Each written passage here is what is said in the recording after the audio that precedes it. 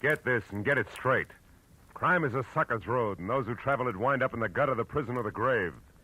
This time, everything that happened from the orange-haired man with a map past the oaf with a pitchfork to the body at the covered bridge was wrong. Dead wrong. From the pen of Raymond Chandler, outstanding author of crime fiction, comes his most famous character in The Adventures of Philip Marlowe.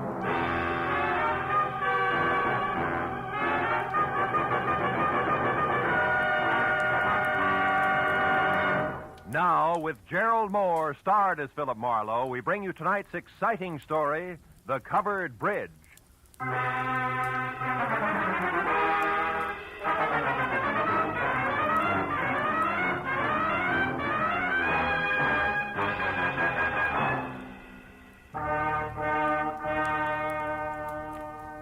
You know, every once in a while, into the life of one Philip Marlowe, a little peace and quiet must fall.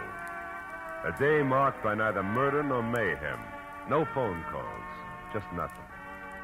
I was just beginning to like it, too, when the door opened and a head full of slick orange hair walked in. It was on a man wearing a new flannel suit, a hand-painted tie, and a reckless grin. He shoved the telephone out of his way, sat down on the corner of my desk, and sized me up with a pair of careful gray eyes. Got a proposition for you, laddie. Tell me about it.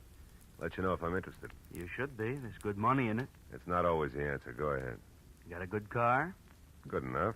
I don't keep it in the office. You like Mexico? Look, is this a social call or a quiz program? Well, this is business. I asked you a question. Yeah, I like Mexico. I don't like you. Oh, that's good, because you're going to drive a couple of friends of me down there. Name your price. Not interested. $1,000? Not interested. That's too bad. Would have been nicer to work this out without a gun. Listen, you two-bit Talk jerk. easy, laddie.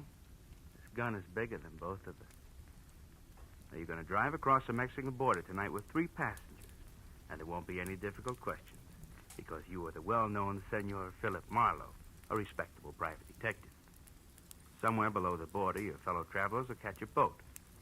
But this you don't have to worry about. Now, look, just a minute. Look, laddie, I came to you for several reasons, one of which is that you're smart enough to know when to quit fighting the problem.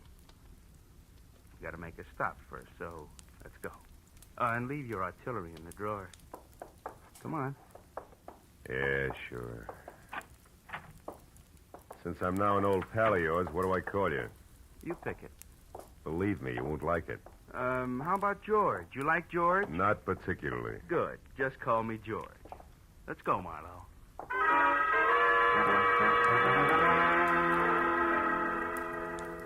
We nodded at the elevator girl, waved goodbye to the kid in the parking lot, and headed south on Highway 101. All with the front of that Mauser nudging my kidney.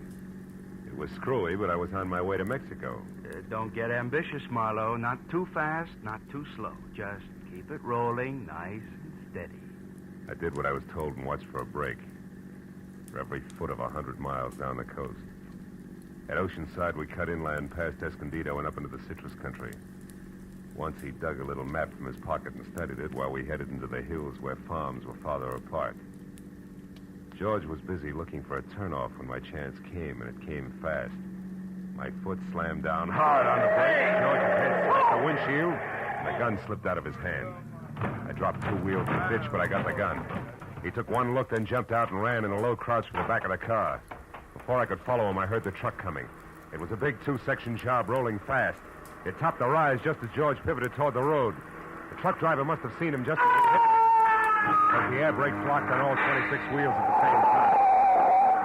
I ran to where George lay like a discarded doll at the side of the road. The truck driver was out of his cab before it stopped rolling. I didn't see him. I come over the rise there. I didn't see him. Take it easy. Honest, I didn't see him. Is he all right?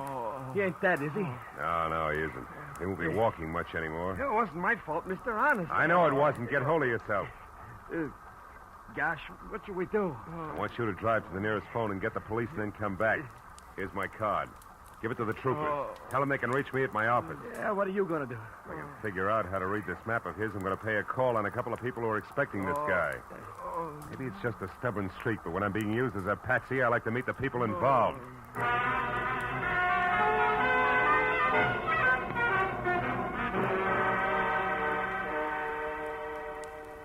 As I drove, I studied the map and 2 miles down the highway, I found the first landmark, a dead tree. There I left the highway and followed a rocky trail 7 corkscrew miles up a canyon to the next landmark, a bridge. One that looked like it had been lifted out of some rustic Connecticut woods and dropped across the California gorge purely by mistake. Because it was covered complete to roof and walls and made entirely of lumber. And on the hill beyond was a lonely house where the trail marked on the map ended. I drove slowly through the sagging wood tunnel and at the other end deliberately killed my motor. And I got out, raised the hood, and went to work on the distributor. I don't know where he came from, but when I glanced up, he was standing there watching me. A bull in overalls with a pitchfork clenched in a pair of hands as thick as $4 steaks. We didn't like each other's looks. You picked a bad place for trouble, mister. That's so. Why? Nobody almost never comes up this road, especially strangers. How come you took it? Really want to know, or are you just killing time? I wouldn't be too smart if I was you, mister. You live in that house up there? No, not anymore. I got canned for drinking. But why are you so interested in that place? The only farm around here. Maybe they got a mechanic. Yeah, maybe. Where'd you say you were from? L.A. Los Angeles, huh? You real sure you don't know anybody up there on the hill? Like who, for instance? A certain party who took a trip to L.A. not so long ago. And another thing, city boy. Don't get out of line or I'll fix you good. Understand?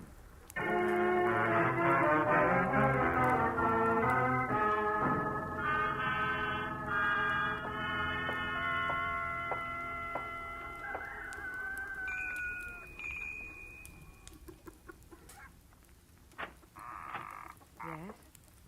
Oh, yes. Now, I mean, how do you do? You want something? Yes, my car stalled at the bottom of the hill. Dolly, who is it? Who's there? A man, Uncle Walter. He says his car broke down. What's that? Your car broke down, you say? Yeah, I don't know what went wrong, Mr. My name is Brule, Walter Brule. Oh, I'm glad to know you. I'm Philip Marlowe. What are you doing on this road, Mr. Marlowe? I thought it was a shortcut. Did you? Well, you were wrong. It's a dead end. Oh, Come inside. thanks.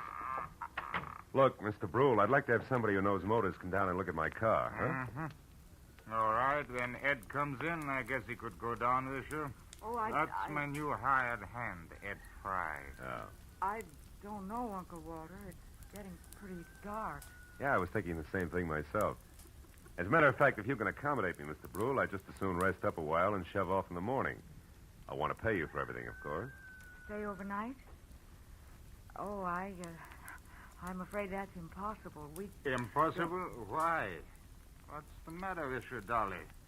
If necessary, I'm sure we can arrange to take care of Mr. Marlowe some way. Well, okay. Yeah, that's better. Now, if you want me, Dolly, I'll be out in the barn. Make yourself comfortable, Mr. Marlowe. Your uncle, huh?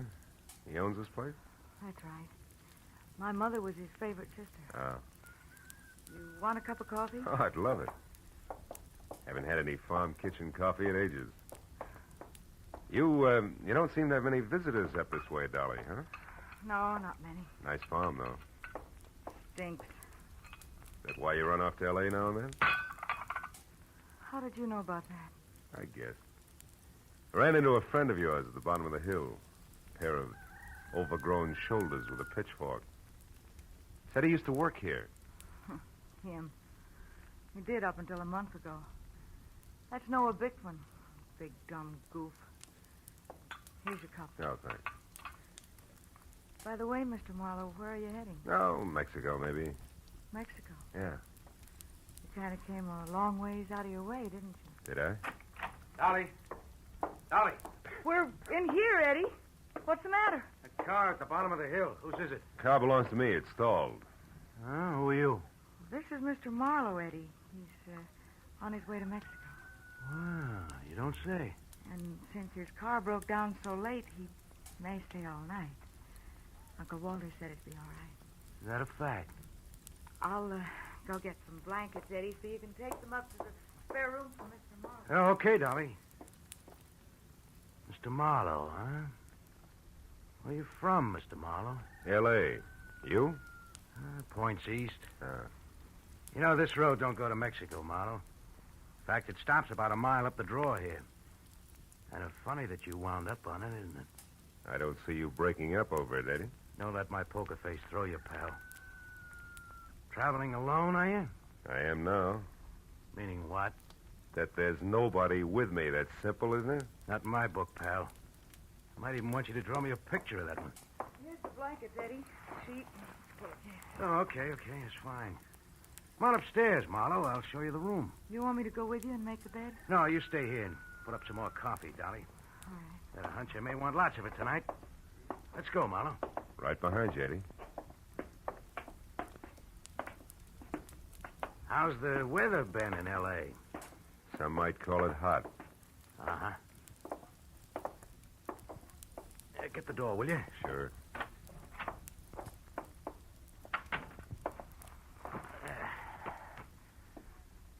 Okay, how come it's you, pal? I got good credentials, a car, and a tight yap. You better be right on all three. How'd you find me? Little map, Eddie. From Escondido to the dead tree to the covered bridge, and then up here at the cinch. Why'd you show alone? Where's Red? Gotta meet us at the border. It's a bum fit, pal. It's not in the book. Why? He had some kind of a last-minute jam with the boat. Oh, that jerk. He's had a month to line this up while I've been holed up out here in the sticks making like a farmhand. Well, better work, that's all. If we're picked up this time, it's curtains. Oh, incidentally, you got a gun, haven't you? Yeah, sure. Let's see it. No dice, Eddie. Red didn't tell me everything, just enough. So? So you'll get your money's worth. I'll do what I'm supposed to do and no questions asked, for my little automatic and I stick together regardless, real close, together. Okay, Marlowe. Suit yourself. I will. And something else. The rest of the company that's going along, is that all set? Well, we'll see about that when the time comes. You're not leaving any loose ends around, are you? It's not your worry, pal. We'll get out of here around 11. Oh, and that routine about your car being stalled, it is a gag, I hope. Oh, sure, it won't start. If anybody tries, but in 10 seconds with a screwdriver, I can fix it. You're okay, Marlowe. Just keep playing your game. Yeah, I will. Maybe then I'll find out what the score is after all, huh? You might at that. Come on, let's eat.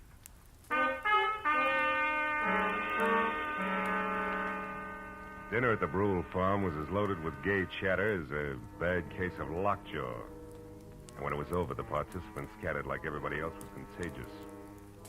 I wound up alone in a dark spare room on the second floor, which had one advantage. Windows that viewed both the front and the rear. The moon was bright, so I didn't bother with a lamp. I listened to Dolly rattle dishes in the kitchen until that stopped, and then I watched old man Brule pace his front yard. Once Ed Fry went out and talked to him briefly, and then headed for the front door again. For a long hour after that, the big house was silent until from somewhere out in the back, there was a soft, metallic tapping. Eventually, I spotted a heavy figure outside tossing pebbles against a window pane downstairs. And he edged back through the shadows to the barn. A moment later, I saw the girl slip out a rear door and run across the backyard to join him.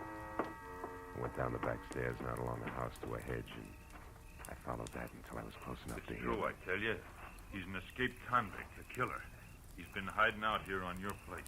Can't believe it, no. I just can't. Are you sure? Of course I am. I read it by accident just tonight in an old newspaper from Denver. The whole story with pictures. There's no doubt about it. Ed Fry is really Eddie Fillmore. He's a murderer plenty of times over. Well, what do we do? Should we call the police? No, not on your life. Listen, you want to get off this farm, don't you? More than anything in the world. Okay. Then we'll do it. Together, Dolly. I didn't tell another soul about this. You know why? Because they put out a reward. A big one for him. $2,500. And we're gonna get it. Just us, you and me. But how, Noah? How can we possibly... What's that? Did you hear that, Noah? That's nothing. It's one of the cats, maybe. Look. You've been taking walks with him lately, Dolly. Well, Yes, I have, Noah, but... Well, never mind that now. Just get him to take another one right away. Get him to walk you down to Pritchard's house. I'll be waiting there, and as soon as you get inside, I'll jump him. You'll never know what hit him. Will you do it? Pritchard's house? Yeah. Well, I'll try. You give me some time to persuade him. Sure. Oh, I knew you'd see things my way, honey. No. Oh, boy, with that reward money, there'll be no stopping us. You better go in now before they miss you. Okay. I'll get him there just as soon as I can. Hey, Bickman. What? Who's there? Marlowe. Listen, I gotta You talk to were you. here listening all the time, weren't you? Yeah, and believe me, you're making a mistake.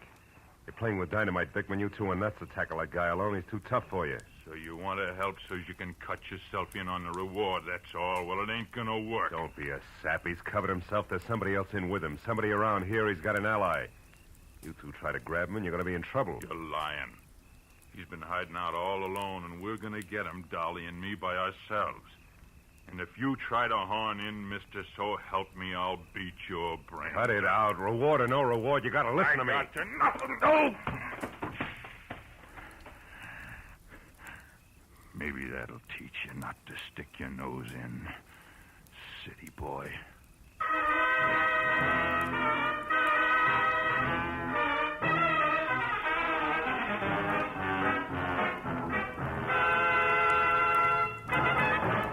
In just a moment, the second act of Philip Marlowe. But first, Fred Allen's first appearance on the CBS Jack Benny Show. Al Jolson sings, but the face is Charlie McCarthy's.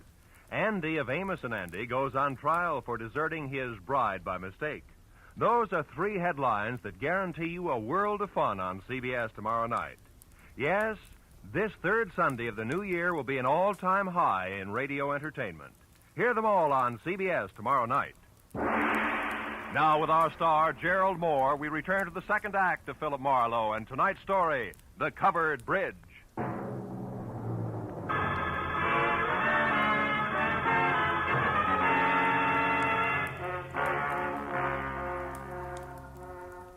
I didn't pass out. But my jaw hurt and my legs moved like they were rubber. Now I had to find the roving Walter Brule because he should know where Pritchard's house was, where the ambitious team of Dolly and Noir might be biting off a lot more than they could chew, healthy 4H teeth notwithstanding. Mr. Brule! Mr. Brule! Yeah? Hello? Who is it? Marlowe! Come here a minute, will you? It's important. Yeah, it's important. What is it, Mr. Marlowe? Sure. Hey, what's this? It's your friend Noah. We had a few words. Noah Bickman? He was no friend of mine. Yeah, he's no friend of mine either. Look, Brule, I'm going to have to trust you. I've got no choice. Bickman found out Ed Fry is really an undesirable named Eddie Fillmore who's wanted for the police by murder. Murder? And he wants to trap him for a $2,500 reward that's been posted and didn't want me in the way. No. Now, look. I'm not a passing tourist with motor trouble, but a private detective. Tell me, who is Pritchard and where does he live? Pritchard? Where does he live? Mr. Marlowe, somebody has been making a joke on you. Elihu Pritchard died 20 years ago. He lived right in this house where I do today. This is Pritchard's house here? Oh, Pritchard's house? No. That is down the road near your car. The covered bridge. That is Pritchard's house. The bridge? Yeah, you see, Elihu Pritchard was from New England, and he had a covered bridge on his farm there, so he wanted one here. He built it himself day by day, a board here, a nail there. Oh, and since he spent so much time at it, people call the bridge his house. Is that it? Yeah, exactly. But then, why is it important? Because of a meeting, Mr. Brule, a get-together that I don't think is going to be on the quiet side. Let me borrow your flashlight, will you? Sure. Now get back inside and call the police. But what are you going to do? Reinforce the reward, Happy Sweethearts, and keep an eye out for someone I haven't met yet. The third party Eddie Fillmore plans to tour Mexico with.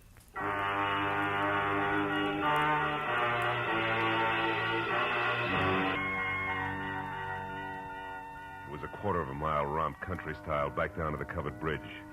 When I was there, the Mauser I'd recovered from George in one hand, flashlight in the other.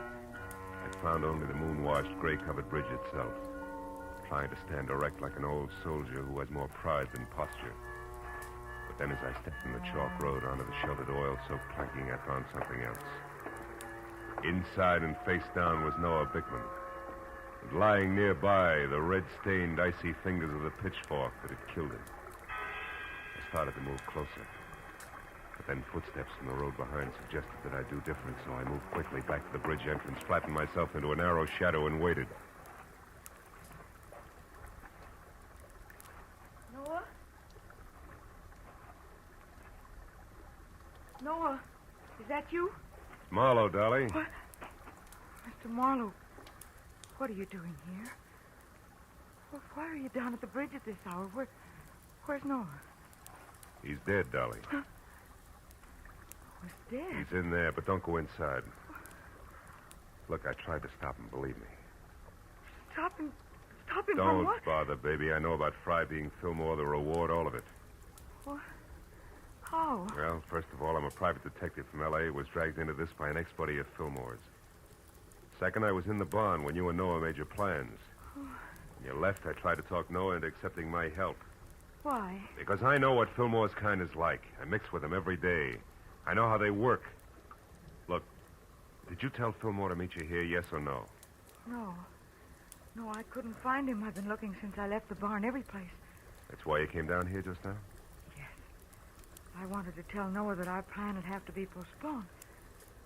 But what difference does all this make? I don't know. Maybe a little, maybe a lot. If Fillmore had known about this rendezvous you two planned, it'd be 20 to 1 that he got here ahead of schedule and took care of Noah. But since he didn't, Well, since he didn't, I'm betting on a third party, someone we haven't met yet.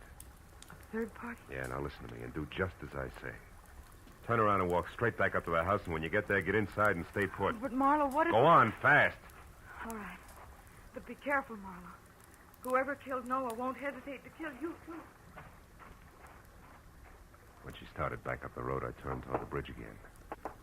My flashlight following the dusty white footprints on the freshly oiled planking leading to the dead man. I stood over him, the circle of light sweeping the area around him. There was just one thing I had to know. Marlowe! Marlowe! It's me, Walter Brewer. What are you doing down here? Well, I thought you might need help, so after I called the police, I got my rifle and came down here, and I... Yeah, he's dead. The prongs on that fork went right through him. How terrible. Yeah. Look, Brule, was this planking freshly oiled today? Yeah? Why?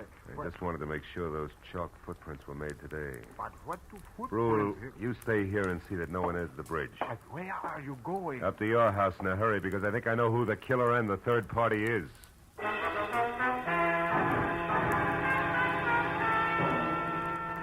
City-bred legs and smog-fed lungs, I made it up to the house in record time. But as I reached for the front door, I knew that time hadn't been quite good enough. The shot had come from somewhere in the house, and by the time I reached the living room, I knew I was too late to do any good. In a chair at the far side of the room, Dolly was slouched down, a surprised expression on her face, while her hands tried to hold back a small stain of blood oozing through her blouse. Little frightened words whispered out of her mouth. You shouldn't have done it, Eddie. Stand where you are, Marlowe. She had it coming to her, the two-timing louse. Eddie, I'm trying to tell you. You don't understand. I understand plenty, you no good little... Eddie. I was in the barn, heard the whole thing. You and that Bickman planning a switch with me out. No, you're wrong, Eddie. Tell it. Tell it. Dolly didn't try to double-cross you, Eddie. She only pretended to so she could set Noah Bickman up and kill him. That's what she did. No, you're a liar. Who? That's what I tried to... Eddie. I don't believe it.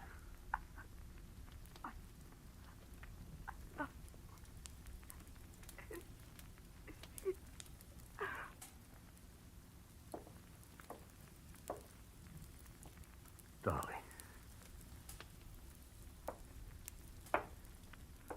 Is that true, Marlowe? She didn't cross me. She was trying to help me. That's right, Fillmore. Bickman found out who you were, wanted the $2,500 you were worth, dead or alive. Dolly had to play him along for your sake. Should have listened to her. I should have listened. How'd you know all this, Marlowe? Found Dolly's footprints inside the covered bridge. Proof she'd been there before I found Bickman's body. Yeah. And you knew who I was, so you put it all together. Well, you're holding the gun, kid. What's the next move? Doesn't matter much anymore. I could still lam out of here for Mexico. Somehow I don't want to. Not without Dolly. Phone the police, Marlowe. I'm not going anywhere.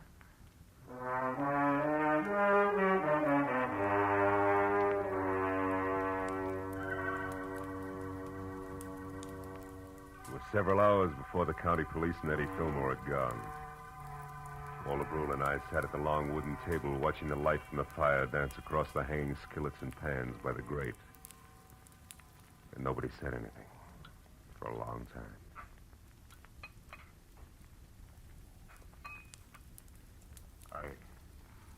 I suppose hot apple pie at 4 in the morning seems odd to a man from the city. Not at all. 4 in the morning, sometimes the middle of the day in the city. Yeah. More coffee, Mr. Marlowe? Yeah, please. Thanks. You know, Dolly wasn't really a bad girl. It was just that sometimes she didn't think, and...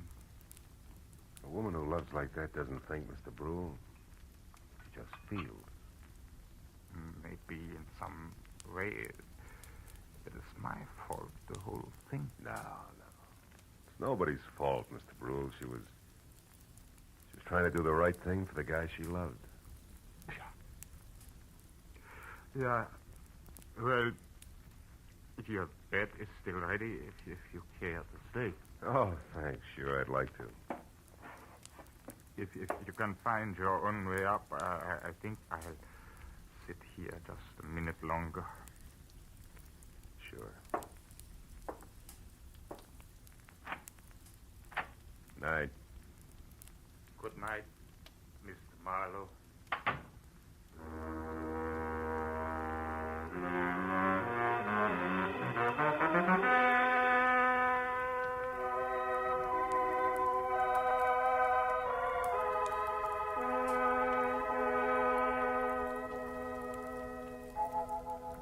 As I sat looking out over the starlit countryside, I thought of all the great love stories written about the good people who love, live, and suffer.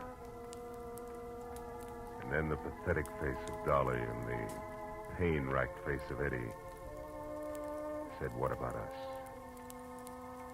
And I had no answer. Yeah, chalk up another one, Marlowe. Another one of those things for which there is no answer.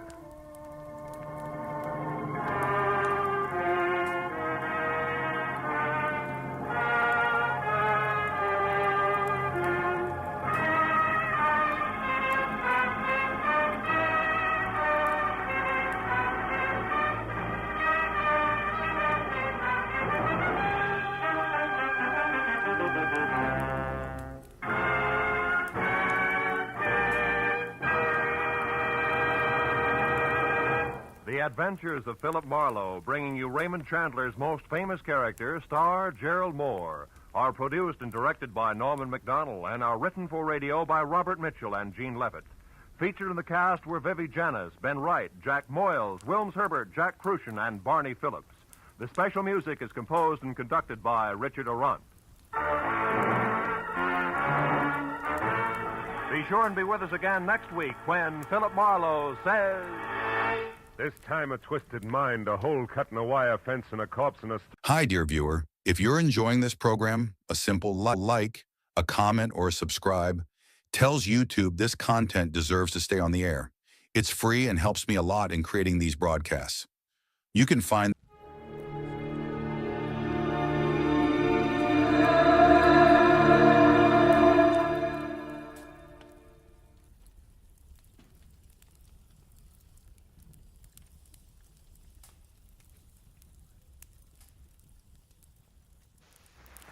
For the safety of your smile, use Pepsodent twice a day.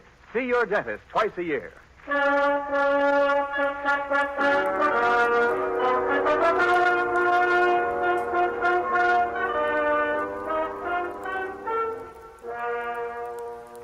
Lever Brothers Company presents the Pepsodent program, The Adventures of Philip Marlowe, starring Van Heflin.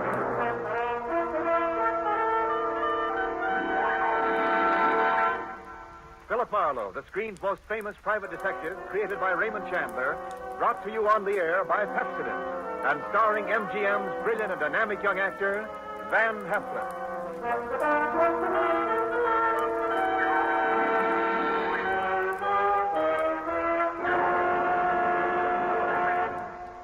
Now, families all over America have named their favorite toothpaste. New Pepsodent with Irium. New, fresh-tasting Pepsodent with a new, cool, minty flavor. Yes, in a recent test, new Pepsodent was preferred 3-to-1 over any other toothpaste. It's true. With families all over America, new Pepsodent is the favorite, 3-to-1. Families from coast to coast recently compared new Pepsodent with the toothpaste they were using at home. They preferred new Pepsodent by an overwhelming average of 3-to-1 over any other brand they tried. These families, 3-to-1, said new Pepsodent tastes better, makes breath cleaner, makes teeth brighter. Yes, in a recent survey, families 3-to-1 said new Pepsodent tastes better, makes breath cleaner, makes teeth brighter. Get new Pepsodent toothpaste for your family right away. Now, The Adventures of Philip Marlowe, starring Van Heflin.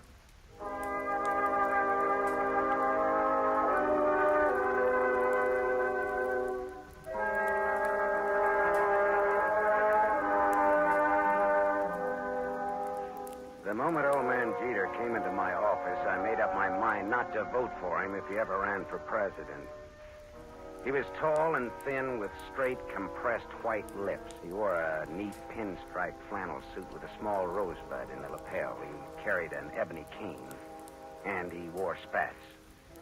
He looked a smart 60, and unless his ulcers got nasty, I gave him another 15 years, which was pretty big of me. He sat down, speared me with those barbed gray eyes, and came right down to business. Mr. Philip Marlowe, I believe. That's right. My name is Wadsworth Jeter. How do you do, Mr. Jeter? You're a private detective? Well, why not? Frankly, sir, I'd expected a Hollywood detective's office to be somewhat more glamorous, or rather more elegant, shall we say? Well, Philo Vance has a branch office here on the 4th floor. If you're shopping around... No. You'll do, I'm sure. Well, my rate is $25 a day, plus expenses. Money is no object. Except when you don't have much of it. That seems to be the motivating philosophy where Miss Harriet Huntress is concerned. Who or whom is Miss Harriet Huntress? A rather standard, rather obvious gold digger who wishes to marry Grover. You want to tell me who Grover is? Grover is my adopted stepson, my late wife's son. Go on. Next year, he will inherit $1 million left him by his mother. Which explains Miss Huntress's interest in Grover. Precisely. Look, Mr. Jeter, am I being hired to smear Miss Harriet Huntress? Not at all. Merely to disillusion Grover about her. Yeah, well, that's the same thing. I think you better find yourself another boy. Wait. There's more. Okay, let's hear it. Do you know a man named Marty Estelle? Sure. He's a big-time gambler out on Sunset Strip. Why? Mr. Estelle claims my son Grover owes him $50,000. Well, then Grover'd better pay up if I know Marty Estelle. But suppose my son doesn't really owe Estelle the money. Does he or doesn't he? Mr. Estelle supplied photostat copies of Grover's notes with Grover's signatures. I thought they might be forged, so without Grover's knowledge, I took them to a handwriting expert named John Arbogast, a sort of detective. No? He's not sure. He wants more time. I'd like you to take over the case. Harriet Huntress and all. Miss Huntress, as you may know, is associated with Mr. Estelle. Well, that's incidental. I'll handle the forgery case and not the slander job. Now, where does this Arbogast have his office? On Sunset near Ivar. Okay, I'll look it up. Miss Huntress? She lives at the El Milano on North Sycamore. All right, I'll look her up, too. Arbogast and Huntress, in the order named.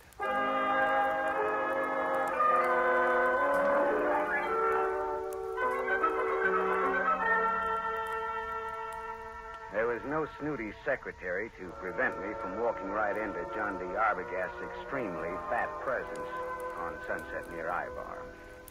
He was an enormously fleshy gent with a thick neck that was in folds like a concertina. He wore a wrinkled dark suit that needed cleaning and some reweaving where it had some small holes in it.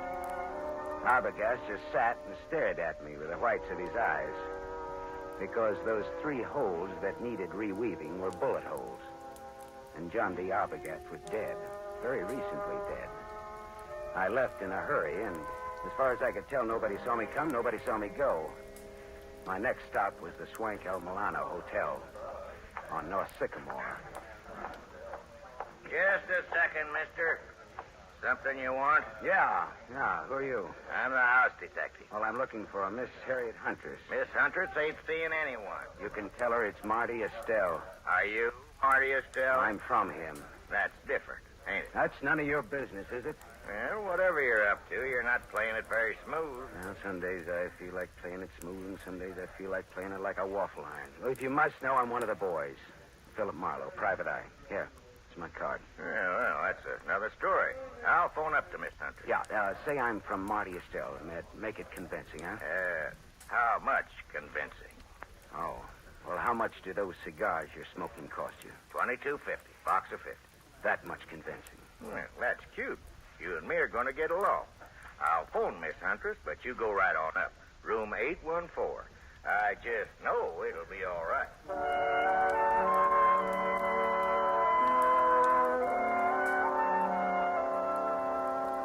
Harriet Huntress was too tall to be cute, too beautiful to be really cheap.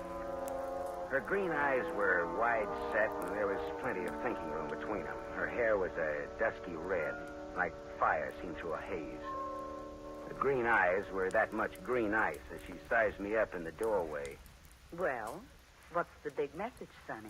I'd have to come in. I never could speak very well in public. Come in. Never could speak very well on a dry throat either. There's the scotch. Help yourself. Thank you. So, you're from Marty Estelle? No, not strictly, not even loosely. Not at all, in fact. What's your racket? No racket. Marty will love to know you used his name. I'm shaking in my shoes. You're some kind of detective, aren't you? Yeah, right. Philip Marlowe. It's good scotch here. I'm glad you like it. Now, what's your business? All right. How much will you take to give up Grover? You look smart, but you talk stupid. Old man Jeter's pretty tough. His idea is that you get nothing. You get smeared. I don't see it that way. How much? How about $50,000? How about $500? How about talking about the effect of the rain on the rhubarb? Now, look, sister. Suppose we skip the footwork, considering the sobering fact that a man named John D. Arbogast has already been murdered in this little case. Does that have anything to do with me? I don't know. He was hired to analyze some notes Grover gave Marty Estelle. He was killed just after I took over the case. Do you think Marty Estelle works that way? You know him better than I do, does he? Have you told the police yet? No, I thought I'd see if I could make a deal with you first. I'm going to tell you something. My people were nice people who never got involved in murders. Old Jeter ruined my father. My dad shot himself and my mother died of the shock. I'm going to fix Jeter for that someday, even if I have to marry his son to do it. Adopted stepson, really. There's no relation at all. It'll hurt Jeter just as hard. And the kid will have $1 million next year. I could do worse, even if he does drink too much. You wouldn't want Grover to hear that now, would you? No? Turn around and have a look, Gumshoe. I turned fast. He stood about 4 feet from me. Big, blonde, powerful. Whiskey in his brain and blood in his eyes. I can say anything I want around Grover. It's all right with him. Isn't it, Grover? That's right, Harry. He's trying to break us up, Grover. What do you think of that? I think maybe I better break him up. That's what I think of that. She laughed, and that made me mad. I turned to glower at her. It was a dirty look. It was the look of the month. That was a mistake. The big guy hit me. I went over sideways. It wasn't a hard punch, but my head hit a desk going down, and the desk got the decision. It gets dark fast in Southern California, but seldom that fast.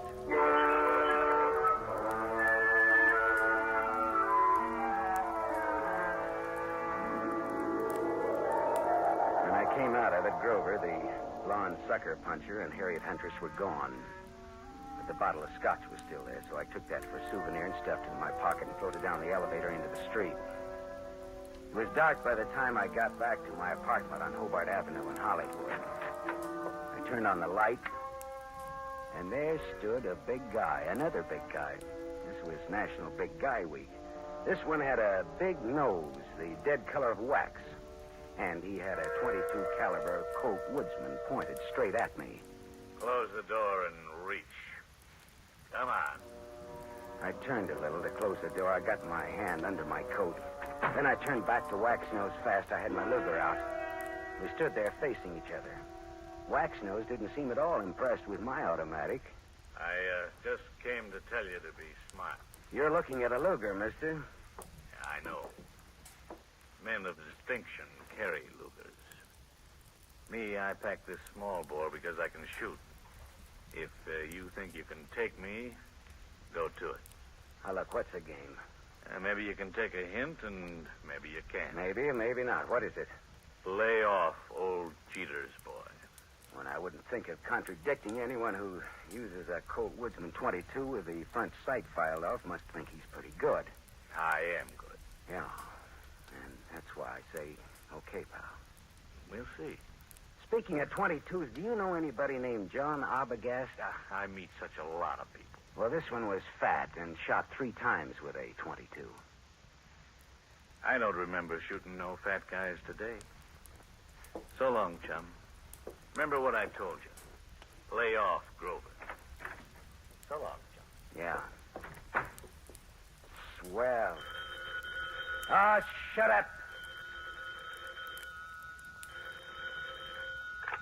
Yeah. Mr. Marlowe? Oh, Mr. Jeter. Well, your son or your adopted son or your stepson or whatever he is poked me in the jaw today. He is both my stepson and my adopted son. Well, both of them poked me in the jaw. My word, where? In Miss Huntress's apartment. You spoke to her? What did she say? She wants $50,000 and no dice. I offered her $500, just as a gag. Just as a gag? Mr. Marlowe, perhaps you underestimate the importance of this matter to me. Listen, Mr. Jeter, there are some very unusual angles to this case. For example, a gunman just stuck me up in my own apartment and told me to stay off of this case. What? I don't see why this case should get so tough. Good heavens.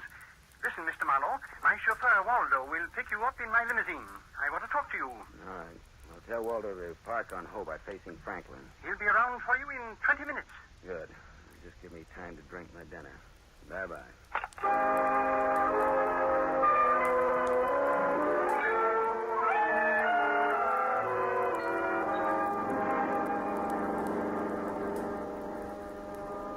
I sat next to Waldo, the chauffeur, as he tooled the big Jeter limousine through Hollywood, along the glitter of the Sunset Strip, out past Beverly Hills toward Bel Air.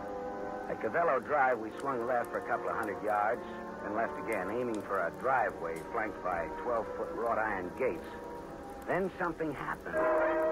Someone was standing in the glare of our headlights. Waldo swore and slammed on the brake shelf. You stupid! Go and get out of the driveway! The man stepped toward us. And the next minute, there was that same Colt .22 staring into my face again. All right, this is a heist. Get out of the car, both of you. Look, Waxnose, haven't you had enough fun for one night? Buzz off, bum. Shut up and get out. I'd have to think some more on that, Buster. I'm warning you. I'll let you have it. Don't be a goon. You're going. All right, you asked for it. Hey! Holy. You shot the guy. Yeah. I shot him. It was this. All in fun. Yeah, some fun. It did the work. Jeter's house is right ahead. You sound as if you just shot a nickel in a pinball machine instead of a man. Now listen, turn off those lights and let's get out of here, but fast.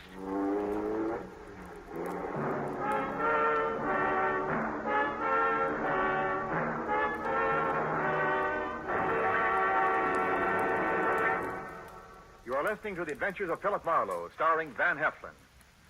Yes, families all over America have named their favorite toothpaste. New Pepsodent with invigorating Irium foam. New, fresh-tasting Pepsodent with a new, cool, minty flavor. In a recent test, New Pepsodent was preferred 3-to-1 over any other toothpaste. It's true. Families all over America say New Pepsodent is their favorite, 3-to-1. The William Kilpatrick family, 212 South Missouri, Claremore, Oklahoma, preferred new Pepsodent on every single count. The Kilpatricks say new Pepsodent tastes best of all, makes breath cleaner, makes teeth brighter. On all these counts, by an overwhelming average of 3-1, families prefer new Pepsodent over any other toothpaste they tried. It's a fact. Families 3-1 say new Pepsodent tastes better, makes breath cleaner, and makes teeth brighter. Remember, this is not just our opinion. It's the honest conviction of the Kilpatricks and other families who were asked to compare new Pepsodent with the toothpaste they were using at home. Get new Pepsodent, the only toothpaste containing irium. Get it for your family without delay.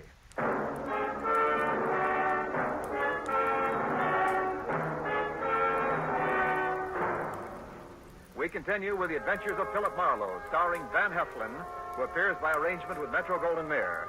Producers of The Romance of Rosie Ridge, starring Van Johnson.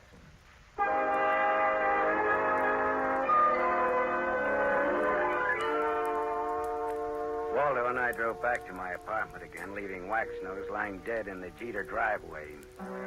We went back to my place to start all over again, over what was left of my purloined scotch. Yeah, this is good scotch you've got here, Marlowe. Bench bottle. Not this. Sure. Benched it from the apartment of Harriet Huntress. Well, bottoms up. Waldo, do you think that gunman was there to scare young Grover into realizing Marty Estelle means business? Could be. I always drove Grover home around that time. It just doesn't sound like Marty Estelle to pick that sort of a helper. Well, sure. Maybe that's why he picked him. Because it didn't seem like Marty Estelle. Yeah, that's good thinking, Waldo. Dartmouth, 37. Rah, rah, rah. That would be either the cops or Mr. Jeter. Hello. Mr. Marlowe? Yes, Mr. Jeter. And the reason we're not in your study now is lying outside of your front gate.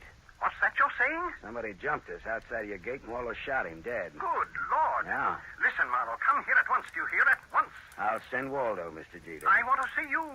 Waldo will tell you all about it, Mr. Jeter. Marlowe. Good night, Mr. Jeter.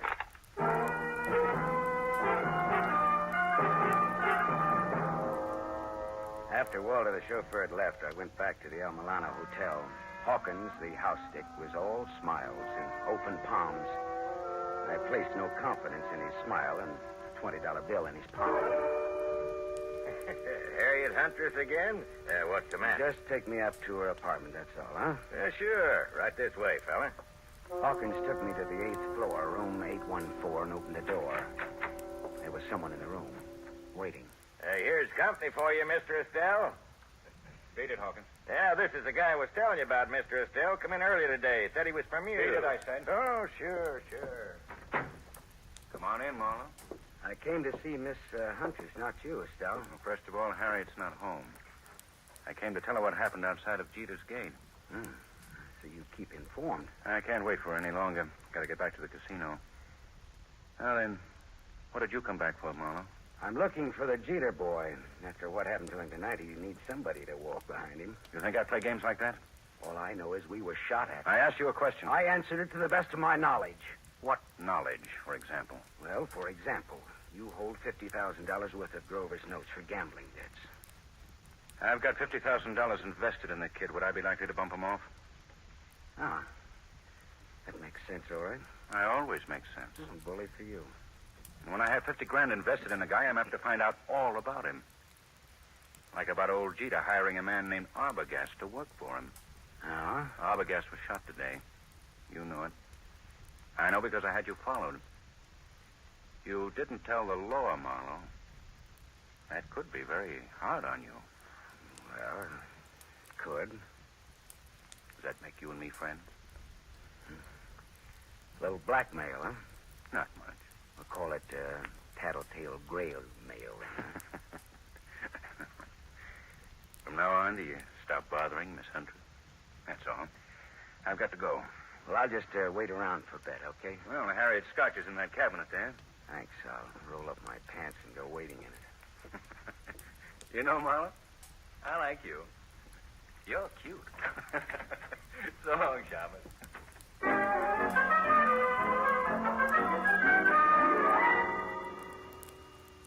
Marty Estelle was right. He wouldn't kill anybody who owed him money and was soon to come into a lot of it. Now I was in bed with the police for not reporting Arbogast's murder. Well, I looked around Harriet's apartment vaguely, walked into the bedroom, and stopped.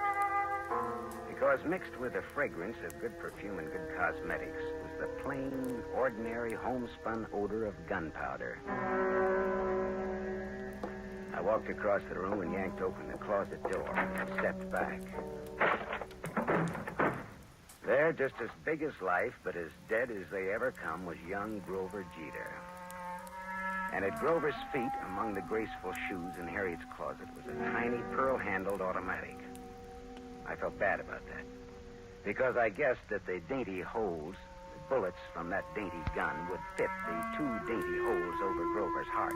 I put the neat little pistol in my pocket. I thought old man Jeter ought to know about his son, I thought.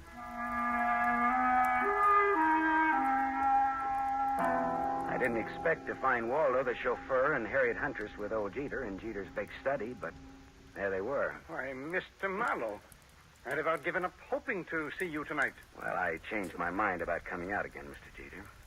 Oh, Waldo. Hi, Marlowe. Didn't expect to see you here, Miss Huntress. Didn't you? Did you expect to see me here? Never mind that, Marlowe. I want to know where my son is. What do you mean, Mr. Jeter? He's missing. That's what I mean. Oh. He's missing, and no one knows where he is. I know. Eh? What's that? Where, Marlowe? Miss Huntress, where did you and Grover go after Grover took that sucker punch at me in your apartment? We went out together in a taxi. During the ride, I had a change of heart. I didn't want Grover or Grover's money. I told Grover to find another playmate, and I got out in Beverly Hills. Grover went on in the taxi. And where did you go? Back to my apartment.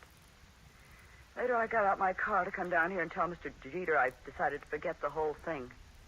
And for him to call off his dime novel, Sleuth. A dime will no longer buy a novel of any description, but that is beside the point. You said you knew where Grover is. That's not beside the point, is it, Mr. Marlowe? He's back in Harriet's apartment. Well, I didn't let him in. How on earth could he be? Hawkins, your house detective, let him in. The last I saw of Grover, he's dead. Oh, what? What's that? Dead. Dead, shot with a small caliber gun. I can't believe it. I can't. It's dead? Miss Huntress, this .25 caliber pistol was on the floor at Grover's feet. Here, take it. Look it over, will you? It's mine. You murderess. I'm not. You cold-blooded and murderous. Oh, stop that! Stop it, both of you. It could have been suicide. Suicide? Well, yes, that's a possibility, of course. I see you like that idea, Jeter. But it wasn't suicide. Then she did it. The murderess, the scheming, contemptible... It was murder, and it's fairly obvious who did it, Jeter. Eh? Marty Estelle is my guess. Well, guess again, Waldo. Estelle had $50,000 invested in Grover. He wouldn't kill a golden goose like that. And Waxnose didn't do it because he was dead, thanks to Waldo here. That leaves her. She did it. There had to be a motive and an opportunity. Well, it was her apartment, after all. Correct, Waldo. But Grover was Jeter's adopted stepson. Oh, like a real son he was to me. A real son. Yeah. But did you lovely people know that in the state of California, a man can inherit from an adopted son who has money and who gets dead? Did you know that, Mr. Jeter? Why, what do you mean? Your inheriting Grover's $1 million would be a motive for killing him, wouldn't it? Mr. Marlowe. That was the motive, Jeter, and it was Waldo's job to find the opportunity to murder Grover for you. All right, Marlowe. That'll be all for you. Well, Waldo, the Dartmouth gun fanner, huh? Drop that gun, Waldo. Shut up. I said drop it. Drop it. Hey, that's nice shooting, Harriet. My hand. Well, Papu put a little Band-Aid on for you, Waldo. Waldo, you could have gotten into my apartment wearing that chauffeur's uniform. You could have gone in through the garage entrance and up the back way. Sure. When Grover let him in, he backed Grover into the room with his gun, but he shot him with yours. How much was Jeter going to pay you for this job, Waldo? Don't talk, Waldo. He's bluffing. You're telling me he's bluffing. Nice kids, these college boys. Tell me, was it Dartmouth or Dannemora, Waldo? Shut up, copper. You killed John Arbogast to throw suspicion on Marty Estelle. Then you hired Waxnose to fake a holdup on Grover. Why? Again to throw suspicion on Marty Estelle. To make it look as though Estelle was trying to scare Grover into paying his gambling debts. If I hired Waxnose, why would I have shot him tonight? Because you like to kill people, Waldo. When I was brought out here tonight, Waxnose thought I was Grover in the car.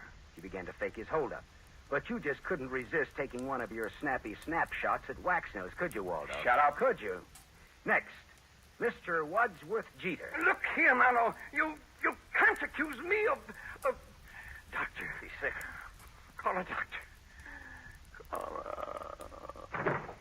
It's his heart. If Jeter dies, it's your fault, Marlowe. Okay, Waldo. Tell you what I'll do, Waldo. If Jeter dies, he doesn't have to pay me my fee. We're even. Okay, Waldo? Harriet Angel, listen, go call a doctor. And while you're there, call the law, huh?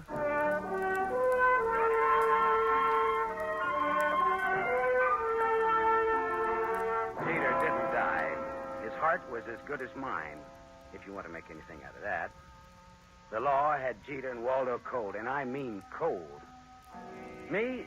Well, I went out a couple of times with Harriet, as I sat home with her a couple of times drinking her scotch. It was nice, all right, but I didn't have the money or the clothes or the manners. Still, I was sorry when she went to New York to live. She had absolutely the best scotch I ever tasted. Maybe because it was free. I don't know.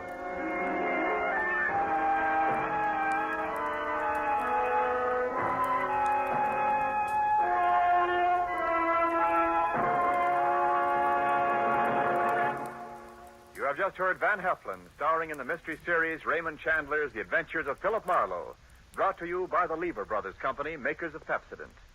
Van Heflin will return in just a moment. Have you tasted the new Pepsodent toothpaste?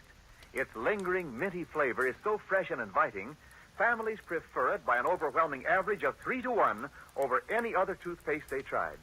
In a recent nationwide test, these families said new Pepsodent tastes better, makes breath cleaner, and makes teeth brighter. Remember, new Pepsodent gives you more invigorating irium foam. It sweeps dulling film away. No wonder it's the 3-to-1 favorite with families all over America. Get new Pepsodent with irium for your family right away.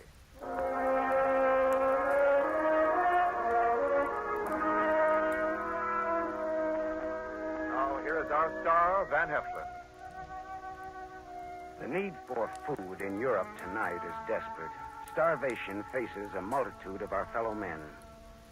There's a way you can help. For $10, a package containing 21.5 pounds of food will be sent for you to a friend or a relative or any member of an organization you designate in Europe. Or simply say to a little French girl or to a Belgian war widow. Your order will be strictly respected, and you'll receive a signed receipt from the person who received your gift. Send $10 now. Send all you can. Send your $10 to CARE. C-A-R-E. CARE, New York. Help keep America the hope of the world.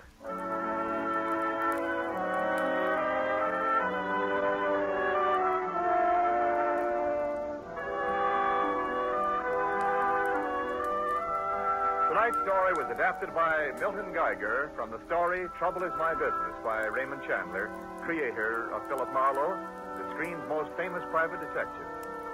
The original music was composed and conducted by Lynn Murray. This is Wendell Niles inviting you to listen again next week at this same time to another exciting mystery on the adventures of Philip Marlowe, starring Van Heflin with a distinguished cast.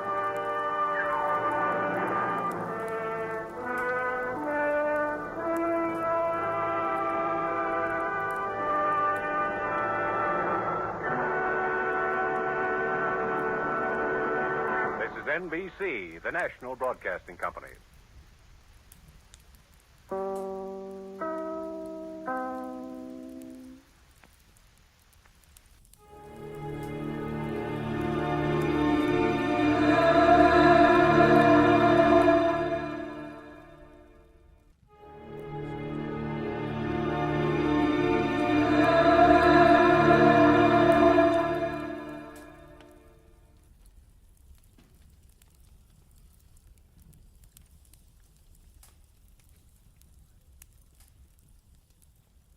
Somewhere in the cold, persistent rain that made the city itself seem a thing of evil, a girl had disappeared, and it was my job to find her. But before I did, I found death and a devil. From the pen of Raymond Chandler, outstanding author of crime fiction, comes his most famous character as CBS presents The Adventures of Philip Marlowe.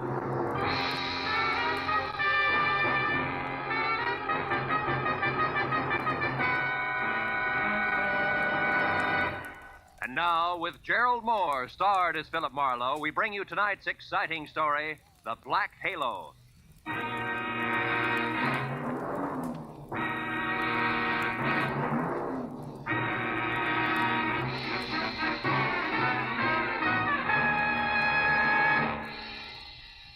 For 3 days, an ugly storm had lashed at the west coast from northern Oregon to the tip of lower California.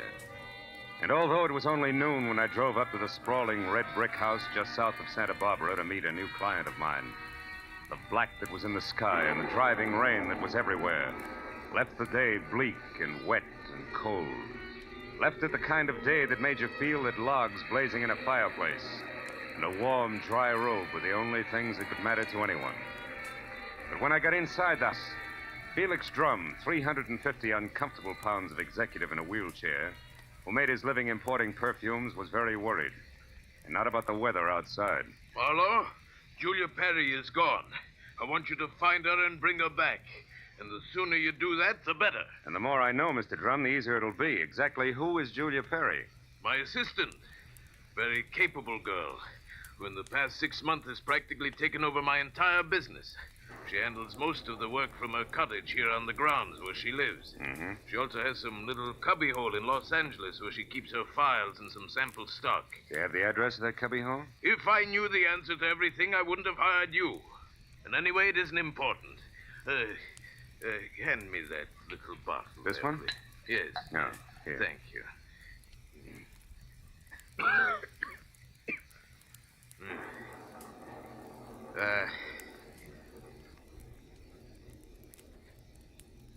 When did you last see Julia, Mr. Drum? 3 days ago. Oh, it was 3 days ago when she left on one of her regular weekly trips down to Los Angeles to bid on perfumes. Usually she stayed away overnight, but the Beechwood Plaza Hotel most of the time, and she was back here by noon the next day. I suppose you've already checked the Beechwood Plaza, huh? Yes, of course.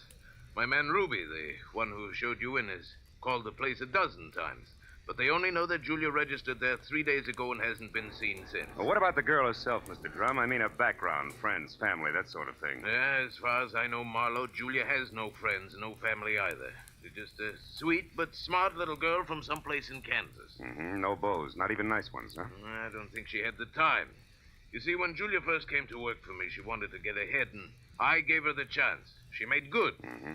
Today, she's as much my right arm as Ruby is my leg. Mr. Drum, did you notice anything unusual about Julia's behavior lately? Yes, and that's the reason I'm worried. About 2 weeks ago, I saw changes in the girl, Marlowe. She seemed less spry, more preoccupied. Oh? Yes. I figured it was overwork myself, since the end of the year always means detailed annual reports, so I made no comment at the time. I see. Tell me, Mr. Drum, what does she look like? Well, I have no pictures, but she's a blonde of medium height and was wearing a plaid raincoat and little circle of a hat when she left. Uh-huh. Altogether, she's sweet and simple, if that's what you mean. Yeah. Do you mind if I stop into the cottage on my way out? Marlowe, you turn the place inside out if it'll help any. Only since I'm certain that Julia's in some kind of bad trouble, you be quick and find her.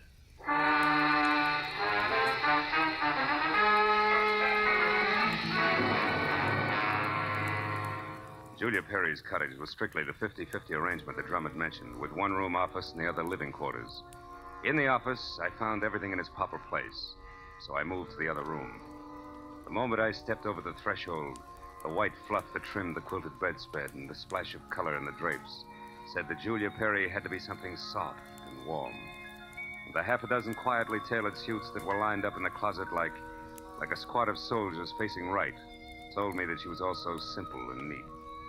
I ran through the pockets of her clothes and all the drawers and closets in the room, trying to find something that would give me a lead that I was sure I had to have. After 20 minutes, I'd found only a leather cigarette case, a package of peppermint lifesavers, and a maroon and gold monogram book of matches, the cover of which was half torn off so that I could only be certain that the middle initial was a V and that an E or an F were on either end. But since the name and address of an L.A. novelty company was on the inside, I bought the matches as a starting point, dropped them into my pocket, and headed for the door. When I opened it, I was surprised to find Ruby, Drum's right-hand man, purple scar and all, standing in the rain, and staring at me like my ears were spinning.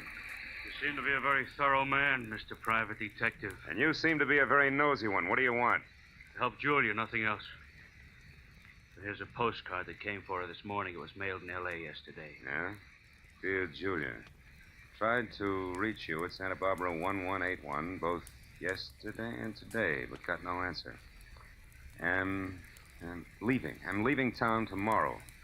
As one little girl who fled life in Haven, Kansas to another, I would have enjoyed seeing you again. For a bit before I moved on to who knows where. And Santa Barbara 1181. That the number here? Yeah. It's Julia's private business phone. Well, what do you think? The postcard any help? Possibly. Tell me, Ruby, why didn't you show this to Mr. Drum? I forgot about it until just now. You're a liar. Well, it's on account of the postcard was delivered here to the cottage. Which is no man's land for you? Yeah, sort of. Mr. Drum doesn't like people who work for him mixing socially with each other. Well, maybe a sweet kid like Julia hasn't got any use for the passes you've been making at her, huh? Hold it. I like Julia, and even if she don't go for me, anything I can do to help her, I still do, understand? Yeah, I understand. I'm not so sure I believe. Goodbye, Ruby.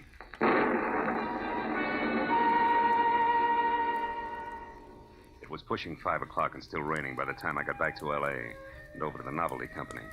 Once there, I presented the torn book of matches that I had found in Julia's cottage to a bald man with horizontal question marks for eyebrows, and who, at the crinkle of a $5 bill, tore himself away from his racing form long enough to check the files for a set of maroon and gold initials that had a V in the middle. And it was 6 o'clock before I had the answer, which was EVE.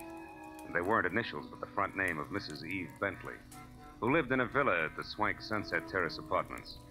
And according to the gentleman who said he knew his oaths, was a very classy filly. An hour later, I was at Mrs. Bentley's front door, and while I made with the chimes and waited, I wondered just how much a guy who loves the ponies could know about women. But when the door opened, I had my answer. Yes? What is it? Mrs. Eve Bentley wasn't beautiful, but she was everything else, including a shimmering yard of gold hair piled high on her head and held in place by a knot of pearls that no Boy Scout ever tied. Her face was wide blue eyes and open red lips on a backdrop of soft, fair skin. She wore a black silk jersey dress that must have been sprayed on. She smiled when I said my name was Philip Marlowe and that I wanted to talk. Talk about what, Mr. Marlowe? Julia Perry, ever hear of her? No, I haven't. So I'll try again. What do you know about Ann somebody from Haven, Kansas? Absolutely nothing. This torn book of matches says otherwise. I found them in Julia Perry's cottage. Julia Perry's missing. I'm a private detective who was hired to find her, and the matches turned out to be yours. Now, may I come in? Why, yes. Thanks. Now, Mrs. Bentley, maybe we ought to start all over. No, wait just a minute, Mr. Marlowe. I may be able to help you. Did this Julia Perry deal in perfumes? That's right. Now, how did you know that? Because I just remembered something. And now I'm sure I can explain why my matches showed up where they did. Just a minute. You know, whenever I'm talking to a beautiful woman, somebody's always creeping around in the kitchen. Who is it this time? Oh, really, Mr. Marlowe? There's a storm outside, and there are windows and trees. If you put those three things together, that noise could have been a branch scratching on a glass pane. Or somebody with squeaky shoes and a lot of curiosity. Somebody like Mr. Bentley, for instance. Huh? Oh, I doubt that, Mr. Marlowe. You see, Mr. Bentley's been dead now for 3 long years. Oh. Yes. Well, you were saying something about the matches. Oh, yes. This, Julia Perry must somehow or other gotten hold of him through my fiancé, Marvin Whitaker. How does that figure? Like 2 and 2. Marvin is in the perfume business. Ditto Julia. Also, I think he mentioned her name once. Said she was very clever for a girl who looked like somebody's kid sister. That fits all right. Where will I find said fiancé? At his favorite bar and grill. But won't you have a drink first, Mr. Marlowe? No, thanks, Eve. There isn't time. Now the bar and grill. The Blue Boar. Blue which? Boar, Mr. Marlowe. Yeah. It's a very English spot over on Wilshire, opposite Arthur Murray's studio. But before you dash, do you at least have a match? Yeah. Whole book of them, honey. Torn cover and all. And I want you to keep them. After all, they brought us together, didn't they?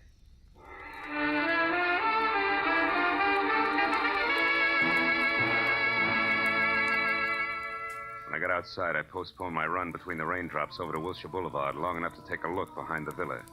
And there, in a newly planted strip of clover lawn below Mrs. Bentley's kitchen window, I found something which was no surprise. 2 clear prints of a man's shoe.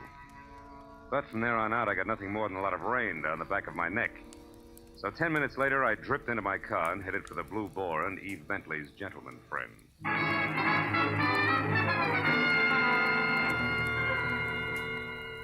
I located Marvin Whitaker, a handsome, hale fellow well met, in a white turtleneck sweater and riding breeches, behind a hot rum toddy in a corner booth that was pictures of steeplechase mounts against newly antique mahogany. And when I told him that I was looking for Julia Perry, he flashed a lot of glistening teeth at me, insisted that I join him in a warming glass of spirits, and started to talk, gesturing all the time with a riding crop. Why, yes, old man, I know Julia Perry. In fact, almost did some business with her today. You mean you were supposed to meet Julia someplace? That's right. At 1881 Selma Avenue, to be precise. But she called me this morning and postponed the whole transaction indefinitely. Could you stop projecting long enough to tell me why? She didn't say. Of course, it's of no bother to me on a day like this. No sane man should be any farther away from a toddy than we are right now. So drink up, old boy. It'll do you a world of good. Yeah, I bet it will. Look, Mr. Whitaker, one more question. Did Julia ever speak of a girlfriend named Anne? Someone she knew years ago in Kansas? No, I don't believe she did, Marlowe. Matter of fact, Julia never talked of anything but perfumes. Now drink your drink, fellow, before it's chilled through. Thanks, but no thanks, old bean. I do have to run, really. It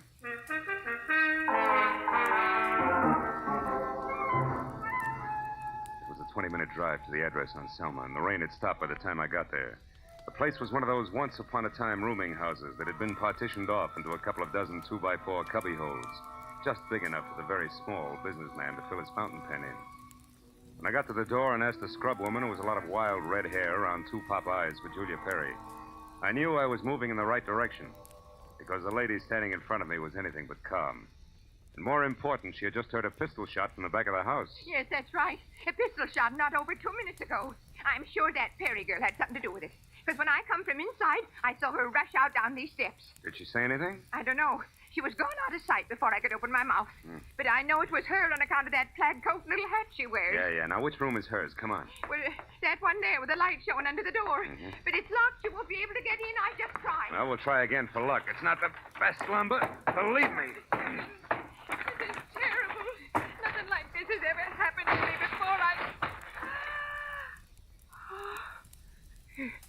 It's a man. Yeah. A dead one at that, Granny. Do you know who it is? Uh-huh. Well, the mud and clover grass on the bottom of his shoes, I'd tag him as a guy who was looking in a lady's kitchen window about an hour ago. But from that purple scar on his chin, I can do even better than that. The name, Granny, is Ruby, a guy I thought was still in Santa Barbara.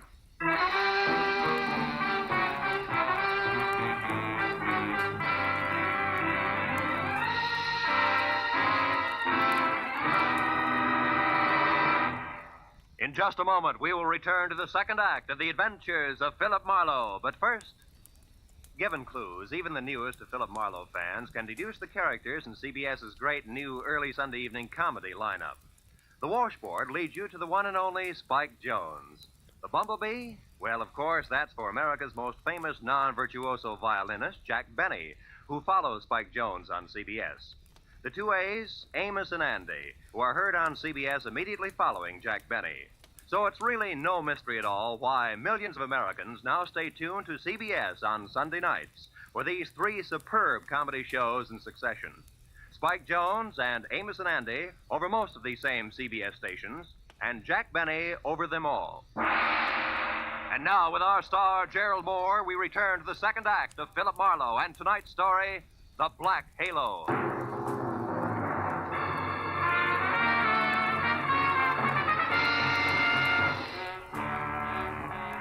Ruby's body sprawled on the floor, and the girl in the plaid raincoat running away from it meant one thing. Julia Perry's trouble was important, like life, but more like death. A half sneer was congealed on Ruby's face, and his eyes, turned waxy, still held a look of mild surprise. I wasted some breath telling the scrub woman not to touch anything, and then I put in a call to my overweight client in Santa Barbara. He was glad to hear from me, at first. Marlowe. Well, now, I didn't expect a call from you this soon. You sure work fast, don't you, lad? Have you found her? Have you located Julia? Not quite. She's about 5 minutes ahead of me. Incidentally, Mr. Drum, she works fast, too. What do you mean by that? Let me ask the questions, huh? Number one, what was your leg man Ruby doing in L.A. tonight? Ruby? Yeah. Why, I sent him in to pick up some medicine for me. Why? Come on, Drum, you can talk straighter than that, and you better. I just found Ruby dead. Dead? Ruby's dead? What happened to him, Marlowe? He was shot. So forget the gags and tell me why he was snooping around. All right. I didn't trust you. No. It's my policy to trust nobody until he proves himself. I sent Ruby in to follow you and check on your progress. That was brilliant. You only made 3 mistakes. First, I don't need to be checked on. Second, you got your man killed. And third, you forced Julia's hand. Because it was Miss Perry herself who pulled the trigger on Ruby. Julia? Marlowe, I don't believe that. Which proves nothing, Mr. Drum, but skip it. Tell me, do you know a man named Marvin Whitaker? Whitaker? Yeah. No, should I? Well, he says he's in the perfume business. Well, I know everybody on the coast who bought more than 2 bottles of perfume at one time in the last 40 years, and I don't recall that name. I think the man must be a liar. So do I. Thanks for the help. And, Drum, if you've got any more expendable flunkies around, keep them out of my hair. I'll call you when I've got something.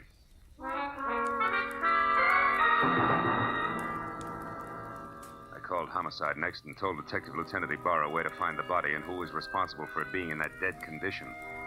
When the question of why came up, I admitted I was still shooting blanks. Oh, I told him about the razzle-dazzle Whitaker had handed me and named the Blue Boar on Wilshire as my next stop. Ibarra said he'd call me there, and when I got to the entrance of the place, I saw Whitaker, draped in a trench coat that involved enough cloth to rig a 4-masted schooner, standing in the anteroom, impatiently smacking his leg with that riding crop. He looked positively dashing. Question was, which way? Hiya there, Marlowe. Hey, old boy, you look upset. Anything wrong? I may be upset, Whitaker, but you're the one that's going to spill. First, are you leaving or coming back? I'm just leaving.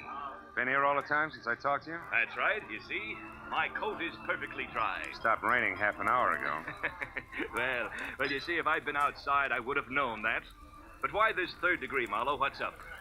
It's a long story. Maybe we better sit down and talk it all over from the beginning. Oh, I'm afraid I can't. Not just now. I've got a date. She'll keep. Not this one. It's something rather special. Special, huh? Like Eve Bentley? Now, look here, old boy. You're prying into my personal affairs. Whitaker, I'll rip the lid clear off your personal affairs if necessary to get a clean answer out of you. Now, what do you really know about Julia Perry? I told you once. Are you implying that I'm a liar? At least that. For instance, who puts out Amir?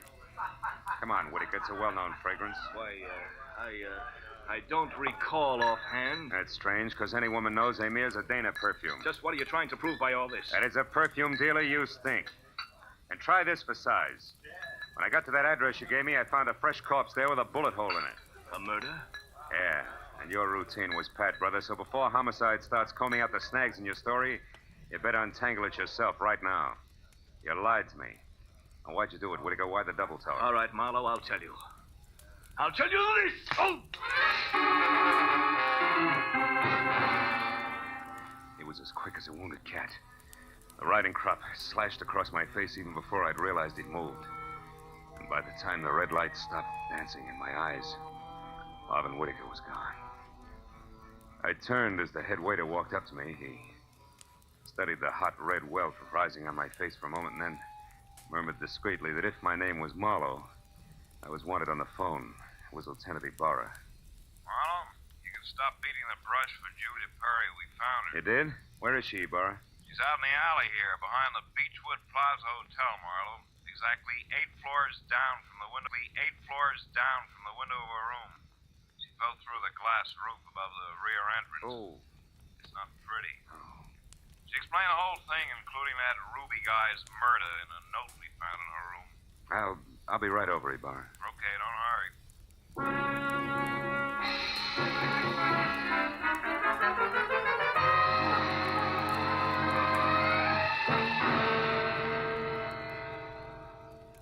The old story, Marlowe. When Drum finally got around to trusting her, he practically gave her his business. It was too much temptation. Mm-hmm. She'd been stealing from him in a big way for almost a year, her note says.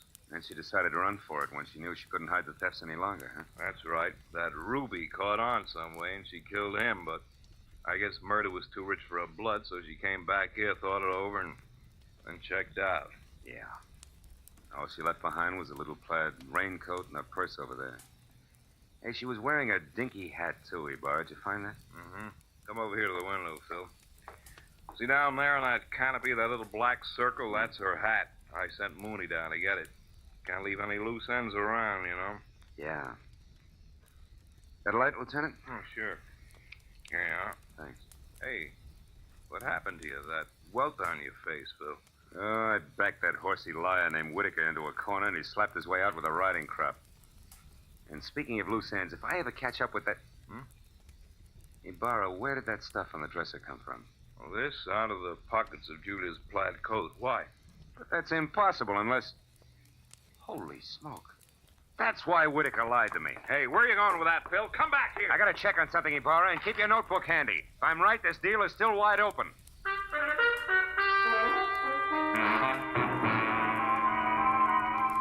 All the way from the suicide's room in the Beechwood Plaza out to the widow's villa in the Sunset Terrace, my mind juggled a jumble of facts trying to beat them into a brand new pattern. A pattern that had to include an object Ibarra had found in the pocket of that plaid raincoat. It almost made sense. I needed just a little more. Well, when I turned into the parking lot at the Sunset Terrace, rain began to fall again. Thin, cold rain. I walked to Eve Bentley's door and pressed the bell. Just as I expected, it was Marvin Whitaker, unsmiling and nervous, who answered the door. I didn't give him a chance to think. I just swung hard. Okay, horseman, that squares us up. Come on, Heavy, roll over. Let's see if you're carrying a gun. Okay, no gun. Now, be a good boy, Whitaker, and you'll make out all right, but one funny wiggle out of you and I'll crack your skull. It's a promise. Do you hear me? Yeah, I heard you. All right. Now, where's Eve? Is she here? Find out for yourself, Marlowe. I'm through. Fair enough. Just so I'm not talking through my head, I'll take a look in her closet first. She won't be in there, I guarantee. No, but her future might be. Now, let's see. It's got to be in here someplace. Oh, yeah. This is probably it. Brown cloth coat, as chic as a pair of hobnail boots, and still damp. And the label says the BH Company, Haven, Kansas. That does it. I've got it all now, and my chivalry just died. Where is she, Whitaker? Where's Eve? Right here, Marlowe. Uh-oh, don't try that. I guess you really do have it figured out, haven't you? Yes, Eve, I have. Sorry it turned out this way, because you had your points as Eve and as Julia. Don't put it in the past tense, Marlowe. As Eve Bentley, my life is just beginning, and now I've got everything I ever wanted as Julia Perry. Then you're Julia Perry. I was, Marvin. She still is, Whitaker. At least that's what the bailiff will call it in court. There won't be any court, Marlowe. Oh, I'm afraid there will, baby. You're twice a killer now, and both for the same reason, remember? First Ruby, because he saw you as Eve. And the girl you pushed out of the hotel window, who was no doubt Ann, your old chum from the hometown. She must have seen you posing as Eve, too. All right, Marlowe. Ann ran into me by accident and ruined everything. I had no choice. I promised her money and then told her to go to my room at the Beechwood Plaza and wait for me. Eve, I can't believe this. It can't be true. Yes, Marvin, it is true. Darling, I didn't want this mess. I'd have left town this morning as I intended if sweet, sly little Ann hadn't seen me. I tried to get rid of you the easy way, Marlowe. When I sent you to Marvin, the Selma Street address he gave you should have led you to the end of Julia Perry. Is that why you phoned me and told me to lie to Marlowe? Yes, Marvin. I was going there to write my suicide note and use the stockroom for my disappearing act. But Ruby caught me, and after that I had to work fast.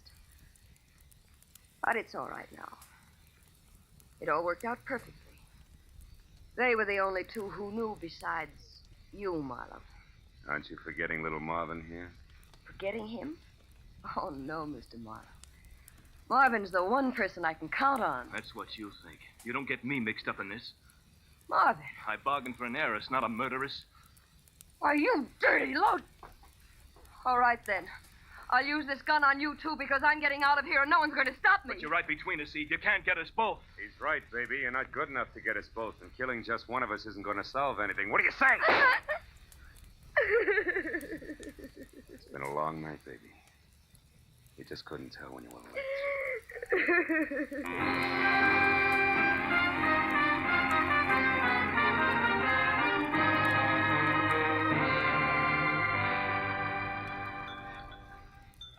You want any more of this coffee, Marlowe? No, it's sludge, Lieutenant. I wonder what Julia Perry uses for a heart. You know, she planned the thing for 6 months when she first set herself up as Eve Bentley. And it probably would have... What's the check now? Oh, yes. Probably would have worked if everything hadn't closed in on her. Yeah, her friend Ann from Kansas, Ruby the leg man. And you with that torn book of matches. Incidentally, that was pretty fast figuring up in the hotel room there, Marlowe. Oh, not so fast, Ibarra. I knew Eve had those matches because I left them with her. So when you found the same matches in the pocket of Julia's plaid coat, it figured. Julia almost had to be Eve. And that left Ann to furnish the body for the suicide. Yeah. You know, I wasn't so sure about that until I found the brown coat with the Haven, Kansas label in Eve's apartment. Yeah. Well, I'd better wait on back to the office, Phil. Look at that rain come down. Think it'll ever stop? I don't know. I doubt it. Oh, by the way, here, it's her hat. Mooney finally got it down off that hotel canopy. Maybe you'd like it for a souvenir. Yeah. The millinery people call it a halo hat. Good night, Marlowe.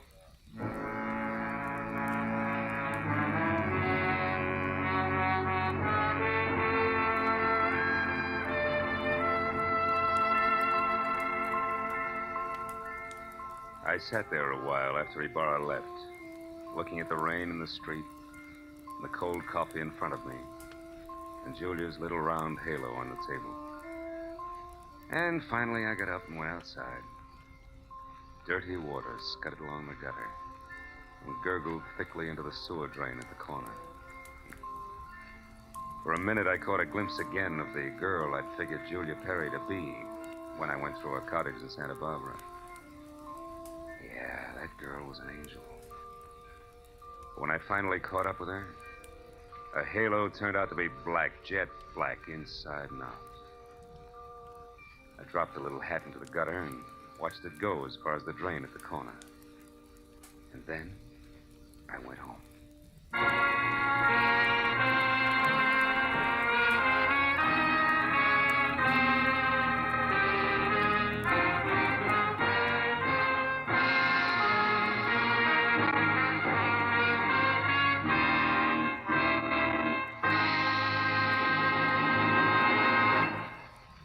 The Adventures of Philip Marlowe, created by Raymond Chandler, stars Gerald Moore, and is produced and directed by Norman McDonald. Script is by Mel Donnelly, Robert Mitchell, and Gene Levitt. Featured in the cast were Joan Banks, Paul Frees, Peter Leeds, Jack Crucian, and Lois Corbett. Lieutenant Detective Ibarra is played by Jeff Corey. The special music was by Richard O'Run. Be sure and be with us again next week when Philip Marlowe says... A startled corpse, a blue-eyed woman, and a cryptic message, scrawled by a dingy man with the pieces of a Chinese puzzle that wouldn't fit together, until I found out what was deadly about the orange dog.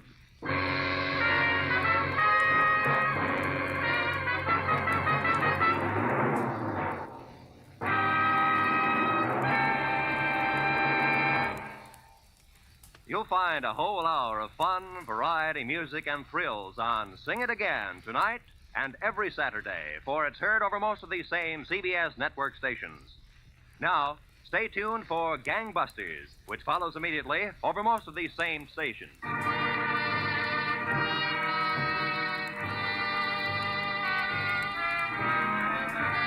This is Roy Rowan speaking for CBS, the Columbia Broadcasting System.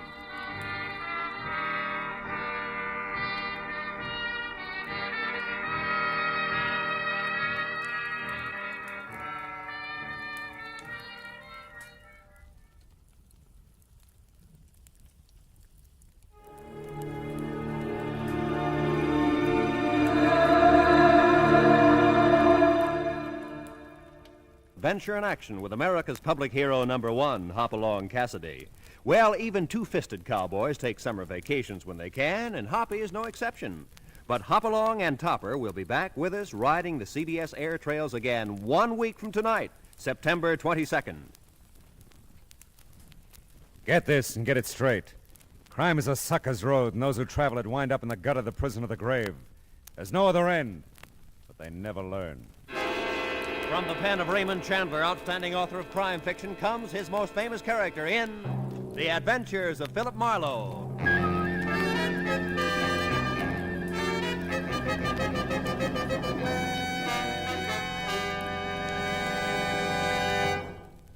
Now, with Gerald Moore starred as Philip Marlowe, we bring you tonight's exciting story, The Sound and the Unsound.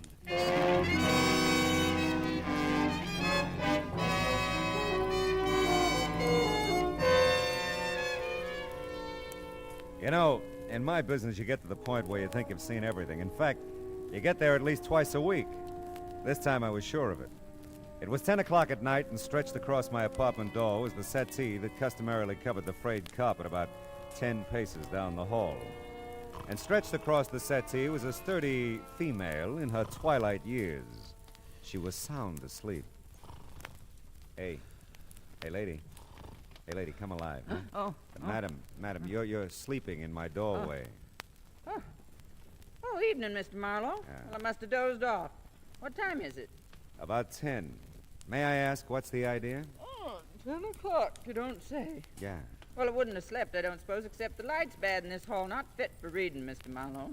Yeah, well, I'll speak to the landlady. Now, Well, I guess I'd better put this settee back where it belongs. I hauled it up to your door so I wouldn't miss you. I can haul it back just fine. Yeah, I know, but you... Now then, you remember me, don't you, Mr. Marlowe? Lucille Bellows? Well, Letty Parmley's friend, remember? She introduced me to you one day in the supermarket. We all began to talk. Oh, sure. We had fun, didn't we? Oh, we sure did. Yeah. Oh, by the way, before I forget it, Homer's gone now, you know. Is he really? Mm-hmm. 4 months tomorrow. Thought you'd want to know. Oh, I want to know that, sure. Don't really suppose I'd have to bother you if he was still around, but since he isn't, I just came right to you the moment I couldn't stand it any longer. Yeah, well, I'm glad you did. Might as well go into my apartment and talk about it, huh? Well, now, that's mighty nice of you, but we'd save a lot of time if we just drive right over to the court now. That way you'd be there when it happens. Drive over to be there when it happens. I own that nice little bungalow court just off Fountain and Franklin, you know. Won't take us no time to get there if you've got a car. I've got a car. How did you get here? Walked. Do it every evening.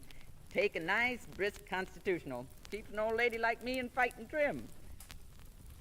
How much do you weigh, Mr. Marlowe? About 190. Why? Bet I can lift you.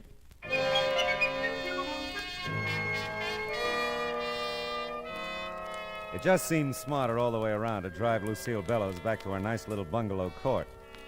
My memory wasn't as vivid as hers. I didn't remember Letty Parmley or our hysterical rendezvous in the supermarket or Homer or even Lucille. But the promise of my usual fee made that unimportant. Of two things I was certain: I'd never forget Lucille again, and she probably could lift me. I was still in the dark about everything else as the two of us entered a bungalow at the far end of the court. It was pure Grand Rapids and spotless. You just take that blue chair, Mr. Marlowe. I think that's the best seat. Leastwise, that's where I'm always sitting when it happens. When what happens? The sounds. Good criminally. Don't tell me I haven't told you about them. Well, you've been so busy telling me about everything else. Yes, but this is important. Ah. You see, for the last few nights, I've been hearing these strange sounds coming from Mr. Rogers' bungalow. That's the one right next door. Well, maybe Mr. Rogers is just a little noisy. Huh? No. The thing is, he isn't even home. Been out of town all week on location. He's one of them grips at the studio. Ah. He lives alone, does he? I should think so. He's a bachelor.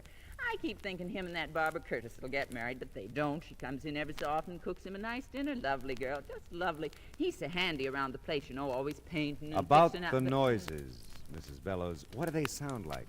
Well, sir, they're just downright strange. Sort of a tapping sound. Thought it was the plumbing there at first. Homer used to be good at fixing the plumbing, and I thought about calling him to check it for wait a me. minute, And then just a minute, please. Isn't Homer dead? Did I tell you that? Well, you said he was gone. Oh, well, perfectly logical if you thought so, Mr. Marlowe. Sometimes I tell folks he's dead and gone. Sometimes I tell them he's sicker than a horse and I got him in a sanitarium. But the plain, bald-faced truth is, Homer just up and walked out on me 4 months ago tomorrow. Oh, well, I'm sorry. Well, you know, sometimes I am, too. Most time I'm not, though. But don't think I don't realize I might be imagining these sounds, Mr. Marlowe. I'm getting along in years, and it's just as possible it can be... There she goes. What do you make of that? I don't know. Sounds like someone's tapping along the wall. You've got a passkey, I suppose? Sure, I'll wear it right around my neck. Good. Come on, let's go. By George, I wouldn't miss this for the world. You better give me the key. We don't know what we'll run into. Just put me out of your mind, Mr. Marlowe. I'm safe as here as anywhere. Okay, watch it, though. I think I saw a light in the back. I'm not sure. I'll get the light switch. No one in the living room anyway. That you, Barbara? Great Scots, that's you, Mr. Rogers? Mrs. Bellows. Hello. Thought you was away on location. Well, I just got in town a few minutes ago. Boss needed something for the company. He sent me in to get it. Well, sakes alive. Well, I'm that embarrassed at barging in on you this way. Oh, this is Mr. Marlowe, Mr. Clinton Rogers. How do you do, Well, Marlowe? I don't blame you for looking confused the way you do, Mr. Rogers. I might just as well face up to it. For the last few nights, I've been hearing some pretty strange tapping sounds coming out of your place here. And I made up my mind I'd call my old friend Mr. Marlowe here to investigate 'em for me. Oh, I see. Say, Well- you don't look too good, Mr. Rogers. Oh, I'm fine. Well, we've been working pretty hard. I'm just tired, that's all. Well, you see, we heard those tapping sounds a while ago, Mr. Rogers, and then a duller, heavier sound just before we came over. And I must say, we didn't hear you come home, Mr. Rogers. Well, I came in the back way. The sounds you heard, Mr. Marlowe, I must have made them. I guess I dropped my suitcases pretty hard. I'm tired, like I said. I hope it didn't bother you. Yeah, but what about the tapping along the wall? I can't imagine what that could have been. I didn't hear it. Mrs. Bellows? Why, Mr. Larry, what on earth? The door was open. I saw you in there. I must speak with you, Mrs. Bellows. Well, I simply must speak with you. Well, all right, Mr. Larry. We sure were just thinking of you, Mr. Rogers, when we blew in here unannounced, you know. Sure, I know, Mrs. Bellows, and thanks. Don't mention it. I'll be in my bungalow if you want me, Mr. Marlowe. That's fine, Mrs. Bellows. Well, do you think we ought to take a look around, Rogers? No, I don't think so, Mr. Marlowe. Mrs. Bellows could have imagined all those noises, you know. Yeah, she could, but I couldn't. Anyone else got a key to your place here? Why? Barbara Curtis, for instance? Mrs. Bellows told you, huh? Yeah. No, but Barbara knows where I keep the extra key outside. But as far as I know, she's out of town, too. By the way, what studio are you with? Imperial. Uh-huh. Look, Mr. Marlowe, I'm really pretty tired. There's nothing wrong here, I'm sure, so... So it's okay with you if I leave now, huh? Well, I just... All right, Rogers. Oh, by the way, Mrs. Bellows tells me you're a pretty handy guy around the house, painting, keeping things fixed up all that. Yeah, I guess I am. Why?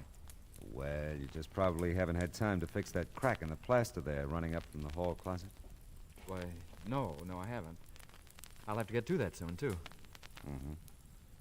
That's been nice seeing you, Mr. Rogers. Yeah, same here. You plan to stay in town? Oh, sure. I'll be in town. All night.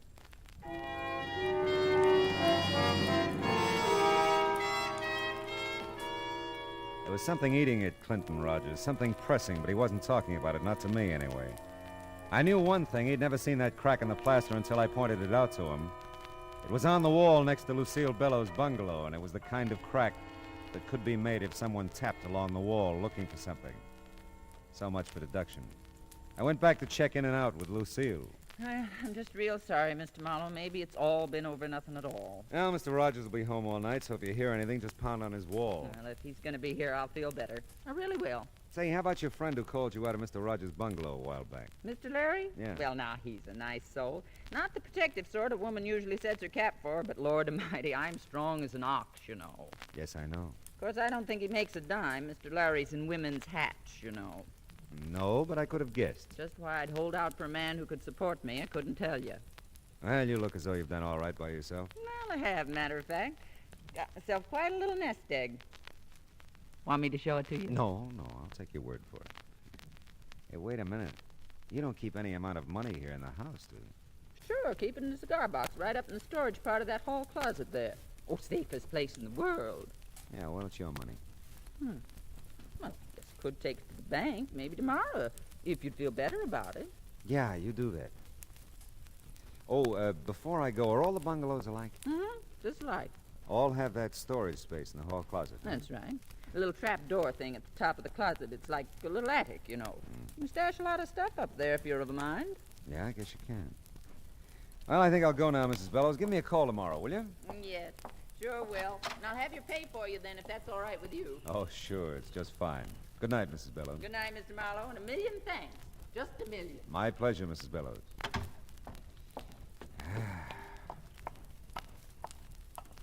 Oh, Mr. Marlowe. Oh, Mr. Larry, isn't it? Oh, yes, it is. I know who you are. I mean, the Philip Marlowe, all that. And all that. Well, that's good. Now we know each other, huh? I've really become quite chilled waiting for you to come, Lucille. Is that what you've waited to tell me? Certainly not. Confidentially, Mr. Marlowe, I know something that may interest you. Oh. Well, it's quite obvious to me that something's going on around here. Something odd, I mean. Are you closing in on a point? Because I wouldn't want you to get any more chilled. Very well, Mr. Marlowe. I'll be brief. But it just may interest you to know that I've seen Homer round here. Quite a bit in the last few days. Now, what do you make of that? I don't know. What do you make of it? Well, I don't know. I must say, I thought it would mean something to you. Yeah, well, it might mean more to Lucille. Why don't you just trot in and tell her all about it?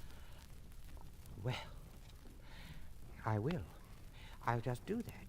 And I'm sure I'll never trouble you with any of my ideas again, Mr. Marlowe. Goodness. Yeah, well, Lucille's as strong as an ox. Oh, that bed's gonna look real good. Hey!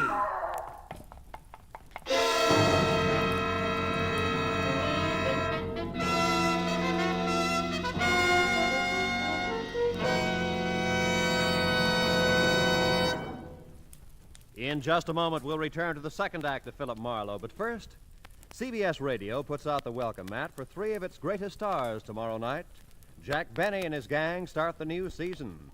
My Friend Irma becomes a regular Sunday feature on CBS Radio, and Tony Martin will rejoin Joe Stafford on the Contented Hour.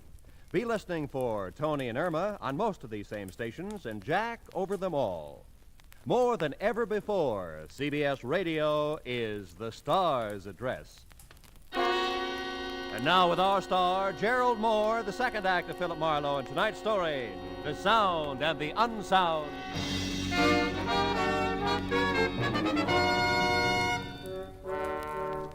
The scream was Lucille's. The shots could have been anybody's.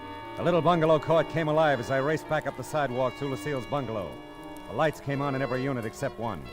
Clinton Rogers' bungalow was dark. Lucille bolted out of her front door to meet me. Oh, Mr. Marlowe, thank the good Lord you heard me. Where'd the shot come from? Mr. Rogers' bungalow. Here, take my key. Ah. I've got to tend to Mr. Larry. What's with him? Fainted dead away when he heard the shot. Oh. I'll come in as soon as Mr. Larry comes to. Okay.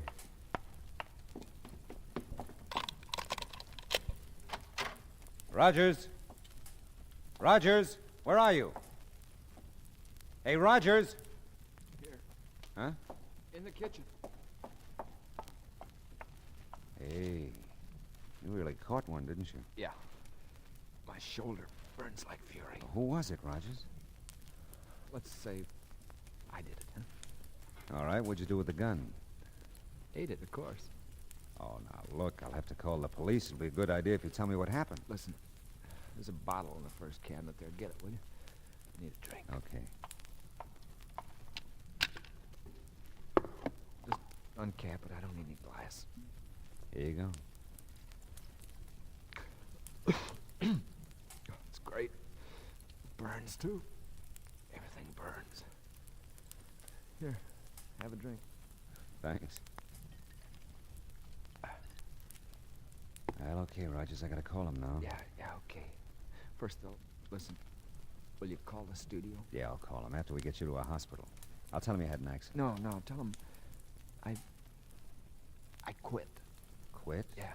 What, look... No, don't argue. Just tell him that. Okay, it's a promise. Now... And listen. Tell Barbara to... Tell Barbara to... Yeah, Rogers, tell Barbara what? Tell her to...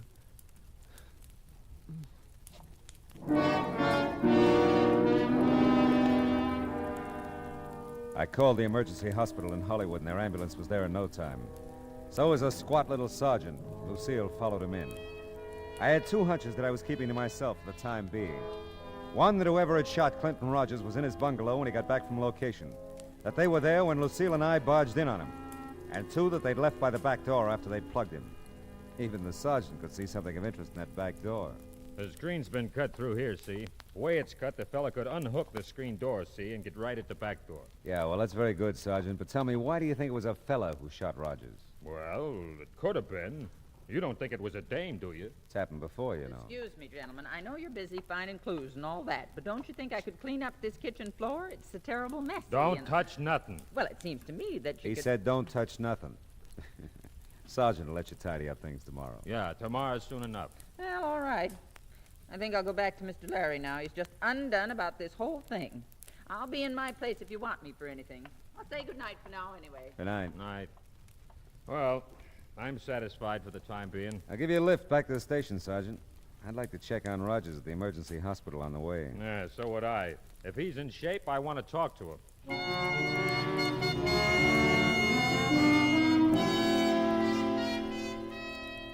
The news from the emergency hospital wasn't too good. They'd taken a slug out of Rogers' shoulder at 38. He'd lost a lot of blood and was still out. I left Rogers' phone number as the place I could be reached if his condition changed. And before I left, I checked the city directory, which made my next stop a very interesting one.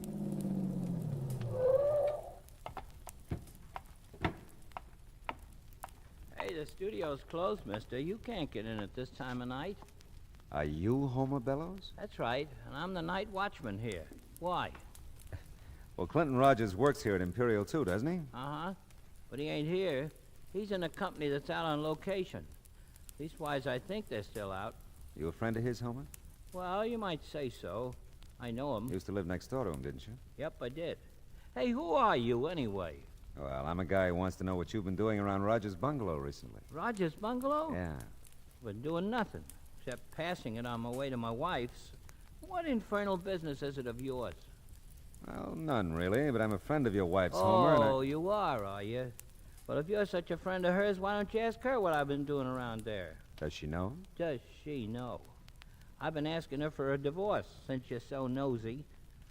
I want to marry me someone else. Oh, won't she give it to you? Oh, she's agreeable to the divorce, all right.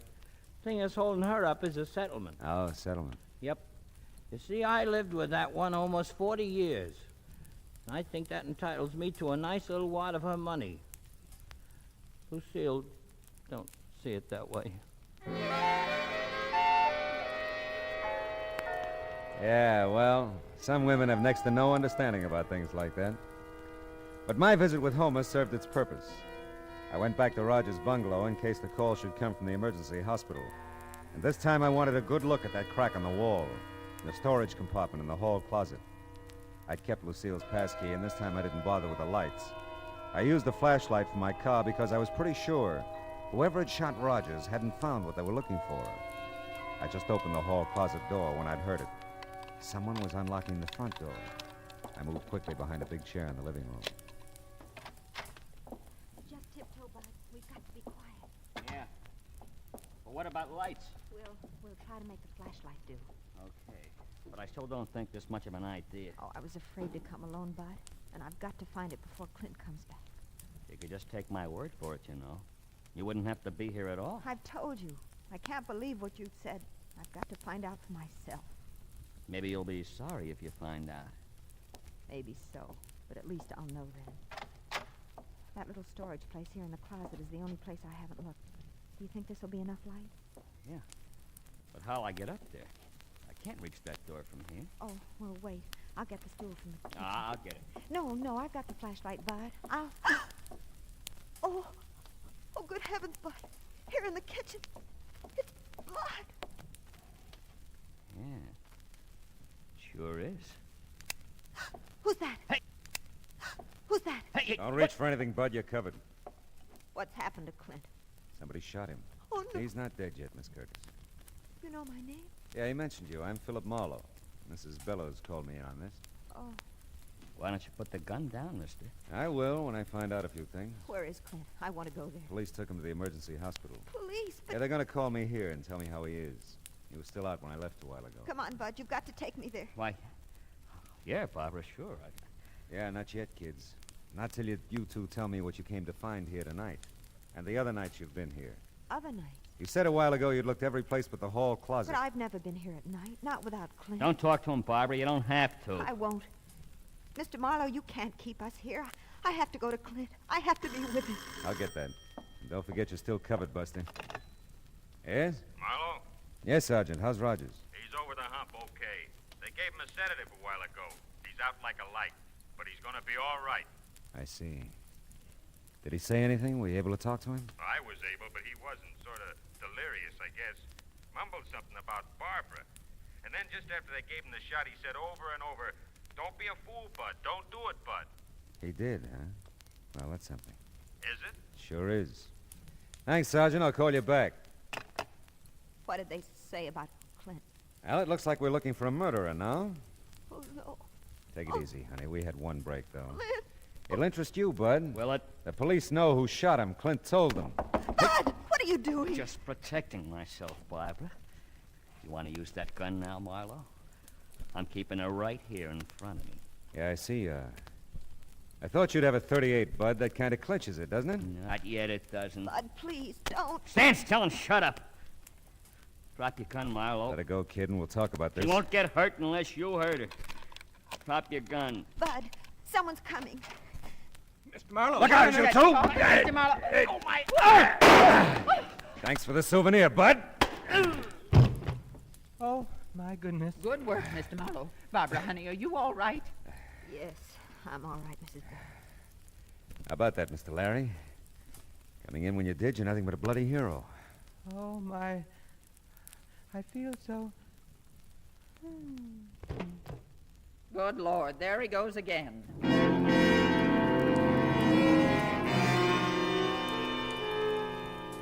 Lucille was a past master at reviving him by now. She hauled him sack-style over to the couch while I told Barbara her Clint was going to be okay. I kept Bud immobilized until the squat little sergeant arrived with a squad car. They hauled him away. I dug the .38 slug out of the plaster and gave it to the sergeant. When the show was over, Mr. Larry obligingly snapped to. You feel like walking, Mr. Larry? I could carry you to your bungalow, you know. Oh, mercy, no, Lucille. I'll walk. If you'll just let me use your arm for support. You're just welcome to it, I'm sure. Can I help? Well, no, thanks so much, Mr. Marlowe. We'll manage. You give Mr. Rogers my best, Barbara. I will. I'll be glad to. You know, Lucille, I'm beginning to see the value in the love and protection of a strong woman. How about that? She'd be good for him, too. Yeah. Now, look, honey, what's this all about? You've been looking for something, so has Bud, apparently. Clint got himself shot because of it. Now, what is it? Bud said it was money, that Clint had some hidden here in the house. Oh? I didn't believe it. Still, there was something between Clint and me. Something he wouldn't tell me. Whatever it was, it's kept us from getting married. What was Bud's story? Well, you see, Bud's known Clint a long time. He just came out here a couple of months ago from Ohio. Clint didn't seem to want us to get acquainted, Bud and me. It wasn't jealousy. It was something else I couldn't understand. Mm-hmm. Last week, Bud told me that Clint had robbed some store back east, that he'd been caught and served some time. But they'd never found the money, and that Clint somehow escaped from prison, came out here, and brought the money with him. Well, that could be. Clint caught Bud looking for something here tonight. By the way, where'd you run into Bud tonight? Oh, just about a block or two from here at the corner. I was driving home from a movie. Decided to come up here for one more look before Clint got home. I insisted that Bud come with me. He didn't want to. Now, let's see what we can find. No one's opened that little trap door in the hall closet yet. Maybe that's got all the answers.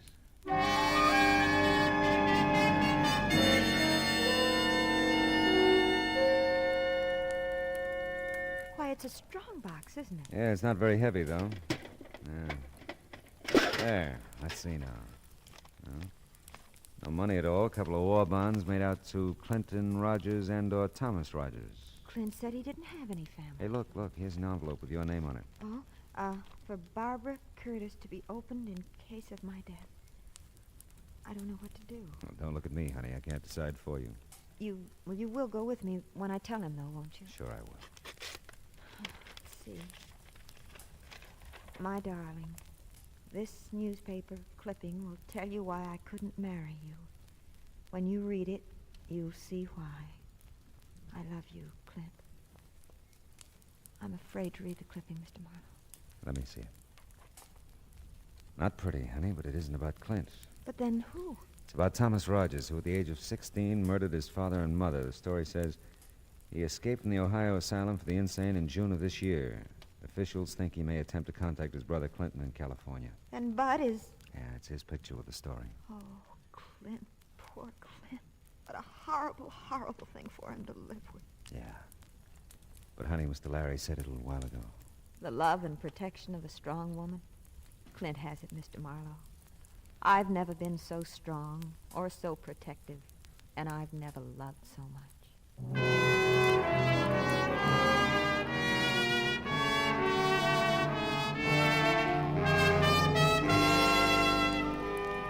It was almost dawn now. I drove Barbara over to the hospital in Clint. We didn't say anything. There wasn't anything to say. Nice girl, that Barbara. All woman. You know, I never could understand the guys who pronounce woman as woe man. What would we be without 'em, huh? Oh, they have their faults, but what would they be without 'em? Yeah, truly it's been said. There's nothing like a dame. Wonder what Rita's doing tonight.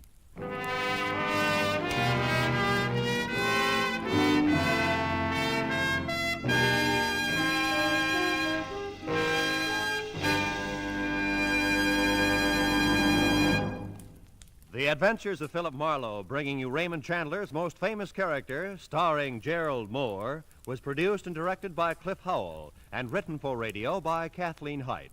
The cast included D.J. Thompson, Olin Soule, Ted Osborne, Frank Gerstle, Arthur Q. Bryan, Shirley Mitchell, and William Tracy.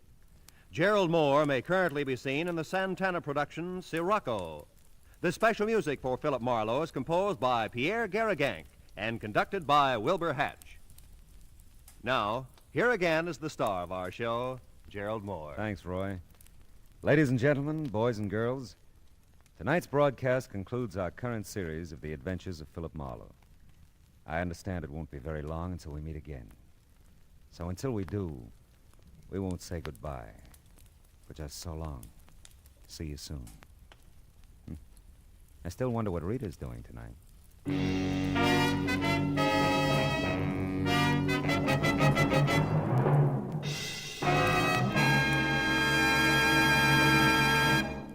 Lovable, Laughable My Friend Irma, starring blonde Marie Wilson, is back on CBS Radio Sunday evenings now. She'll move in tomorrow night at most of these same CBS radio stations, bringing her skeptical roommate, Jane, her permanently jobless boyfriend, Al, Professor Kropotkin, and all the others. Be listening for My Friend Irma tomorrow night, won't you? That address again? Why, sure. CBS, CBS, the star's address, where you always hear the best at CBS, CBS, the star's address, CBS. Stay tuned now for Gangbusters, which follows immediately over most of these same CBS stations. And remember, Steve Allen is here with songs for sale every Saturday on CBS Radio. Roy Rowan speaking. This is the CBS Radio Network.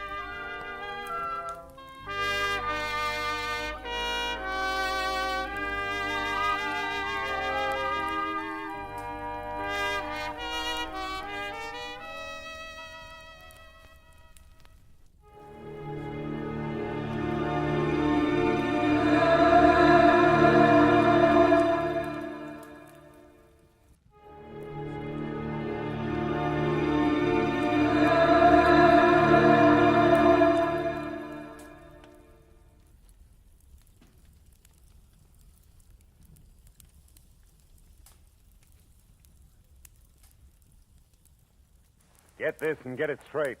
Crime is a sucker's road, and those who travel it wind up in the gut of the prison of the grave. The lady tourist was a school teacher out after glamour, and she got it. But only after she learned that in Hollywood the 3 R's could be reading done in a dark room, writing found in a dead man's pocket, and arithmetic that added up to murder times 2. From the pen of Raymond Chandler, outstanding author of crime fiction, comes his most famous character in The Adventures of Philip Marlowe.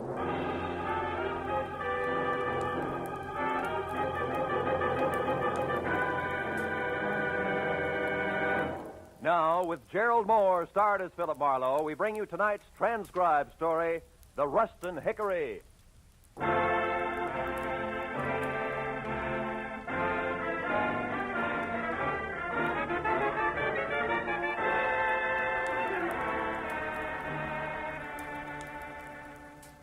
hot in my apartment, even at 10 o'clock at night. The sultry wind blowing through curtains at the far side of the room didn't help a bit. It was the kind of night that made me wish I was something else, a butcher, baker, candlestick maker, anything. After a long, hot day spent in the downtown courts of law, listening to the petty arguments of a petty larceny case, I was tired of petty people. The paper I had picked up on my way home wasn't helping any. 10 killed in an air crash. Mental cruelty, says local songbird. I made myself another highball, lots of ice, easy with water, and picked up the paper again. It was still more of the same. Cy Nestor killed in office on Sunset Strip. Cy Nestor. He'd hit the papers before. Bookie, B-minus picture producer, general racketeer. Somehow I wasn't too surprised he was on the receiving end for a change. My drink was good for 10 more pages of equally dull reading, and I was set for the next in line when the phone rang. Mr. Philip Marlowe? It was the first attractive voice I'd heard all day. Mr. Marlowe? And you know, I thought she might be fun. My name is Joan Rustin, and I'm only here in Hollywood from Ferndale, Nebraska on a vacation, and I wanted to have some fun. You know, see the nightclubs and the stars Hey. and that sort of thing. Wait a minute. I Joan. don't want trouble, Mr. Marlowe, Hold at it. least of all. Teacher. Hey. Yes? Let's back up a little, huh? Your name is Joan Rustin. You're from Ferndale, Nebraska, which you're right, I've never heard of. Also, you're a school teacher. That much I got. But the rest about the sights, the last part, the trouble Oh, but with... don't you see? They're the one and the same. Oh? I wanted to step out. Nightclubs, movie stars, glamour. But it didn't end up like that because he was shot, and then I didn't Who know what was to do. shot? And his name's Aubrey Nichol. He's the man who took me out to show me the club. Anyhow, after it happened, I ran. Why? Why? The publicity, of course. Mr. Marlowe, I'd lose my job. You see, I'm a school teacher. Yeah, you said that, honey. Now, look, where are you, Joan? The Julep Room. It's a bar on Sunset and La Cienega Boulevard. You'll come right over, huh? Huh? Yeah, I'll come right over, huh? Goodbye, Joan.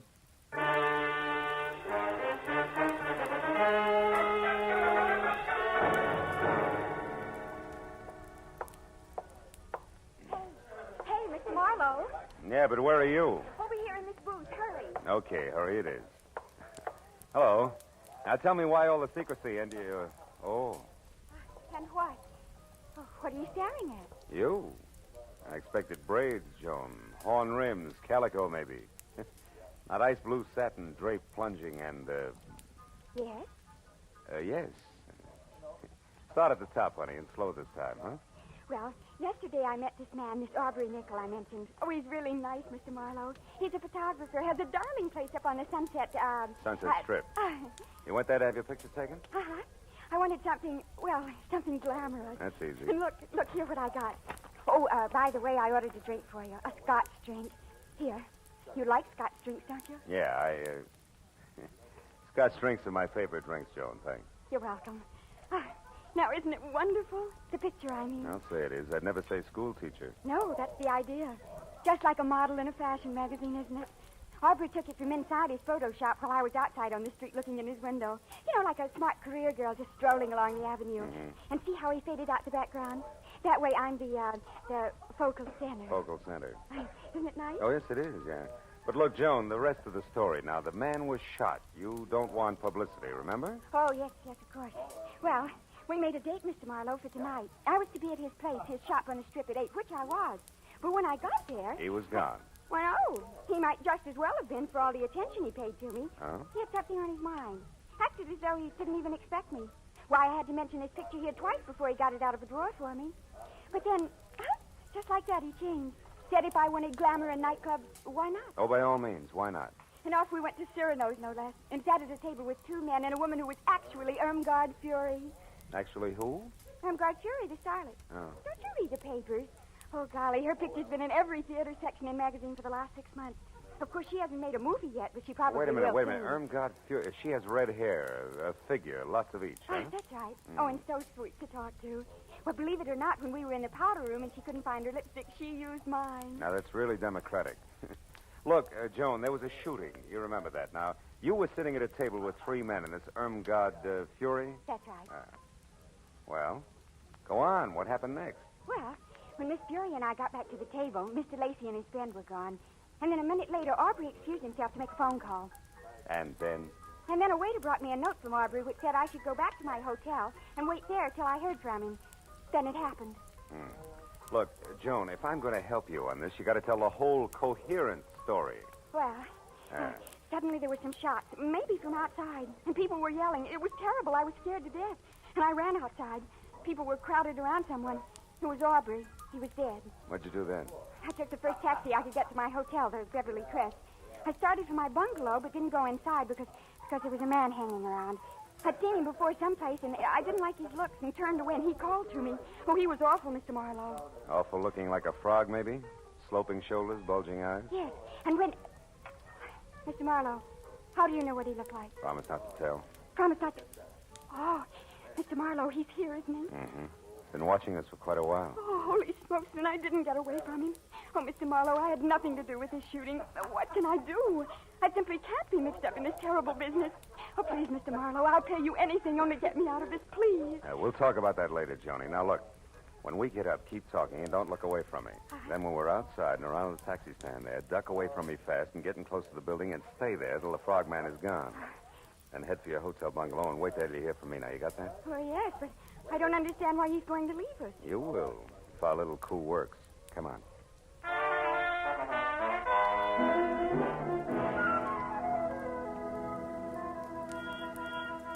It played easier than I'd expected because, like a good shadow, the frogman gave us a small head start, which was all I needed. The second Joan darted away from me, I moved quickly up to the first cab in line, opened and slammed the rear door fast, said goodbye out loud to Joan, who was not in the back seat, then slipped the driver 5, winked hard, and practically shouted a very far-away address at him. When he lurched from the curb, I stood there and waved a minute. It was what was still supposed to be Joan. Then, even as I saw the frogman dart across the street, pile into his own car and take off after the cab, I walked slowly back into the bar where I had another Scotch drink and did some fast checking on the current location of Aubrey Nichols, which was the Dawson Memorial Hospital. Then I started outside for my car after stopping en route at the booth where Joan and I had been sitting to pick up a pair of gloves and glamour portrait my new little client had left on the seat. The school mom had been upset indeed.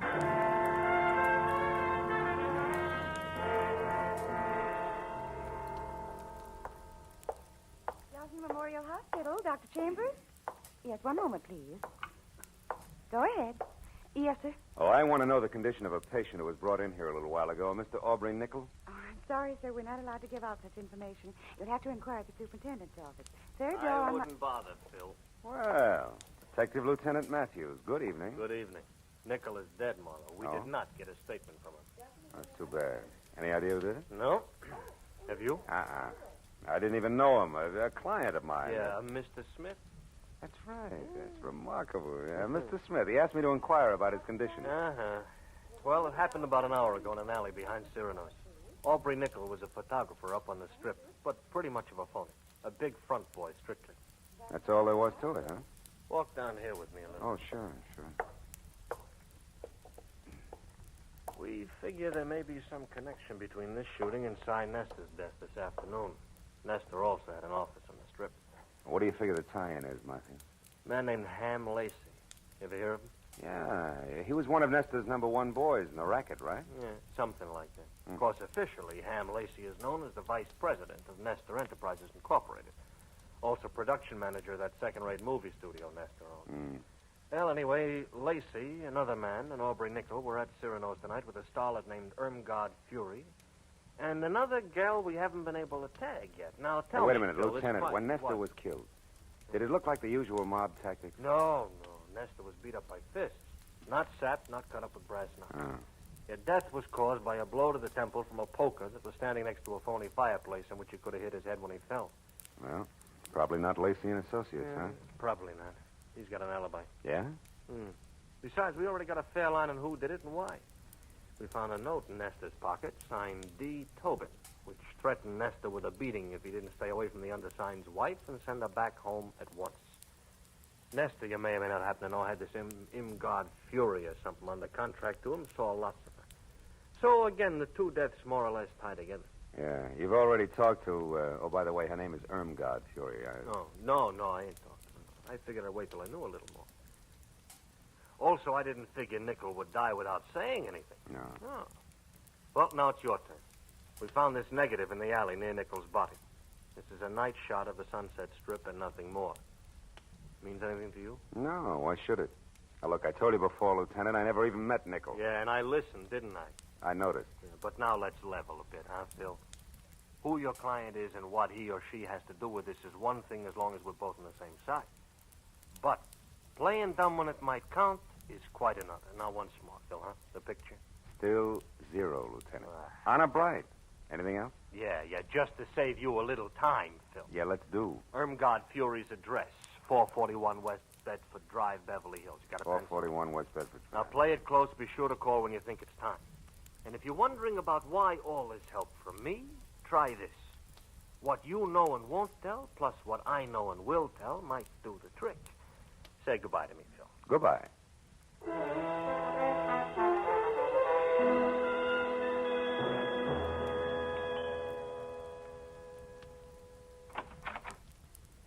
Yes? Miss Fury, my name's Philip Marlowe. I must talk to you at once. About what? Your husband, I'm a friend of his, and he asked me to get in touch with you. It's because of what happened this afternoon up on the Strip. Oh? Well, what's wrong? Is Dave here in town? Yeah, he is, and he's in trouble. You see, the police are after him, All and right, hold it, mister. You've said enough. Huh? What are you, cop or reporter?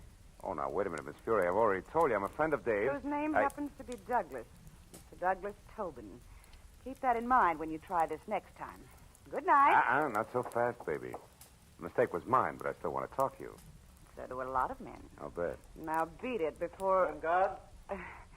Before I forget myself. What's the trouble, God? Oh, no trouble, Hamilton, darling. This gentleman was just leaving. He had the wrong address. He made a mistake. Didn't you, Mr. Marlowe? Yes, a blunder. 1,000 apologies, and good night, Mrs. Tobin. For what it was worth, it worked. At the mention of the name Tobin, Ham Lacey spun around like he was built on a pivot, and his eyes that were narrow slits with all the come-hither look of a cobra's never left me. As I slowly walked away from him and past the yellow convertible he'd just driven up in. License number 6969X, California. And on out to the street. All of which only meant that Lieutenant Matthews was probably right about there being some connection between Cy Nestor's murder and the death of Aubrey Nickel. When I opened the door of my car and started to climb in under the wheel, the voice in the night helped not at all. If you don't do as I say, I'll kill you. Okay. Knock it out. Take it easy. All right.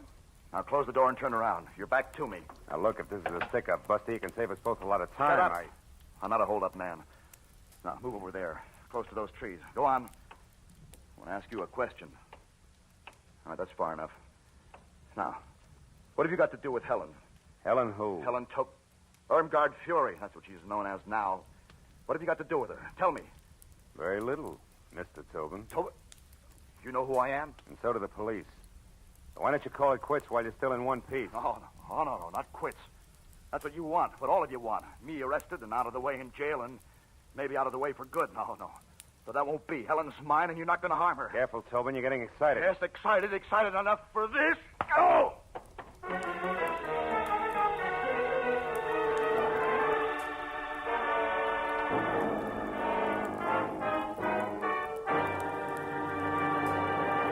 In just a moment, the second act of Philip Marlowe. But first, a thrill-a-minute, high-tension suspense from the word go. Dramatic excitement that builds and builds until it explodes in a smashing climax. That's Inner Sanctum, the great mystery show that's another of CBS's top-notch Monday night programs. You'll find Inner Sanctum one of the most entertaining spots in your Monday night listening schedule. And remember, Lux Radio Theater is back for its 15th year of great dramatic presentations. Inner Sanctum and Lux Radio Theater every Monday night over most of these same CBS stations. Now, with our star, Gerald Moore, we return to the second act of Philip Marlowe and tonight's story, The Rust and Hickory.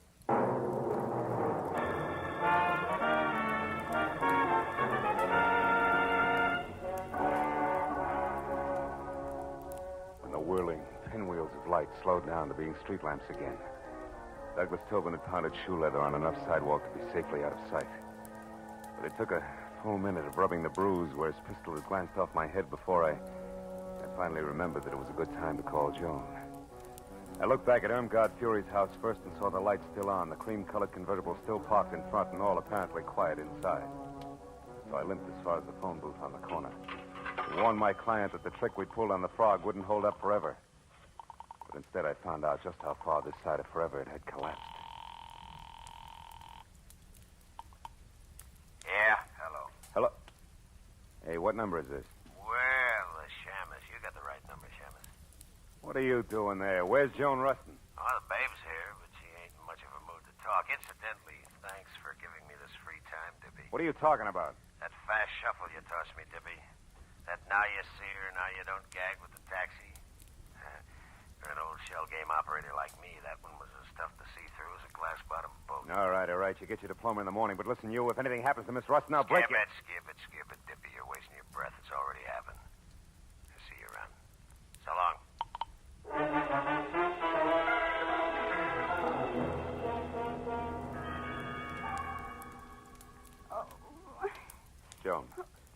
Joan, come on, baby. Come on. Snap out of it.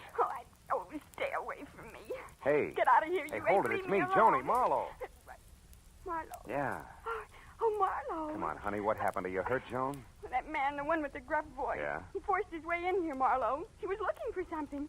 I tried to stop him. I was going to scream, but I guess that's when he put the bite on me. That slug, baby. Well, anyway, he hit me hard. And I've never been treated that way before in my whole life. You've never been buddies with murder before, either. Come on, honey. Get up off the floor, huh? Easy now. There. Hey, he turned your place inside out, too, didn't he? What was he after, Joni? Oh, I don't know. He just told me to quit stalling and hand it over. I didn't know what he meant, so he shoved me. Then he pulled out all the books there, tore up the rugs. He was looking for something small and flat like a... Wait a minute. Sure. The cops found a negative near Aubrey Nickel tonight, but it was worthless. There must have been another one, an important one.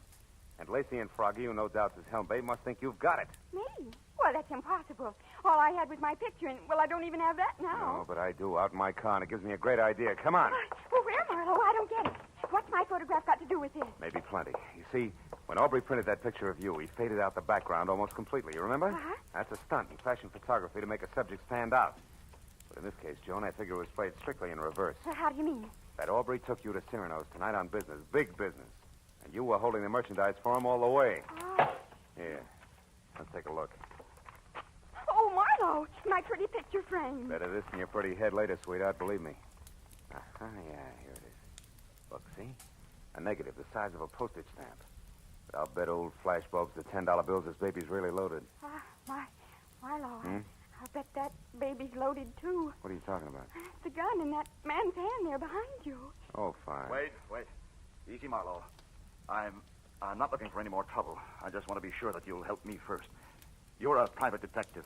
I searched you before, so I know. I'm in a jam. It's worse than I figured. The cops are after me for murder. No kidding. I can't understand it, Tobin. All you got is a motive deep enough to swim in, and you've been dropping clues like Hansel and Gretel drop pebbles. All right, but I didn't do it. Well, I beat up Cy Nestor, sure, but he was going with Helen, my Helen. I hated everything and everybody in this phony town because they took her away from me. Even changed her name for her, Irmgard Fury. But I didn't kill Nestor. I swear I didn't. You've got to help me, Marlowe. With that 38 in your fist, are you asking or telling? Oh, I'm asking, brother. Here, take it. Take the gun. I'm in a fix, and I know it. Okay, hothead.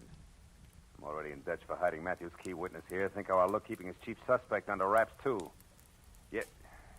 Oh, maybe I'm a sucker, but I believe you. All right, where do you hang your hat? The Country Cottages, number 7. It's a kind of a motel court down on Melrose. Number 7. Now go there and stay out of sight. And I mean stay out of sight. Yeah, okay. Thanks, Marlowe. Say, I'm sorry I batted you down. Down tonight. That makes a lot of difference to the lump on my head. Go on, Tobin, beat it. Okay. I'll keep in touch with you. And where are we going, Marlowe? Call a friend of mine. We need a big enlargement of a small negative.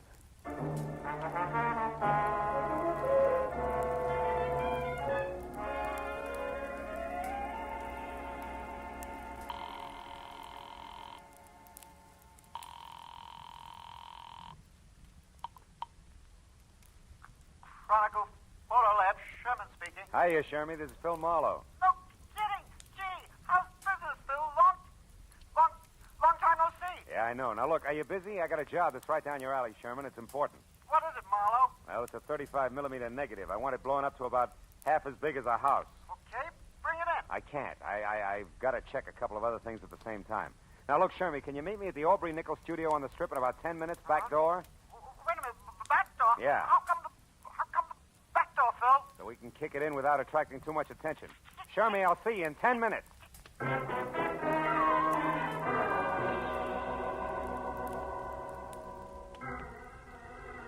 piled Joan into the car, drove down the strip, and once past Nichols' studio, which was enough. Joan had posed for a picture in front of the place, and directly across the street, behind her, just as I knew it had to be, was a neat plastic sign reading Sign Nestor Enterprises on the diminutive but glossy imitation Swiss chalet where Nestor's body had been found. We turned double back through the alley and found Sherman bobbing up and down like a nervous gopher. 5 minutes of not-so-subtle persuasion got us past the lock and inside Aubrey's studio where something else checked. The walls were practically papered with pictures of Irmgard Fury, taken from every conceivable angle, including some that were not. Things were beginning to make a lot of sense. Marlowe, is this all right? Coming in here, I mean, it's sort of uninvited and all. Breaking and entering, lady. You can get 5 years for it. I sure hope you know what you're doing. Yeah, this must be the dark room. Yeah. Now, here's the negative, Shermy. Do your stuff. Well, what do you really expect to find on the film, Marlowe? A murderer, baby. It's got to go one of two ways. Douglas Tobin for jealousy or Ham Lacey for ambition. Aubrey Nickel caught one of the two in the background when he took your picture. And he was familiar enough with all parties concerned over there to think he could put the screws on somebody. How's it coming, Shermy? You can be out in a minute. 15 by 20, okay? Yeah, it's good. If there isn't a man in the background, I'll eat it. Better get the salt and pepper, pal, because it's nothing but a car. It can't be. Oh, brother, that's more than a car, Shermy. It's a yellow convertible that belongs to Ham Lacey. Look, you can even see the license, 6969X. 696. Oh, now how do you suppose... What's the matter, Marlowe? I just thought of something. Without this picture, both Tobin and Lacey are suspects.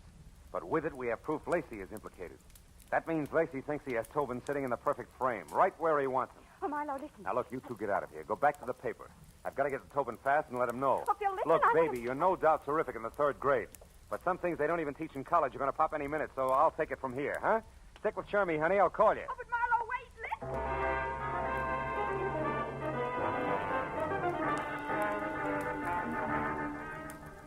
I made it from the strip down to Melrose and then east to the cluster of dusty lean-tos with baths known as country cottages in something under 10 minutes. Parked down the street and cut back through the alley on foot. I got to the door of cottage number 7 with about 30 seconds to spare. No. Wait a minute, mister. You got me wrong. Oh, no, I haven't, pal. You can tell me you didn't knock off Sign Nestor, and I'll believe you. Nobody else will. I've got you right where I want you. Now, wait a minute. Because of your note found in Nestor's pocket. You're the jilted boyfriend, the hick from back home, who came to Hollywood with murder in your heart and knocked off the guy who stole your wife. Now, look, Yeah, and then you went after the cheap photographer who gave her her star. Oh, yeah? And after that, you knew you couldn't escape, so you blew your brains out. And all by right. the time I leave here, that's the way it's going to look. Not tonight, Ham. Yeah, Stand still, Lacey. Toss the gun over on the bed. Go on. That's better. So you figured Aubrey was lying about having a picture that pegged you as Sign Nestor's killer, didn't you? You figured Aubrey saw something but had no proof, so you shot him. But you were wrong, Ham. He had all the proof we need.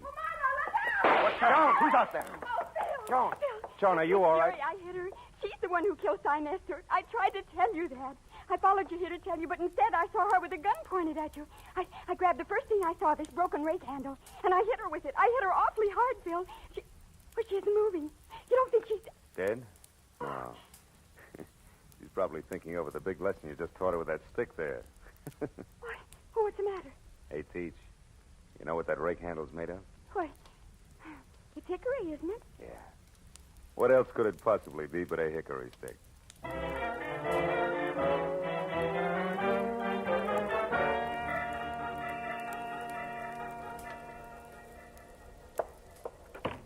All right, Marlowe, all right. Nobody can hear us. Now, what is it? Well, it's that Miss Rustin here is a school teacher, Matthews, and it's imperative that we keep her name out of this. Oh, well, we can arrange that. Oh, good.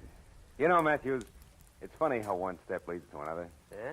Ham Lacey never would have gone so far as to kill Nestor on his own. But when he learned that Irmgard had done it, he saw an opportunity to turn the whole situation to his advantage. He and the girl agreed to frame Tobin and then go along as a team. You know, of course, that that's just your theory.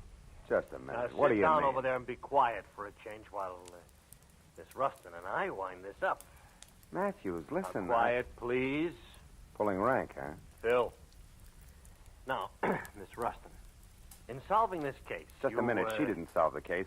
Miss Rustin, if you hadn't solved it, and right when you did, you'd be talking to this guy exclusively via Ouija board from now on, let's face it. Oh, what a corny pitch. Now, tell me, Miss Rustin, how did you peg Irmgard Fury? Well, when we got the picture of the yellow convertible, I remembered that I'd gone to the powder room at Cyrano's with Miss Fury to freshen our makeup. but she couldn't find her lipstick. She emptied her purse looking for it, and she finally had to borrow mine, you know. Oh, how democratic. I said that. So now you own it? Now tell me, Miss Rustin, how do you figure the lipstick figures? Oh, it wasn't a lipstick. I happened to notice among the things from her purse a keychain chain with car keys on it and an identification tag in the form of a little license plate. Oh, and the numbers were... 6969X. That's right. And since Ham Lacey had an alibi and those keys were in Miss Fury's bag, you figured it was her who'd been driving. It was she who'd been driving, yes. Isn't this revolting? Yeah, she. She wanted to kill Nestor because he wouldn't turn loose of her so she could claw her way on up to the bitter top. And when she found him unconscious, it was easy. How literary. Well, that's that, I guess. Thank you very much, Miss Rustin. I hope your stay in our town has been... Oh, what's the matter? Tony, baby, don't cry. I just thought of the most dreadful thing. I've had a wonderful time. I went to Cyrano's. I hit a movie star on the head, and I helped solve a murder. But I'll never, ever be able to say one single word about it to anybody in Ferndale, Nebraska. Darn it all.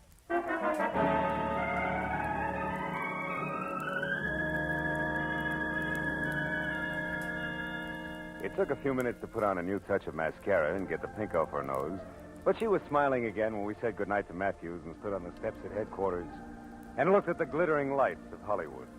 There was still plenty of time for supper and even a dance or two, and she wanted to go. But suddenly, from somewhere, there was a smell of autumn in the air, of dry leaves on the ground and ripe red apples for the teacher. She shook her head wistfully and spoke of an appointment she had bright and early next Monday morning.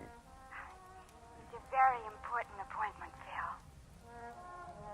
So, I took her to a hotel and said goodbye. All the way home, for some reason, I kept wondering, whatever happened to Skinny McDonald? The only kid in school who could shoot a better spitball than Marlowe. Has it really been that long ago?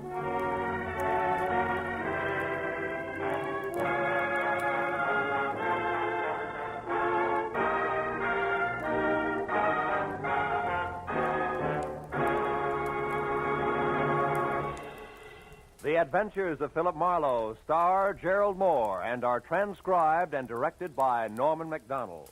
Script is by Meldonelli, Robert Mitchell, and Gene Levitt. The special music is composed and conducted by Richard Arant. Be sure and be with us again next week when Philip Marlowe says... There was a tapestry found under a tomb. They were all after it. The worried importer, the man with half a face, the Englishman in an L.A. slum, and the lady wearing a green veil. But before it was over, none of them had it, and 2 of the 4 were dead.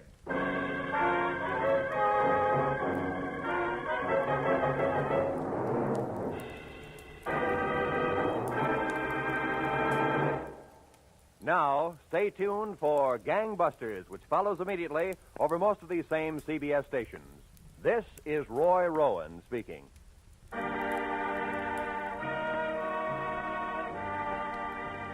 This is CBS, the Columbia Broadcasting System.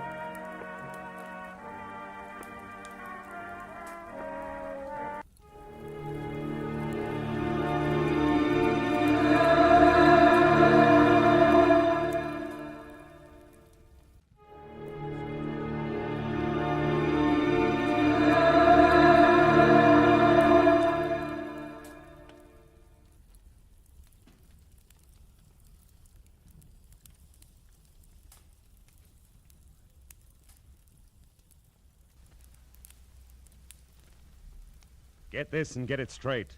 Crime is a sucker's road, and those who travel it wind up in the gut of the prison of the grave. They dressed in red, white, and blue and jumped from an ancient biplane at 3,500 feet. Twice a day, every day, and nobody worried. Until $5 million went along just for the laughs, and death went along for the ride. From the pen of Raymond Chandler, outstanding author of crime fiction, comes his most famous character in The Adventures of Philip Marlowe.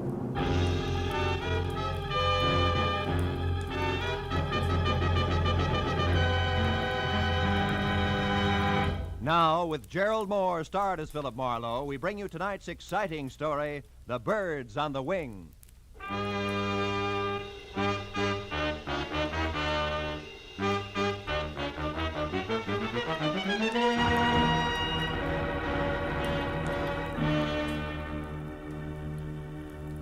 It had been the kind of quiet, workless week that speaks well for human beings and their relations with one another, but doesn't do much for a private detective's bank balance.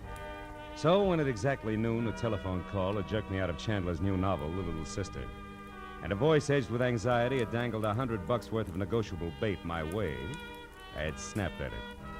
But then I wondered if I'd done the right thing, because it had been my Miss Hattie Pembroke, guardian of the millionaire thrill-seeking screwball Paige Pembroke. And now an hour later, I left the sunlight and felt my way into the gloom of the carefully tucked-away Hollywood bar, where she had suggested we meet. When I could see again, I spotted her at a corner table. That the old girl would be the other side of 50 and doing a little too much to disguise it, I had expected. But that she would be drinking her whiskey neat, I hadn't. When I approached her and introduced myself, Mr. Marlowe, she started to come you right to the probably point, know as much- but didn't quite make it. Oh, how rude of me. I'm sorry. You're probably dying for a drink. Oh, waiter. Well, frankly, no, Miss Pembroke. I'm not exactly Oh, dying. no. I know you men in your early afternoon appetite for a friendly drink.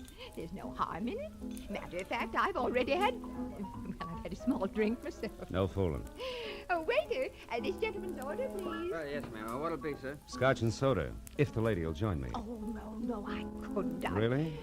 Well, all right. Scotch for me too, waiter. Johnny Walker. Yes, Now, Mr. Marlowe, let's get down to business.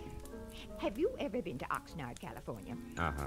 Good, because that's where my nephew is. Also, it's where the Calumet Valley County Fair is being held. Really? Whatever that may be. Most important, it's where you can probably find out what kind of trouble Paige is in. You see, the poor boy is Down to just... his last $5 million.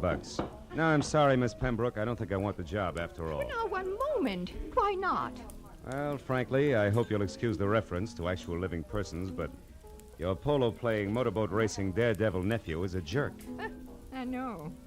Paige Pembroke III is an unmitigated ass, a virile egomaniac, an idiot who's never done an honest day's work in his life. Wait, where is that drink? Right here, ma'am. Oh, thank you. Now, Mr. Marlowe, sit down and drink your drink. When I referred to my nephew as a poor boy in trouble, I was only trying to avoid saying all this. Oh. Your health, sir? Yes. Well, my health. Now, your next question. Since I obviously share your sentiments about my nephew, why all this concern over him, correct? Close. Right. I want to help Paige Pembroke, Mr. Marlowe, because it's my job. My, shall I say, bread and butter? All right, say it. You see, I'm executor of his estate, which my brother, Paige's father, left for him. Well, as such, I get $20,000 a year until Paige is 35, another 6 years. But if Paige should die, disappear, or be committed to any kind of a public institution... Institution. Oh. Before then, the entire estate goes to charity, and I go find another job. And specialized jobs like handling $5 million estates are hard to come by these days, huh? Now, Mr. Marlowe, this letter here's all you have to go on. It was postmarked last night from Oxnard. Read it, read it. Oh. If you want your precious nephew to keep on being healthy, you better come and get him at once. The three of us had a nice little act going here at the Calumet Valley County Fair before he joined us just for laughs. We intend to have a nice little act going after he's gone. And one way or another, he's going to go. A friend, huh? Yeah? Well, what do you think? Oh, it's 5 to 1. It's nothing more than the woman spurned. Very young woman, Miss Pembroke. So you might be wasting $100 sending me up there. Then you'll go. Good. Yeah, but only because of my bank account. Mr. Marlowe, there'll be another $100 for you if and when you get all this straightened out. Now, call me at my home, Beverly Hills. Crestview 5412. 4124? Yes. As soon as you find out what's wrong. And, Mr. Marlowe. Yes, Miss Pembroke. On your way out, signal the waiter for me, will you please?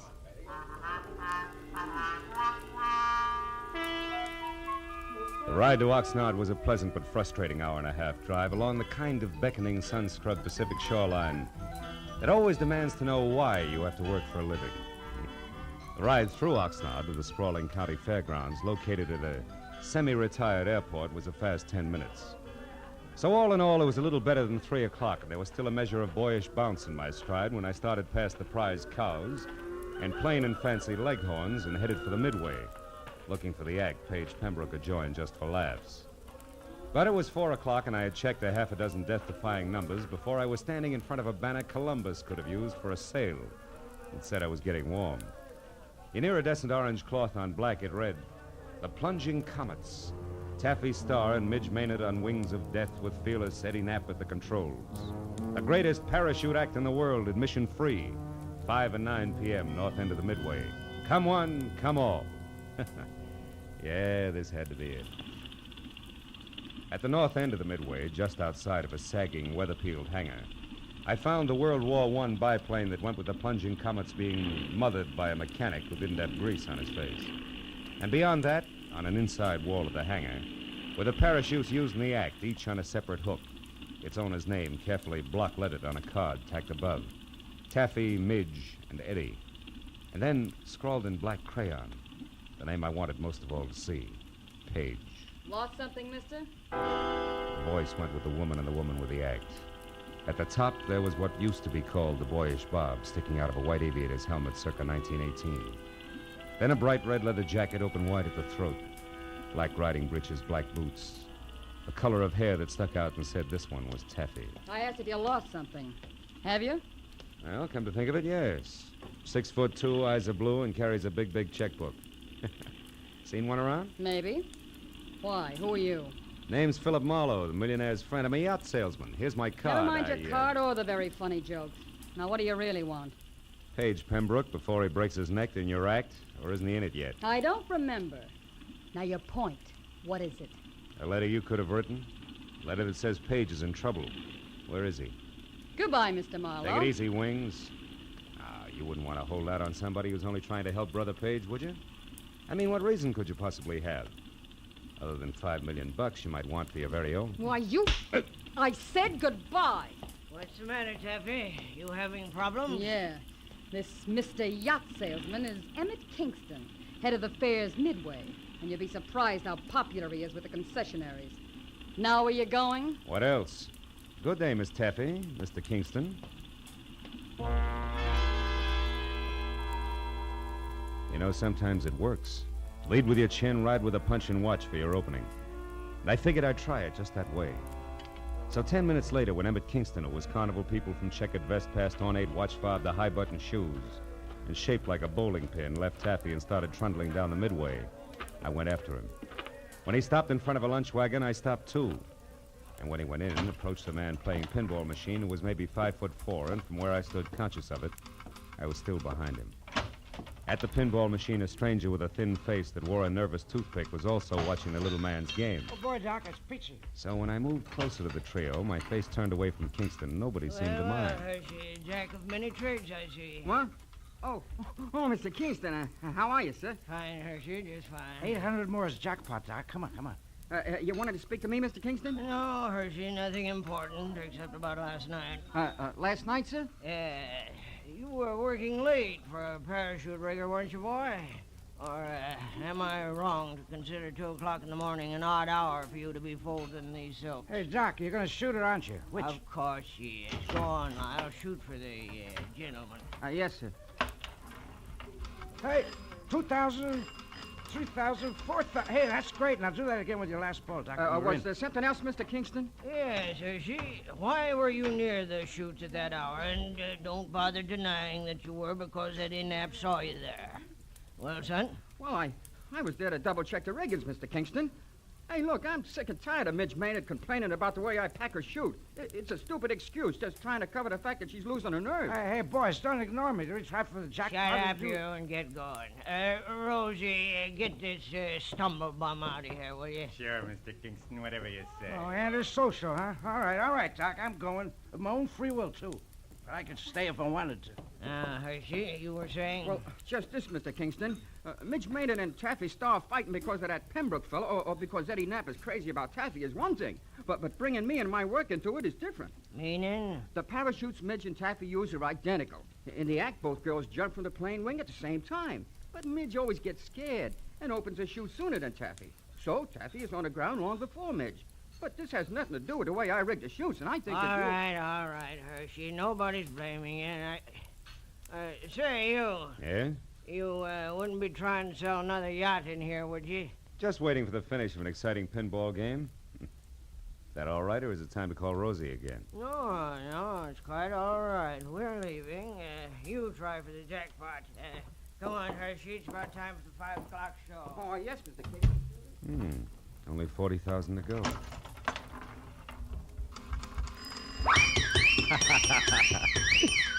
Oh, it's the first time I ever hit the jackpot. Oh, that's pretty good, Mr. Marlowe, considering that it wasn't your nickel you won on. Oh. Now that you mention it, Mr. Pembroke, it wasn't. Which should take care of the introductions, Yeah. huh? And that leaves very little. But something. But definitely. Marlowe, you can tell Aunt Hattie from me that at the moment I don't need a watchdog. And when and if I do, I'll go to the nearest city pound for one, not to a private detective agency. I told myself it was foolish to slam the door on my way out. So I slammed the door on my way out. I started north down the midway toward the open stands and the 5 o'clock sharp performance of the plunging comets. When I got there, the act was already underway with the silver biplane taking off. Eddie Knapp in white at the controls, Taffy in a red jacket and parachute crouched on one wing, Midge Maynard in blue jacket and chute on the other. Then as they slowly gained altitude, High Button Shoes himself took over the PA. They did it up well, and by the time the plane was at about 3,000 feet, every pair of eyes was riveted skyward, and an expectant hush thicker than winter fog had settled everywhere. At 3,500 feet, the plunging comet, Taffy, Star, and Midge Maynard with fearless Eddie Knapp at the controls. They will not open their parachutes until they are within 500 feet of the ground. Now watch. They should be ready. Yes, Cindy. Yes, there they go. Knees drawn up tight, arms close into their sides, they jumped. Specks in the sky growing bigger as they fell. 1,000, 2,000, 3,000 feet, and then, from Taffy's chute cloth, long and colored, a huge flag rippling in the wind from the end of a long rope. The flag seemed to rise above her as she fell, until the slack was gone, and then suddenly her chute opened, billowing. And then Midge, another flag rippling from the end of a long rope, and then the flag drifting free. Midge's chute not open, Midge plummeting down to the hard ground.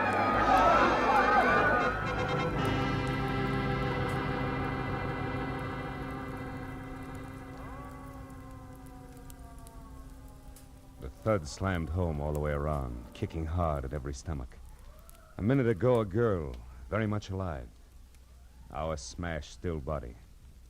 Someplace near me, a woman cried.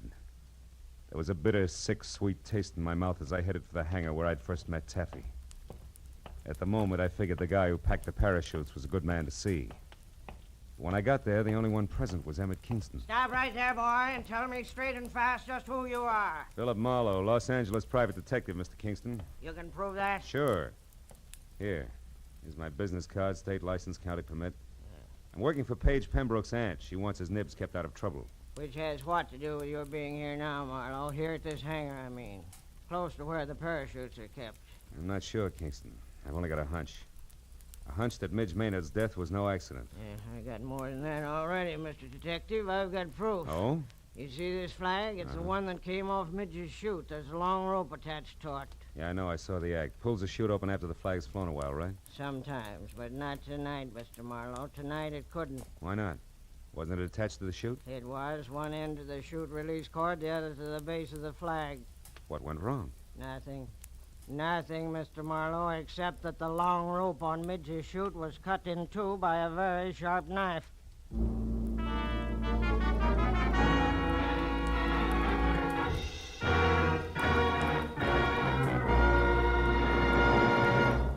In just a moment, the second act of Philip Marlowe. But first, Sunday nights on CBS. The biggest bargain in show business today. Skelton, Bergen, and Benny without spending a penny. Amos and Andy, Eve Arden, Corliss Archer. 4 A's, 4-star entertainment. The Family Hour with its Hollywood stars and stirring dramas. The Contented Hour with its musical stars in brilliant form. Horace Heidt with his rising stars. 8 great shows heard on most of these same CBS stations every Sunday night, with the 9th, Jack Benny, being heard on them all. Hear them all this Sunday night. Now, with our star, Gerald Moore, we return to the second act of Philip Marlowe and tonight's story, The Birds on the Wing.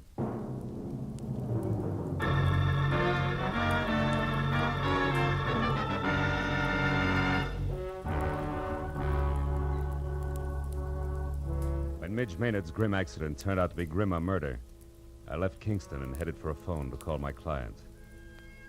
Everywhere the chill of the viciously spectacular death lay like a soggy blanket. At the exposition office, I found a phone and finally got through to Hattie Pembroke.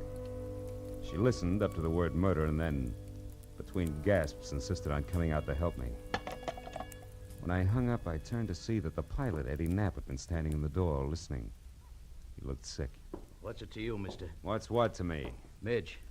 The long drop she took out there. And Pembroke. I heard you say Pembroke. What do you got to do with him? Just a minute, fella. I'm not sure it's any of your business. It's my business, all right. The kid gave me a big grin up there just before she jumped. And I watched her fall every inch of the way. So did everybody else. Look, I know how you feel, Eddie. You don't have any idea how I feel. Don't try to kid me. That mob out there loved it. That's the only reason they come to watch, the hypocritical buzzards. You got a finger in this pie, an angle all your own. I'm going to find out what it is. Take it easy, Knapp. You're talking yourself into something real silly. Yeah? Listen, ever since that louse Pembroke showed up here, there's been trouble brewing. Now Midge is dead. She was a friend of mine. Best friend I had. Aren't you pulling a switch, Buster? What happened to your red-hot passion for Taffy Star? Oh, you nosy... Come here, you jerk! Look out! My arm, Buzz boy, and unless you want to take off with a busted wing, stand still. Now get this, Eddie. I've got no beef with you yet. In fact, we might even be on the same team because I want Pembroke out of here just as much as you do. So cool off! Who are you? Private detective named Marlowe. I got news for you. Midge fell because her chute was fixed. She was murdered. Murdered? You heard me. Where's Hershey? He packed the chutes. Have you talked to him? No, I can't find him. You mean he's run away? With that filthy half-pint Now psycho? listen, for your own sake, Eddie, leave Hershey to me and the police. You know where he's staying? No, I don't. In town someplace. Well, didn't he ever tell you where? Come on, think, Eddie. Well, yeah, he told me he had a buddy in town. Some guy who runs a pool hall. I didn't pay much attention. That's enough for a starter. I'll find him. And keep a lid on your temper, Eddie. I'll see you. As I crossed the grounds to my car, I looked back once at Eddie Knapp standing in the office door, rubbing the shoulder I twisted for him. I hoped he'd stay out of circulation until I got back because the barnstorming flyer was charged up like a high-tension wire. The way he felt there'd be sparks no matter who he touched, Taffy, Pembroke, or Lyle Hershey. But my immediate worry was the location of the lambing parachute packer, so I drove into Oxnard, found a phone booth, and went through the book calling pool parlors. I finally hit pay dirt at a joint called Pindy's. It's 212 B Street, upstairs in the back. 212 B Street was an apartment, second floor rear over a boarded-up fish market. I went up the stairs to the half-open door with my hand around my .38. But the shooting part was all over. Because Lyle Hershey was crumpled in the bedroom door with the slovenly abandon that violent death always has. And the look of the puddle of blood under him, he'd been that way over an hour. I started backing out, just as someone else started up the stairs. So I flattened myself against the wall beside the kitchen door and waited. Lyle, it's Taffy. Come on in. Take a good look, Taffy. What are you doing in here? Where's Lyle? It's a great act, baby. Holds water like a duck's back. What do you mean? That wherever there's murder, there's also motive, and you've got it, Taffy. Lots of it. Me? What are you talking about? Maybe he's dead, and maybe you killed him. Keep him quiet, because maybe he fouled up Midge Maynard's parachute on your orders. Consequently, he had you over a barrel. On my orders? You're out of your mind. And maybe you had to get Midge out of the way because you objected to Page Pembroke and his idle millions honing into the act. Pembroke and his idle millions honing into the act. Objected so strenuously that she was doing something about it, such as sending threats to his Aunt Hattie. Let's face it, baby, it fits. But not tight enough, Marlowe. Oh, Paige, darling. Taffy, I got worried when you didn't come back to the car, so I decided... Don't move, Marlowe, or I'll shoot. Pembroke, if you got any sense in that gold-plated skull of I'll yours... show it, Marlowe. I stood outside and listened to enough of your crackpot theories to know you're nuts. I don't need any advice from you at this point, so keep your long nose out of my business. Now listen, you harebrained dope. You just stand there like a good little boy. Taffy and I are leaving, and don't try to follow too fast. Go on, Taffy, outside. I'll follow you. So long, detective. I let him go. Spent 20 useless minutes searching the almost bare apartment for any kind of an answer, but came up with nothing. Hershey's body at my feet convinced me there was nothing in Oxnard for Marlowe. And the sooner I dumped the whole mess into the laps of local law and order, the better. So I kicked out the 10-cent lock on the flimsy door and went down the stairs. I cut through an alley to the street and started across to where my car was parked. And I was bracketed by a pair of headlights on a sleek Nash convertible. Hey there, Marlowe. Marlowe, what you doing here, boy? Nothing. Even that's an exaggeration, Kingston. What about you? I thought you had a show tonight. I certainly do, but the police don't give a hoot about that, boy. No. They insisted that I bring the rest of Midge Maynard's parachute harness in for investigation. Get in, come along, will you, son? Maybe you can help me out. Okay. I want to see the police myself. Oh, is this Midge's stuff here? That's it. Don't mind holding it, do you? No. You know, this is a waste of time, boy. All they have to do is pick up Lyle Hershey, and they'll get all the answers. They'll have to pick him up, all right, but he'll give them problems, not answers, Mr. Kingston. Lyle Hershey's dead. He was murdered. You say Lyle? Yeah, I just came from his place. Somebody shot him. Great suffering sardines. Well, that means there's another killer, and still on the loose. I knew I shouldn't let him do it. Let who do what? Why, Taffy's going to give an air performance tonight. They pulled me in at the grounds just as I was leaving and told me that Pembroke fella's going up to Midge's place. You mean those two showed up out there? It doesn't make sense. Well, Pembroke's got plenty of nerve in his own chute, so I guess... Shoot? Yeah, he's... Wait a minute, Kingston. Stop under that streetlight, will you? Why, What is it, Marlowe? What are you looking at? Sure. Red smudges on the inside of these straps. There's something wrong here, Kingston, but I can't quite peg it. Say, Kingston, what time was that performance going to start? Why, 9 o'clock. 5 minutes and 5 miles to go. Come on, boy, turn the heap around and rump on it. We got a killer to catch.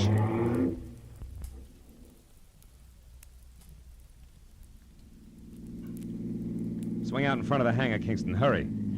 It's empty. They're already out on the runway. Yeah, there's one parachute still on the rack. Why, that's Eddie Knapp's chute, and he never goes up without it. So who's at the controls of that plane out there? I don't even have to guess. It's Eddie Knapp, all right, but he figures a suicide doesn't need a chute. Pile out, Kingston. It's as far as you go. I'm taking over from here. What are you talking Come on, about? move. Get out. They're turning around now. Okay, he's going to make us run back this way. So long, Kingston. Here he comes. What are you doing? Come back! I waited until there was no possible chance for a miss. Then I headed the car straight into the path of the plane, pulled the hand throttle out as far as it would go, and jumped.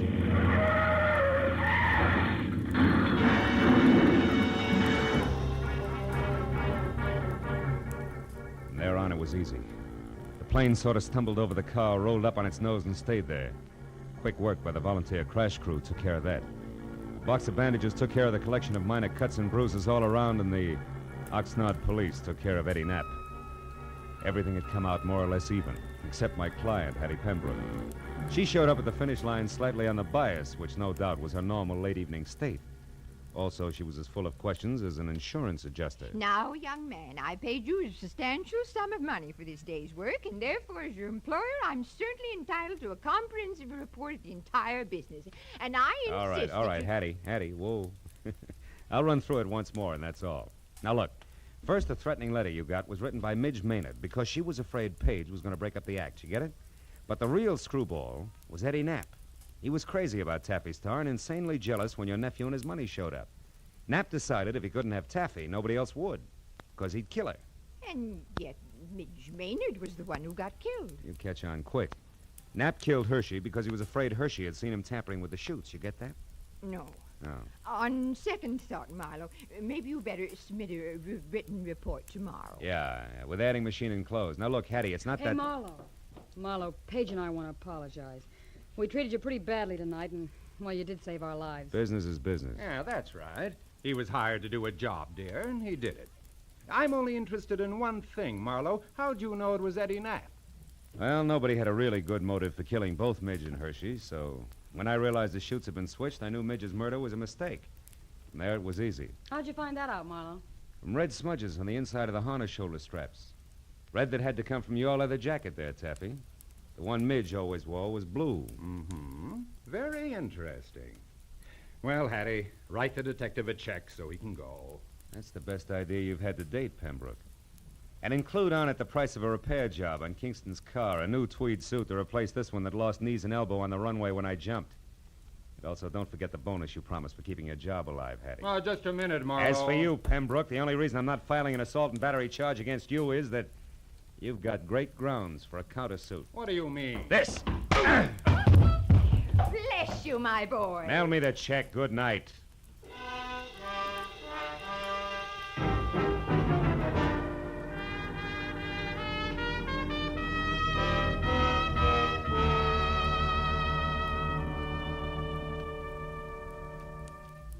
Well, a few informal cups of coffee at the Oxnard Police Headquarters cut through most of the paperwork.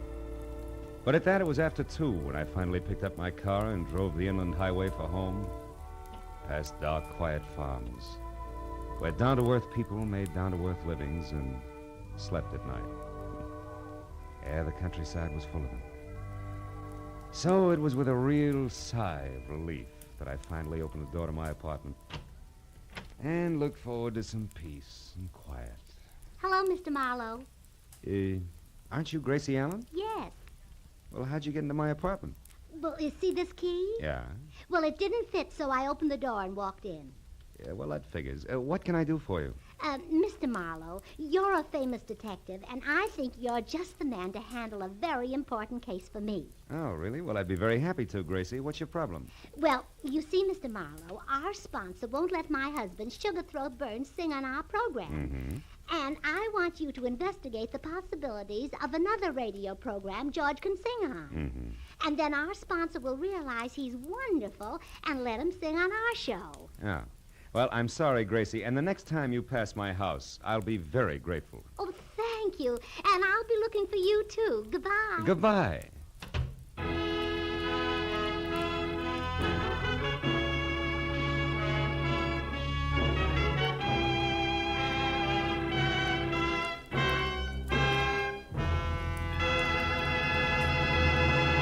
The Adventures of Philip Marlowe, bringing you Raymond Chandler's most famous character, star Gerald Moore, and are produced and directed by Norman MacDonald. Script is by Robert Mitchell and Gene Levitt. Featured in the cast were Lois Corbett, Rita Lynn, Don Randolph, Junius Matthews, Jack Moyles, and Jimmy Eagles. The special music is composed and conducted by Richard Orant. Be sure and be with us again next week when Philip Marlowe says... It started with a kid hawking papers on Hollywood Boulevard and moved from there to a house full of hate on a quiet street, a blonde liar on ice skates, and a corpse in a burned-out shack. And it all wound up right where it began, in the heart of the kid, on the corner.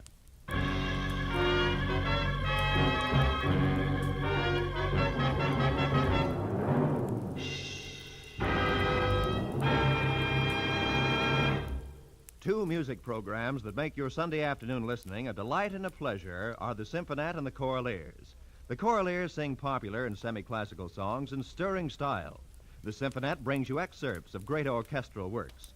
Hear the Symphonette and the Choraleers tomorrow and every Sunday, as well as Sammy Kaye's Sunday Serenade, now heard exclusively on CBS. All of these outstanding music programs are heard on most of these same CBS stations. This is Roy Rowan speaking. Stay tuned now for Gangbusters, which follows immediately on most of these stations. This is CBS, the Columbia Broadcasting System.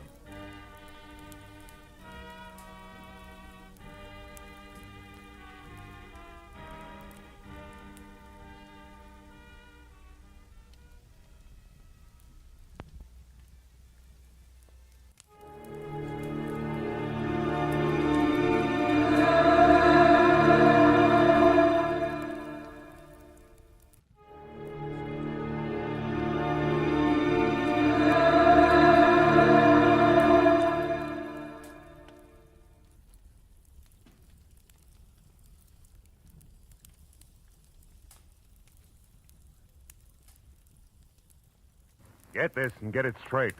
Crime is a sucker's road. And those who travel it wind up in the gut of the prison of the grave. This time, a twisted mind, a hole cut in a wire fence, and a corpse in a storeroom. All added up to freedom. But only for the one who had it coming. From the pen of Raymond Chandler, outstanding author of crime fiction, comes his most famous character in The Adventures of Philip Marlowe.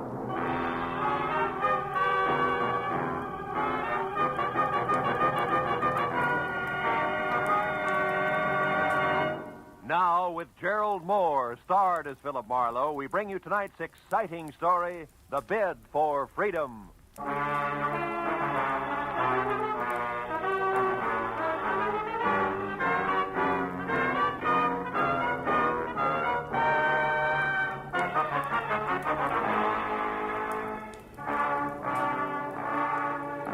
Never fails. When you worry over your bank statement, then hug your office phone from 9 to 5, anxious for business, nothing happens. But the minute you decide you'll get rich another day, chuck the puny balance sheet into a bottom drawer and make plans, you want it. And that was exactly the way it played when at 3 o'clock on the kind of slate-gray afternoon that makes the beckoning Santa Fe Railroad vacation billboards look a little more so. I left a note on my office door and headed outside and across the street for some real Hungarian goulash. Very good today, too. A second after a waiter disappeared into the kitchen with my order, she was standing at my elbow. Not quite young, not quite pretty, not quite blonde. And when she spoke, not quite sure of what she was going to say next. You're Mr. Philip Marlowe, aren't you? I mean, the private detective whose office is across the street? Yeah, that's right. My name is Helen Asher. Oh? I have to find someone. You do that kind of work, don't you? Finding people, I mean? That all depends, Miss Asher. Who's the person you have to find? Leon Rodell, a friend. Uh-huh. You see, I just got into town. I had his address in my handbag, but I lost it. The handbag, that is. And I don't exactly know which way to turn. Well, just a minute, Miss Asher. Let's take it a step at a time, huh? Here, now sit down. Oh, no. No, thank you. I'm in a hurry, Mr. Marlowe. Leon Rodell isn't listed in the phone book. I've tried that, and I don't know the name of his firm, his business name. He deals in ceramics. Is that all you can tell me? Oh, no. I have something else. It's a name and an address here in Los Angeles. Fortunately, that wasn't in my handbag, but here in my coat. No. No what, Miss Asher? Outside there, on the street. What's on the street? Nothing. Nothing at all. Hey, Excuse me, Miss Asher. Wait a minute.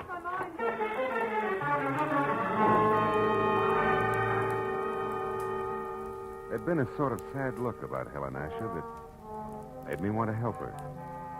So after an even sadder look at the plate of goulash that was coming toward me from the kitchen, I followed her to the street. Mr. Marlowe, the gold. When I reached the sidewalk, she was across the street in a cab and away. That might have been the end of it if something small and ugly that had been standing just outside the restaurant hadn't turned and moved into the alley alongside the building. On a hunch that he'd had something to do with the sudden exit of Miss Asher, I followed him and found him standing next to a line of empty ash cans, calmly lighting a cigarette.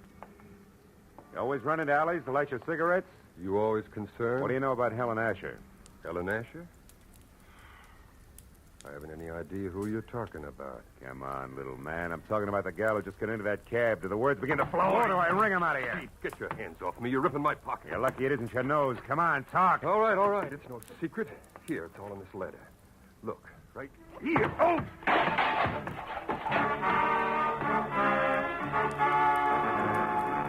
Toe of his sharp-pointed shoes and caught my shin where it really hurt. By the time I was out of the ash cans, back on my feet, I knew the damage had been more to my dignity than anything else.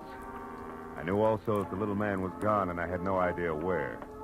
I was halfway out toward the street before I realized that I still had the little man's letter clenched in my hand. It was from an Omaha life insurance company and addressed to one Eldon Hook, 31 Marlborough Drive, Sunnydale, California. Sunnydale wasn't just around the corner, but the fear I'd seen in Helen Asher's face, plus a score to settle with Eldon Hook, said the 20-mile drive into the San Fernando Valley was a minor point.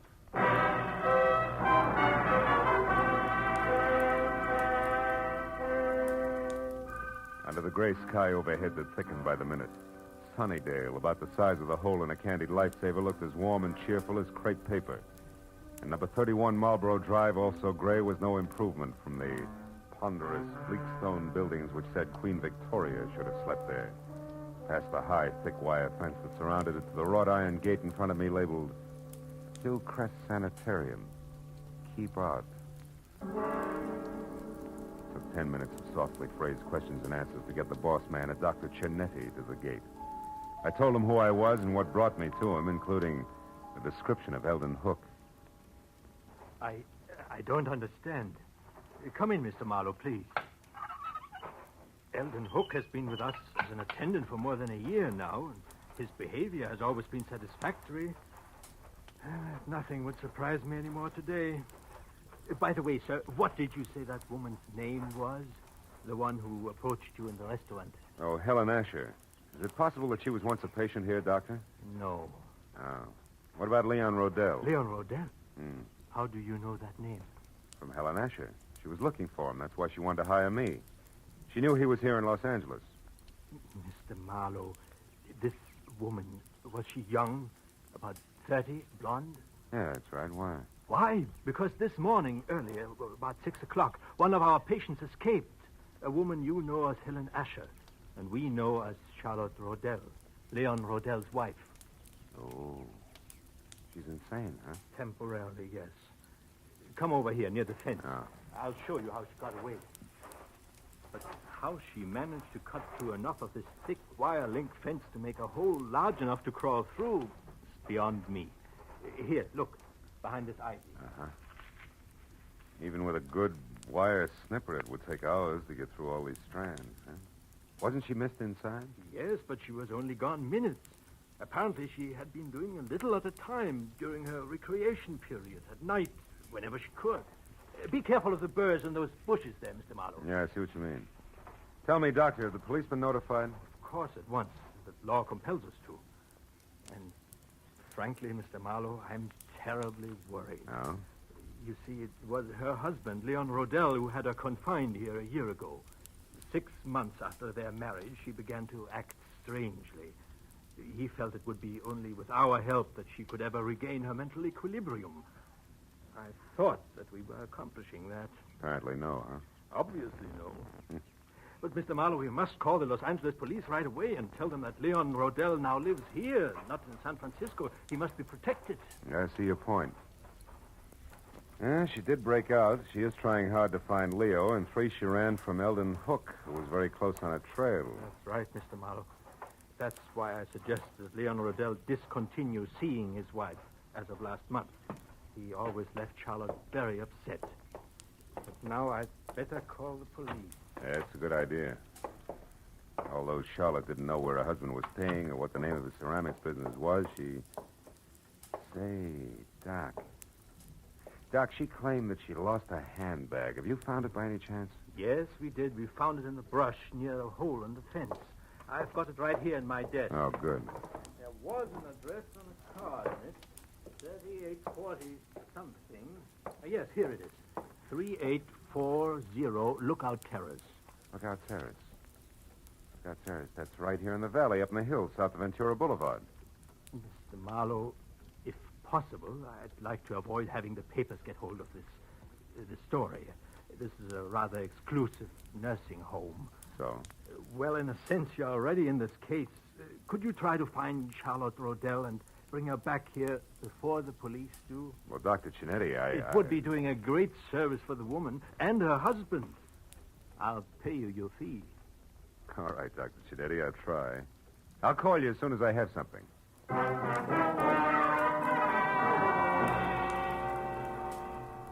When I first started Marlboro Drive in Sunnydale, it had been a combination of interest in a sad-eyed girl and a strong desire to punch Eldon Hook on the nose. Now it was business. It took 20 minutes of fast driving to get over to Lookout Terrace in the hills that separate Hollywood from the San Fernando Valley, and 3840 itself. The house was a squat chunk of overly stuccoed, archaic California architecture at the top of a steep driveway. And when I was out of my car and walking toward the front door, everything was black, except tiny pinpoints of light sparkling up from the floor of the valley I just left. Good evening, sir. I hope I didn't startle you, Mr. Rodell. Mr. Rodell? Oh, I know your name. Yes, sir. And I know some other things as well. Like what? Oh, incidental facts. Like, well, it's cold in there. So you haven't been home in hours. And? And the refrigerator's empty, so you're only staying here off and on. Also, the old mail inside, phone bills, etc. They don't have your name with this address. So this is probably a friend's house. Which totals to what? To 0, maybe. 0, Mr. Rodell, like you're going to total if you don't pay the money you owe to my good friend in San Francisco. Yeah, you know who I mean, don't you, Mr. Rodell? Yeah. What I don't know is how good friend thinks I'm going to raise that kind of dough. I made it funny? Oh, you're kidding. What's $15,000 to you? shall I say, an intimate friend of Ordine Blackburn? Oh, Ordine Blackburn. Yeah, Ordine Blackburn. Come off it, boy. I'm thorough. An eager sort. I know that the lady from Bel Air's loaded and that she's nuts about you. No fooling. Now, before I leave, a word of advice, Rodell. One can't run away from his obligations forever. And you won't be able to walk away after 24 hours. Unless, of course, you pay. Good night. Good night, Eager. Till we meet again.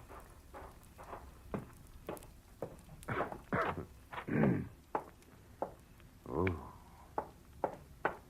There'll be some heat in here somewhere.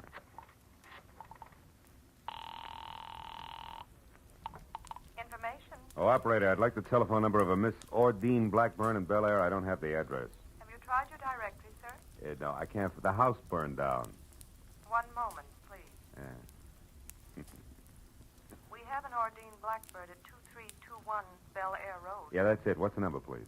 Nevins 31121. 31121. Thank you.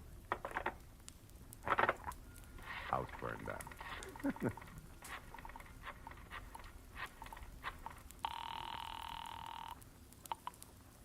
Hello? Hello, Miss Blackburn. Yes, this is she. Miss Blackburn, my name is Philip Marlowe. I'm a private detective who at the moment is anxious to get hold of Leon Rodell. You know where he is? Yes, I do, but I don't think... Now, please, it's important. Leon Rodell's life is in danger. I want to help him. Leon's life? What's going on, Mr. Marlowe? Well, there isn't time to explain, believe me. That's what she said, but Who said? Someone who called about 20 minutes ago. A Miss Helen Asher. Oh? She said she was supposed to meet Leon at his storeroom about purchasing some ceramics, but she forgot his address there. Did you give it to her? Well, yes, I did. Oh, great. She's the one who's after him. What's that address? Come on, quick. 3909.5 Ventura Boulevard. Ventura. It's in the rear of a parking lot. But tell me, Mr. Marlowe, what's Well, wrong? there's plenty wrong. For one thing, Talk to you again, baby, some other time. I doubt it, Mr. Rodell. Jumped to a hasty conclusion, didn't I? Yeah, you did, Eager. You see, I'm really only a bill collector, just like yourself, so why don't we... Get some makeup? Not a chance, sweetheart. I wouldn't be happy that way. I wouldn't know when you were telling the truth and when you were lying. You know what I mean? Mr. Marlowe. Now, as I said before, good night.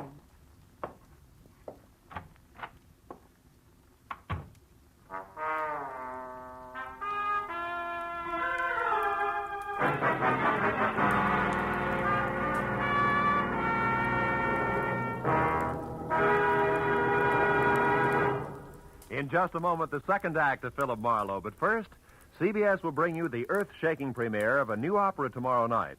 An opera written by Alec Templeton with Charlie McCarthy as a lovelorn singing Bengal Lancer. Templeton himself as a Maharaja and Ursel Twing as a flying carpet salesman. You can hear it on the CBS Charlie McCarthy Edgar Bergen show tomorrow night. And don't forget, Red Skelton, Amos and Andy, Eve Arden, Horace Hyde, and all the other CBS Sunday night stars will also be on hand on most of these same CBS stations. Jack Benny, of course, is heard in them all on Sundays. Now, with our star, Gerald Moore, we return to the second act of Philip Marlowe and tonight's story, The Bid for Freedom.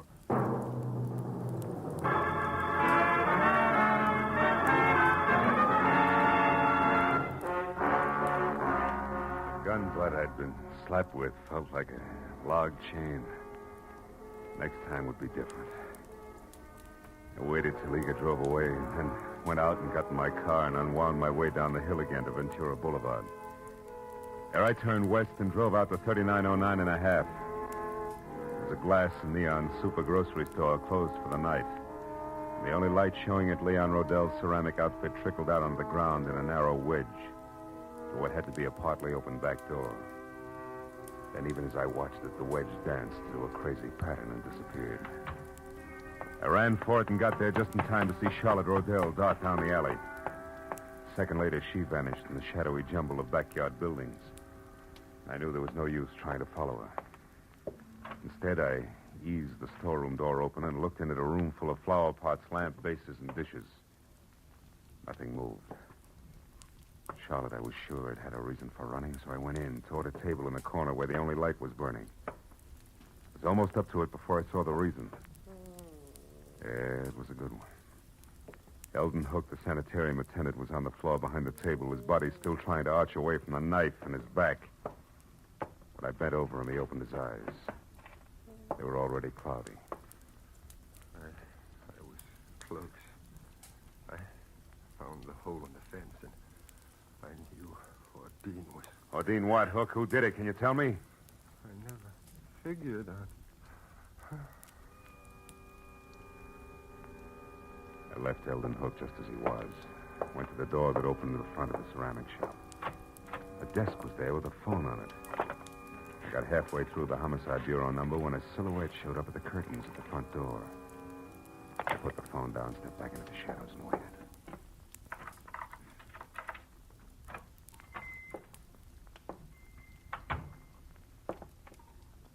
Oh, that's funny. I've left the work light on. Not necessarily, Mr. Rodell. Who are you? Name's Marlowe. I'm a private detective. You are Leon Rodell, aren't you? Yes? What are you doing here in my shop? You better finish taking your overcoat off, Mr. Rodell. Now, see Your here. wife has run away from Hillcrest Sanitarium. My... Charlotte is out? That's right. How do you know this? She came to me tonight under a phony name. Tried to get me to locate you. She'd lost your address. Oh. This is a shock, Mr. Marlowe. A terrible shocker. Poor Charlotte, what an awful thing this is for her. Yeah. Excuse me, I need this. Sure? Oh, you? No, thanks. You see, Marlowe, I've only been here in Los Angeles a month. The last time I visited Charlotte, that was about 3 weeks ago, and I hadn't planned to stay out. Wait a minute. My wife is the only one who had my local address.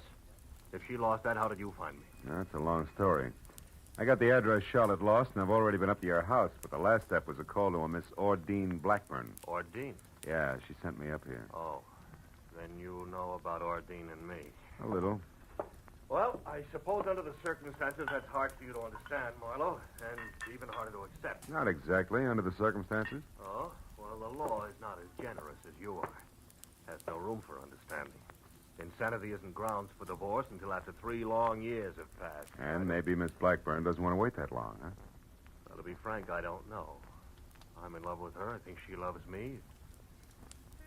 I haven't had the courage to tell her about Charlotte yet. Maybe you won't have to. Hmm? Charlotte called her up tonight before I did as a Miss Asher. She must have gotten Ordine's name and phone number from you some way on that last visit of yours. No, that's impossible. Well, she got it some way. Marlowe, do you know where Charlotte is? We've got to find her. She's not responsible. She might even be dangerous. It's an understatement, Rodell. She's deadly. Deadly?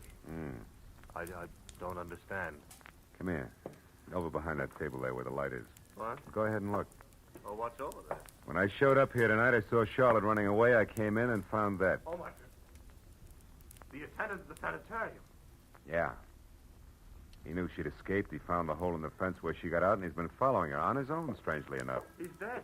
Marlowe, he's dead. Look, he's dead. Rodell! Sorry. Marlowe, she must be completely mad. We've got to stop her. Why, she might go for Ordine next door. Or you, yeah. What can we do? Well, you can go home. She doesn't know that address up there, so you'll be okay on that score. All right, but... Okay on that score. All right, but... Rodell, listen. Keep your doors locked up there, will you? Well, sure. You said Charlotte... I know. I'm not thinking about Charlotte now. There's something else. The guy in San Francisco that you owe all that money to. What about him? Sent a mug down here who intends to collect it. I've tangled with him already. He means business. So be careful, Rodell, and I'll see you as soon as I can.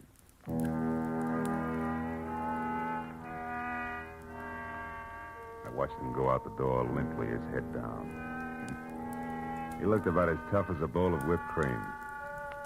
And I went back to the desk again and saw that he'd left his overcoat where he dropped it on the chair.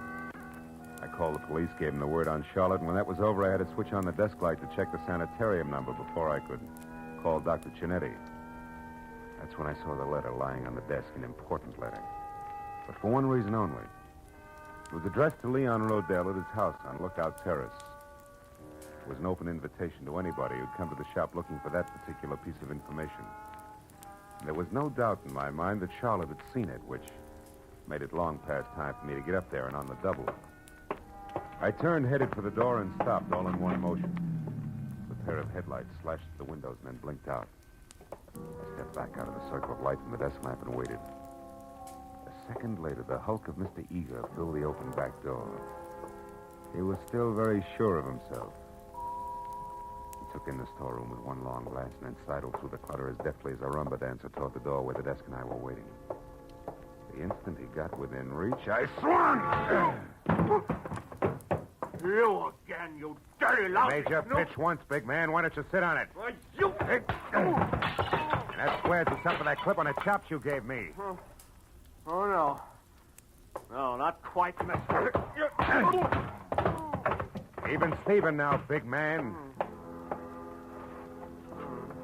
When he went down that time, he took the chair, Rodell's overcoat, and half the stuff on the desk with him. He was still moving, trying to free himself of the tangle, so I reached for him again, but got only a fistful of the overcoat Rodell had left behind. And suddenly, my hand stung like I'd grabbed the wrong end of a bumblebee. I jerked it back and looked at the palm. Something was stuck to my skin, something I couldn't understand. Until finally realization oozed through the molasses in my brain. I left and ran all the way to my car and almost sprung the frame, twisting up Lookout Terrace.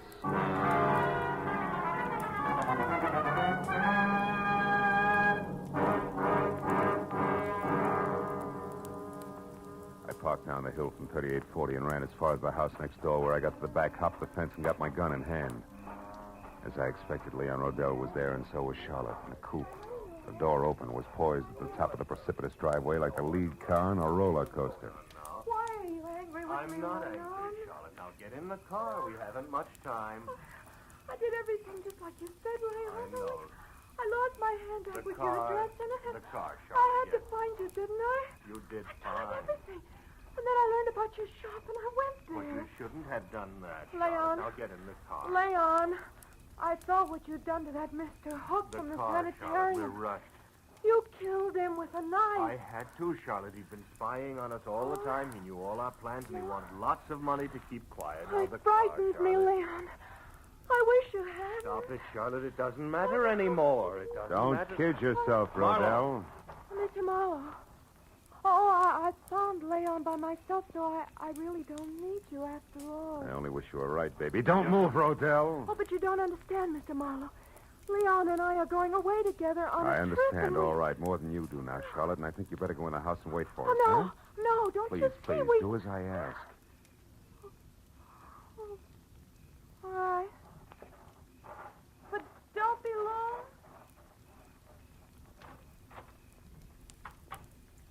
Some trip you had in mind, Rodell. Your wife in this coupe and straight down over the bank, strictly solo. She didn't even suspect. Keep your hands off me. Sure. I'd never get him clean again. It'll give me great satisfaction to drop you with a bullet. And I'll do just that if you take one step before the police get here. So stand still, Rodell. Real still.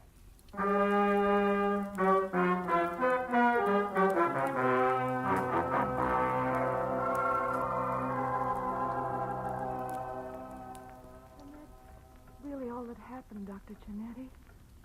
I'm sorry you were worried, and I'm awfully glad I'm back. So am I, my dear. And we'll talk more about it in the morning. What you need right now is a good night's rest in your own bed. Oh, you're right, Doctor. I'm very tired. Good night, Mr. Marlowe. And thank you. Good night, Charlotte.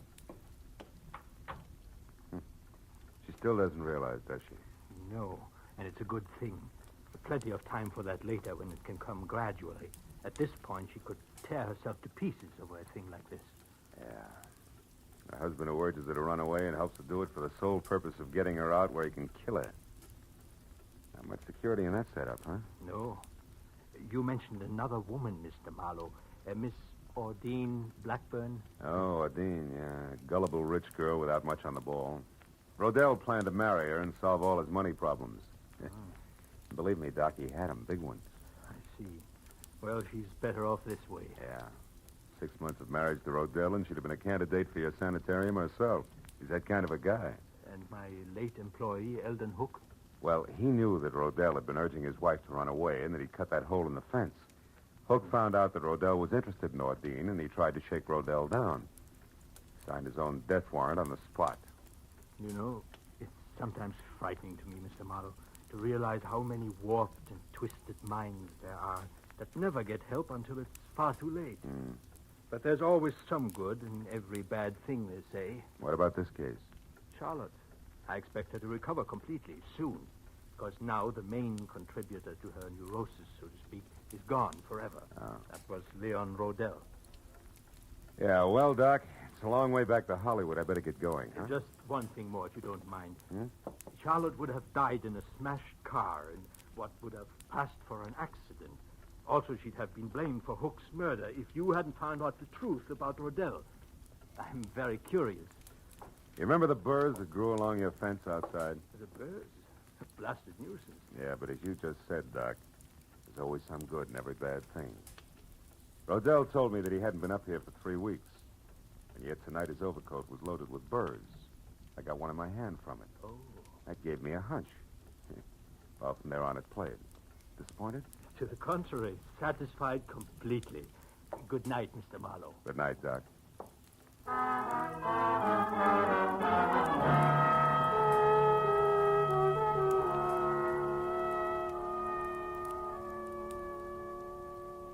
As I left Hillcrest Sanitarium and drove back across the wide, flat San Fernando Valley, dark and quiet in the hour just before dawn, I found myself being grateful for a lot of little, orderly things.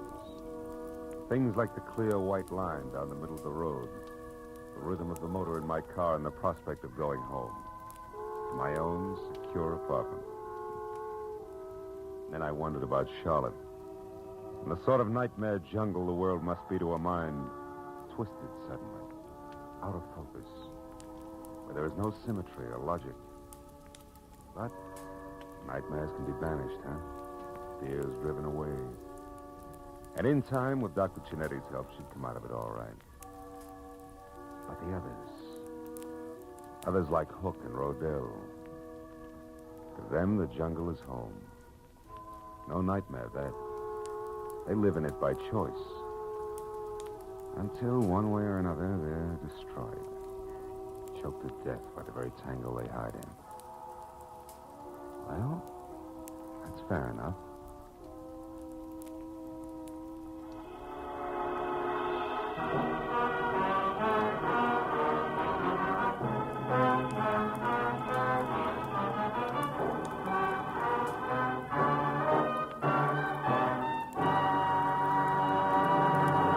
The Adventures of Philip Marlowe, bringing you Raymond Chandler's most famous character, star Gerald Moore, are produced and directed by Norman MacDonald and are written for radio by Robert Mitchell and Gene Levitt.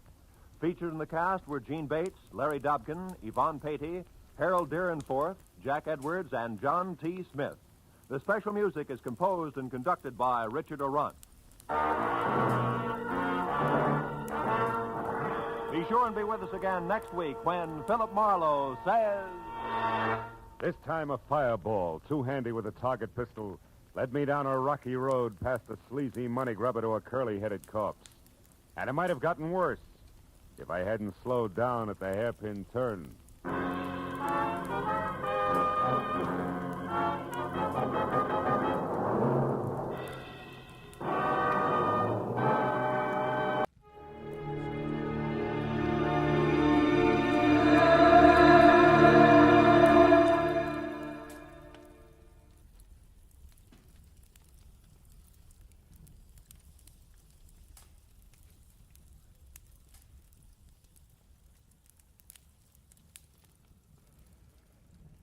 Get this and get it straight.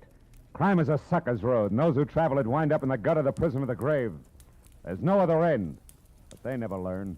From the pen of Raymond Chandler, outstanding author of crime fiction, comes his most famous character in The Adventures of Philip Marlowe.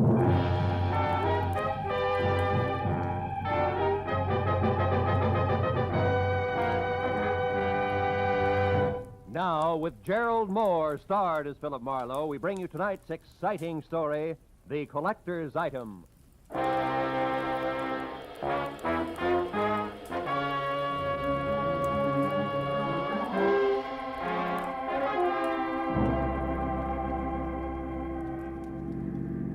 They turn the corner, cabby. Don't lose them. Don't worry, mister.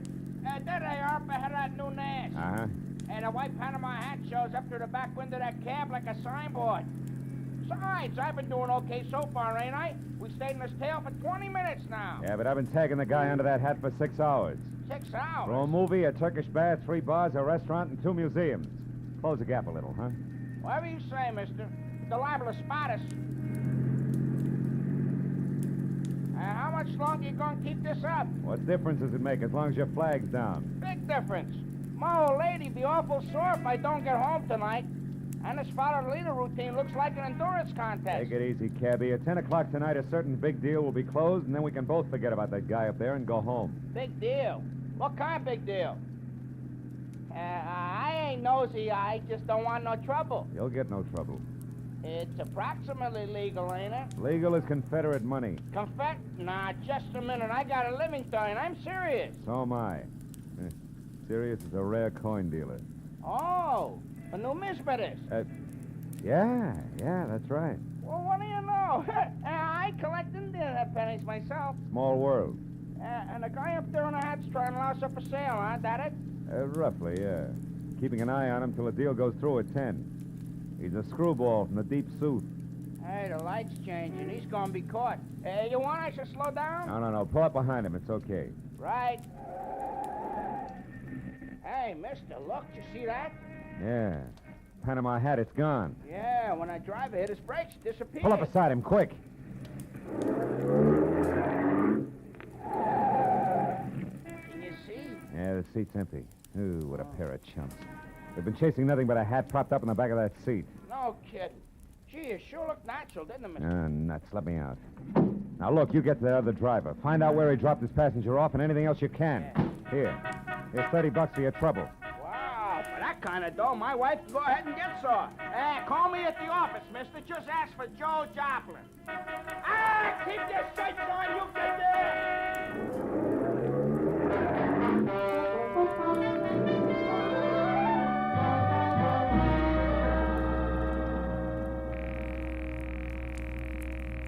Come on, Rayardi, be there. Be there. You'll go off like a Roman candle. Come on, be there. Hello. Hello, Leon Rialdi speaking here. Marlowe, Rayardi, I got bad news for you. Oh? Our boy, Seth Appleboro, pulled a backwoods gag on me, and I fell for it, flat on my face. He shook me. I don't know how long it happened, but... But I do. I know exactly how long ago. Appleboro was here. He was? He was in my shop. He's a madman, that madman. Swore he would kill me, but he didn't. What happened? It was after the coin, of course. He got tough. But I got more tough. I'm not born the day before yesterday. I was forced to ruin a beautiful Renaissance vase on his stupid skull, but at least I got rid of him. So I say phooey on Seth Appleboro. Oh. I beat him up myself, you hear? And I throw him out. It's finished. So at 10 I shall sell the coin to Pierre Bowman as arranged, and that will be that. Well, glad to hear it, Rayardi. To send the check to... Just a minute, Mr. Marlowe. Huh? Who's there? Who's back there? Who is it? Rayardi. Hey, Rayardi, what's the matter? No, wait. No, listen, dog! Good! Rayardi! Marlowe, you... Rayardi! Rayardi! Rayardi! I ran out of the phone booth, hailed the first cab that came along, and headed for 113 Marion Avenue.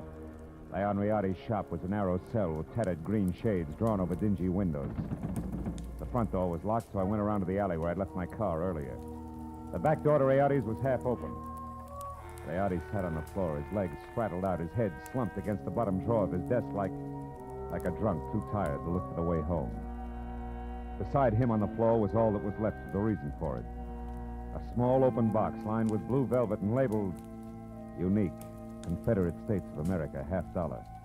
One of 4 struck at New Orleans Mint, 1861. Only piece of this series now in existence. Source, Colonel J.J. Appleboro Collection, 1880. But the box was empty. The 4 bits worth of Confederate money was gone. I picked the phone up in my handkerchief and called the cab company office. 2 minutes later, I had Joe Joplin. Yeah, I got that other driver okay, mister, but I couldn't pry much out of him. Even the hard way, I tried. He left that southern drawl off at the Wilshire Gardens, Villa 9. And he got orders to take the Panama hat on a $10 drive around town. That's all? That's all he knows. He thought it was some kind of joke. Wilshire Gardens, number 9. Okay, Joe, Yeah. thanks.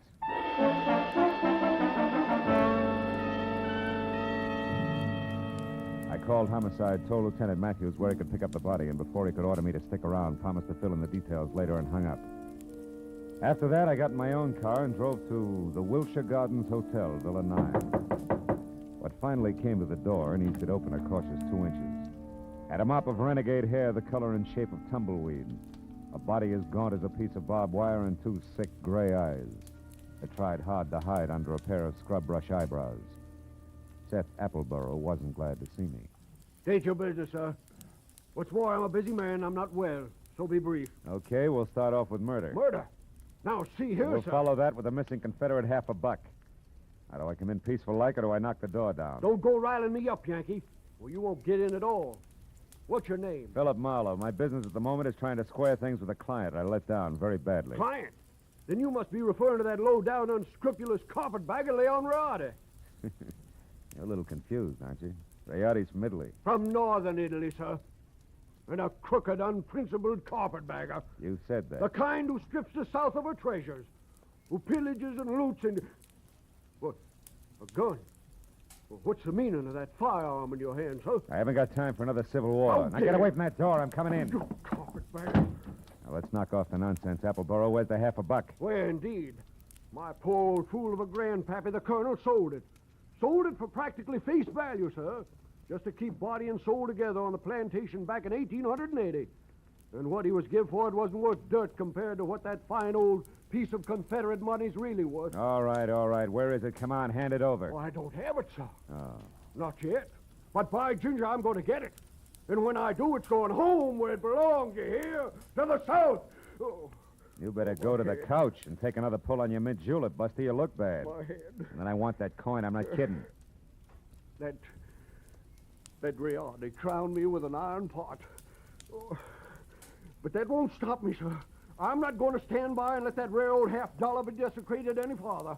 I'll prevent it being sold to any rich, dawdling oaf of a collector who has the audacity to live in Sherman Oaks. If it's the last thing I do. And you, sir, you won't stop me either. Sit down, I told you. Oh, A crackpot. oh, my head. I should have known. Win, lose, or draw, I'm turning you over to the police right now, Appleborough.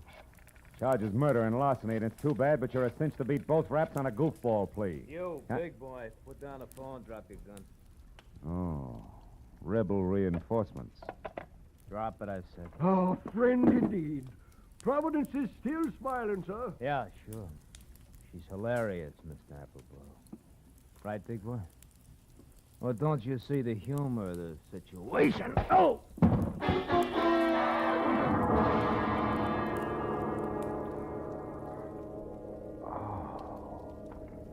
The stranger had a flat, saucer face. A sour grin in the left hand like a trip hammer. I'd done my best to roll with a punch, but I'd still caught enough of it to jar my brains loose. When I finally got up again, Villa 9 was empty. It took a while for that to soak in, along with another fact. I was up against a team. Appleborough and Saucerface. Also, it was now 9:30, which gave me just half an hour to get to Sherman Oaks for what had to be the next scheduled meeting.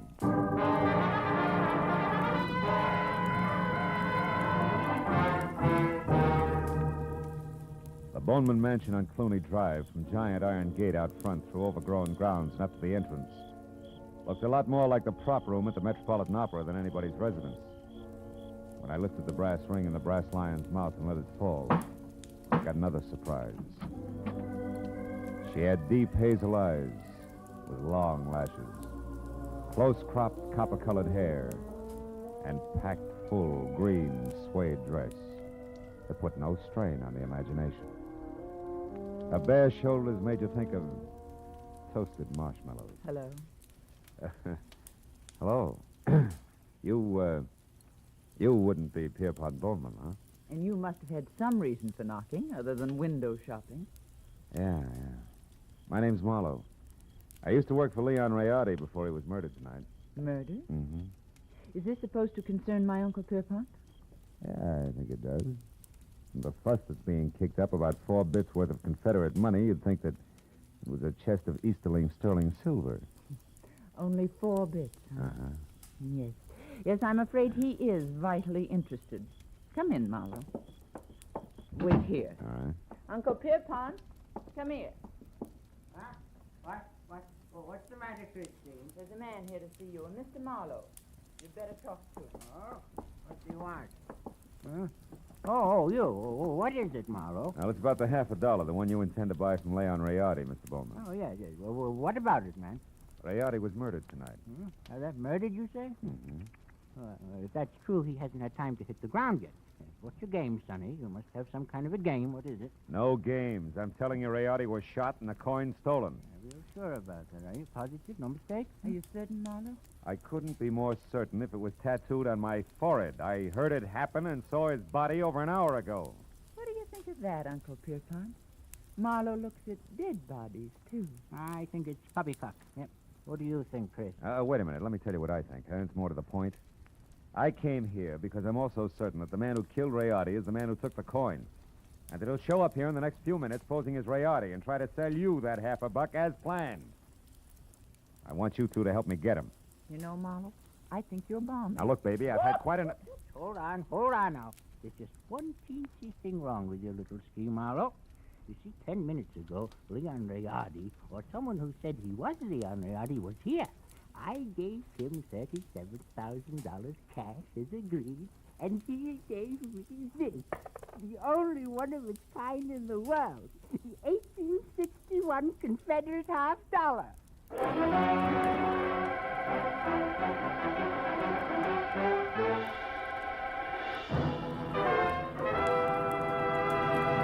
In just a moment, we will return to the second act of Philip Marlowe. But first, there are songs for sale, and one of them may turn into the nation's newest hit as you listen in to CBS on Friday night. This hour-long program of melody is called Songs for Sale, and during the hour, you hear 4 songwriters with unpublished music as they present their tunes to a panel of veteran, top-flight songwriters. At the end, the panel picks out one song to be published and plugged, and you'll hear the reasons they give for their choice. Be listening to Songs for Sale tonight on most of these same CBS stations. Now with our star, Gerald Moore, the second act of Philip Marlowe, and tonight's story, The Collector's Item.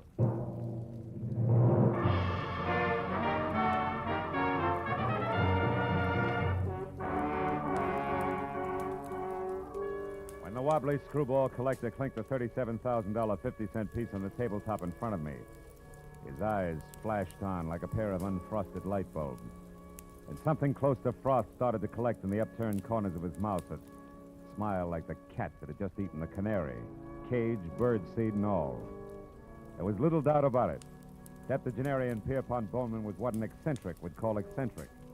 And he was very unconcerned with the murder of Leon Rayardi, and very fuzzy about what Rayardi's impersonator had looked and sounded like. I'm afraid I can help little on that score, Mr. Marlowe. Only had eyes for the coin. And what a coin she is. Why, son, Mr. Bowman, you've got to remember something. Height, build, color of eyes, hair, voice. Yeah, voice. Was it a southern accent? Think, Mr. Bowman. Southern accent? Yeah. No, no, Mr. Marlowe can't say if it was or not. My hearing isn't all it used to be, you know. But Christine here, now maybe she could... No. Christine wasn't in the room. Answered the door myself. But I did see him come up the walk, Mr. Marlowe, from my room upstairs. He was tall, about your height. Oh, no, perhaps a mite shorter. And he wore a gray suit. No, darker than gray. Sort of light blue shade. Oh, that's I think, great. Yeah, thanks a lot. Before I start reaching for a butterfly net myself, I think I better get back to Seth Appleborough's place on Wilshire. Why there? Surely if he's the guilty one, Mr. Marlowe, he won't wait to be apprehended. Not on purpose, no. But when I last ran into him and his buddy saucer face, he was fighting an acute case of vertigo. Might have collapsed since, and besides, I don't know where else to go. Oh, but, sir, why must you go any place? The police will attend to that Mr. Appleborough. Now, look, Mr. Marlowe, here on the rim of the Mr. coin... Bowman, this may mean nothing in the Numismatic League. But I went to work for Leon Rayardi to protect him, a job I didn't do. Also, losing clients this way is bad for my business and conscience. Good night, and happy gathering coins in May. Mr. Marlowe, wait, please. Please, Mr. Marlowe, let me see you out and explain something. Be just a minute, Uncle. Now, what is it? I'll pay you $500, Mr. Marlowe, not Confederate dollars either, to see that Uncle gets his money back and that the coin is returned to that Mr. Rayardi's estate. What? You're against the deal? Why? Because it's the 100th one in the past 2 years. You hate to see the money you'll one day inherit go to a bunch of screwballs, huh? Why, you foul-minded, no good... I've got news for you, Mr. Marlowe. It's not my inheritance I'm concerned with, it's my uncle. In spite of this mansion and all the junk in it, that $37,000 was every cent he had left. Okay, kid. In that case, 2 points. 1? I had the slap coming. 2, I'll do my best to back up everything to where I came in. Good night. Good night. And Mr. Marlowe? Yeah. I didn't enjoy slapping you.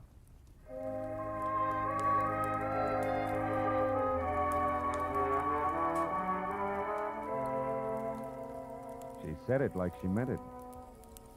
20 minutes later, I was back at the Wilshire Gardens, where I found Villa 9 as dark and quiet as the bottom of a well. I had just about decided to quit playing long shots labeled "I hope he passed out" on his front doorstep when, from a nearby clump of pepper trees, I caught a glimpse of a shadowed figure moving toward me, one slow step at a time. I knew that I was spotted and strictly sitting duck, so I tried the only possible out. General nonchalance, my back to the pepper trees long enough for the not-so-stealthy hunter to get within hunting distance. And a good evening to you, Brother Appleboro. Now, sir, get up and start talking. What? Well, saucer face. Thought I had your partner. Hey, not wrong, Hasty. You're still doing it. Appleboro's my partner, like you look good in tights. The name is Locke, Fred Locke, Treasury Department. Treasure? You mean you're after Appleboro? Uh-huh. I sapped you because from the gab I overheard, I figured you were nothing but a lone wolf shooting with a coin. Oh. Appleboro, friend, there's big game. He's wanted on half a dozen counts, a lot more important than this Confederate $50. Yeah, but he must have gotten away from you because he I... He did. Jumped out of my car a couple of blocks from here. But how do you know about that? Who are you? Oh. Well, name's Marlowe. I'm a private detective, license included. Wait a minute. Here. I know that Appleboro got away because he's already been up to the Boneman place where he posed as my client, Leon Rayardi, who, incidentally, he killed so he could sell the Confederate lucky piece up there for $37,000. Quite a hunk of change. Mm-hmm.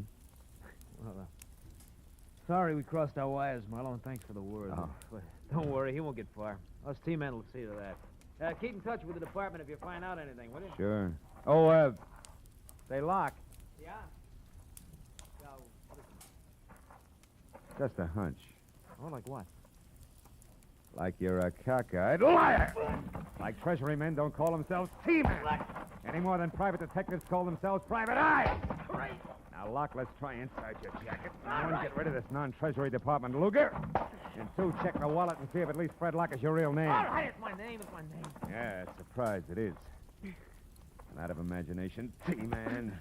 Come on, get up and start working on a few other questions like where Seth Appleboro is at the moment and exactly what that guy in is with Boss.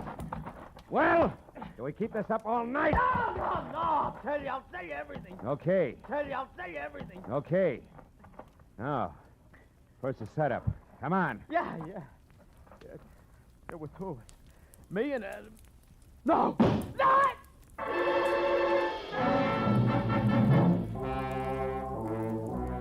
It had come from the street that was just beyond the pepper trees and slammed into Locke front and center, folded him up like it was built on hinges.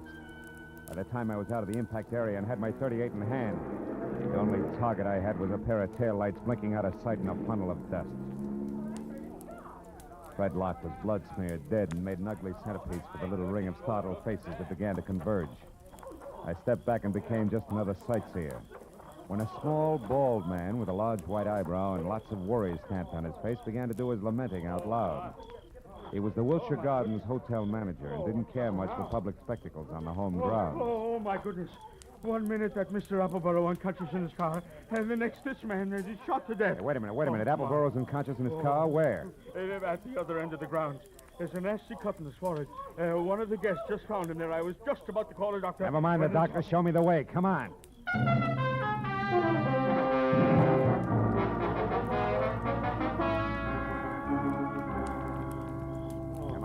Dixie boy. Breathe deep.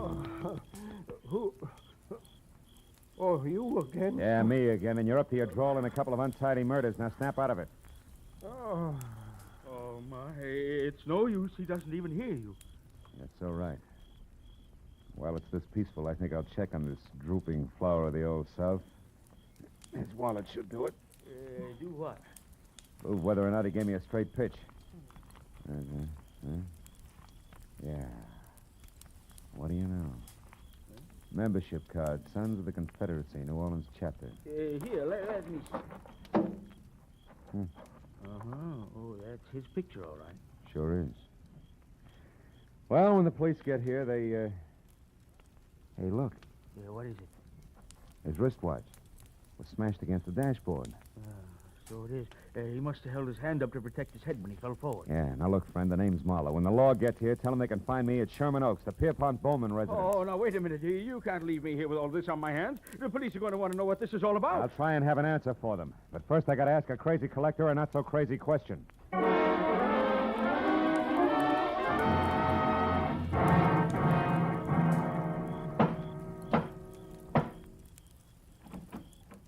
Well, hello, Mr. Marlowe. I was hoping you'd come back. No flowers and candy, honey. This isn't a social call. Then what brings you here? Your uncle, is he still up? Yes, but he asked not to be disturbed. Why? I got a picture I want him to look at. What kind of a picture? A man. Possibly the man who sold him the coin tonight. Now, where is he? In the gun room. Oh, but he'll scream bloody murder if we bother him. That's the subject on hand. You mean you found out who killed Leon Riardi? No. I found out someone else has been killed. Come on, huh? Over that coin? Who was it, Marlowe? Guy named Locke. We'll get to the fine print later. Is this the room? Yes, but It's just the man I want to see. Oh, Mr. Bowman, I hear you. Well, it's quite a blunderbuss. Look, point that somewhere else. So it is. But don't let it worry you, Mr. Marlowe. This harquebus hasn't been fired in 300 years. That's great. Let's not spoil its record tonight, shall we? Here, have a look. Fine workmanship. Later on. Right now, Mr. Bowman, I want you to have a look. This picture, it's Seth Appleborough. Is this the man who sold you the coin, the one you couldn't remember? No, not the party. Now, on this gun, Mr. Marlowe... Uncle, we've had another murder. Huh? Oh, my, that's too bad. But what's all that got to do with me? I'm not sure. But, Mr. Bowman, if Appleborough wasn't the one who sold you that hot $1/2, it must have been an item named Locke. Huh? The saucer-faced buddy I told you about before. Oh. The one who sapped me at Wilshire Gardens. Oh, very interesting. And perhaps tomorrow, Uncle, please. Go on, Mr. Marlowe. Well, there isn't much more. When I left here and I went back for Appleborough, I ran into Locke. I mixed it up, and I was just about to get him to talk when he was shot out from under me. What? Appleborough did it? He shot Locke? No, he couldn't have. Oh, why not? Because Appleborough was out cold in his car at the time. Then all you really know is that Appleborough didn't kill his Locke. Oh, I know a little more. I also know now that there's a third interested party mixed in. Who? You, maybe. Uncle? What? Me? Sure. You could have killed Riardi via a hired flunky like Locke. Sold yourself the coin. After all, you're broke. It's been done before. You're mad. It's insane, Marlowe. The idea. To think that Uncle would hire the likes of Fred Locke. Why, it... Slips, Christine? You shouldn't have known Locke's front name was Fred, should you? I never mentioned it. What? Christine, you mean that... I mean that nobody moves. Christine. Oh, fine. This is one gun in here that's no relic. It's been fired something less than 300 years ago. Yeah, to be exact, less than an hour ago at the Wilshire Gardens when you used it to keep Locke quiet, huh? You, Christine, you're the third party Marlowe was talking about. You hired Fred Locke and Appleborough. Had nothing to do with it, Mr. Bowman. It was your niece's partner, Fred Locke, who killed Riardi in his shop and stole the $1/2. After that, he followed me to Appleborow's place in Wilshire Gardens. There he KO'd me and Appleborough both. Then came out here and sold you the coin. Posing as Riardi. Correct.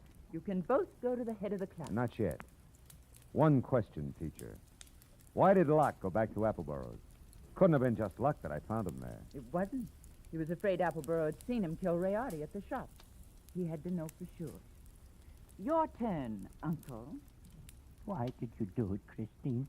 I was sentimental, Uncle. I wanted at least the last of your money as a keepsake. And now that I've got it, I want one thing more before I leave. That $50 in your pocket. Hand it over. Come on. The $50, but... It's worthless to you, Christine. You can never sell it again.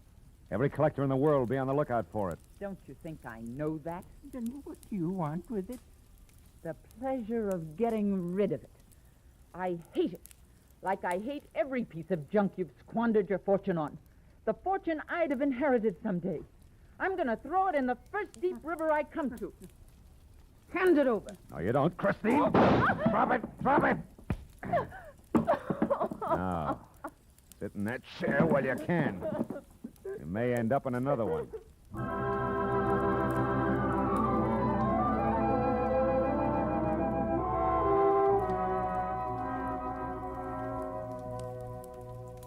The police arrived. They always do. And after a long hour of questions and answers, there were only two of us left.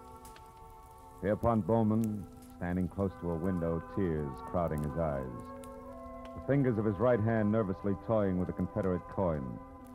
And me, thinking about Leon Rayati and Fred Locke and Christine. It was the old man who finally broke it up. A rotten thing. I left after that. So I don't know if Appleboro got the coin or not. You might check if you're ever running through the New Orleans Museum.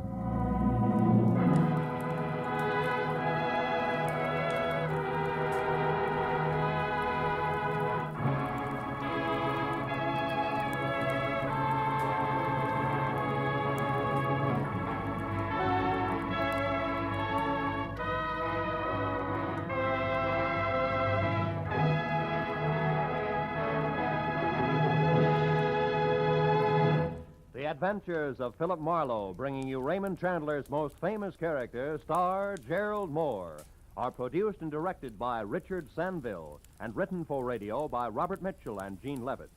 Featured in the cast were D.J. Thompson, Anthony Barrett, Shepard Menken, Tom Tully, and Jack Crucian. The special music is composed and conducted by Richard Arant. Be sure and be with us again next week when Philip Marlowe says...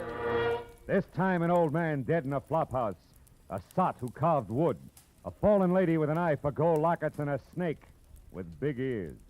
All led me to a soft spot in a killer's hard heart.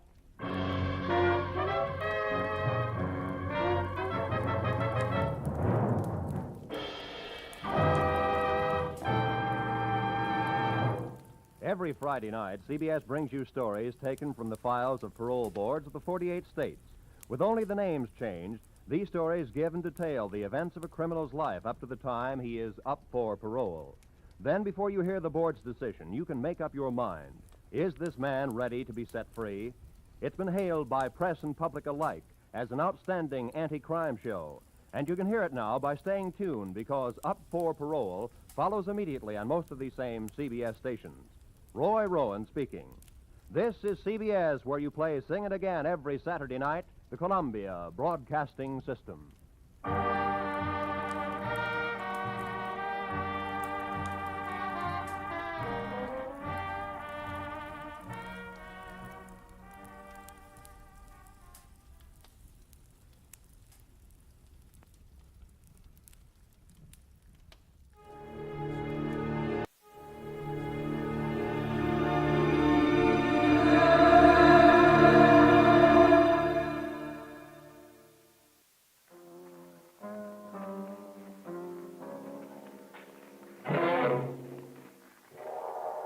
The Columbia Broadcasting System presents yours truly, Johnny Dollar.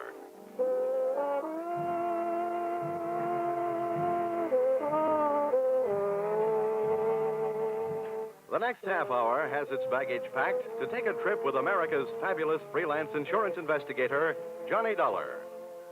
At insurance investigation, he's just an expert. At making out his expense account, he is an absolute genius.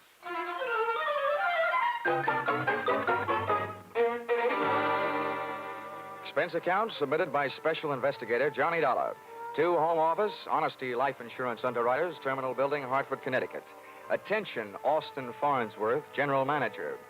The following is an accounting of my expenditures in the investigation of policyholder Milfred Brooks III for your company. Expense account item 1, 75 cents. Cab fare to your office in answer to your original hurry call. Tip to driver, $1. Expense account item 2, 25 cents, shoe shine. You remember I got my shoes scuffed when I unsuspectingly walked through the private door to your office. Dollar, grab him. He's trying to jump out that window. Let go. Get off. I'll show you. Oh, no, you don't. Hey, let go, you fool. Get away. Had a nice try, sonny boy. Now pay attention to teacher. No. Class dismissed. Well, Mr. Farnsworth, why didn't you tell me what you had waiting for me? I'd have worn my boxing gloves. Dollar, this was all a complete surprise to me. Well, just in case your little chum on the floor there wakes up in a hurry, I think I'll close the window. Now. My goodness, Dollar, what are you doing? I'm sitting on his head. I don't care if this guy tries killing himself again. I just don't want him to try and kill me. After all, we haven't even been introduced. Dollar, that happens to be one of our largest policyholders. His life is insured with this company in the amount of $2 million.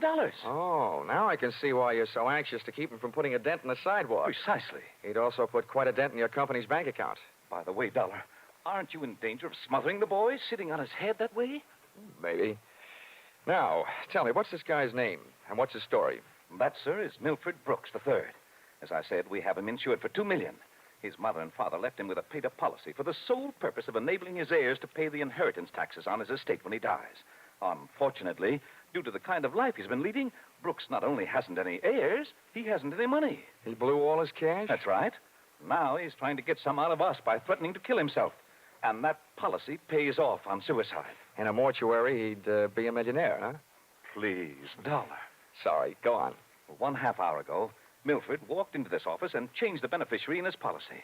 When that was done, he proceeded to demand, not request, mind you, $500,000 in cash. Oh, well, say, that's quite a touch. When I explained to him that there was no loan provision in his insurance policy, he threatened suicide.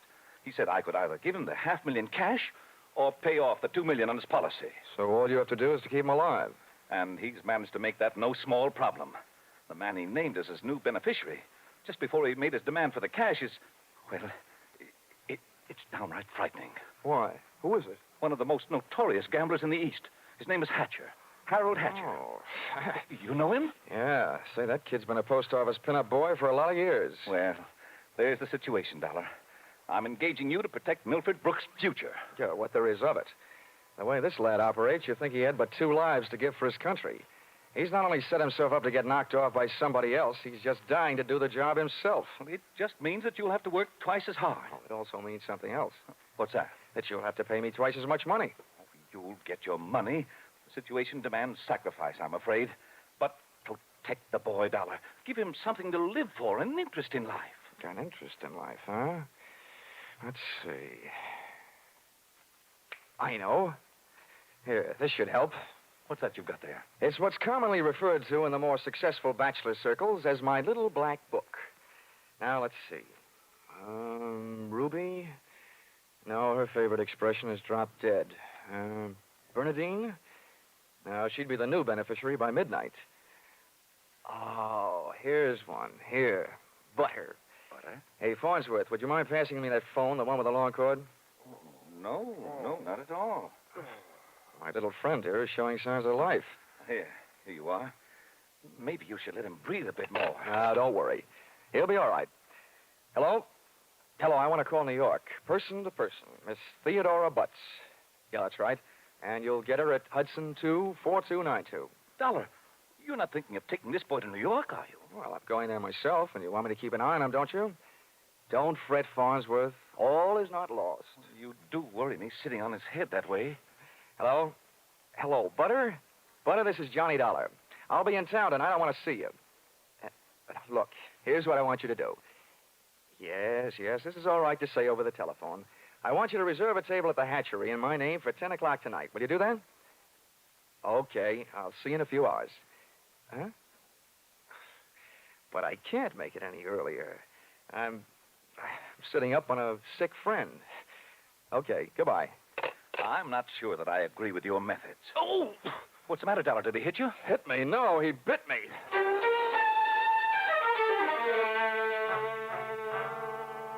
Expense account, item 3. Liquor, $18. Keeping Milford Brooks III peaceful seemed to be the immediate problem, and a bottle of rare old brandy seemed to be the immediate answer. I poured most of it into him, loaded him into my car, and we headed for New York.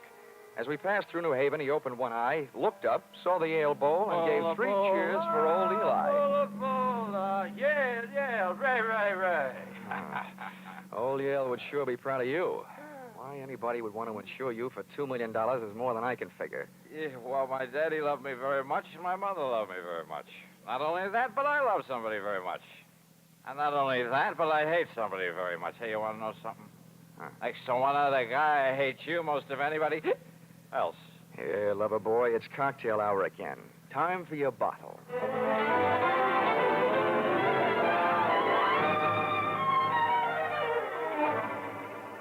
Rolling along the Merritt Parkway, I felt very much alone with my own thoughts. And believe me, they weren't very pleasant company. The way it stacked up for me, Brooks had built up a fat gambling debt to Harold Hatcher and had been forced to make him his beneficiary. The suicide threat that he was holding over Honesty Insurance Company was a little tougher to figure, unless he was trying to finance a trip for himself to get away from the man with a custom-tailored murder motive, Hatcher. My hungry little mind nibbled away on those unsavory morsels of food for thought all the way to Butter's apartment.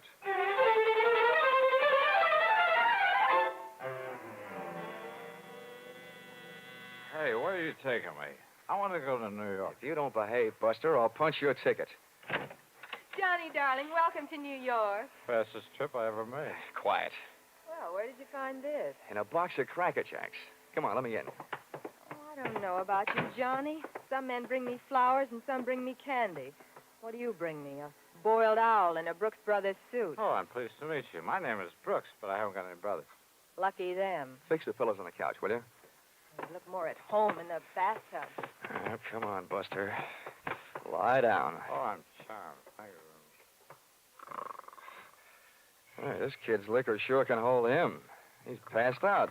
How long have you been playing nursemaid to this bottle baby? Lead me into the bar, sweet. Let's get away from this buzzsaw, and I'll tell you all about it. Sure, come along. Horrible examples don't seem to bother you, do they? If you knew how that guy's been bothering me. What'd you do to him? Oh, let's just say he put the bite on me. Ah, the river sure does look pretty tonight. Like a brandy? Well, anything but. I've been sniffing that second hand, all the way from Hartford. Oh, make it a Brow root beer. Hey, Butter. See that big boat out there? Mm-hmm. Oh, I sure would like to be on it with you. Sailing off to faraway romantic places. Get with it, darling. That's the 125th Street Ferry. Here's your root beer. Come on now. Tell Butter all about it. First things first. Now that I've got a Dad's old-fashioned root beer, how about giving me one of Mom's new-fashioned kisses? And then I'll tell you all about it.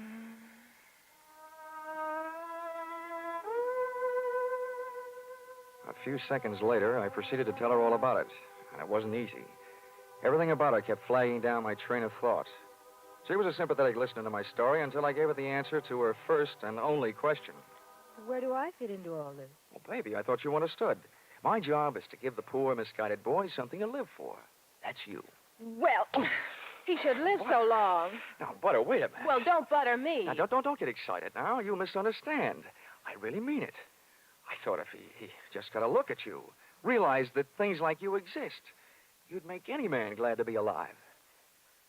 If you can't stand it, I'll take him away. But I sure need you, Butter. Come on, baby. Melt a little. I wouldn't let you get hurt. You know that. Did I hurt you? No, I'm getting used to it. People have been taking pokes at me all day. Sorry. Ah, that's better. Want some more root beer? I want some more of you. How about another kiss? Well, help yourself. Darn. I'll get it, Johnny. Okay, and if a man answers, hang up, will you? Oh, don't worry. Hello. Yes, this is Hudson 24292. Well, that depends. Who's calling? Oh, just a moment. It's for you, Johnny. Mr. Farnsworth. Huh? Oh, okay, I'll take it. Thanks. Say, while I'm talking, be a good girl, will you? And take a look at Milford in the other room. And while you're at it, get me in the root beer, huh? Oh, sure. The service is good around here. Hello, Farnsworth. Yes, Dollar, I'm glad I got you. How'd you get this number? It's the one you called from my office. I remembered it. I have a photographic mind. I hope you haven't got a picture of what I'm thinking. What do you want? I want to know how Milford is. I mean, he still alive? Of course he's alive. Good, good. Do you suppose I could talk to him? I mean, do you think he'll talk to me? Well, the last time I saw him, he was sound asleep. I'll take a look. Hold the phone. Oh, Butter. Oh, Butter. Hey, Butter. Hello, Farnsworth? Yes, yes. Do you have any aspirin there at your house? Why, of course, Dollar. Why? Well, you better take a handful. Milford Brooks III just took a powder. I'll call you back. You let anything happen to him, and you'll need the aspirin. I've already got a headache. When Milford left, he took my girl with him.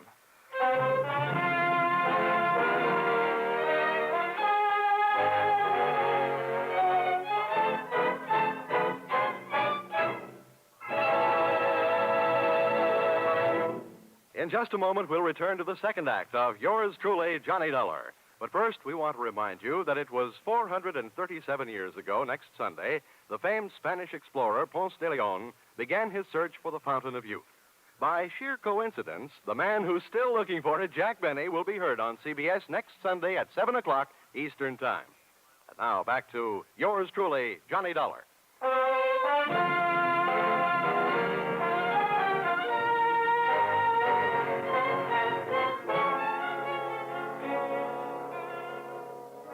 Well, nobody could say I wasn't working fast.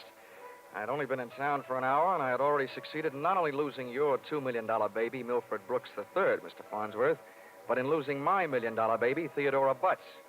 I tried to put myself in Milford Brooks' $40 shoes, but they wouldn't fit. You can't outthink a maniac.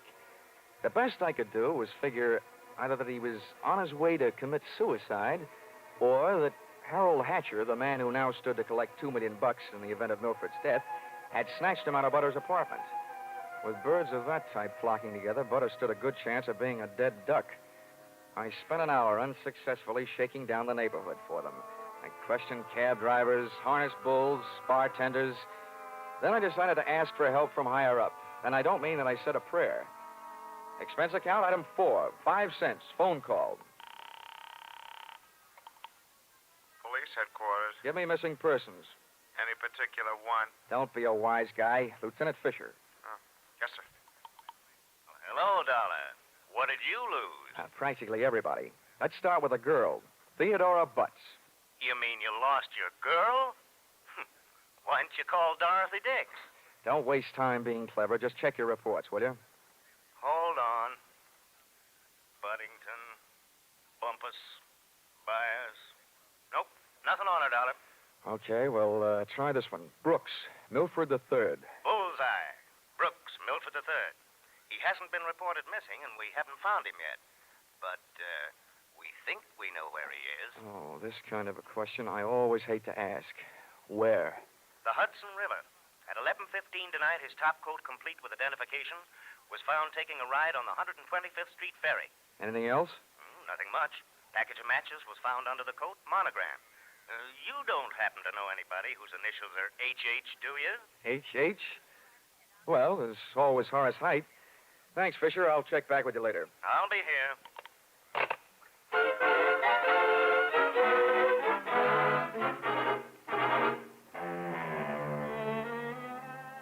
Expense account, item 5. Nightclubs, $28. Harold Hatcher's hatchery was in a cellar under a hotel, but the prices were high enough to rate a penthouse. The club was draped in too much satin, its lady customers in too little. The decor was French provincial, music Brazilian, and the food was nowhere. The drinks looked weak and the waiters looked strong. All in all, the joint was a sight for sore eyes, for making them sore. The only pretty thing in the place was a blonde. She came strolling up to my table, her hips unconsciously sending subtle little messages back to the rumba band.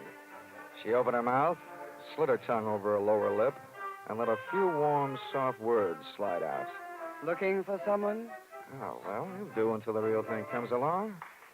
Sit down. Thanks. No, I won't have a drink. My name is Janelle. I understand you were asking about Mr. Hatcher. Yeah. You know him? More than somewhat. Are you Mrs. Hatcher by any chance? I might be. Does that mean you might admit it or that you might talk him into it someday?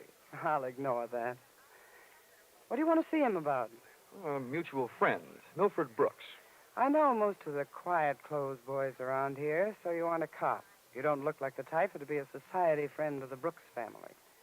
So what are you? I'll ignore that. Is Hatcher around? He might be.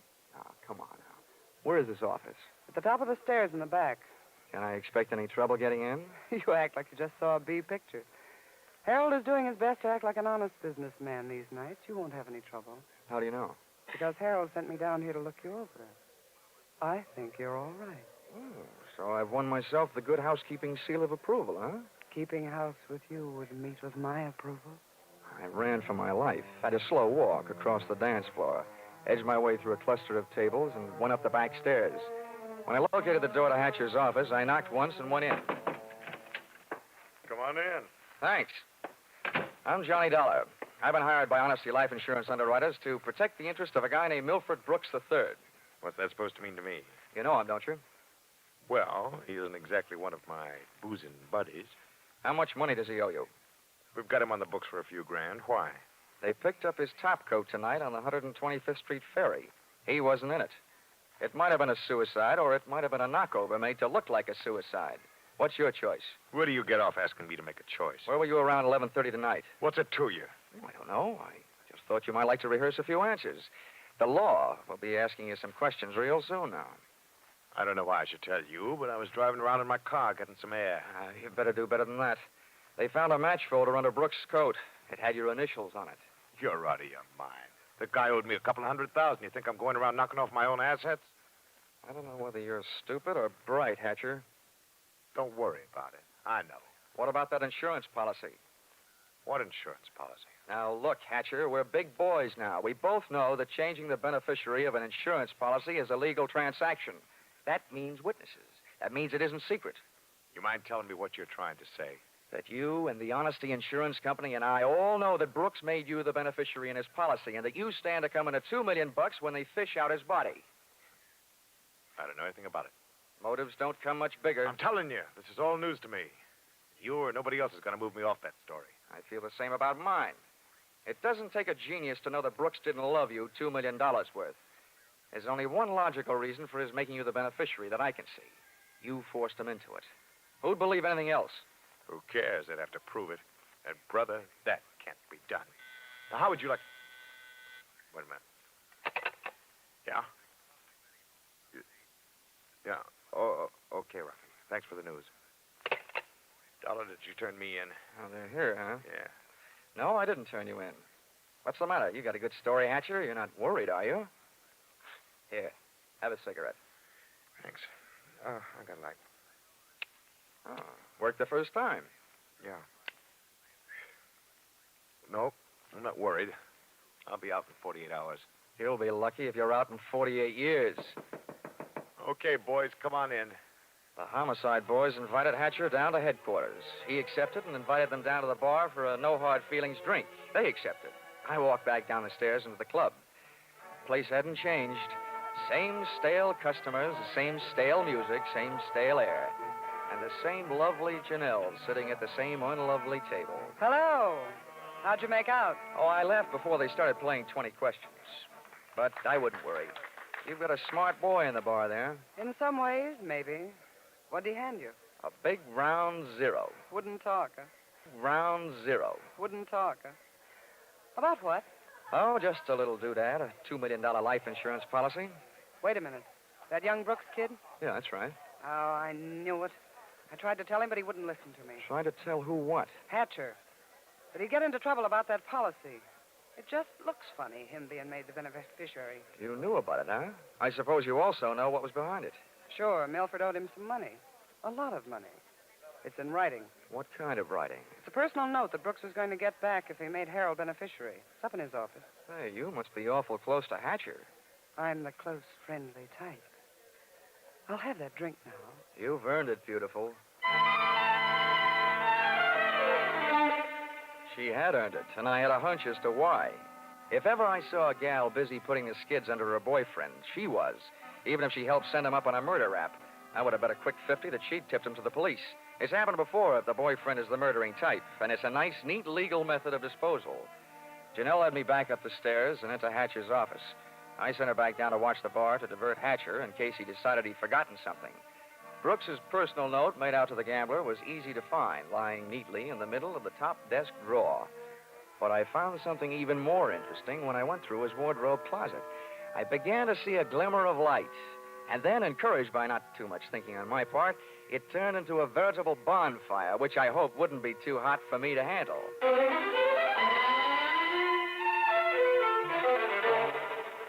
Did you find everything? Honey, if I were a judge, I'd be ready to sentence the guilty party. Good.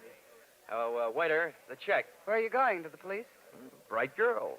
I'll see you later.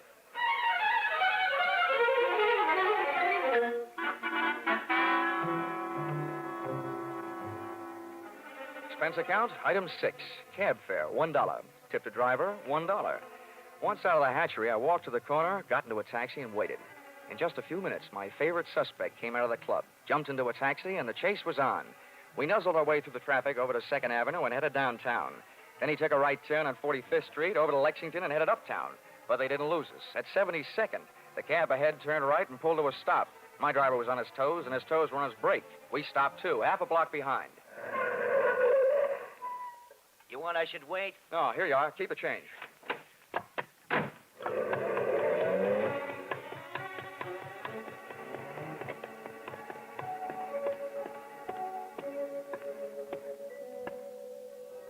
It was a garage that belonged to a residence on a parallel street a block away.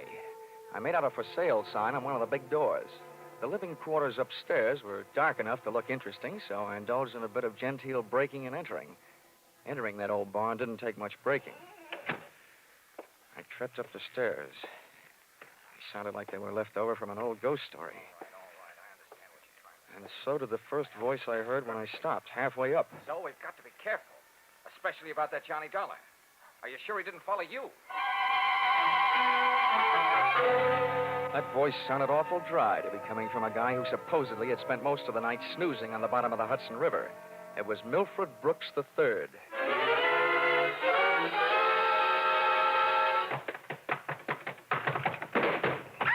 Get up on your feet, Brooks. Now, wait a minute. No! I started this thing slugging you. I might as well finish it the same way. Leave him alone. He's mine. Pull in the claws, Angel, and sit on his lap. Oh, you Connecticut hick. I'll kill you. Look, I'm the last guy in the world who enjoys physical violence, give or take. But believe me, you two are coming mighty close to changing my whole character. Now settle down before I really lose my head.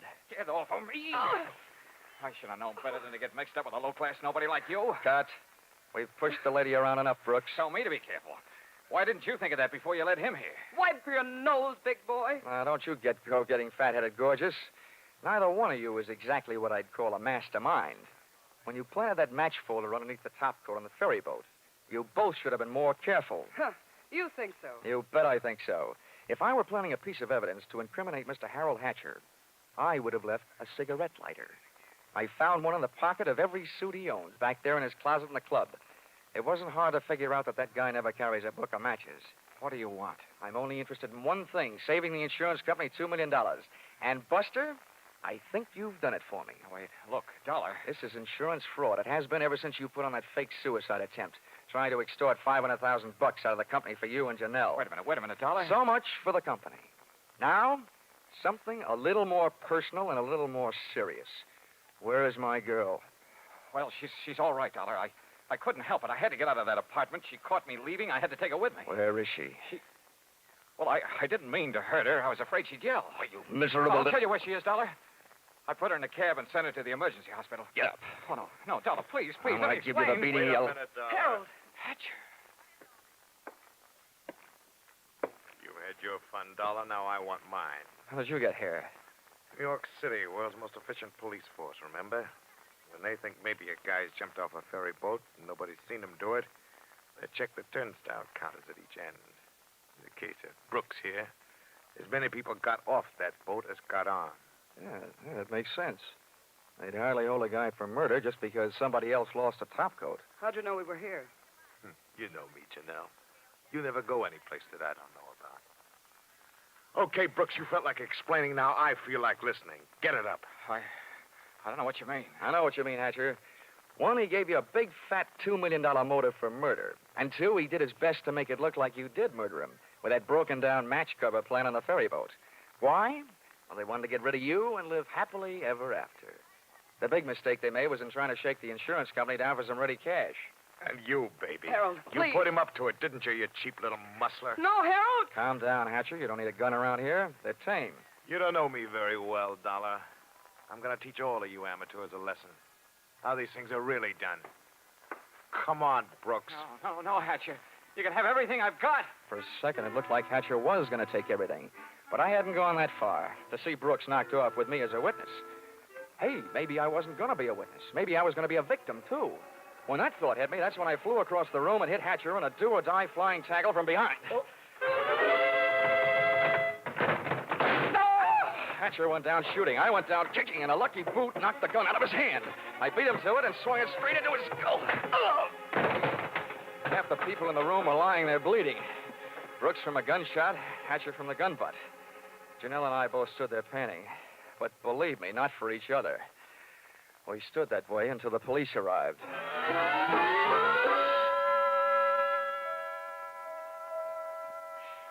Johnny, I hate being in the hospital, but I look awful. Butter, honey, you look lovely in white. This patch on my head, Johnny, they had to cut a big hunk of my hair off to put in the stitches. Oh, that awful man. Well, if it'll make you feel any better, baby, that awful man got taken care of. He's upstairs in the same hospital. Oh, Johnny, you didn't shoot No, him. Butter, I didn't have to. Harold Hatcher saved me the trouble. They don't know yet whether Mr. Brooks is going to live or die, but it doesn't make much difference to me or to the insurance company. He signed a statement admitting attempted fraud. Serves him right hitting a lady on the head. Johnny, what am I going to do? My hair will look awful. It'll take months for it to grow out. Now, don't worry, Butter. I'll buy you something to cover it up. I know a guy over on Fifth Avenue who claims he makes something that looks prettier on a woman's head than her hair. Expense account, item 7. $640. Ladies' hats. To cover the lump on lady's head. Expense account, item 8. $20. Tip to nurse for reminding Butter on the hour every hour that accidents will happen. Expense account, item 9. $7. Mileage driving back to Hartford. Expense account total, $1,182.23. Which you may say, Mr. Farnsworth, is a lot of money for one man to spend in a day and a half. But you must bear in mind that the amount at stake was $2 million. And you know the price of steak these days. Signed, yours, truly, Johnny Dollar.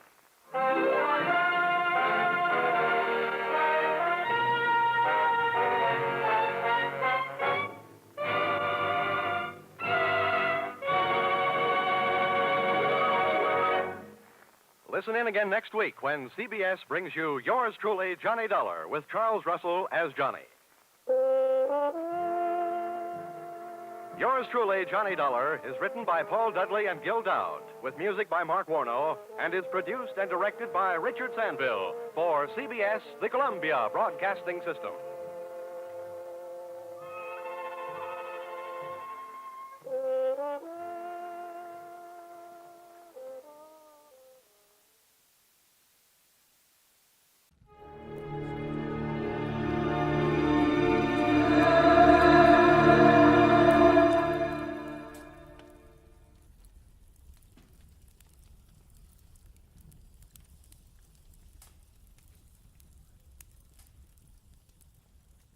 Get this and get it straight.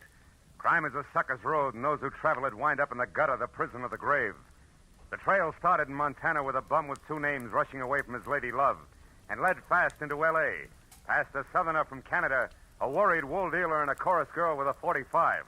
When it finally stopped at Murder in the Park, the tramp was still in a hurry. From the pen of Raymond Chandler, outstanding author of crime fiction, comes his most famous character in The Adventures of Philip Marlowe.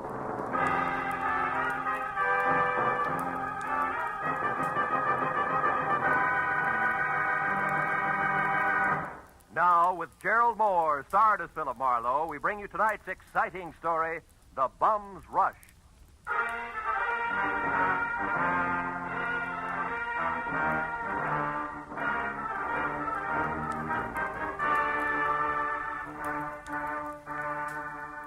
You know, there comes a time in everyone's life when a relative wants a favor. But this was a particularly nice relative. In fact, a great old gal. She'd written my name and address in the center, and her name, Jessie Gavins, Eagles Rock, Montana, in the upper left corner of the envelope. The stamp totaled away a mail special, and the letter inside started off like one of those, "I was wrong, you've got to find him for me, you've got to" types. But it didn't wind up that way. Clipped to the letter was a $100 check, and under that, a not-too-good snapshot of a bald man holding a rake, who wouldn't have been helped any by better photography. 10 minutes later, at exactly 8 p.m., my long-distance call was put through, and the voice that belonged to Aunt Jessie was snapping at me from Eagles Rock, Montana, like the end of a whip. Certainly I wrote it. How many Jessie Gavinses do you think there are in Eagles Rock? Philip, I want you to find Jonathan Miter and see if he's all right. Yeah, you said that in your letter. Jonathan Miter is my fiancé. Aunt Jessie. Oh, I know what you're thinking, young man, but I'm 51 and he's 55, and there's nothing wrong with the September song if the harmony's close enough. Yeah, I hope my harmony's that good when I'm 55. Why are you worried, honey? Because he left here last week on some kind of a big deal. It's a secret. That's all he'd tell me, and I haven't heard a word from him since. I see. Well, tell me, what sort of a deal would it be? I mean, what business? He's not in any business. Oh. What was his work before he retired? Well, he's not exactly retired either. He's not Look, Aunt Jessie, I'm getting at this. What does he do, or what did he used to do for a living? Frankly, not... Well, I might as well tell you. Most folks around here, Philip, think Jonathan Miter's just a bum. Maybe he is. He came to town, Philip, on a freight train a month ago, and he's been raking leaves for handouts ever since. That's how I met him. But he's a fine, honest, proud man, and I'm going to marry him. Congratulations. Yes. Look, you didn't happen to give that fine, honest, proud man a wad of money to finance this big deal of his, did you? No. Well, then don't. Because I'll be frank. Sounds to me like a broken-down con man warming up a new routine. Then I'll gladly pay to find that out, Philip. But I think you're wrong. Jonathan told me that he had to prove himself by making some money of his own before he'd marry me. As if I didn't have enough to take care of two people already. Okay, Jessie, it's a little off-center, but I'll buy it. Philip, Huh? when you find him, don't tell him that I hired you. As I say, he's very proud, and it'd hurt him. And now all I can give you to go on, aside from that snapshot I sent, is an address, 764 Hope Street in Los Angeles. 764 Hope Street. Well, how'd you get that? From checking through every single thing of his I could lay my hands on. It was on the back of an envelope. Of course, it may not mean nothing. You're so right, Jessie. Please, now, don't joke with me, Philip. Jonathan was so serious and in such a hurry, and there was a funny, brave glint in his eye when he left. Do your best. A brave glint. Oh, no. Okay, Jessie, no jokes. Goodbye, darling.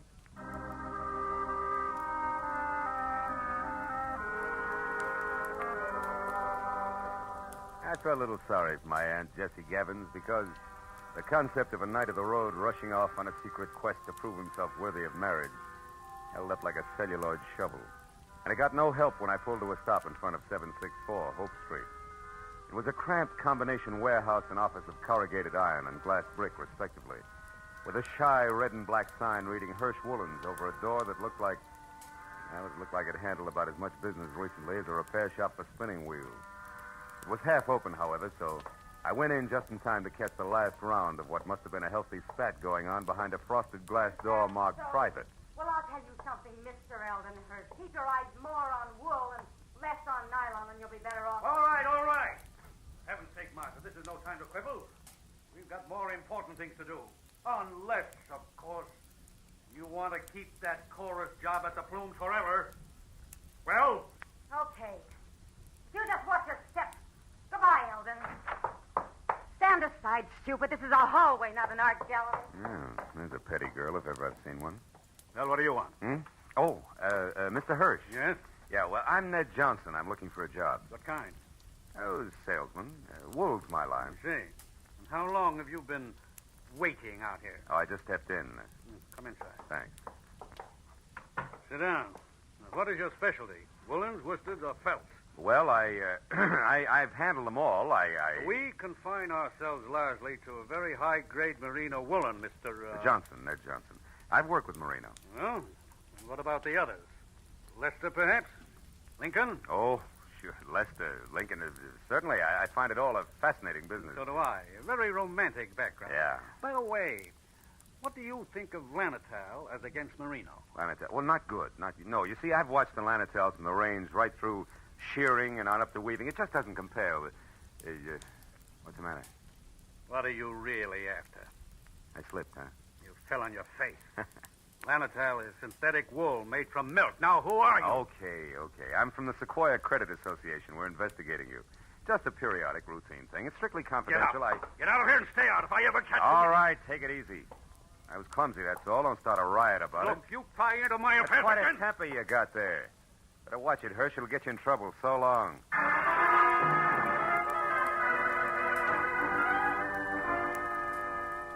I hadn't exactly been wool gathering with Hirsch and Company, but I hadn't exactly made strides on the connection between a bum in a hurry and 764 Hope Street either.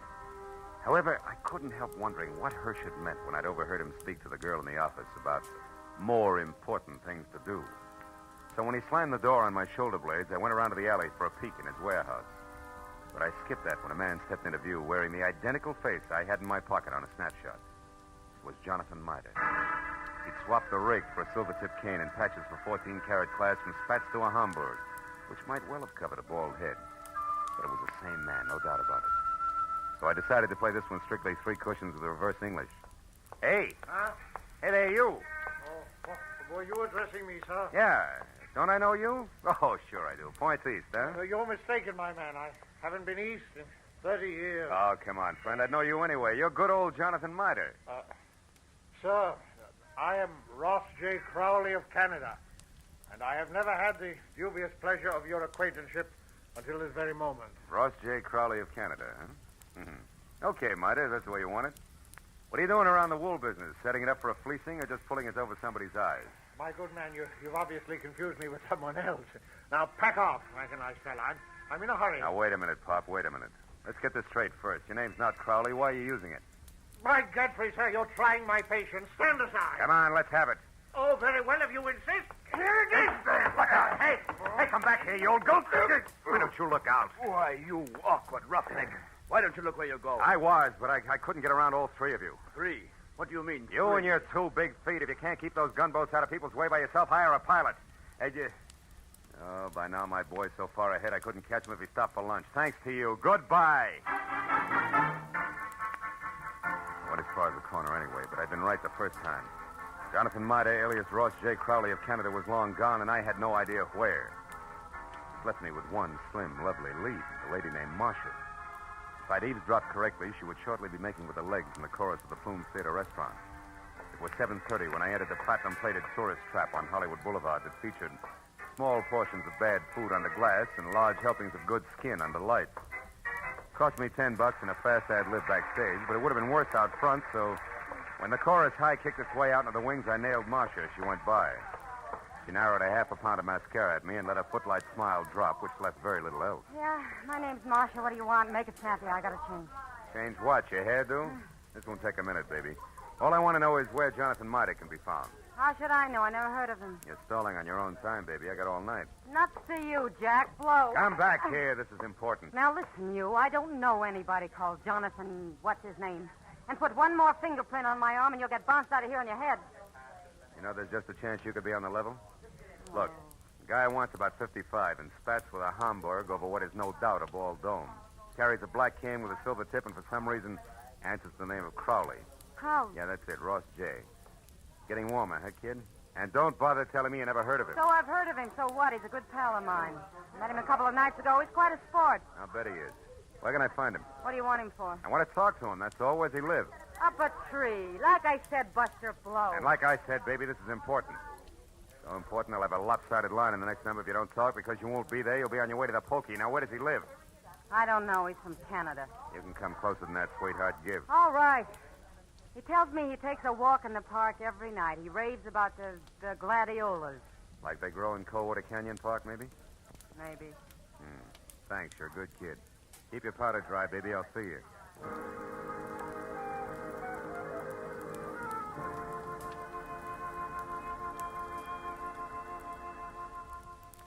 That park looked deserted when a half hour later I drove by it to the far end, turned down a side street and stopped.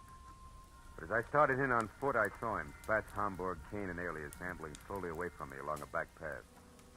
I started after him quietly, and when he got near a corner, I was close enough to hail him, and then grab. But I didn't get the chance. Stand still and keep your mouth shut. I turned slowly. It was the gentleman with the big feet, and he wasn't much uglier, just a little flabbier than the automatic wrapped up in his fist.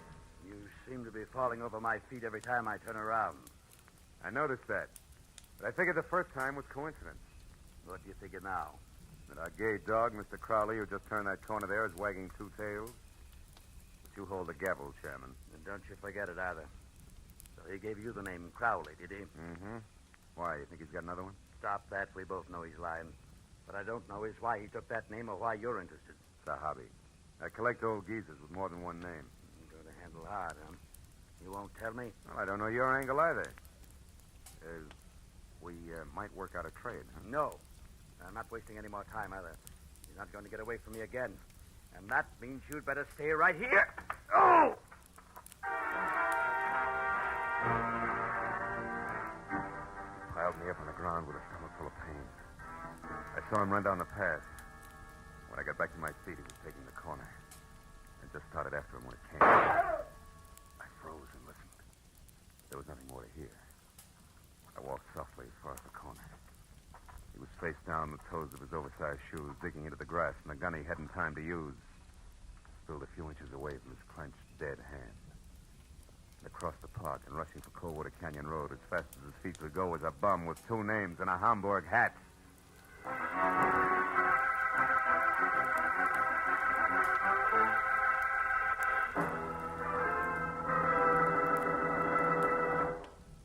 In just a moment, the second act of Philip Marlowe. But first, 30 minutes packed full of talent, music, and fun. That's the Horace Heidt Original Youth Opportunity Show, coming your way every Sunday evening on CBS. Yes, this fall, you'll hear them all on CBS. A galaxy of stars. And one of the brightest is genial Horace Heidt, who keeps the fun rolling with one hand and with the other pushes open the door to opportunity. Gives a talented youngster his big break toward fame and fortune in show business. Remember, Sunday night, it's Horace Heidt and his original Youth Opportunity Program. Listen every Sunday, starting this Sunday, over most of the same CBS stations. Tune in this fall for the shows that you love best of all. Listen carefully. Here's the address. It's CBS. Now, with our star, Gerald Moore, we return to the second act of Philip Marlowe and tonight's story, The Bum's Rush.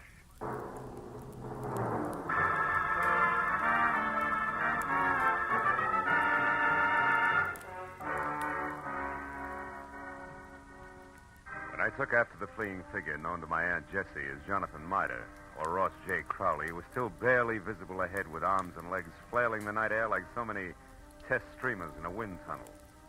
I didn't know any more about his double identity than I had before.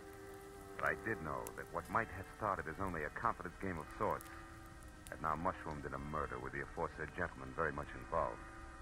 And a moment later, when I saw him, breathless and afraid, duck into a sagging, deserted wooden shack that showed a single red light and was labeled Department of Parks, Fire Equipment Private, I figured the right time and place had come to talk it all over. When I finally carefully stepped inside and announced both myself and 38 in hand in definite stentorian tones, he agreed wholeheartedly. All right. I'll come out just as you say, sir, with my hands up. After all, I've no reason to hide. Other than murder, no. What murder? That noise I heard, that's what it was. Somebody was shot. No, somebody was run over by a bullet rolling downhill at a terrific rate of speed. Now shut up and turn around, Pop. Hands still high. Time we got cautious. Are you searching for a gun on me, sir? Young man, you must be out of your mind. First, you insist that I'm a Mr. Mitre. Well, somebody I never heard of. And you're convinced that I'm a murderer. I don't understand you. There. No gun? Now, you satisfied? No, intrigued. Where'd you throw it? I did. I never had one. Anything else? Yeah, the name Crowley, Ross J. Why do you use it? Because it's mine. And that young man is a very common custom. Now, do you mind if I leave? I do. Now, look, old-timer. I'm only going to be nice about this for a little while because, first of all, there's a fresh corpse outside, and where I stand, you could be responsible for it. And second of all... Second of all, there's my angle, where I fit, who I work for, facts, and I don't want to reveal them unless I have to. Now, from the top. You and the dead guy, the connection, what is it? I haven't the slightest idea what you're talking about. You haven't, huh? Okay, Pop, we play it straight all the way. Now, listen. My name's Philip Marlowe. I'm a private detective, and I know when it's time to blow a whistle. Don't move, Marlowe, or you never will again. Oh, fine. Marcia. That's right, Marcia. And all loaded down with a nasty old 45 automatic that makes her look and feel very unladylike. Drop it, Marlowe. Come on. That's better.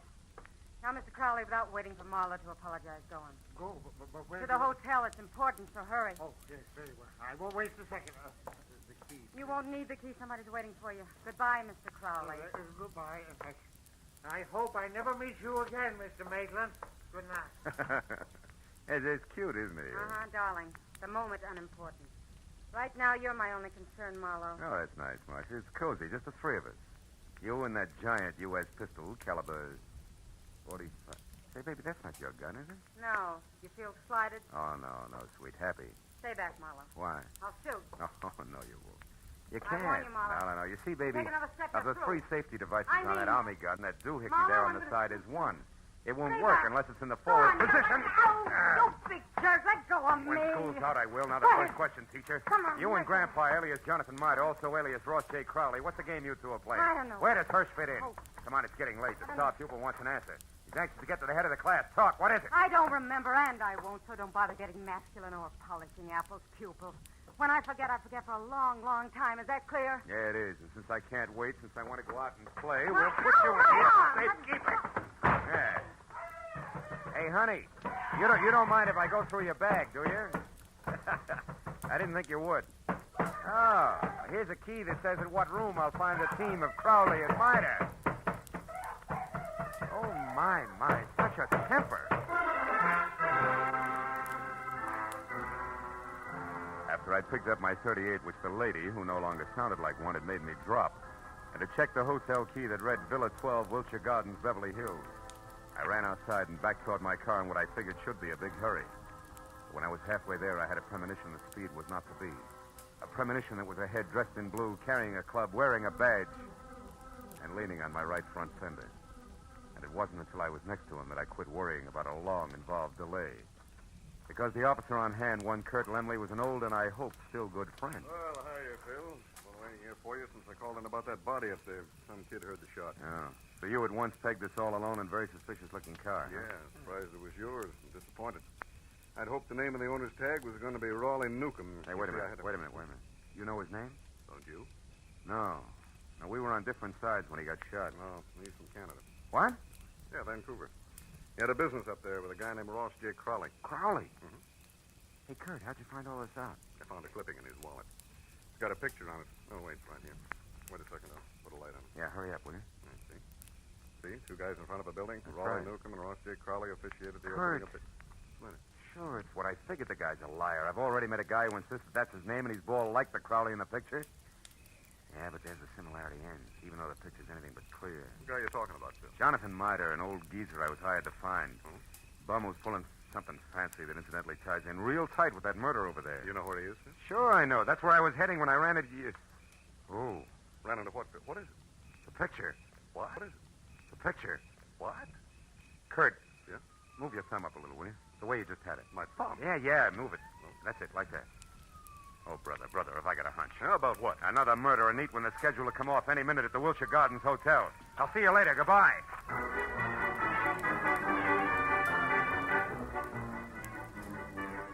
At best, it was 10 screeching stop-and-go minutes from Coldwater Canyon Park across Beverly Hills to the Wilshire Gardens Hotel on the boulevard of the same name. And all the way, I kept hoping, over time, that one of two things was so. Either my hunch was wrong and nobody else was going to get hurt for a while, or it was right and I was still on time. But when I was there, parked and running toward the Villa number 10, which was a silent stucco square, choking to death under ivy, and showing only a single light in the living room, I was almost sure that it was going to play still another way. Me right and too late to do any good. When I tried the door and found it open, and inside saw at once the letter propped up against a lamp on an end table that I'd been afraid I'd find, there was no longer any doubt.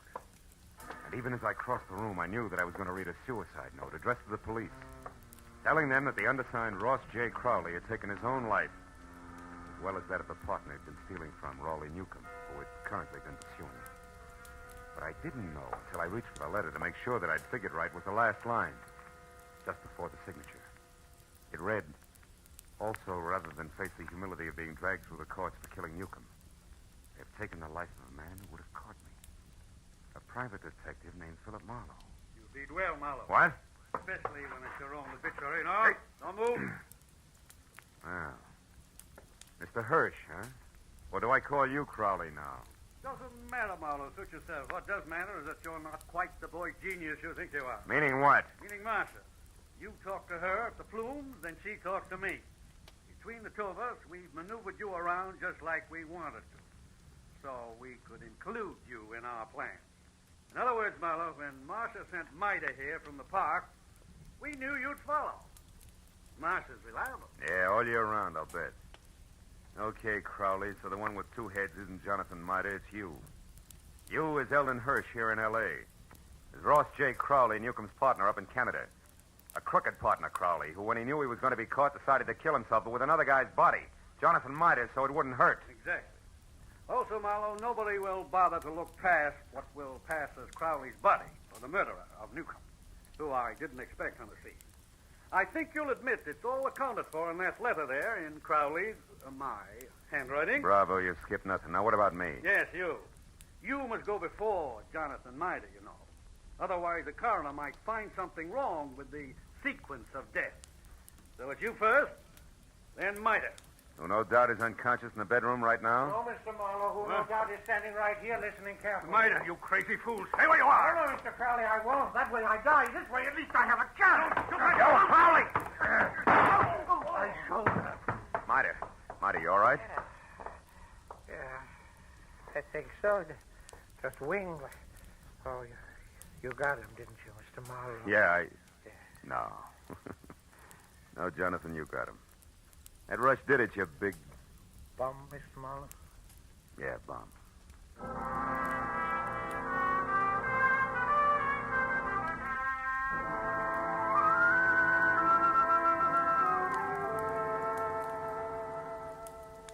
It was 2 long hours of first aid for Jonathan.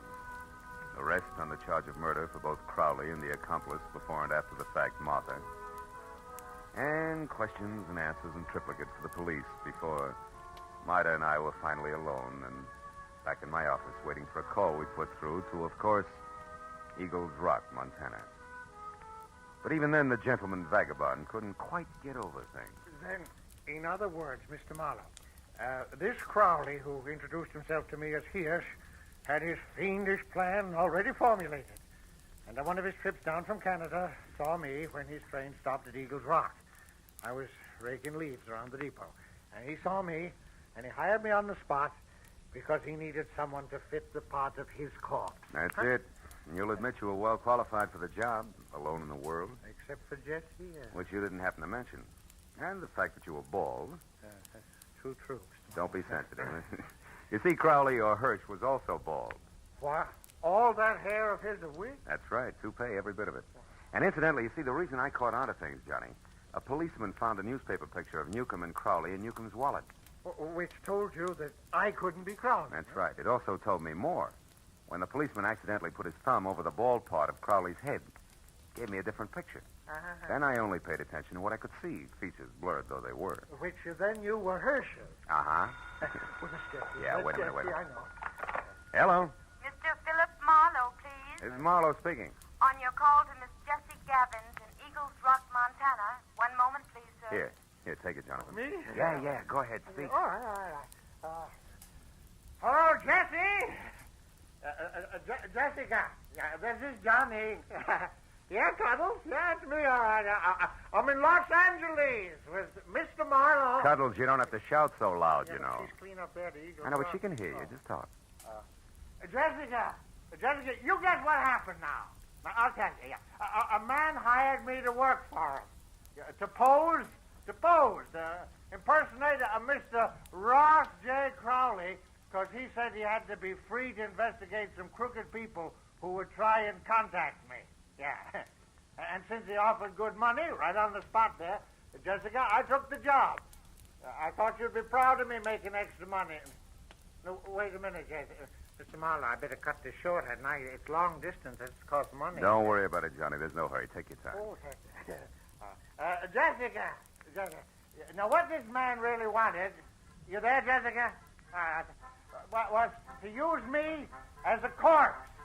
That's right, a body. No, his. I feel fine. If he was going to put his rings on me, another identification, to knock me unconscious and get me to the river.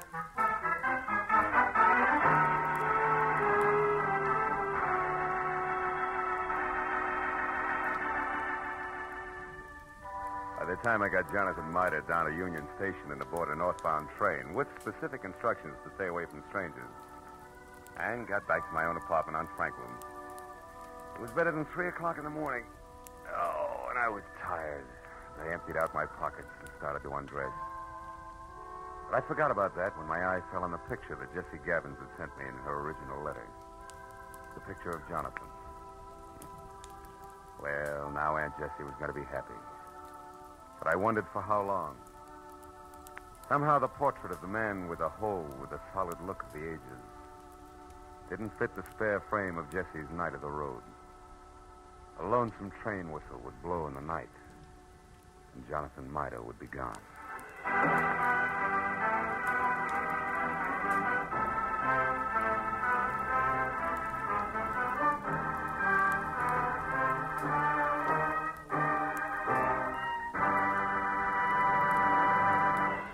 The Adventures of Philip Marlowe star Gerald Moore and are produced and directed by Norman MacDonald. Script is by Mel Donnelly, Robert Mitchell, and Gene Levitt. Featured in the cast were Georgia Ellis, Hans Conrad, Ann Morrison, Herb Butterfield, Wilms Herbert, and Bill Boucher. The special music is composed and conducted by Richard Arant. Be sure and be with us again next week when Philip Marlowe says... The lady tourist was a school teacher out after glamour, and she got it. But only after she learned that in Hollywood, the 3 R's could be reading, done in a dark room, writing found in a dead man's pocket, and arithmetic that added up to murder, times 2.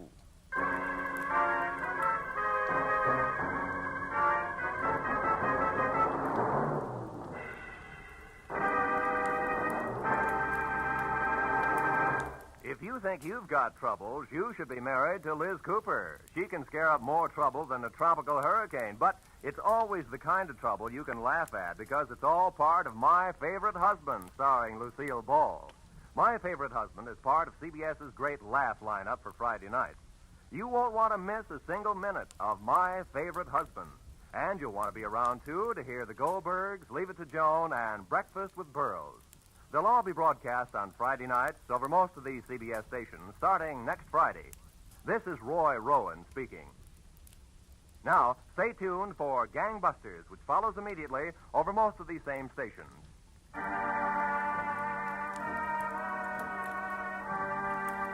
This is CBS, the Columbia Broadcasting System.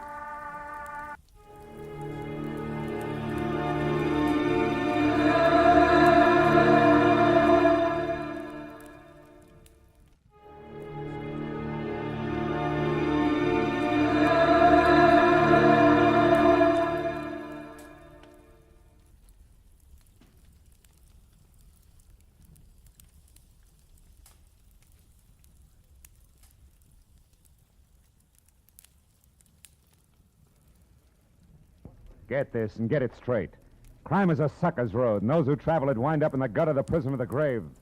There's no other end, but they never learn. From the pen of Raymond Chandler, outstanding author of crime fiction, comes his most famous character in The Adventures of Philip Marlowe.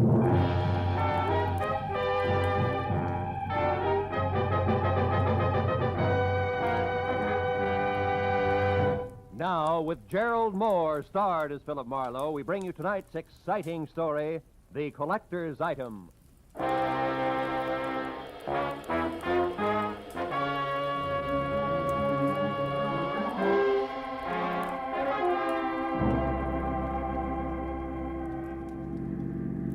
turn the corner, cabby. Don't lose them. Don't worry, mister. There they are up ahead of that new nest. Uh-huh. Hey, the white Panama hat shows up through the back window of that cab like a signboard.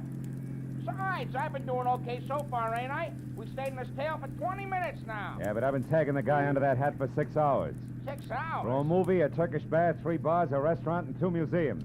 Close the gap a little, huh? Whatever you say, mister. They're liable to spot us. How much longer you gonna keep this up? What difference does it make as long as your flag's down? Big difference. My old lady'd be awful sore if I don't get home tonight. And this follow-the-leader routine looks like an endurance contest. Take it easy, cabbie. At 10 o'clock tonight, a certain big deal will be closed, and then we can both forget about that guy up there and go home. Big deal? What kind of big deal? I ain't nosy. I just don't want no trouble. You'll get no trouble. It's approximately legal, ain't it? Legal is Confederate money. Nah, just a minute. I got a living to earn. I'm serious. So am I. Sirius is a rare coin dealer. Oh, a numismatist. Yeah, that's right. Well, what do you know? I collect Indian pennies myself. Small world. And the guy up there in the hat's trying to louse up for sale, huh? That it? Roughly, yeah. Keeping an eye on him till the deal goes through at 10. He's a screwball from the deep south. Hey, the light's changing. He's gonna be caught. You want I should slow down? No. Pull up behind him. It's okay. Right. Hey, mister, look. You see that? Yeah. Panama hat, it's gone. Yeah, when a driver hit his brakes, it disappeared. Pull up beside him, quick. Can you see? Yeah, the seat's empty. Ooh, what a pair of chumps. They've been chasing nothing but a hat propped up in the back of that seat. No kidding. Gee, it sure looked natural, didn't it, mister? Nuts. Let me out. Now, look, you get to the other driver. Find out where he dropped his passenger off and anything else you can. Here's $30 for your trouble. Wow, for that kind of dough, my wife can go ahead and get sore. Call me at the office, mister. Just ask for Joe Joplin. Keep your sights on, you get there!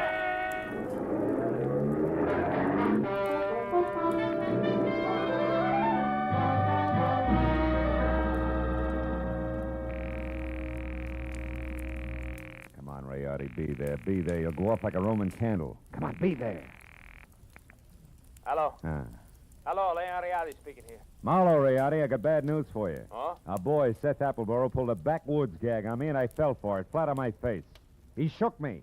I don't know how long it happened, but... But I do. I know exactly how long ago. Appleboro was here. He was? He was in my shop.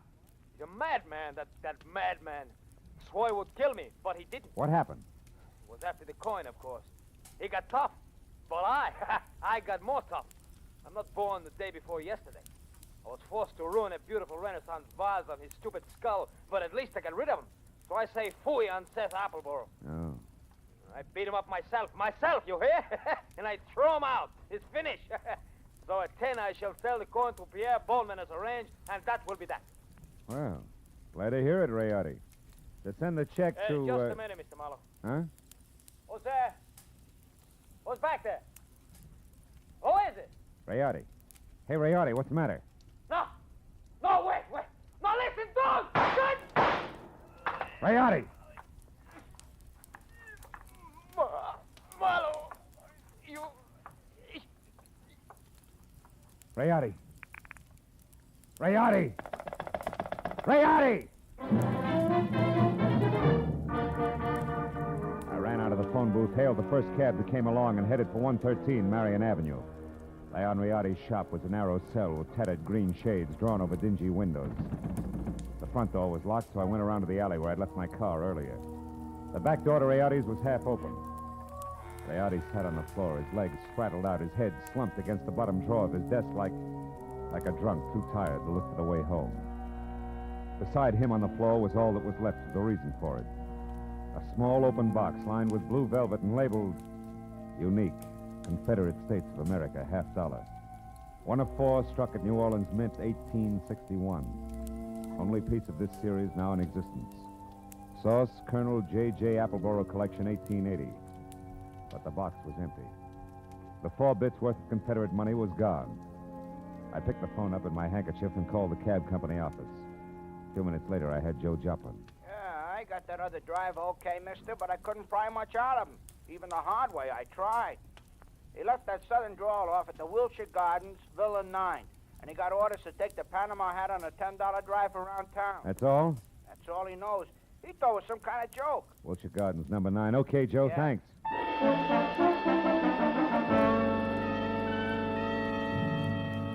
I called homicide, told Lieutenant Matthews where he could pick up the body, and before he could order me to stick around, promised to fill in the details later and hung up. After that, I got in my own car and drove to the Wilshire Gardens Hotel, Villa 9. What finally came to the door and eased it open a cautious 2 inches. Had a mop of renegade hair the color and shape of tumbleweed, a body as gaunt as a piece of barbed wire, and 2 sick gray eyes that tried hard to hide under a pair of scrub brush eyebrows. Seth Appleborough wasn't glad to see me. Ain't your business, sir.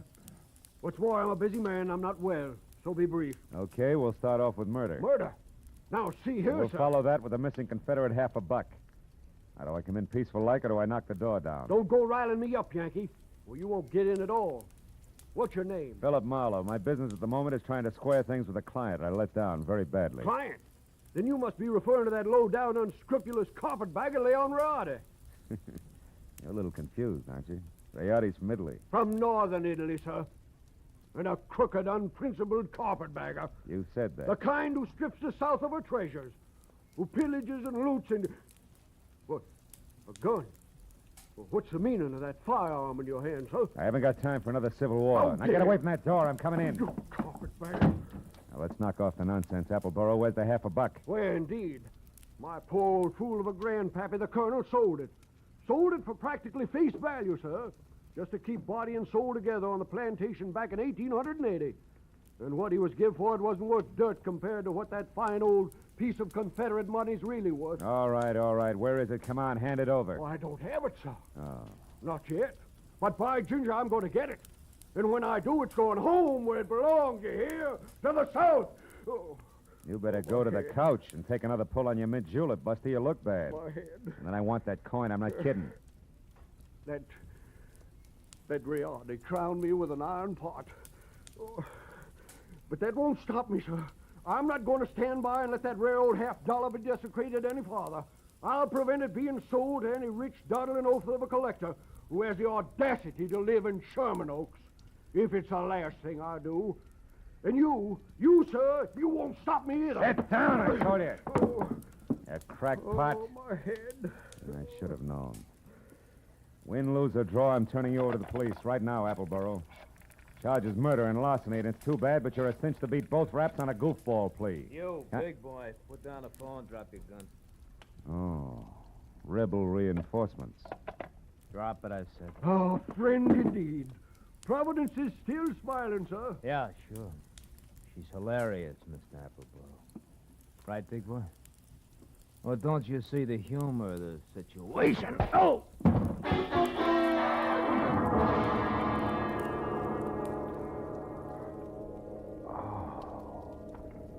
The stranger had a flat, saucer face. A sour grin in the left hand like a trip hammer. I'd done my best to roll with a punch, but I'd still caught enough of it to jar my brains loose. When I finally got up again, Villa 9 was empty. It took a while for that to soak in, along with another fact. I was up against a team. Appleborough and Saucerface. Also, it was now 9:30, which gave me just half an hour to get to Sherman Oaks for what had to be the next scheduled meeting.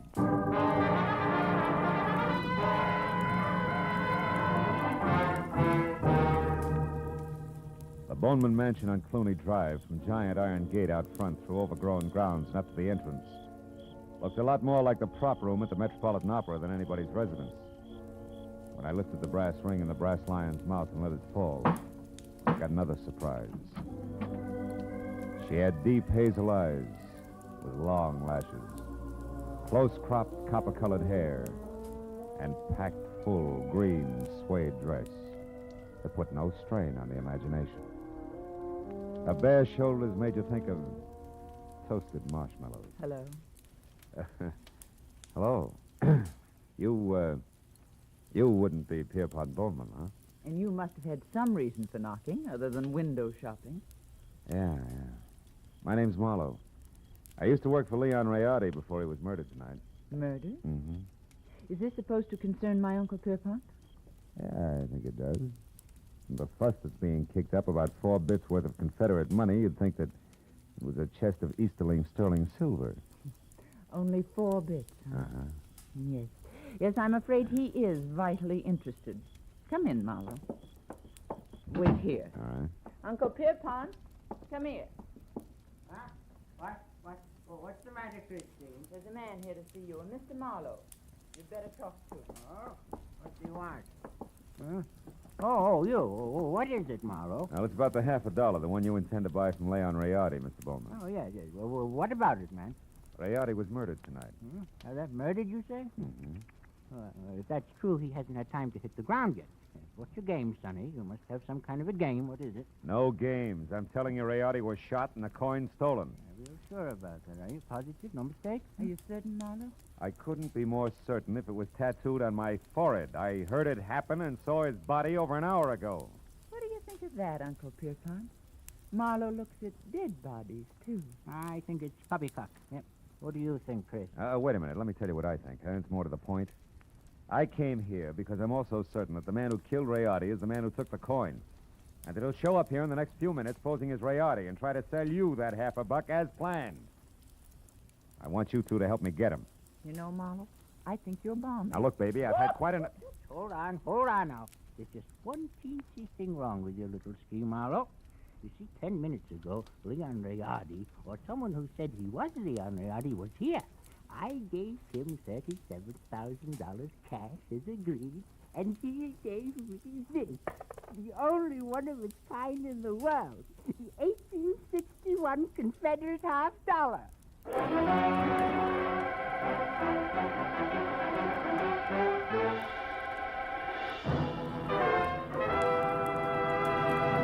In just a moment, we will return to the second act of Philip Marlowe. But first, there are songs for sale, and one of them may turn into the nation's newest hit as you listen in to CBS on Friday night.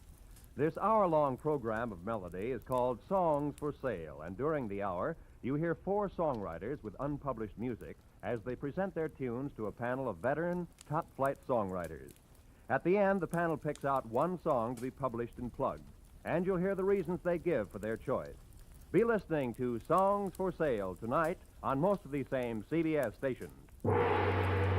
Now with our star, Gerald Moore, the second act of Philip Marlowe, and tonight's story, The Collector's Item.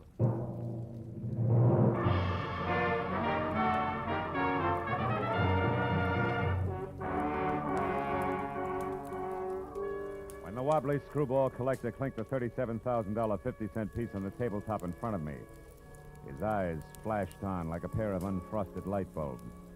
And something close to frost started to collect in the upturned corners of his mouth that smiled like the cat that had just eaten the canary, cage, birdseed, and all.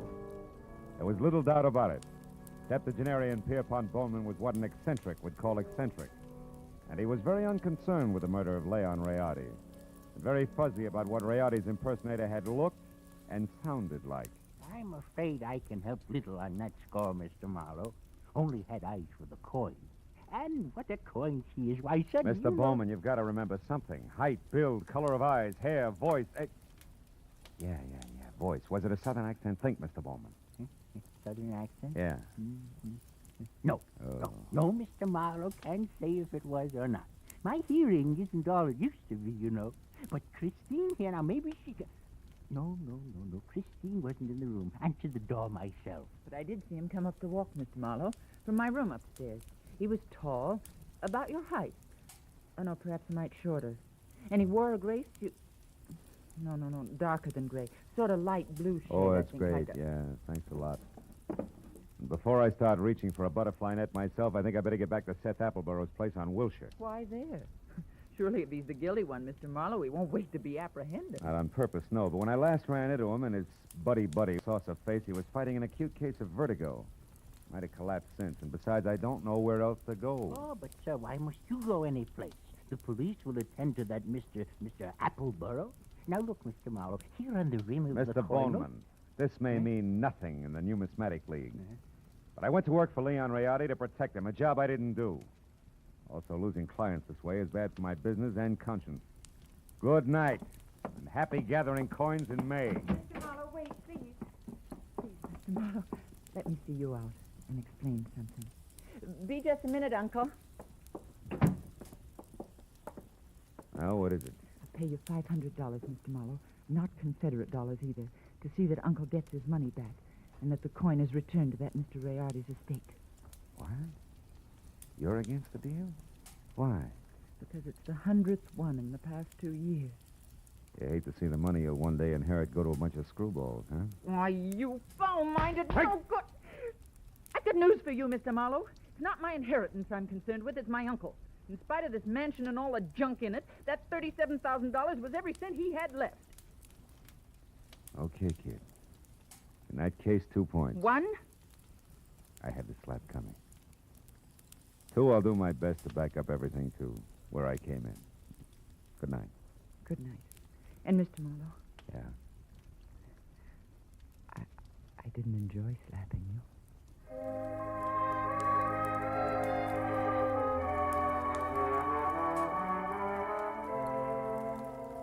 She said it like she meant it. 20 minutes later, I was back at the Wilshire Gardens, where I found Villa 9 as dark and quiet as the bottom of a well. I had just about decided to quit playing long shots labeled I Hope He passed out on his front doorstep when, from a nearby clump of pepper trees, I caught a glimpse of a shadowed figure moving toward me, one slow step at a time. I knew that I was spotted and strictly sitting duck, so I tried the only possible out. General nonchalance, my back to the pepper trees long enough for the not-so-stealthy hunter to get within hunting distance. And a good evening to you, Brother Appleboro. Now, sir, get up and start talking. What? Well, saucer face. Thought I had your partner. Hey, not wrong, Hasty. You're still doing it. Appleboro's my partner like you look good in tights. The name is Locke, Fred Locke, Treasury Department. Treasure. You mean you're after Appleboro? Uh-huh. I sapped you because from the gab I overheard, I figured you were nothing but a lone wolf shooting with a coin. Oh. Appleboro, friend, is big game. He's wanted on half a dozen counts, a lot more important than this Confederate half a buck. Yeah, but he must have gotten away from you because He did. Jumped out of my car a couple of blocks from here. But how do you know about that? Who are you? Oh. Well, name's Marlowe. I'm a private detective, license included. Wait a minute. Here. I know that Appleboro got away because he's already been up to the Boneman place where he posed as my client, Leon Rayardi, who, incidentally, he killed so he could sell the Confederate lucky piece up there for $37,000. Quite a hunk of change. Mm-hmm. Well, sorry we crossed our wires, Marlowe, and thanks for the word. Oh. But don't worry, he won't get far. Us T-men will see to that. Keep in touch with the department if you find out anything, will you? Sure. Oh, say, Locke. Yeah?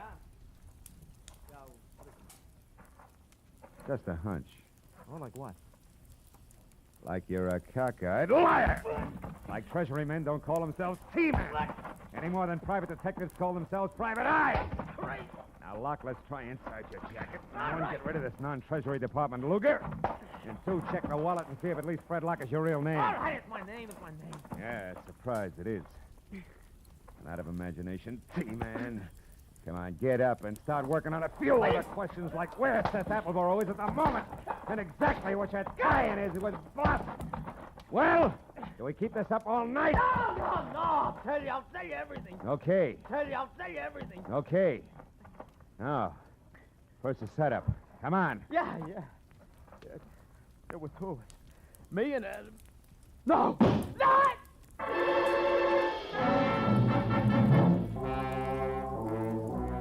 It had come from the street that was just beyond the pepper trees and slammed into Locke front and center, folded him up like it was built on hinges. By the time I was out of the impact area and had my .38 in hand, the only target I had was a pair of taillights blinking out of sight in a funnel of dust. Fred Locke was blood-smeared, dead, and made an ugly centerpiece for the little ring of startled faces that began to converge. I stepped back and became just another sightseer, when a small, bald man with a large white eyebrow and lots of worry stamped on his face began to do his lamenting out loud. He was the Wilshire Gardens hotel manager and didn't care much for public spectacles on the home grounds. Oh, my goodness. 1 minute that Mr. Appleboro unconscious in his car, and the next this man is shot to death. Hey, wait a minute. Appleboro's unconscious in his car? Where? At the other end of the grounds. There's a nasty cut in his forehead. One of the guests just found him there. I was just about to call a doctor. Never mind the doctor. Show me the way. Come on.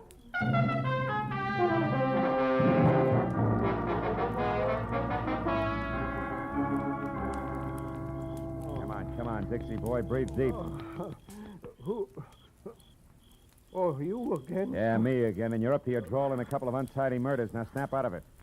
Oh, my. It's no use. He doesn't even hear you. That's all right. While it's this peaceful, I think I'll check on this drooping flower of the Old South. His wallet should do it. Do what? Prove whether or not he gave me a straight pitch. Yeah. What do you know? Membership card, Sons of the Confederacy, New Orleans chapter. Here, let me see. Uh-huh. Oh, that's his picture, all right. Sure is. Well, when the police get here, they, Hey, look. Yeah, what is it? His wristwatch was smashed against the dashboard. So it is. He must have held his hand up to protect his head when he fell forward. Yeah, now look, friend, the name's Marlowe. When the law gets here, tell them they can find me at Sherman Oaks, the Pierpont Bowman residence. Oh, now, wait a minute. You can't leave me here with all this on my hands. The police are going to want to know what this is all about. I'll try and have an answer for them. But first, I got to ask a crazy collector a not-so-crazy question.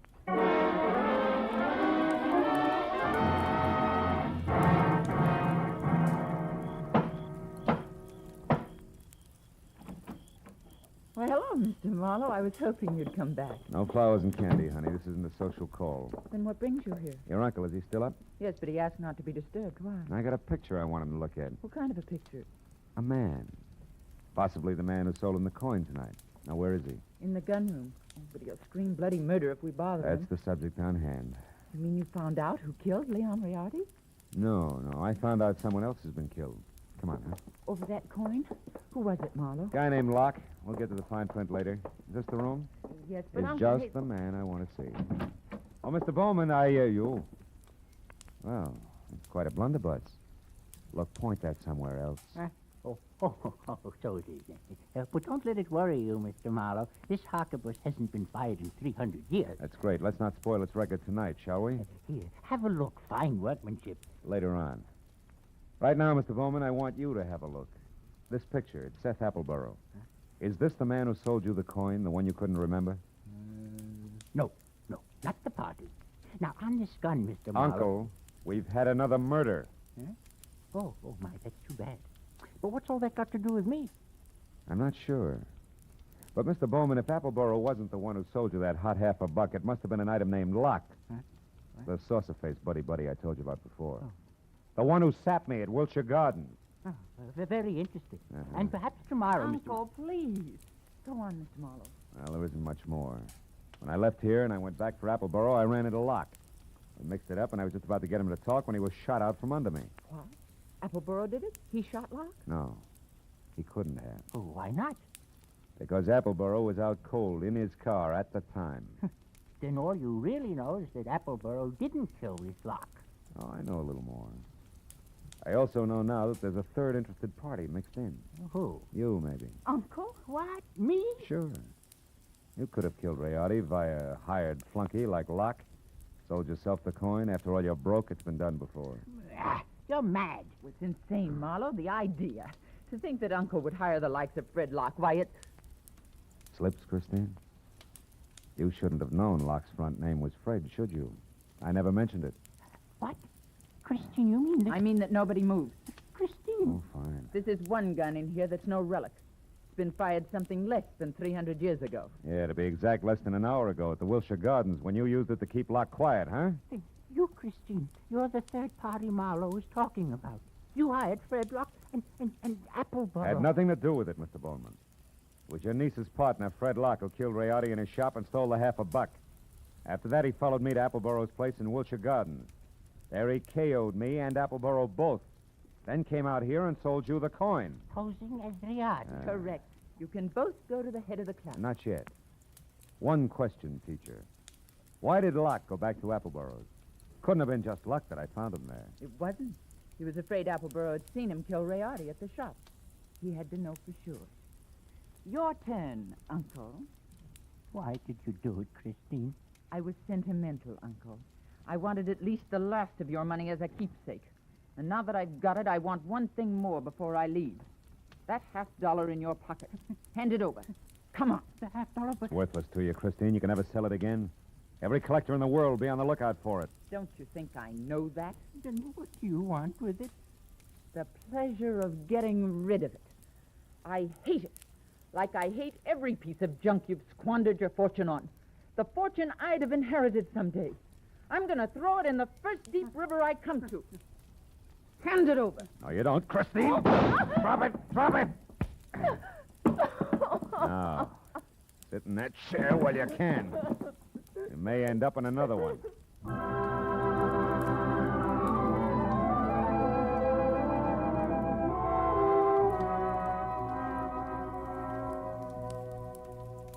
The police arrived. They always do. And after a long hour of questions and answers, there were only two of us left. Pierpont Bowman, standing close to a window, tears crowding his eyes. The fingers of his right hand nervously toying with a Confederate coin. And me, thinking about Leon Rayati and Fred Locke and Christine. It was the old man who finally broke it up. A rotten thing. I left after that. So I don't know if Appleboro got the coin or not. You might check if you're ever running through the New Orleans Museum.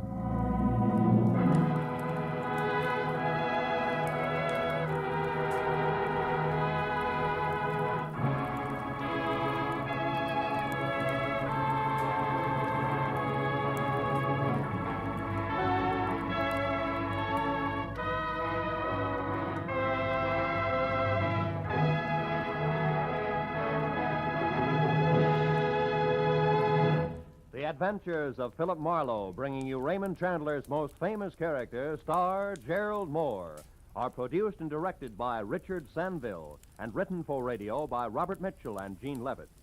Featured in the cast were D.J. Thompson, Anthony Barrett, Shepard Menken, Tom Tully, and Jack Crucian. The special music is composed and conducted by Richard Arant. Be sure and be with us again next week when Philip Marlowe says... This time an old man dead in a flophouse, a sot who carved wood, a fallen lady with an eye for gold lockets, and a snake with big ears. All led me to a soft spot in a killer's hard heart.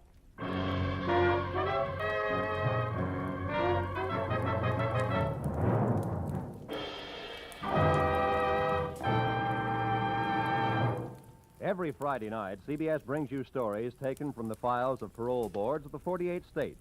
With only the names changed, these stories give and detail the events of a criminal's life up to the time he is up for parole. Then, before you hear the board's decision, you can make up your mind. Is this man ready to be set free?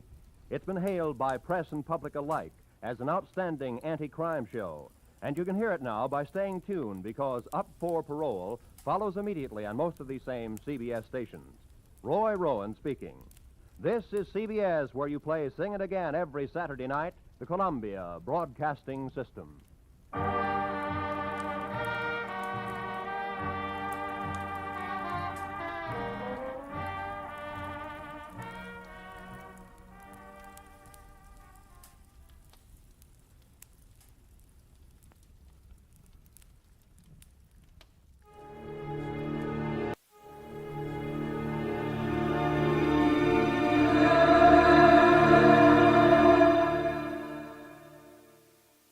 Mrs. Perkins won the prize, but I got in the biggest pickle at the county fair.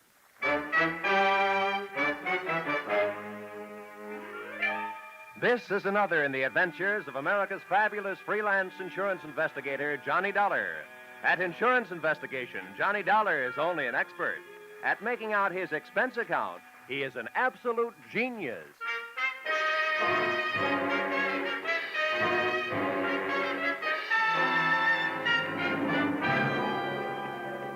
Expense account submitted by Special Investigator Johnny Dollar. To Home Office, Corinthian Liability and Bonding Company, Terminal Building, Hartford, Connecticut. The following is an accounting of my expenditures during my assignment as bodyguard to Grand Blue Ribbon Champion, Spotted Poland China Hog, Rosie Barron of Iowa. Or How You Cast My Pearls of Wisdom Before Swine. Or Out of the fire into the frying pan. Expense account, item 1. $76.80. Train and bus fare, Hartford to the town of Carver, county seat of Carver County, Iowa. Expense account, item 2, $2.50. 1 Coke, 3 handkerchiefs, a bottle of salt tablets, and sunglasses, with which to combat the Corn Belt heat. Item 3, 6 bits, jitney ride to the Carver County Fairgrounds. Undoubtedly named that because the band I found in the midst of playing its afternoon concert was only fair. Hey, friend. How's that? I'm looking for a pig named Rosie Barron of Iowa. Tell me where I'll find his cage. Cage? They don't keep Rollo in no cage. Rollo? Who's he? Well, that's short for Rosie Barron of Iowa. Oh, yeah. Any fool would know that. Uh-huh. Can you tell me where he is? See that building over there, the livestock building? Yeah. You'll find Rollo in the swine wing. Swine wing? Well, that conjures up a dainty picture. A flying pig. Afraid Rollo won't ever do much flying. Weighs 980. Oh, well, thanks a lot. Neighbor. Yeah? Why don't you try slipping out of that there coat? You won't find it near as sweaty. Oh, yeah. Thanks, Hiram. Oh, he didn't even wait to be my best friend. Hey! Wait, I'll come with you, neighbor. It was 96 in the shade, but things were getting hotter. Shots and screams from the livestock building were the only things that could bring me on the run, with Hiram on my heels. Hey, what do you suppose that was? First, I ran into a stranger just outside the entrance. Get out of the way. Let me out of here. There's loose there. Then I ran in through the door. Somebody do something. Don't just stand there. Where's the sheriff? Hey, Hiram, what happened? Well, didn't you see? Didn't you hear? That there woman's Mrs. Tiller. Somebody must have stole her diamond brooch. Oh, good. I was afraid somebody might have put the snatch on Rollo. Her husband owns Rollo. They must have been taking her pictures of Mrs. Tiller in the middle of a crowd. And when they had her smiling real pretty, them flash bulbs went off, and then somebody must have reached around from behind her, yanked the brooch, and started shooting a gun in there. That's a tried and true method of busting up a crowd to help make a getaway. Think anybody saw who did it? Couldn't. Those flashes would have had them blind as bats for a minute. Oh, there's the sheriff. What's his name? Well, that's Harry Blewett. Harry Blewett? Yeah. Sounds like a slogan from the Republican campaign. Hey, here, you. Wait a minute, let go. When everybody around here's trying to get my coat off. Come on, Sheriff. Loose the haberdasher. All right, now, never mind the fancy talk, young fella. I saw something pass between you and one of the thieves just outside the door. Oh, you're out of your mind. That guy bumped into me. He came crashing out of here, and I happened to be in the way. I'll bet you happened to be in the way. Accidentally on purpose. Now, that's an early American comeback. But that's the way it was. Now, look, I won't ask you for a search warrant, Sheriff. You think I got the brooch on me? Start looking. All right, I will. All right. Yeah, now, in that pocket, cigarettes and a lighter. I see 'em. You see? Yeah. And in that pocket, handkerchiefs and salt tablets. Salt tablets? Mm-hmm. Now, why don't you look in my inside coat pocket? And there you'll find my wallet and identification. I was coming to that. Well, Yeah. Dollar. Insurance investigator, Hartford, Connecticut. Well, what brought you out here? I'm a piggy sitter for the Corinthian Liability and Bonding Company. They wrote a policy for $25,000 on your friend Rollo, Rosie Barron of Iowa. Who ever heard of taking out a $25,000 insurance policy on a hog? I did. And right now I wish I hadn't. Some people pay high premiums for publicity, Sheriff. And that's what the Blue Ribbon Prime Packing Company is doing in this case. Now, may I have my wallet back? I want to count my money. Yeah, now, here. All right. Here's your wallet. You may think you're quite the joker, young fella, but I'm telling you right now, I'm going to keep an eye on you. I got a better idea than that, Harry. If I were you, I'd go looking for that photographer. Why? What'd he do? He took the picture. And there's just a chance the thief may be in it. Say, that gives me an idea. Sheriff, whoever says you aren't smart makes no mistake.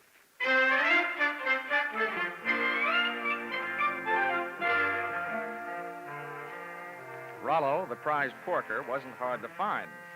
First, I followed a few signs. Then it was a matter of closing in on a contented series of juicy, slurping grunts that came blurping up out of a succulent mound of Louisiana yams. Rollo was all fat and a yard wide. His table manners weren't much. He didn't look very smart, but he sure looked healthy. 980 pounds on the hoof. A fine figure of a pig. Pardon me, miss. Could you tell me who's in charge around here? Well, just for the moment, I am. Well, I'm trying to find a Mr. Worthington Tiller, who I take it owns this monster.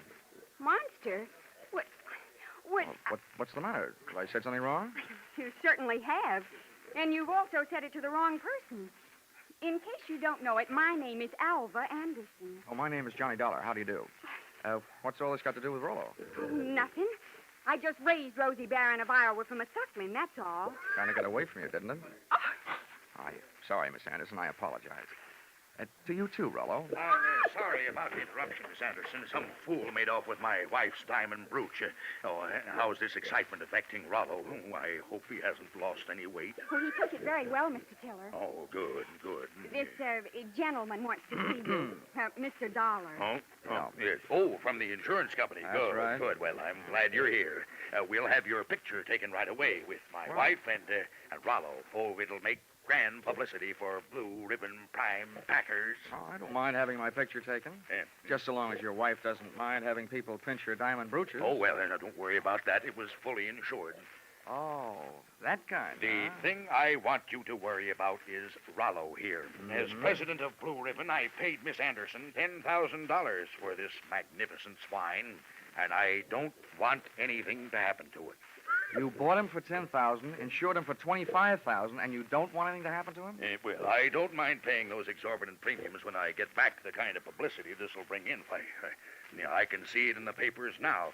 America's fabulous insurance investigator, Johnny Dollar, sent from Hartford, Connecticut to guard the life of that fabulous prize swine, Rosie Barron of Iowa. Well, Mr. Tiller, I don't mind getting my name in the paper for a pig, just so long as it is not in the obituary column. I just couldn't stand having my tombstone read, Johnny Dollar no longer am. He gave up his life for a great big ham.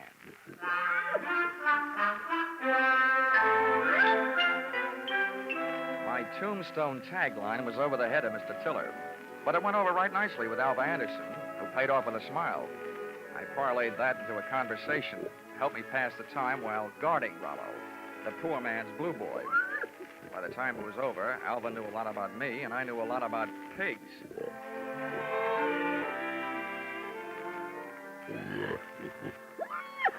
You know, you have beautiful eyes, Alva. Mr. Dollar, do you know what's really interesting about the origin of swine? Why, it's estimated that the Chinese people domesticated swine about 2900 B.C. And not only that, but I'm sure you'd like Hartford. And, Mr. Dollar, you probably don't know this, but a pig is one of the most important food animals. It's an economical converter of grain and other seeds into body tissue, as the products of which furnish meat and fat for human consumption. Alva, darling, I'll only be in town for a little while. And not only that, but people who say that pigs are dirty don't know what they're talking about. Why, sanitation is essential to good health, rapid growth and development, and profitable production. Oh, Rollo, what have you got that I haven't got?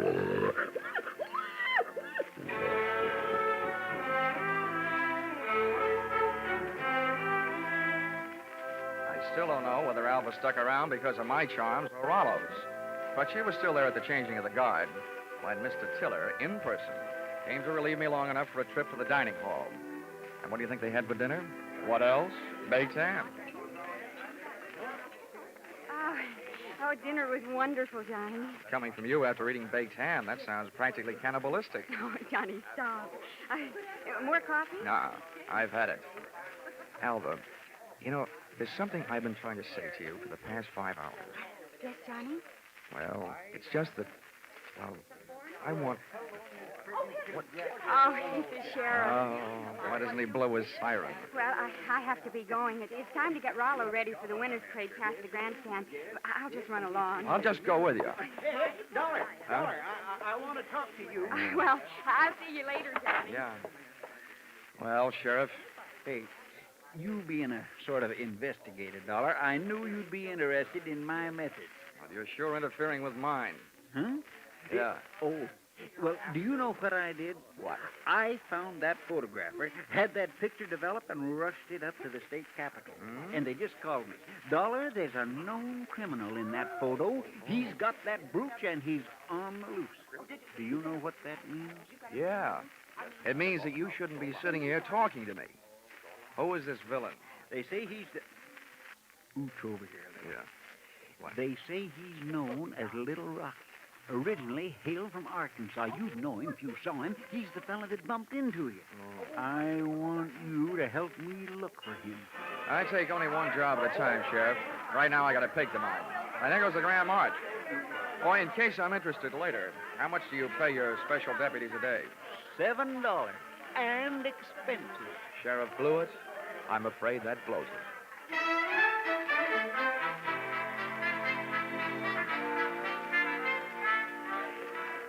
The Carver County Pickle and Pie winners were lining up to lead the Grand March. By the time I got to the grandstand, down at the tag end of the livestock echelon, there was a shiny white cab and trailer sporting the markings and mottos of the Blue Ribbon Prime Packing Company. And high upon it, perched on a platform and surrounded by a sturdy iron railing, stood that champion, the pride of the pork set, Rollo, Rosie Barron of Iowa. It was lovely. It was divine. I had a feeling that swelled my heart with pride. Here they were, products of the American home and the American soil. A fanfare of foodstuffs flowing from the horn of plenty. Just because of my association with Rollo, I felt that I was playing some small part in this gallant parade as it was started, the first leg of its journey. It was inspiring. It was thrilling. It was... Boing! All of a sudden, it was downright frightening. As Rollo's chariot rolled by, I got an eyeful of its driver. It was my comrade in collision, the guy who had put the snatch on Mrs. Tiller's diamonds, Little Rocky from Arkansas.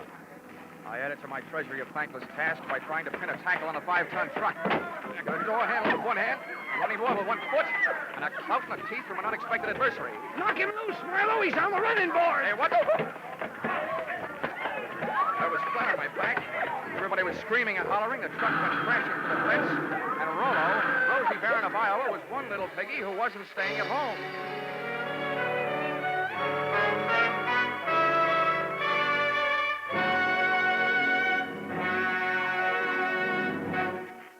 In just a moment, the second act of Johnny Dollar. But first, taking in the action from Johnny Dollar, are you? All right, that's good, because staying with CBS is the way you'll head straight for the big return from vacation 8 days from now, Monday the 29th, of Lux Radio Theater and all the other big Monday night CBS favorites. And by staying with CBS, you'll find more action later tonight with Bill Grant of Call the Police and with Sam Spade, who'll be heard from on most of these same CBS stations. Now, with our star, Charles Russell, we return to the second act of yours truly, Johnny Dollar.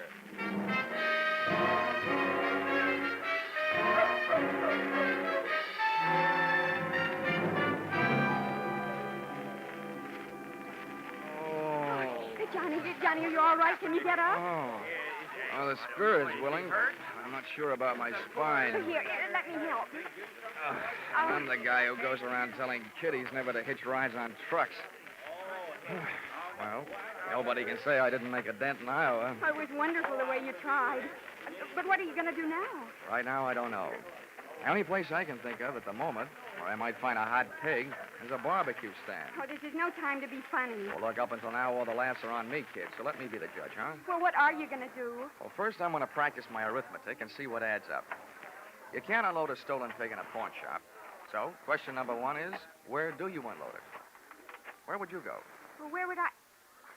Well, I'd never thought of it. Well, here's what I figured. The Rollo on the hoof is too well known to peddle for anything like the dough he's really worth. I mean, he's not like a big diamond that you can cut up in little... Or is he? What is the going price on pork? The market this morning was at $23.50. Well, that kind of money hardly sounds like Little Rocky's kind of project. But maybe things are tough. By the way, Alva, have you ever been in Arkansas by any chance? Why'd you ask? Just wondered. Hey, Dollar, just a minute. I want to Oh, talk to you. barnyard bloodhound himself. Yeah, Sheriff? Would you mind, Alvin? I was just leaving. How could she be that cold on such a hot night? Huh? What's bothering you, Sheriff? I saw your little performance, Dollar, when you leapt at that truck. Just how hard was you really trying? How hard was I? I ought to punch you in the nose, badge or no badge. Now, don't you go getting huffy. I just want you to know that I don't fool easy. When I'm on a case, I'm suspicious of everybody. Yeah, that must be rough on your wife. How often do you have her in handcuffs? Huh? Well, Now, look, Sheriff, all I need from you is the use of a car so I can go looking for old Lardhead. No, you don't. There's enough missing around here as it is. Rollo, Miss Tiller's jewelry, and I ain't about to add a county vehicle to the mess. And besides, I want to keep an eye on you. Good. You might learn something. Come on. Here, wait a minute. Where are you going? Over to the Ferris wheel. That truck hasn't been off the fairgrounds more than a couple of minutes. I want to get a look at the countryside. Ferris wheel. Say, that gives me an idea. I hoped it would. Come on. Say, you know, Sheriff, I don't know very much about this farm-side ferreting racket. Well, there's more to it than meets the eyes, I can tell you that. Oh, yeah, I'll bet there is. Tell me, didn't I see a feed trough on Rollo's truck with a lot of mash in it? Well, now, let's see. If he ate yams this afternoon, he'd eat mash tonight, all right. Does mash kick up any kind of a smell? Oh, sour as swill. But the pig seems to like it. Uh-huh. How does this sound to you, Sheriff? Suppose right after you take your ride to the top of the Ferris wheel to case the countryside, we were to get ourselves a nice hungry pig. Say, that gives me an idea. We could take that pig and he could smell that mash in the air and sniff out the trail of that truck. Sheriff, if you aren't a genius, I wouldn't be surprised. Oh, Shaw. It was planting time in Iowa that night, at least for ideas. Two of which I had planted in the not-too-fertile mind of Sheriff Harry Blewett. And as long as it took us to walk from the trotting track to the Ferris wheel, it came harvest time for notion number one.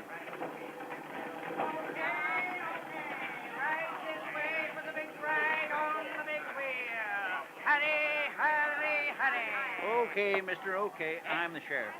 I want you to run me up to the top of that wheel and hold me there long enough for me to get a look around.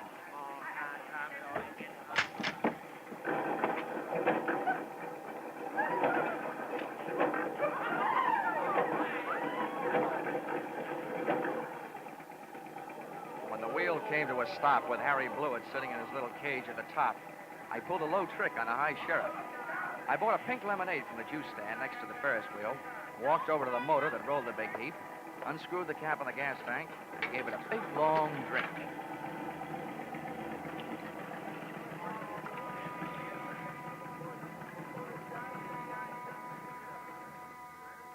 I hope it wasn't doing to people's stomachs what it did to that motor. You might well remember this harmless little deceit the next time you have occasion to get rid of a sheriff.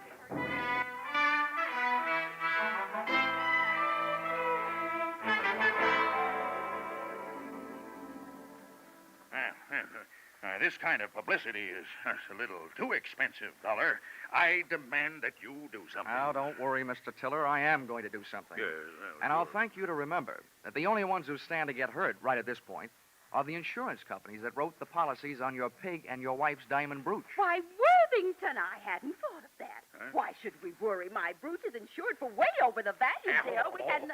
Hortense, you keep flapping that loud tongue of yours, and the first thing you know, they'll be accusing us. Why, they wouldn't dare. Oh, yes, we would, Mrs. Tiller. But we're just not the type. A $15,000 profit on a pig, and whatever else you could make profit on a pig, and whatever else you could make on your jewelry, might make anybody the type, Mrs. Tiller. Now, see here, Dollar. I've had just about enough of your slanderous implications. I have a few thoughts you might profit by. Go ahead, Worthington. I'm always interested in profit, Tiller. My father had the same thing happen to him back in 1902. That's right. Remember, dear? Yes. In Nebraska. He bought a prize pig at a fancy price. And then the scoundrel that sold it to him turned around and stole it back. Here, see? What do you think of that? Would this be a suggestion that we throw the young lady who sold your pig to you in the pokey on the strength of something that happened 37 years ago? Well, that's for you to decide, Dollar. Right. Just don't say I didn't warn you. I see. Yeah. If you don't have an orchid to pin on a young lady, try suspicion.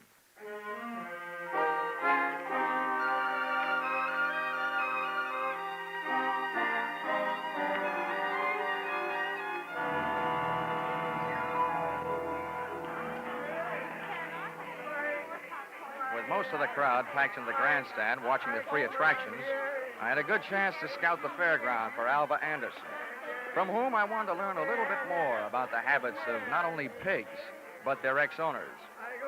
Our trail led me past the home-baked cakes, hybrid corn, the watermelon pickle, tractor and harrow exhibits, and all the way back to where I'd first met her, Rollo's pen in the swine wing of the livestock building. But when I got there, Rollo's cupboard was bare. Alva was leaving for the rear door in the company of a small, tough-looking gent carrying a sack over his shoulder. Name of Little Rocky from Arkansas. I could hardly believe it, but they piled into a car and hauled off up the road. At the risk of adding one last insult to the most recent injury I'd inflicted upon Sheriff Blewett, I stole his car and went dusting up the highway in hot pursuit. There's nothing easier to follow than a red taillight on a clear night. And the bright Mazda Ruby tacked onto the rear of Little Rocky's car led me around the village of Carver and 11 miles out to the pastures to a shack hidden in a grove of elm trees 100 yards off the road. I parked the car and legged it in. From 25 feet away from the house, I could call the roll through an open window. They were all there. Little Rocky, the strong-arm man who would knock me off the running board, Alva Anderson, and last but not least, there was Rollo, all 980 pounds of him, and most important to me, still alive. Here you are, Marlowe, you stupid clown. Oh, stop. This is all the sweet potatoes that was left. First we go through them, and then we'll be ready for you, Alva. Oh, but I told you I don't have it. We'll see about that later. Hey, Milo, don't get the porker excited. Here, put the sack on the table. Then when we look at him, we throw him out the window and away from him. Now, hurry up. All right. Well, it ain't in this one. Ain't in this one either. Nope. Ain't in this one. Shut up, just look. Well, I just... And from now on, from you, no thinking. Anybody dumb enough to stash a $30,000 hunk of jewelry and pig food ought to go see a head doctor. Oh. Through the open window, I was being bombarded by sweet potatoes and facts. While making a getaway after ripping the brooch from Mrs. Tiller's throat, Little Rocky's accomplice had suffered a sudden attack of panic and had hidden the brooch in one of Rollo's lunchtime yams. Whether that yam was inside the piggy or out, they and I were apparently just on the verge of learning. That does it, I guess. Ain't here. Then that means... That means your little friend here had a $30,000 snack today, which right now is giving me a great big bellyache. You know all about pigs. What do we do about it? Well, Rocky was yellow. He wouldn't rub him out. Look who's talking. Here, take my 38 if you're so tough. Yeah, I thought so. Now, shut up. Well, I ain't killing no piggy with him just standing there looking at me. If he'd only make a break for it, I'd mow him down. You. Now, look, baby, we'll kill him if we got it. We want that chunk of ice, and we want it fast. Marlowe, tease him into the corner with a sweet potato. We're throwing them all out the window. Oh, please, Mr. Rocky, You don't. shut up, too, and sit down. Close your eyes if you want to. Oh, please, Mr. Rocky. In the manner of Sheriff Blewett, I had an idea. Given to me, of course, by Rocky. Alva was sitting in the corner, Rollo was scratching his side by rubbing it against the opposite, and Rocky and Milo were standing shoulder to shoulder in the middle of the room, ready to advance on him. I groped around in the dark until I found one of the yams, and taking the sweet potato delicately in my hand, I tossed it through the window so that it would roll to a point just behind Rocky and his pal Milo.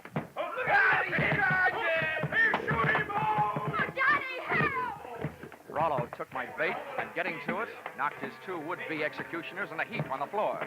I took over from there, jumping to the window and applying a kitchen chair dutifully to the prescribed areas, reducing enemies to a state of unconscious surrender. They gave out, Alva gave up, and Rollo gave me a dirty look.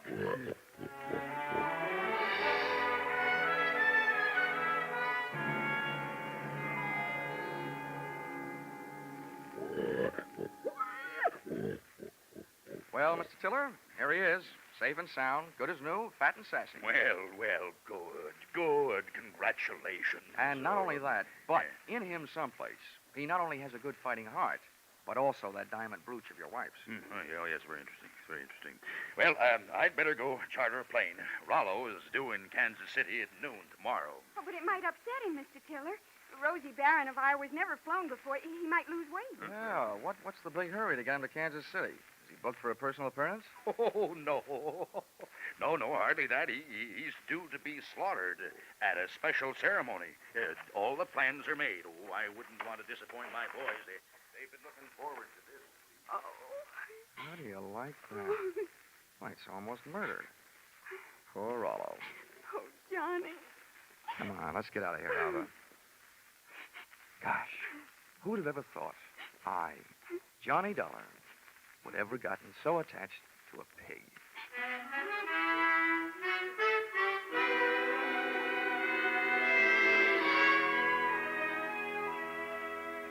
Expense account, item 4, $3.50. Dinner for Alva and me. A vegetable dinner, by the way.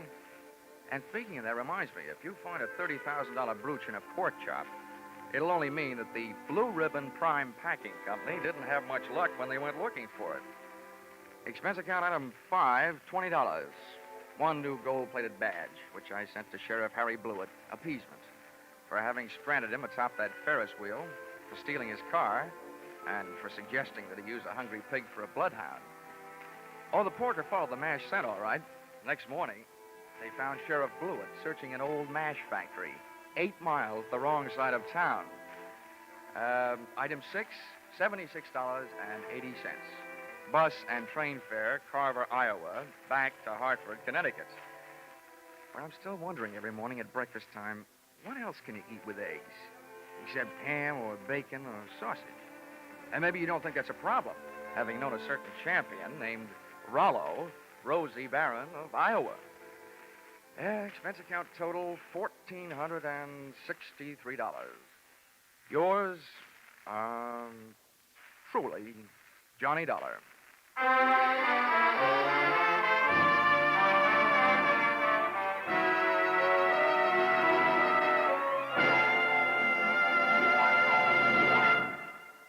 Yours truly, Johnny Dollar, is produced and directed by Norman MacDonald and stars Charles Russell with script by Paul Dudley and Gil Dowd. Featured in the cast were Parley Bear, Sammy Hill, and John Daner, with Junius Matthews, Ann Morrison, Jack Crucian, and Paul Dubov. Pinto Colvig was Rollo. The special music is written and conducted by Leith Stevens.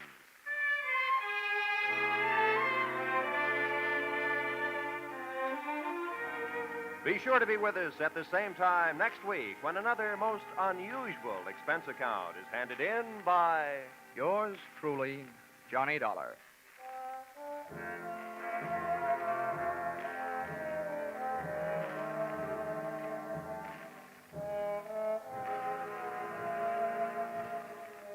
Your hit parade on parade will be back tonight in the familiar CBS Jack Benny time with the great tunes of August 12 years ago.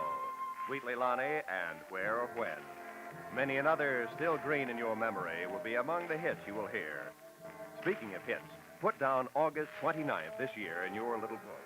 That's when Arthur Godfrey and his talent scouts, the stars of Lux Radio Theater, My Friend Irma, and Bob Hawke return to join Inner Sanctum. So make your Monday nights a regular date with CBS. This is Roy Rowan speaking. Stay tuned now for your hit parade on parade. This is CBS, the Columbia Broadcasting System.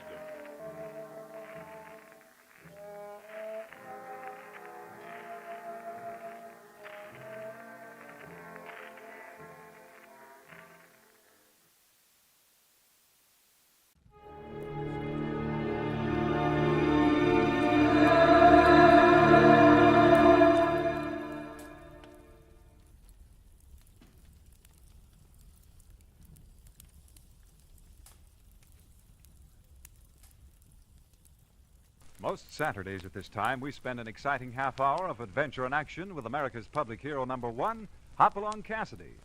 Well, even two-fisted cowboys take summer vacations when they can, and Hoppy is no exception. But Hopalong and Topper will be back with us riding the CBS air trails again 3 weeks from tonight, September 22nd. Get this and get it straight.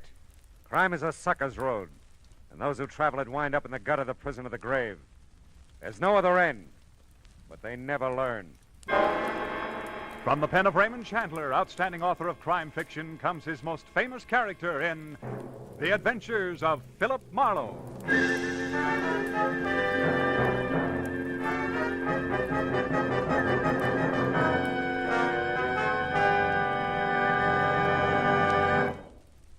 with Gerald Moore, starred as Philip Marlowe, we bring you tonight's transcribed story, Nether Netherland.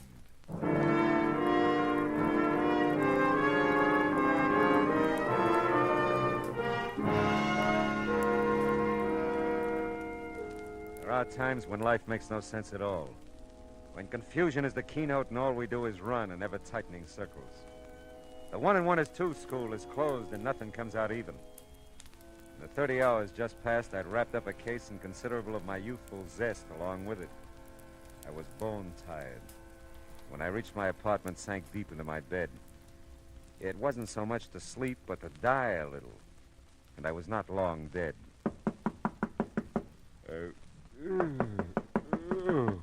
Oh, okay. Where are those slippers? Okay. Who needs more than 15 minutes sleep? Yeah. Yeah. Mr. Marlowe, I've got to see you. It's very important. Yeah, it better be. It's awfully late, I know. You're nice to let me in. Did I let you in? Yes. Just now. You're not still asleep, are you? No. No, I don't think so. You see, I always sleep lying down. It's a habit. You must know I wouldn't bother you this way if it weren't that... Well, someone's following me, Mr. Marlowe. Oh? He's been following me for I don't know how long. I'm so frightened. Oh, come on. How about a cup of coffee, huh? Oh, really, Mr. Marlowe, I don't think you're listening to me. I can make it worth your while. I wish you'd wake up. Yeah, well, that's what coffee's for. Come on. You can talk to me while I make it, hmm? Now, you were saying someone's following you. A man. Naturally. Who is it? I don't know. Uh-huh. Well, sit down over there at the kitchen table. This won't take long. Thank you. Now, why would anybody be following you? That's the silliest question I've asked in days. But it isn't silly. I've tried to figure it out myself. I haven't done anything. I don't have anything. Yes. Well, we'll let that go. Look, maybe I ought to know your name, huh? Oh, I'm sorry. I'm Carolyn Shepherd. Don't be sorry. I'm glad you're Carolyn Shepherd. Why? Well, because it beats the heck out of being George Shepherd. Dee Dee said she thought you'd help me. That's why I came. Dee Dee? My roommate, Dee Dee Reynolds. Oh. She doesn't know you or anything. She just said if she were troubled, like I am, she'd get in touch with you. Yeah, well, that's nice of Dee Dee. Does she know somebody's been following you? No, I haven't told anyone. Oh. I don't know her very well. We haven't lived together long.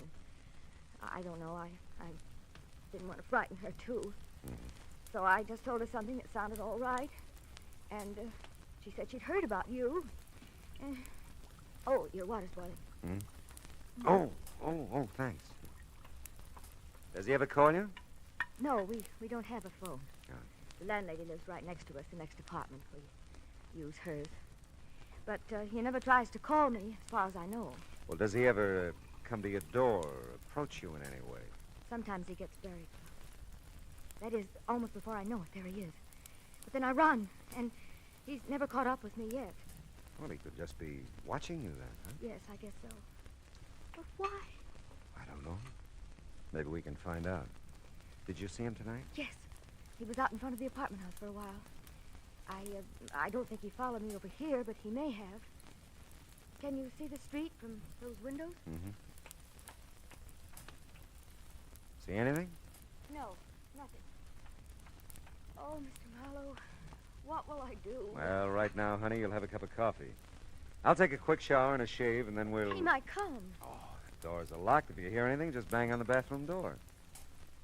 You won't be long. No. Sure not. Be back before you know it.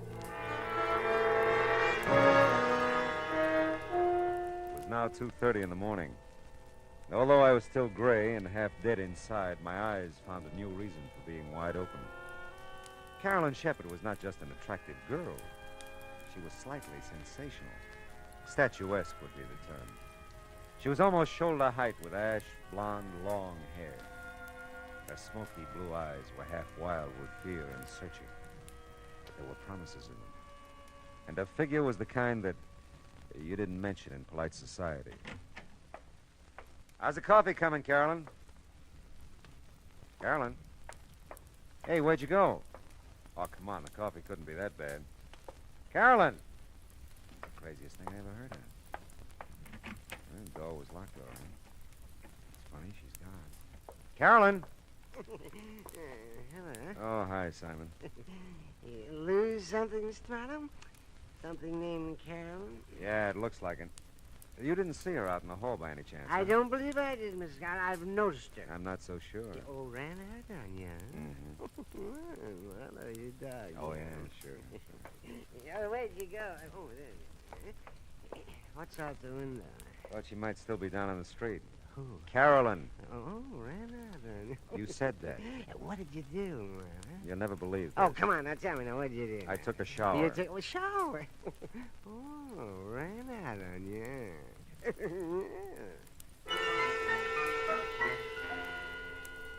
Simon was listening badly, but enjoying a good laugh when I left him.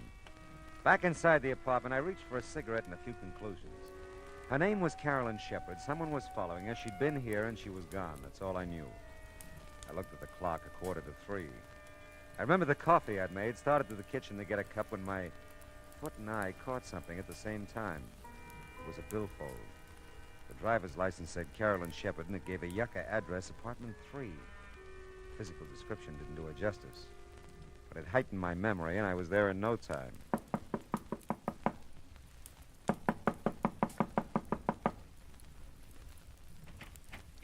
Yes, what is it? I'm looking for Carolyn Shepard. Oh, you were? Well, she isn't here. I don't know her, but I'd like to meet that young woman sometime. It's a pleasure, believe me. Now, look, I'm sorry. You're always sorry. Between the freeway by day and the traffic at this door by night, on account of Carolyn Shepard, body can't get any rest or sleep. I'm really sorry. I know it's late, but you Late? see... I can't imagine what kind of a person she is, that men can knock on her door, or any door they think is hers at all hours. I'm not going to stand for it. I'm going to move. And someday I'll meet this young Shepard person, and I'll give her a good thrashing. You do that, but just tell me one thing. I'll tell you nothing. How long have you lived here? 6 weeks. 6 of the most miserable weeks of my life. Thanks. Very much. My goodness, what's going on out here? I guess I have the wrong address. I didn't mean to wake everybody up. Why, you didn't wake me up. Just Mr. Norton, I guess. Well, I guess it's insomnia. I just practically never sleep nights. You ought to get together with Mr. Norton. He tells me he has the same kind of trouble. He isn't a very pleasant old gentleman, is he? No. Oh, my. I guess I should introduce myself. I'm Hester Hutchison. I'm the manager of the building. Oh, well, maybe you can help me then. I'm trying to locate Carolyn Shepard. This is the only address I've got for her. Oh, I'm sorry. You're sorry? Carolyn did live here, but she moved about 6 weeks ago. And for some reason or other, I never understood really, she didn't want to leave any forwarding address. I see. Well, thanks, Miss Hutchison. Oh, not at all, not at all. I hope I didn't disturb you, really. Oh, my goodness, no. As I said, I'm sort of given to this insomnia or whatever it is. Well, as a matter of fact, I just baked a coffee cake. Sounds silly, I know. But I get some of my best ideas at night. And tonight it was coffee cake. Coffee cake, huh? If you'd care for some, I'd be, you'd just be more than welcome. Oh, that's nice, Miss Hutchison. But you see, I get some of my best ideas at night, too, and I got one right now. About going home to bed.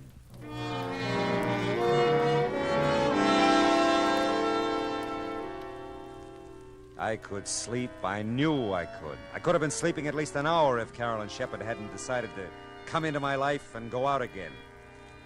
Well, I didn't know where else to look for her, so I decided to give my little trundle bed another whirl. I'd gotten about 10 out of the usual 40 winks.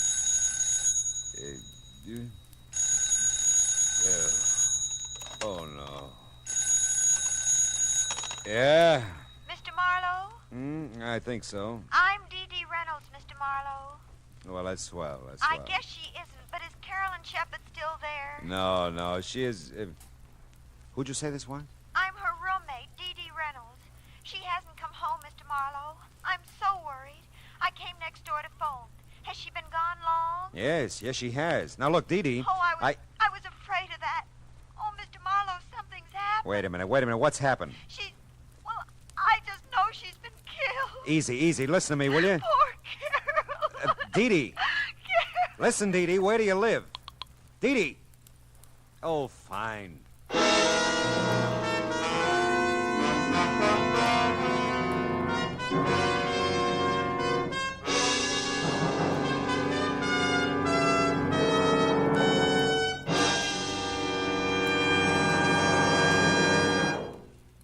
In just a moment, we'll return to the second act of Philip Marlowe. But first, James Fassett brings you the second part of his two-program series of Holland Music Festival selections, along with a few colorful words about the music, customs, and people of Holland as he observed them. That's on your invitation to music tomorrow afternoon on most of these same CBS radio stations. Listen to tomorrow for your string serenade featuring Jerry Windsor with his singing strings in Music All America Loves. Now with our star, Gerald Moore, the second act of Philip Marlowe, and tonight's story, Netherland.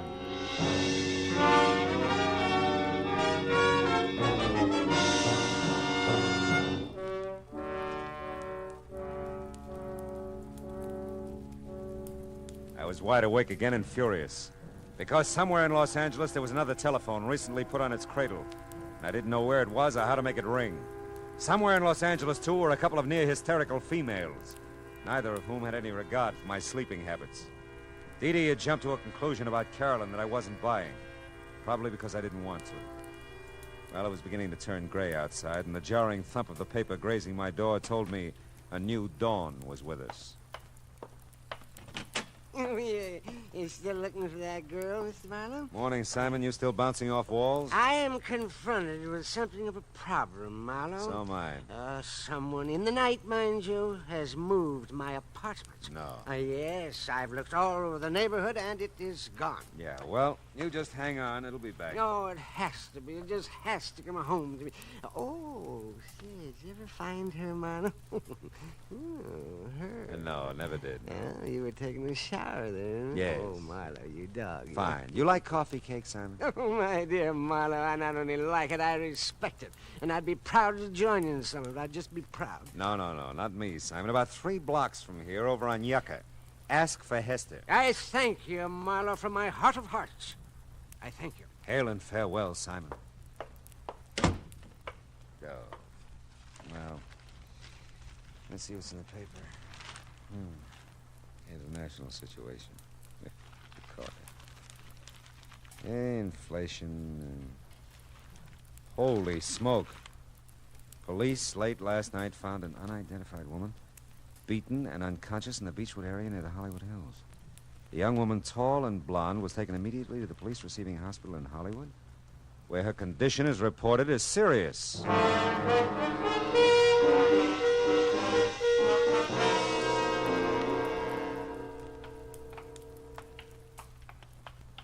She fits the description of that Shepherd girl's driver's license all right, Mr. Marlowe. She's pretty banged up, though. Might be tough to identify her. Yeah, what time did they find her? About 3 o'clock this morning, I think. We were figuring robbery, since her wallet and most of the stuff in her purse is missing. Oh, here we are. Oh. Yeah, she's still out. Pretty doped up, I guess, huh? Yeah. She the one? No, she isn't. You sure? Yeah, hair is too blonde. Well, maybe she's had a quick dye job since you saw her last, huh? Very funny. Well, we'd like to wrap this thing up, you know. If you could identify her, we'd be part out of the woods. I'd like to help you out, but she's not Carolyn Shepherd. How about it? Will she live? This one? This one. No, hasn't got a chance. You get that way, I guess, watching the inhuman parade of human stretcher cases into a police hospital. I wouldn't have his job. The sunlight was fresh and warm outside. And the coffee I got at the three-stool joint next door was neither. The now you're sleeping, now you're not routine of the night before hadn't exactly made me razor sharp. But by now I was alert enough to study Carolyn's wallet a little more intently. There was $12 in it, and stashed in with the bills a book of check stubs on a Hollywood bank. Don't let anyone tell you that banks don't open till 10 o'clock. If you make like breaking down a glass door, they'll let you in. And if you cause them that much trouble, they'll give you the address you ask for and send you on your way in a hurry. I felt better about this address for Carolyn. Dee Dee Reynolds was listed on the card in the mailbox, too. Yes? You must be Dee Dee, and I must be Philip Marlowe. Oh, yes, Mr. Marlowe. Come in. Thanks.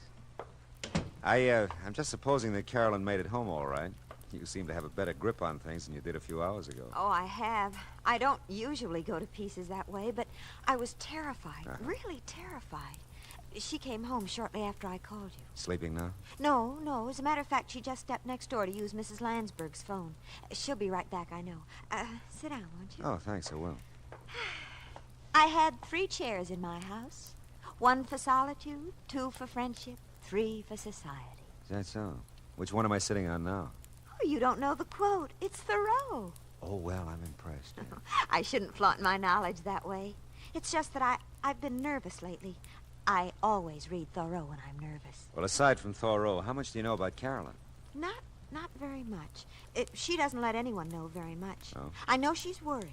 She watches at the window, and she jumps when there's a knock at the door.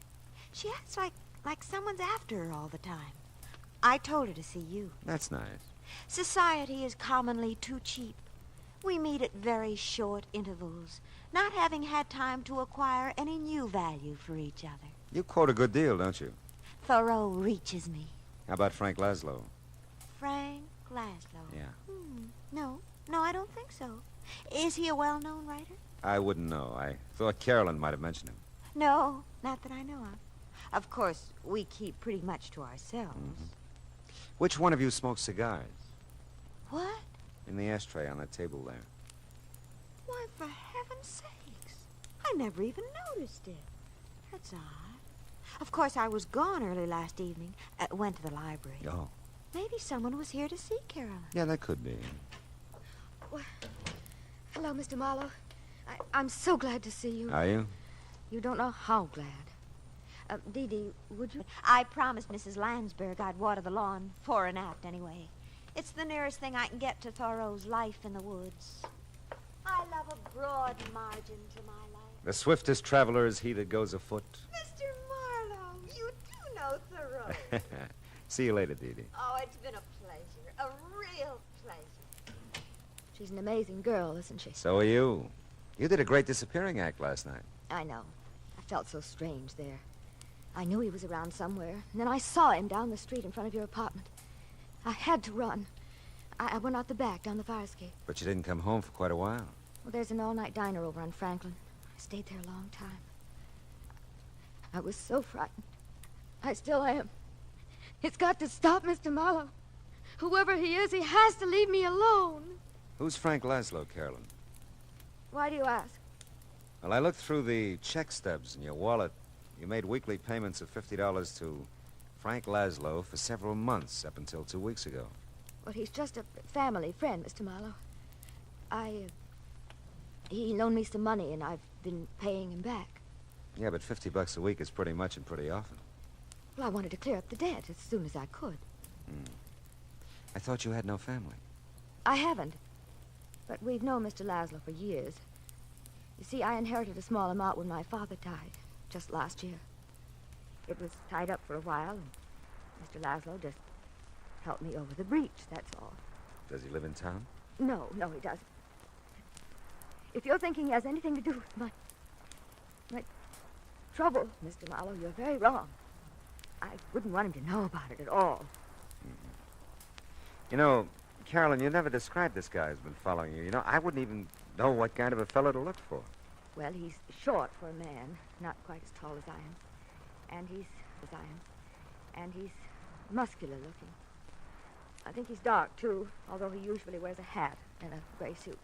Does he smoke cigars? I've never noticed that he does, no. You don't work anywhere, do you? How can I hold a job in the state I'm in? Oh, no, I just look and wait. What is it? I knew it. He's out there, Mr. Marlowe. Where? He just got in that car, the big convertible at the curb. Okay, honey, come on, let's go.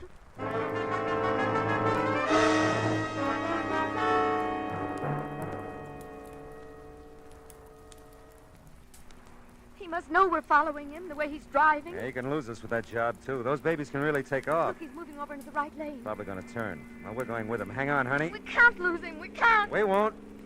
He's pulling into that parking lot.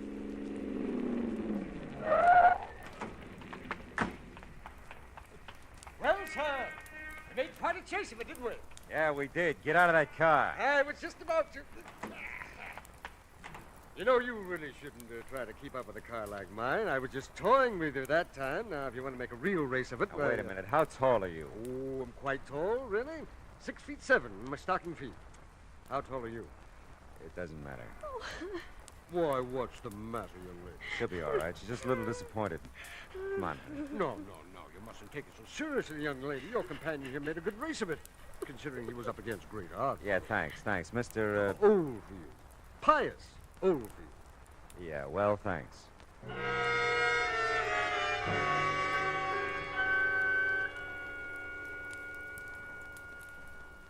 Oh, I don't know how I could have made such a mistake. But he did look like him, Mr. Marlowe. Until he stood up, I really thought... All right, honey, forget it. You're pretty tired and upset, and you're almost home now, huh? I don't want to be alone. He'll come. Don't worry, I'll stick around. Nobody will bother you. He must. He must. I'm so tired.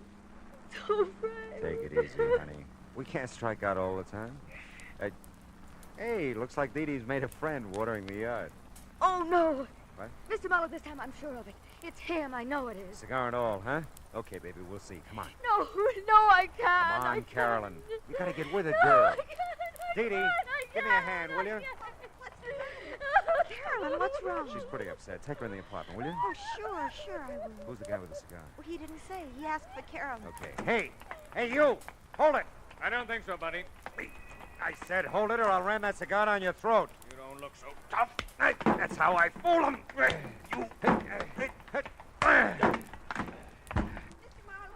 Are you hurt? No, go back to Carolyn. Get her in the apartment. Well, she's in Mrs. Lansbury's. She's not making much sense either. Just Nothing's crying making and any mumbling sense. things. Oh, he's really out cold. Yeah, isn't now he? look, take a look in there. His auto registration. Read it to me. Oh, let's see. Yeah. Frank Laszlo, Uh-huh. something Kling Street, Barstow, California. I thought so. Did you? Never mind. Go back with Carolyn now and stay with her. If she says anything, memorize it like you do with Thoreau. But where are you taking Where I hope he belongs. I'll be right back.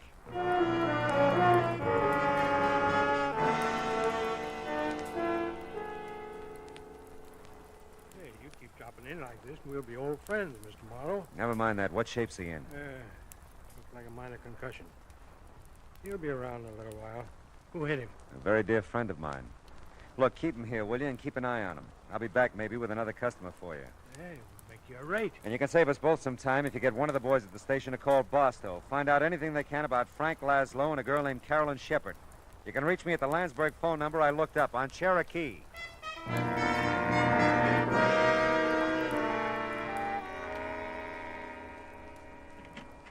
Oh, Mr. Marlowe, gee, I'm glad you're back. How's Carolyn? Come in and listen to her. I'm scared to death. Yeah. I used to remember. Mail a check to Barstow. I must remember. That mail check. Got so much to forget, too. Forget and remember. It's been going on like that ever since you left. Yeah. What does it mean? I don't know for sure yet. Steve, you can't be everywhere. Everywhere I look, you can't be anywhere. You're dead, Steve. Don't you know you're dead? Take it easy, Carolyn. Easy. Easy. Oh, that's Mrs. Lansford's phone. I told her I'd answer it while she was out. Go ahead. It could be for me. Okay. Carolyn. Carolyn, you're okay. Who are you? No.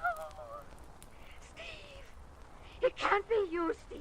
You're dead. I'm not Steve, Carolyn. Steve, you're dead. Don't you remember, Steve? I killed you. But you won't go away. You won't go away. It's for you, Mr. Marlowe. It's the police. Yeah, I know. I'll get it. She's... What's wrong with her, Mr. Marlowe? She fainted. She'll be okay. Yeah. She'll leave Mrs. Lansberg's door open? Oh, sure. Phone's right there in her living room. Thanks.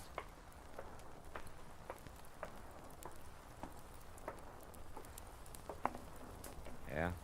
Hey, Marlowe, that Barstow call was a rule. Really? That dame you mentioned, Shepard, she's wanted for murder. Who'd she kill? Her husband, Stephen Shepard, last March. What about Laszlo? Well, they're not sure out there. He was questioned at the time, but they couldn't get anything on him. The dame apparently just vanished until now. Last time they had Laszlo in for questioning a couple of weeks back, he said he didn't know where she was. Must have a real bad memory, huh? You bringing the dame in? Yeah. I'll bring her in. She all beat up too? I can send the wagon. No. I'll bring her. Just keep a straitjacket handy.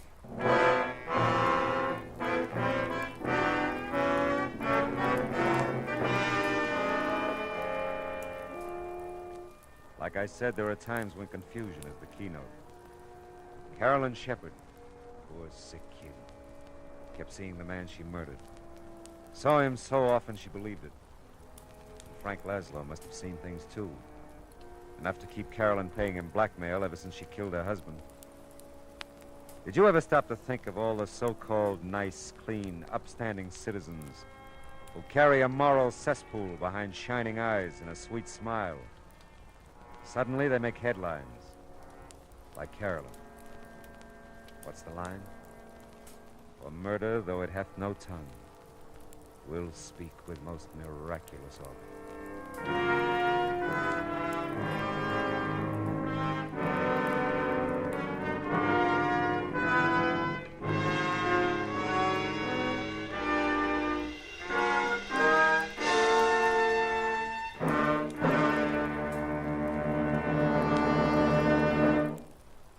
The Adventures of Philip Marlowe, bringing you Raymond Chandler's most famous character, starring Gerald Moore, was produced and transcribed tonight by Cliff Howell and written for radio by Kathleen Height. Featured in the cast were Lorene Tuttle, Verna Felton, Shirley Mitchell, Howard McNear, Ted Osborne, and Cy Kendall. Gerald Moore may currently be seen in the Santana production Sirocco. The special music for Philip Marlowe is composed by Pierre Garrigank and conducted by Wilbur Hatch.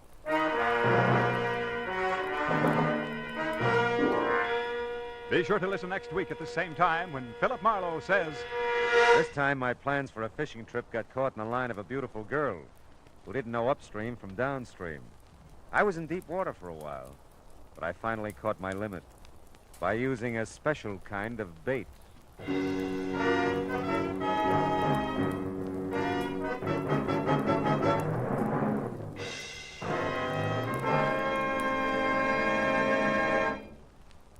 There's a song that goes with this story, friends. The story is, starting tomorrow evening, you'll be able to laugh again at the adorable antics of America's favorite teenager, Corliss Archer. Her boyfriend Dexter returns from vacation, too. So does her whole family. All of which means more Sunday night fun for your whole family when you meet Corliss Archer Sunday nights on most of these same CBS radio stations. We said a song went with this story, didn't we? Well, here it is. CBS. B for the best. F. Yes, yes, yes. The star's address is CBS.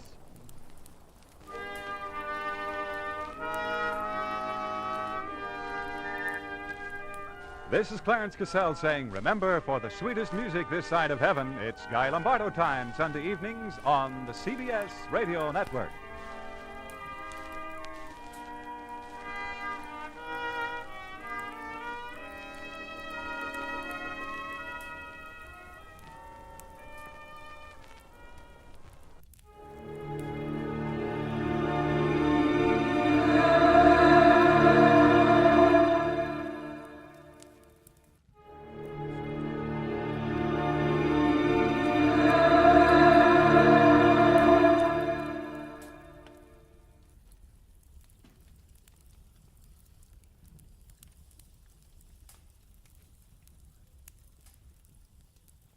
They were born at the same hour on the same day of the same parents. And they were identical in beauty and talent. Only one was deadly, but the other was not. And I couldn't tell which was which until I found a green purse, a fresh corpse, and a pair of dancing hands. From the pen of Raymond Chandler, outstanding author of crime fiction, comes his most famous character as CBS presents The Adventures of Philip Marlowe.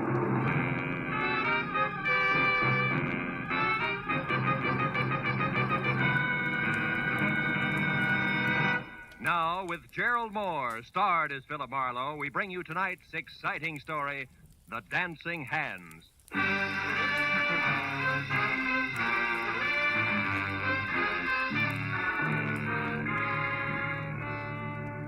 The telegram I found stuck in the mail slot when I got back to my office after a long and roundabout day read. Enclosed, find a $50 money order. I want you to investigate a man. A table is reserved for you at the Saddle Club where I work. Come in time for the second show at 11, important. It was signed Beth Tyler. So, at 11:15, with $50 worth of inspiration behind me, I drove over the Cahuenga Freeway and out Ventura to the Saddle Club, which pretended to be Old English by showing its beams through a flagstone facade. I went in the carefully rough-hewn oak door, and even before my eyes became adjusted to the cozy lack of candle power inside, Neil Redmond, owner and operator of the place, glided toward me, sporting his genial host smile, which tonight was even more forced than usual. How are you, Marlowe? It's been a long time. Business a pleasure, Phil. It's always a pleasure to come to the Saddle Club, Neil. I've even got a reservation. You know my food better than that, Marlowe. Uh-huh. Just don't let it get rough, will you? Come on, I'll find your table out front. I want you to see this show. A pair of twins in a twin piano act that's sensational. Yeah? Edie and Beth Tyler. Oh, here, how's this? Fine.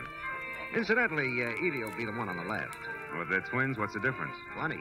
Edie may be Mrs. Redmond one of these days. Oh. Redmond, but you are wanted on the phone, sir. Get the number, George, and I'll call back. This gentleman said you would talk to him, sir. It is Mr. Paul Cedar. Paul Cedar? Oh, yeah. Excuse me, Marlowe. This is important. I better take you. Redmond reacted to the name Cedar like a punch in the nose. But I figured that was none of my business, which was more than I could say for a flabby, dough-faced character at the next table, who followed the nightclub owner all the way out of the room with a pair of watery red eyes, which he deliberately avoided turning in my direction. But at that point, an MC stepped out on the stage, and so I stopped worrying about Flabby in favor of a first look at my client. The Saddle Club is proud to present its second show of the evening, featuring the incomparable piano stylists Edie and Beth in Dancing Hands. Here they are, ladies and gentlemen. Bring them out. The curtains parted on the stage, set with an oversized full-length mirror, which reflected a grand piano, a black vase of yellow flowers, and a tall brunette with a wry, crisp waistline, who touched up a piled-high hairdo, put on a pair of long black gloves, checked her hemline, and sat down at the piano. And she ran through an involved arpeggio while her reflection in the mirror looked on in admiration. It was an old but cute routine, and the illusion was perfect because the Tyler twins were practically identical. I took another look at Flabby, whose face was pushed up in a nasty leer. He stood up, dropped his cigarette into his drink, and tossed a crumpled bill down on the table, just as the lights went out for the trick part of the act. On the dark stage, two pairs of purple hands danced over two glowing silver keyboards, which would have been good except that the pair of hands on the right, which belonged to Beth, suddenly stopped in midair and hit blue notes like a 9-year-old at her first recital. When the lights came up again, my client's face was as white as Middle Sea, and the flabby character, oozing a victorious smile, was on his way to the door. Well, they wrapped it up fast after that, and Beth ran into the wings, leaving Edie to take the bow alone. The band took over in a hurry and brought things down to normal. So as couples moved down to the dance floor and George the waiter headed for my table, I sat back and waited for that message from my client.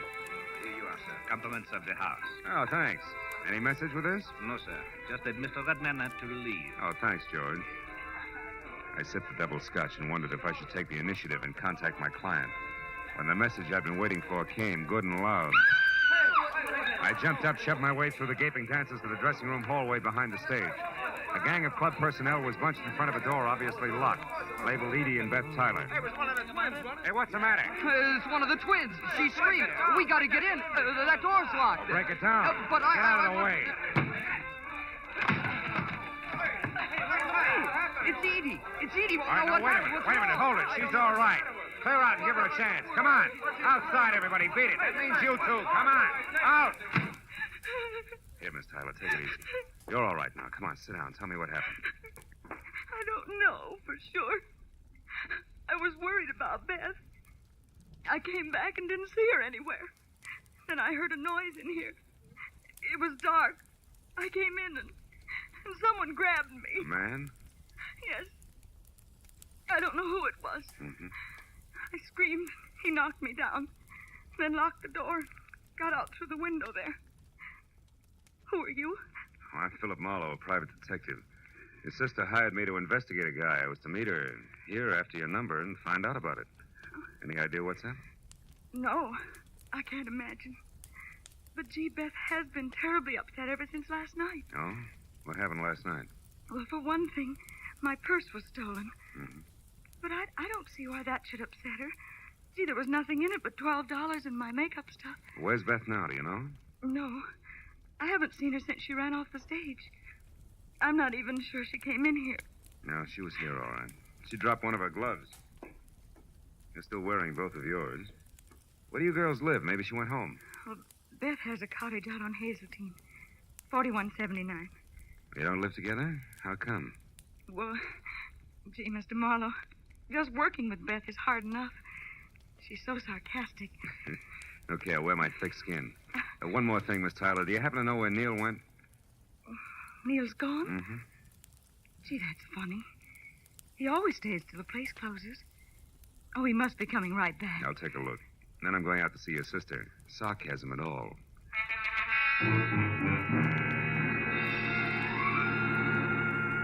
I spent 10 minutes questioning the help on the whereabouts of the boss and got nothing but double talk for answers. So since I was still carrying Beth's glove around with me, I dropped it in my pocket and went outside to my car. I'd opened the door and slid far enough under the wheel so I couldn't back out before I realized that the dough-faced Flab was already there on the seat. His right hand wrapped around something blunt and menacing in his sloppy jacket pocket. You better come on in. What are you doing in my car, blubber boy? Don't get sassy now, mister. And the name is Sippy. That's no improvement, and that's no answer. All right. I saw you inside making with the big talk, so I says to myself, he's an interested party. I should look him up.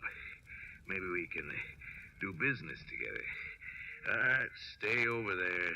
What kind of business? I'm particular about the gutters I crawl in. It has to do with the twins inside there. You can get in touch with me later for further details. I got an angle, mister. You'll see when I leave. Yeah? When you tried to work that angle, you got to the wrong twin in the dressing room. Do you know that? I don't know what you're talking about. Mm-hmm. Okay, Sippy, where can I reach you? You'll find out if you really know what's up. Don't try to follow me, though. I'll be seeing you. When Sippy slid out of the car and beat it, I made one move after him and then stopped cold. Because lying on the seat where he'd been sitting was a green leather handbag with the name Edie etched on it. I snapped it open. It had been stripped of everything but the scent of Amia and the smudged slip of paper that read, Number 9 Arrow Motel, Lancashire Boulevard. So that was Sippy's address, and he had the stolen purse. But the why of all the commotion over 12 missing bucks was still the number one question mark.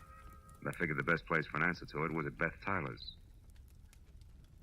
So I drove out to Hazeltine. But even before I stopped at number 4179, I heard the piano.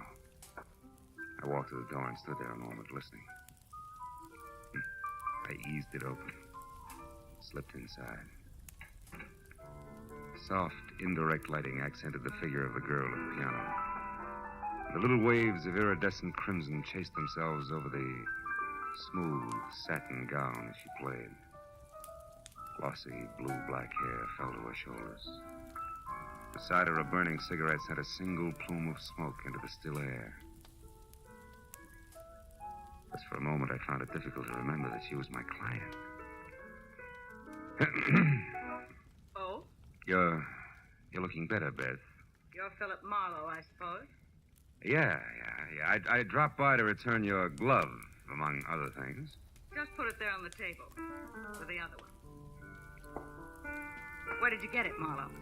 In your dressing room at the club. Your sister tangled with an unidentified man who was hiding there after you left. While we're on that, why'd you shove off so fast? I was scared. How'd you know I'd find you? You're a detective. Remember? Mm-hmm. Look, if you want to burn up your retainer playing hide and seek, it's your business.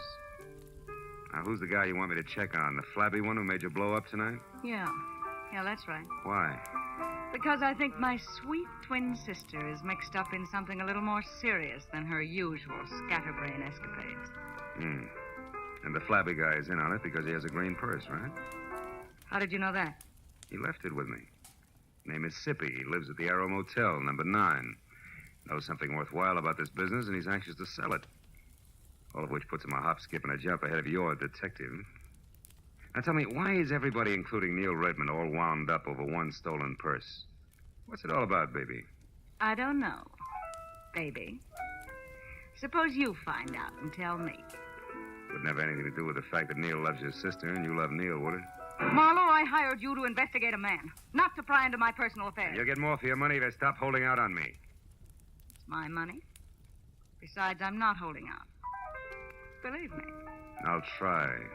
Real hard. Well, as soon as I've got something, I'll call you. Where are you going now? My retainer entitles me to know, doesn't it? Yeah, it does. First to the club to find Redmond and get his side of it, and then I'll probably drop in on our chum, Sippy, at the Arrow Motel on Lancashire. Good. I'll, keep a light in the window for you. Oh, sweet. Also keep your door locked. From the inside, baby. As I drove down the dark, winding street toward Ventura Boulevard, I caught a flash in the rearview mirror of a station wagon behind me. It looked like a tail, so I opened up. But it stayed with me. When it swung out into the left lane to pass, it suddenly cut in front of me. I jammed on the brakes as the spotlight slashed at my eyes, and when my front wheel banged against the curb, I was already half out of the car. Stop right where you are, fella. Don't come 1 inch closer, I'll drop you. He switched off the spotlight, and I saw a face the texture of a doormat over an embroidered purple shirt and orange tie. He had hand-tooled, high-heeled boots on and was topped off by a 10-quart cream-colored Stetson. But the doormat face was grim, and the silver-barreled Colt pistol in his hand looked right at home. I followed you up here from the Saddle Club. I don't know what your game is or why you're messing around and what don't concern you, but I aim to find out mighty quick, so start talking. Okay, first I resent being crowded off the road. Second, I resent a spotlight in my face. And third, I don't like pistols pointed at my stomach. So cool off, Jesse James. You're wasting your time and mine. You got it wrong there, friend. Paul Cedar don't waste his time, and you're going to find that out. Paul Cedar, huh? Yeah. Don't tell me you're all excited over a stolen purse with $12 in it. $12? Yeah. Listen, clown, there's 30 grand missing somewhere between Redmond and me, and I'm going to get it. 30,000? Yeah. Redmond's a high roller, and that's okay with me. But he lost it fair and square in my joint over in Nevada, and I've been holding his markers much too long. So if I have to chalk that dough off to experience, it's going to be a pretty unpleasant experience for a certain party. Get me? Yeah, I get you. But you're shoving the wrong way, Longhorn. Somebody's trying to make a fool out of me, bright boy, and I don't stand for that. I'm liable to shove a lot of ways, and hard. So don't get underfoot. You're sure to get stepped on. So long, dude.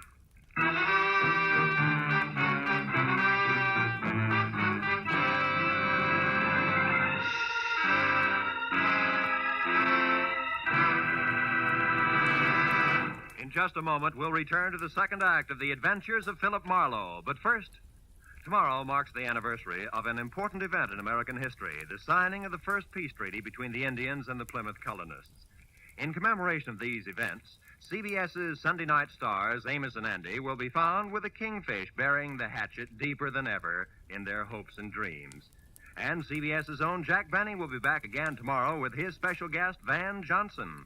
Invite some friends over. Sit back and enjoy the Jack Benny program. You can hear Amos and Andy every Sunday on most of these same CBS network stations, and Jack Benny over them all. Now, with our star, Gerald Moore, we return to the second act of Philip Marlowe and tonight's story, The Dancing Hands.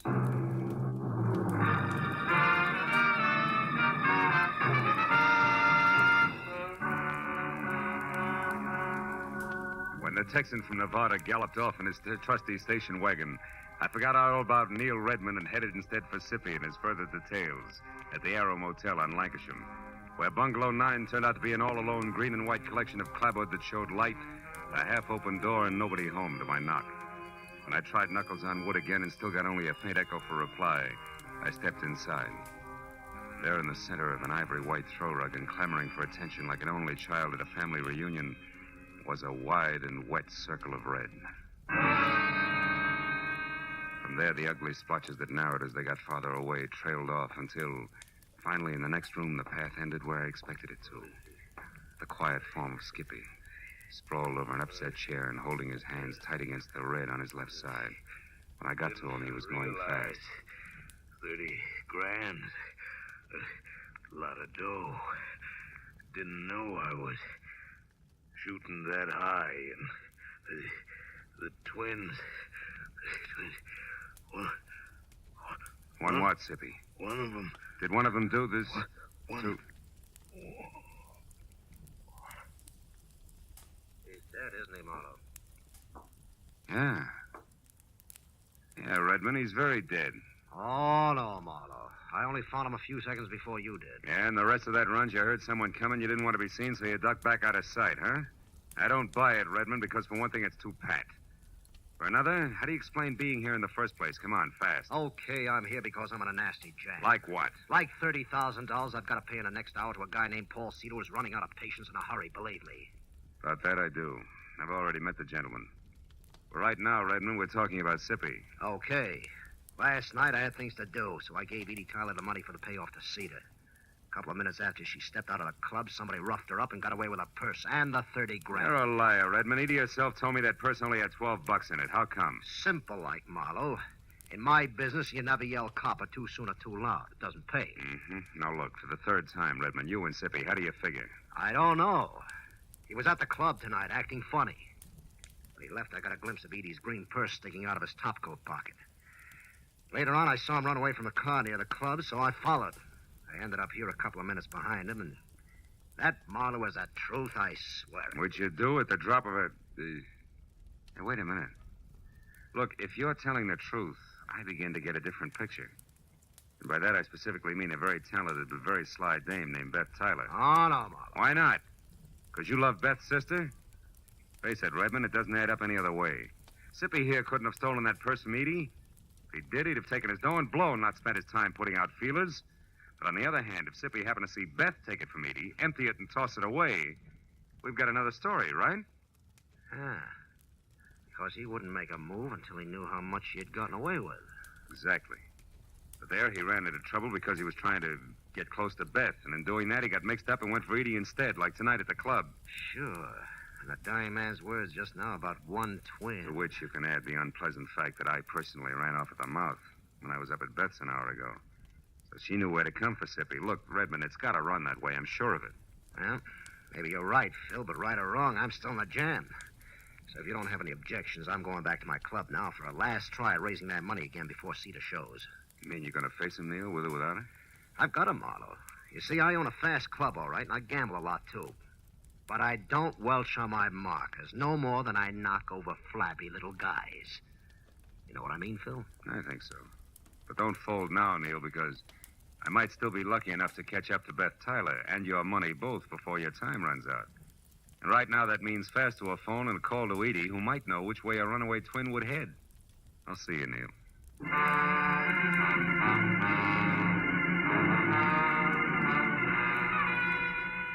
The nearest phone was at an all-night mobile gas station a block away. As I dialed Edie's number, a thought hit me. Maybe Beth wouldn't head anywhere. Maybe she'd just stick around. Hello? Edie, this is Marlowe. Seen anything of Beth? No, I haven't. But why? What is it, Marlowe? Well, from where I stand, two things. First, your sister has the $30,000 and $12 that was in your purse last night. Oh? And second, she's just about it for a sloppy around the edges murder. Oh. Now, look, have you any idea where Beth would head if she had to get out of town in a hurry? No, I don't, Marlowe. Oh, well, maybe somebody up around her place does. I'll call you later. Marlowe, wait. Are you sold on this? I mean, about the things you said Beth did? Just about, Edie. Beth did? Just about, Edie. But for your sake, let's hope I'm wrong. All the way, honey. Goodbye.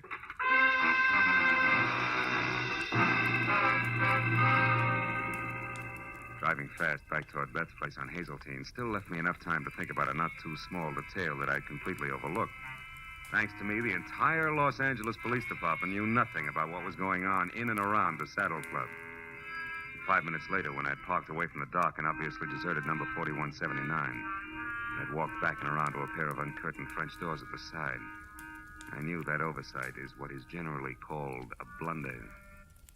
But the next second, I knew it was nothing compared to the one I was making currently. If you so much as turn your head again, Marlowe, I'll kill you. Not like you did Sippy, please, Beth. I'd hate to go that way. Sippy was a mistake, Marlowe, believe me. I was rushed. So you shot and ran, huh? Yes. But I didn't run too far, because from where I stood, I could hear and see both you and Redmond and talking the whole thing over.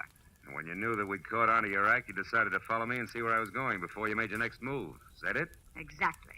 Now get inside. Go on, the door's unlocked. All right. Now get over there, near that closet, and don't turn around. Why not? Afraid of the look on my face when you shoot? Shut up, Marlowe. And stop being brave. Because unless I have to, I'm not going to kill you. After all, you've already served your purpose. Which I presume was getting mixed up in this mess just long enough to find out about Sippy for you. You presume correctly. Mm-hmm. Also, you talk too much. Now open that closet and get inside. All right. Go on. As you say. But first, baby, one question. Did you do all this for the 30 grand alone? Or does it tie in with Neil Redmond and the way he feels about your sister Edie? It's a little bit of each, Marlowe. But as I said, you talk too much. So get in there and shut up.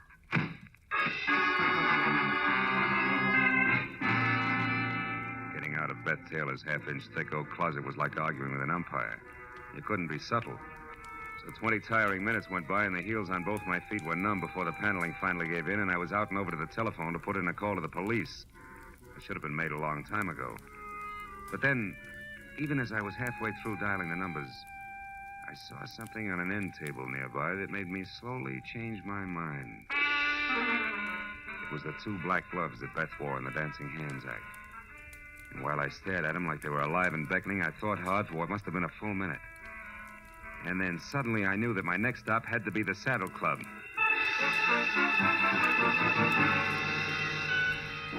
As I parked at the Saddle Club, I saw light drifting out of Neil's office, which was something I had expected. Inside, I moved along a dark hall toward what I knew would be the trio of Neil Redmond, the Nevada Texan, and Eddie Tyler. All right, Redmond. The raucous voice of Paul Cedar was anything but happy. How stupid you think I am? Oh, that's Cedar, I'm telling the truth. Edie had the 30 grand, but somebody got it from her when she was on her way to you. That's a stinking line. You know it, Redmond. You never had the money. This whole thing's been a frame to stall me. And one way or another, I'm going to get you to admit that. No, you're not, Cedar. And if you don't drop that gun now, you're never going to do anything ever. Come on, let it go. All right.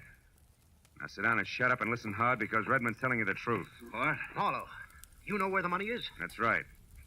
And I also know who took it. Less than an hour ago, a little after I called you, Edie, Beth caught up to me and confessed the whole shebang, exactly as we figured it, Neil. You mean she admitted getting the money from Edie and using you to locate Sippy? That's right.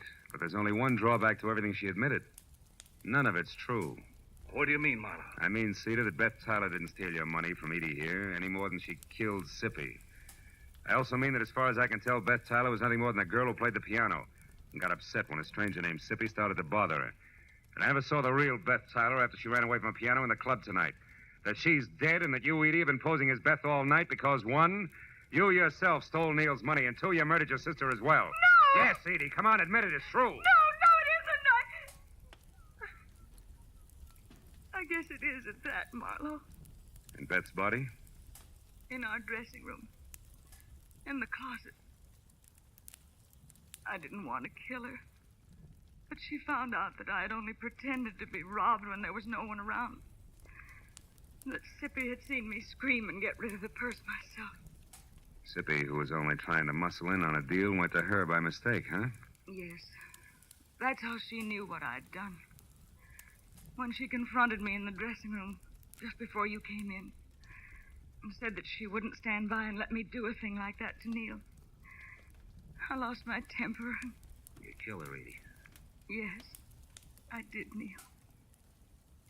And when Marlowe showed up after her scream, I said that someone had attacked me. And then I pretended to be both Beth and myself from there on to get out of the whole thing. And I almost did.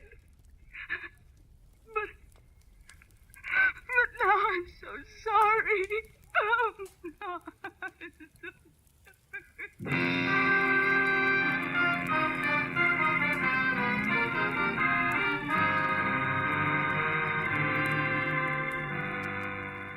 A couple of bad hours went by before the police had everybody's story, and Paul Cedar and the 30,000 was gone for Nevada, and Edie was gone for good. That left just Neil Redmond and me alone and standing near the main bar in the club. Neil was doing his best to stay all in one piece. Well, Marlowe, it's been a tough night for you, hasn't it? Yeah, but a tough one for you, Neil. What with Cedar and the money and... The girls, Marlowe? Yeah. At least it came out right before the cowboy got too tough, thanks to you. So tell me, Phil, how'd you know that Beth was dead and that Edie was both people all along? That was a couple of gloves, Neil, the ones they wore in their Dancing Hands act. You see, when I first met Edie in the dressing room, she was wearing hers, and one of Beth's was on the floor. Hey, pour me one, will you? Yeah. Okay. I took it, and later when I met what I thought was Beth, I returned it, and she put it with what we both thought was its mate. There you are. Thanks. But a little while ago, when I got close to the gloves again, I saw that couldn't be, that they were both for the left hand, Neil. Ah. Then when Edie went to Beth's place to pass herself off as her sister, who she had already killed, she was smart enough to know that she should have only one glove around her. Yeah, but not smart enough to think about which glove it should be. From there, I worked backwards. Until you got to the three of us at the club and tried what you knew might be the right answer. Mm-hmm. Well, you were right, Phil, all the way. Yeah, but I was still gambling. If I had been wrong, Neil, I was giving the real Beth a long head start. It's always that way when you gamble, Phil. I know. Sometimes you pick right, sometimes wrong. Cards, dice. Even with twins. Good night, fella.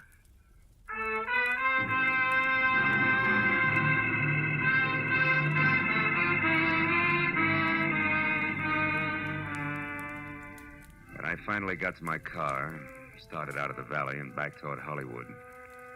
It was better than 8 o'clock in the morning. And here and there as I drove, I saw people who I'd never heard of and who'd never heard of me, stumbling outside after their morning papers.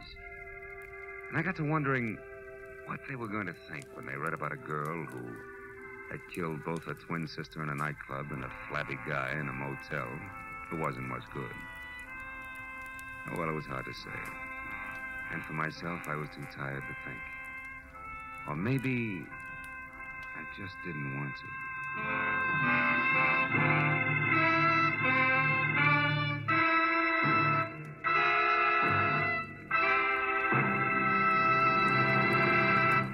The Adventures of Philip Marlowe, created by Raymond Chandler, star Gerald Moore, and are produced and directed by Norman MacDonald. Script is by Mel Donnelly, Robert Mitchell, and Gene Levitt. Featured in the cast were Vivi Janis, Lou Krugman, Ed Begley, Paul Frees, and Bert Holland. The special music is by Richard O'Runt. Be sure and be with us again next week when Philip Marlowe says... When it started, it was simple. Just a lawsuit for damages. But before it was over, it was far from simple, and the damages were murder. All because of a red-headed woman, a ghostwriter with ambition and a match that burned with a bright green flame.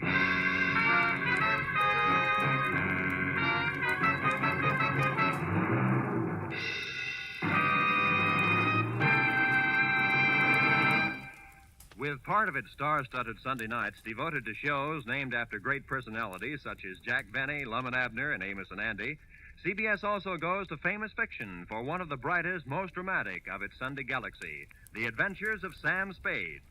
Created by the master hand of Dashiell Hammett, Sam Spade cuts a new and deadly caper with mystery, murder, and adventure on most of these same CBS network stations every Sunday. Join him tomorrow night. This is Roy Rowan speaking. Now, stay tuned for Gangbusters, which follows immediately over most of these same CBS stations. This is CBS, the Columbia Broadcasting System.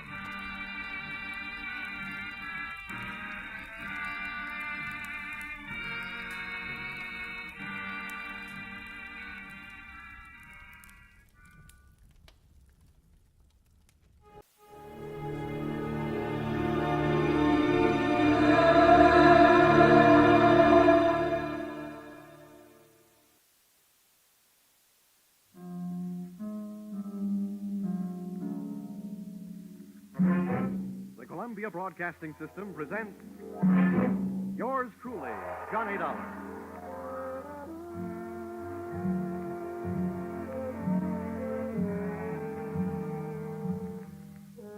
The next half hour has its baggage packed to take a trip with America's fabulous freelance insurance investigator, Johnny Dollar.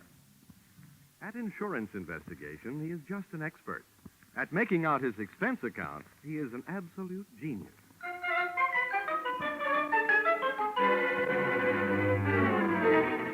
Expense account submitted by Special Investigator Johnny Dollar to Home Office, Nutmeg State Casualty and Bonding Company, Hartford, Connecticut. The following is an accounting of my expenditures during investigation of series of accidents affecting your policyholder, the Funfair and Weatherly Carnival shows, or how I went for a spin on a case we might refer to as Murder is a Merry-Go-Round. Expense account, item 1, 25 cents.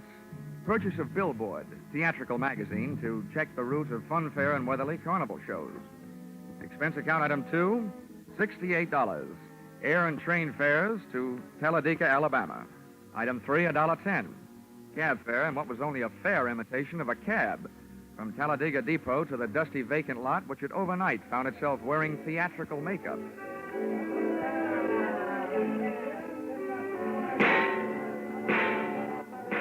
Brightly as the hot sun beat down on the midway, it couldn't help the layout of canvas and slats from looking beat up.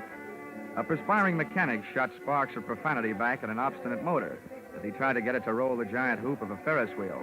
I asked him what he knew about the accident of a week before when a car dropped off the same Ferris wheel, badly injuring 3. He was charming. Listen, pretty boy, don't go getting nosy around here. The Joe in charge of the electric scooter concession was just as sweet. On the subject of how come one of his scooters blew up a few nights back, sending a citizen to the hospital, he just didn't feel like talking. If you ain't a cop, start moving. If you are, where's your warrant? I was just asking the pilot of the giant airplane spin who he thought might have cut the cables the night one of his wallboard gliders took off across the carnival crowd, crashing and busting up a few more customers, when I got a canvasman's version of a sharp answer. A tent stake right behind my ear.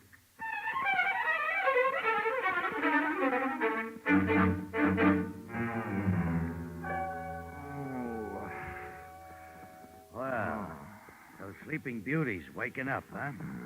Who are you? I thought maybe you'd be sick of asking questions. First, maybe you better answer a few. Before you get up. Number 1, who are you? A pilgrim from Hartford. Never mind the double talk, wise guy. What's your name? My name is Johnny Dollar, but right now I feel like 2 cents. What's your big interest in those accidents you were asking questions about? Strictly academic. I'm only representing the insurance company that's paying off on those accidents. Now maybe you'll tell me who you are and where I am. Ah, thought you guys were smarter. Dollar, I'll let you in on a little secret. Next time you want to find something out on a traveling show, get to the boss first. Asking a lot of questions around a circus or carnival lot is unhealthy. Where is the boss, Miss Pepper? Louise is in the other end of this trailer. She'll be right out. Now, okay, you can get up on your feet. Oh, thanks. I hope you don't mind if I don't stay up on him. I feel more like sitting down. Go ahead. You still haven't told me who you are. My name's Brennan. Oh, yeah, Shanty Brennan. Yeah, you're the general manager of the show. They told me all about you. Louisa Pepper's right arm and strong arm. How long will she be? Yeah, she's getting dressed. Just finished taking a nap. We drove all night to get here. How about having a blast with me while you're waiting? No, thanks. I haven't enjoyed a noon bottle since I was 2. But don't let me stop you. Thanks. Oh. You sure you won't have one? I'm sure. Brennan, the insurance company's been checking up on your show. The police chiefs in the last 10 towns you've played say it's a clean one. We haven't got a pickpocket or a grifter on the lot. But plenty of trouble, huh, during those past 10 stops? At least once a night somebody's got hurt. But never any of us. It's always 1 or 2 of the townies, the citizens. Last night a car on the whip cut loose. That sent 4 to the hospital. 4 more insurance claims for Nutmeg State casualty and bonding, huh? Yeah, and 1 more town we won't be able to play again for a couple of years. It's a wonder we didn't travel out of that town last night by rail, tarred and feathered. For 10 straight nights now, you've had at least 1 big accident every night. What's your guess, Brennan? Has fate taken a steady job on your show, or is somebody out to get you? Somebody's out to get us. Okay, well, do you have any idea? Hello. Oh. Why didn't you tell me we were entertaining a gentleman, Shanty? I'd have put on some more clothes. It would have taken a lot more clothes to cover all there was of Louisa Pepper. She looked like an aging Cupid doll, but even in a carnival, she was no prize. I didn't like the look in her eye. It looked much too friendly. So right away, I decided to change the unspoken subject. Miss Pepper, I'm here on business, insurance. Sorry, we're not buying any. And I'm not selling any. The way things have been going, the insurance company I represent would probably like to buy some of yours back. Oh? Yeah. I'm from Nutmeg State Casualty, investigating the accidents. Hope you find out more than we've been able to, and fast. before we go broke. The word's traveling one town ahead of us. They got us pegged for a dangerous midway. Have you been using police protection? 20 extra cops a night at $10 a cop. So, night before last, a guy winds up with a hammer to try and ring the bell and win a cigar. The top of the hammer flies off and almost brains a cop. Around this show, the police need protection. I see what you mean. How are you fixed for people who don't like you? We got many to choose from? Dollar, we treat our help fair and square. We know them all and trust them all. Fire anybody lately? Nobody. The only ones who left were floaters. But none of them had a beef. Okay, Miss Pepper. Now think back. In all your life, who do you know who'd most like to see you have a real bad time? Only one guy. And he's not around. Dead? As good as. He's in jail. Has been for the last 8.5 years. That's a long time. How long did he go up for? 10 years. What are you thinking, Dollar? I'm thinking that with time off for good behavior, maybe he's not in jail. Not in jail? Sandy, he's got to be in jail. He's got to be, I tell you. You told me you were... All right, break it up, Louisa. If Carter Lacey had a voice as sharp as yours, he could saw his way out of jail. Okay, Dollar, you made a guess. How about seeing how good it is? Sure. I'll find out if your bogeyman is still in jail, but I didn't catch that name. Lacey. Carter Lacey. And where's he been in the pokey? Massachusetts State Prison, at Charleston. Well, what did he go up for? What's that to you? Cut it, Louisa. Dollar, we sent Carter Lacey to jail for attempted murder. He tried to kill Louisa's niece, Myrtle. Is she around? He's running the snake show on the Midway. Dollar, how soon can you check whether Carter got out? As soon as I can make a telephone call. But, Shanny, before I do, I'd like to elaborate on that guess I made. Now, I'd not only guess that Carter Lacey is out of jail, but I'd also guess that he's been out a little over 10 days.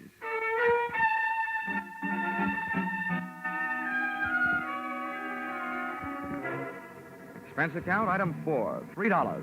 Telephone call to Massachusetts State Prison, confirming both of my guesses. Carter Lacey had checked out of the Bay State's Hotel Greystone for bad boys 2 weeks previously.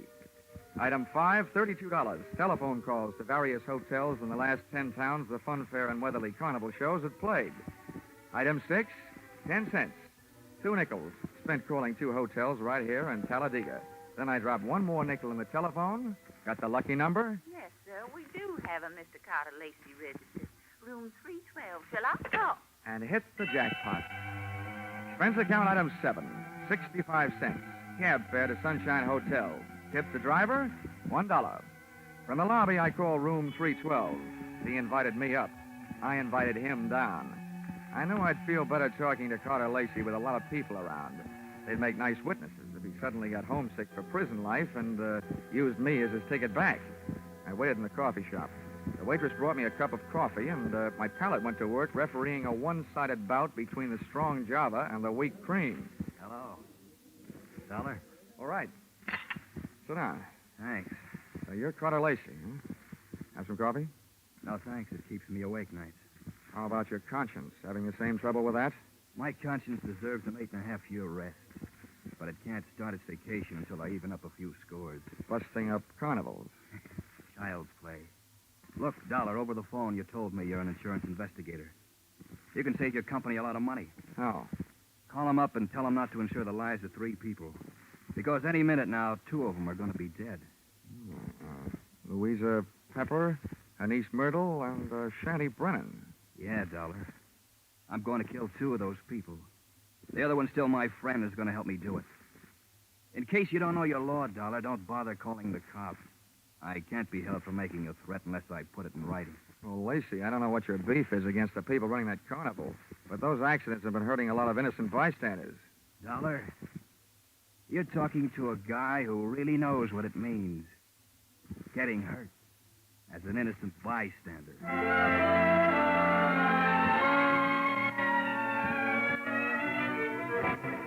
Expense account, item 8, $25.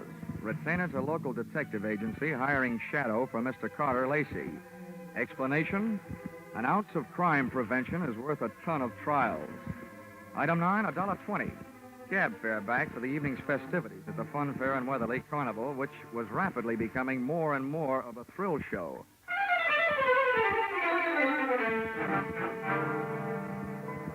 Expense account, item 10, 30 cents. Down payment on ulcer, eating supper at what the Carney people call a grease joint. I made my way among the trailers that were lined up behind the midway, and as I looked for the one housing Louisa Pepper's snake-charming niece, Myrtle, the burning sensation around my heart wasn't all caused by the hot dogs I'd just eaten.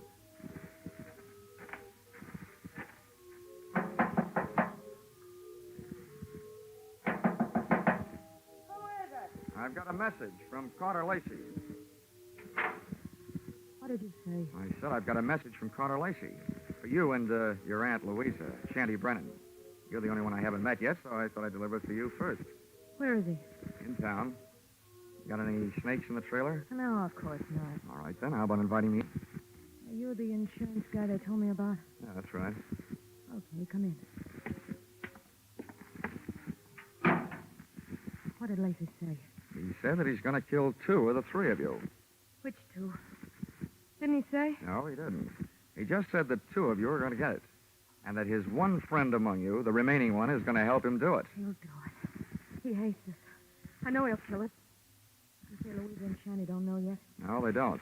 You're the first to know. Well, then wait here. I'll run tell him. I'll stop back here before I go into the tent to do my next show. Grab yourself a drink. I'll be right back. But she wasn't right back, and it's just as well she wasn't. She might have interrupted me while taking a sightseeing trip through the drawers in the trailer's built-in bureau. The piles of silky nothings that give gals that certain something didn't tell me anything I hadn't known about women before. But a little black book stashed among them did. I needn't have rushed my search, though, because Myrtle Pepper was still gone after 10 minutes. That's about the time I headed back to her Aunt Louisa's trailer, pulled open the door, and walked in. You scared me, Della, barging in like that. Mr. Dollar, I told you I'd be right back. Did Myrtle here deliver Mr. Lacey's little love letters? Yes, the fool. He always was a fool. He can't kill us. You mean it's against the law? I mean, it's impossible, that's all. Look, Miss Pepper, you and your niece here are both plenty scared. While you're out shaking those cooch dancers you got working over on the Midway. Myrtle, have you told Shanny about Lacey's threat? Yeah, I met him on the way over here. Asked him if he'd feed my snakes before showtime. They're dangerous to work with if they're hungry. Yeah, I told him. He said he'd join us here. What did he say when you told him? He said if Lacey had one of us helping him, then the 3 of us had better stick together so we could at least watch each other. Smart man. He had a good idea. I see the 3 of you had better stick close to each other, beginning right now. Come on. Where are we going? Over to the snake tent. And when we get there, Myrtle, you'll be the only one of us who'll be among friends. The 3 of us left Louisa's trailer. We walked past the back of the shooting gallery concession right in the front of it. And along the back of the line of canvas shanties. We stopped at one. Myrtle pulled back the canvas flap, and I stepped in ready for anything. With the ladies not far behind me, I edged slowly over to the square red board fence set up in the center of the tent. There were danger signs splashed in white paint along the outside walls of the pit. I clenched my teeth and looked down to the wire mesh top at a slithering tangle of writhing, angry reptiles. And there, lying among them with a vicious red welt splashing his forehead, was Shanty Brennan. He was feeding his snakes, all right.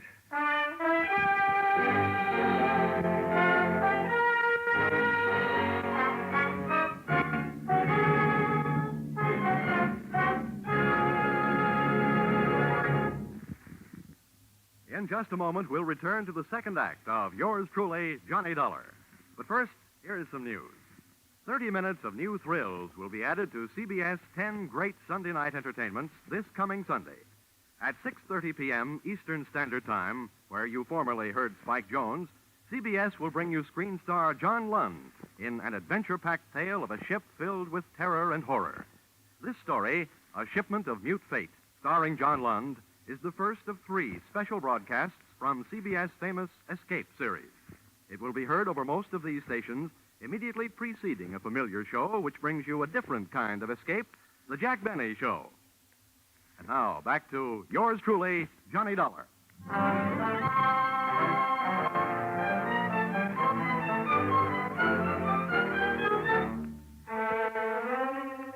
I'd just seen a murder mystery where the actors had been hissing instead of the audience. The lead character in that snake pit wasn't going to win any Academy Award.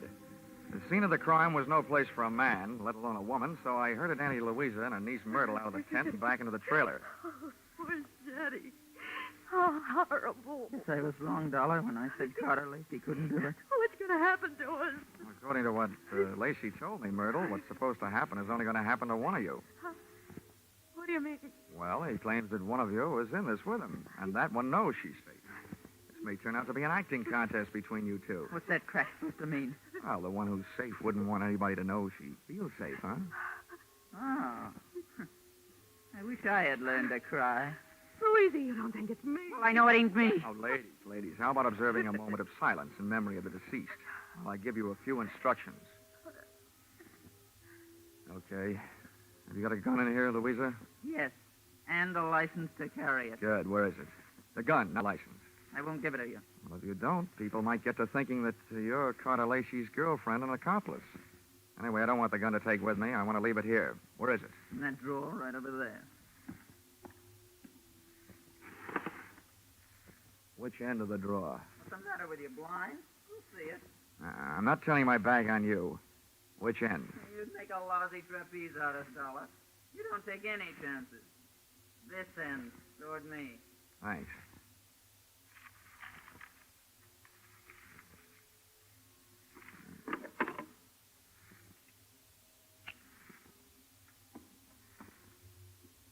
Well, now where are the keys to the car hitched to the front of this land yacht? What are they for, Dollar? Just another chance I'm not taking. With those keys in my pocket, this trailer won't be joyriding anybody off into the night. Where are they? I'll get them for you. Wait a minute, Myrtle. How come you know where Louisa's keys are? Yeah, Myrtle. How come? Well, they're laying right there in plain sight. Oh, thanks. Now I'm going out and call the police. Louisa, I want you to get into that chair down at the other end of the trailer. Okay, General. You got the gun. And you, Myrtle, get on that bunk down at the other end. I don't understand all this. And now, ladies, while I'm gone, I don't want one of you gals to be knocking you off the other. But on the other hand, I can't leave you here without protection. So I'm leaving the gun right here on this table in the middle of the trailer. And if Carter Lacey comes knocking at your door, you can have yourselves a race for the gun.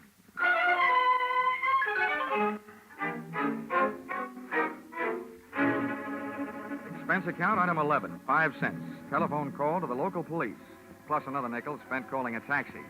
The cops arrived in 4 minutes, the cab in 15. Its driver had no siren to take him through the traffic lights. Item 12, $1.10. Cab fare on an exceedingly slow and torturous trip to the Sunshine Hotel. Tip to his kind of a driver, a nickel. I went up to the 3rd floor and headed down the hall to Carter Lacey's room, 312. I rapped for an entrance, but all that came back was an echo. The lock on the door was the soft touch type known to the trade as the burglar's friend, so I went in.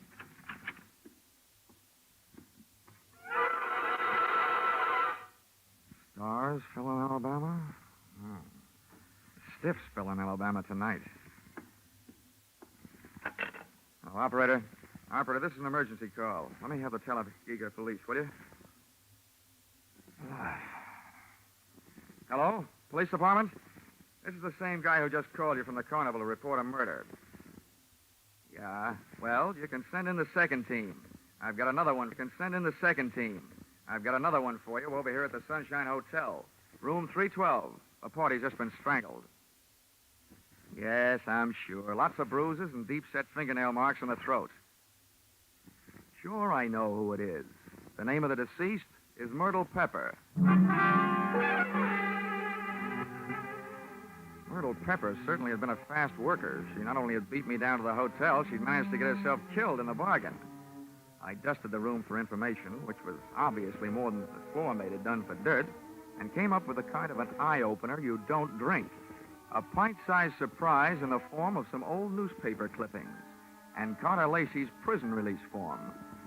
And what let him out let me in on something. I got out of the room into the elevator, and when I hit the lobby wondering where to start looking for him, I found him sitting there looking at me. Hi. Well, you want to talk, Lacey? I don't want to. But if you want to try and make me, what's the matter with right here? Okay. I supplied you with an alibi today. I don't see him in the lobby. That detective? He had stomach trouble. He got kicked in it. You can reach him at the city hospital. You know, in prison, I was a trustee. I get out. Nobody trusts me. Well, with that forecast you gave me this morning, what else? Forecast? Yeah. You predicted that you'll kill 2 people. Well, tonight the 2 people are dead. Shanty out at the carnival, and now Myrtle up in your room. What does that make you? A good forecaster. Or the killer, maybe? Thanks for the maybe. Look, Dollar, I came to this town to take care of something. I took care of it. You want to yell cop? Go ahead. From now on, nothing bothers me. Well, then stop chewing your nails. You told me this morning that one of those 3 people was working with you. There's only one left. And suddenly, Lacey, I don't believe your story. Suddenly, I don't care. Shanty Brennan lied to me this morning. He said that you went to prison on a charge of attempted murder. Your prison release papers say you went up for grand larceny. You see what happens to bad little boys that tell lies? I'm not through yet. I fished a bank book out of Myrtle Pepper's trailer, a 3-way joint account. Myrtle, Shanty, and Louisa. The first deposit, $60,000. The date, the same year you were thrown into the can for stealing $60,000. To me, that spells a 3-way split for them and a frame for you. Also, to you, it spells a motive for hating all 3 of them. So I lied to you. What are you going to do, wash my mouth out with soap? From now on, I don't need any answers from you, including smart ones. But look, you'd better stick around. If the cops don't pick you up for murder, maybe the hotel will want to press charges against you for having an extra unregistered person occupying your room.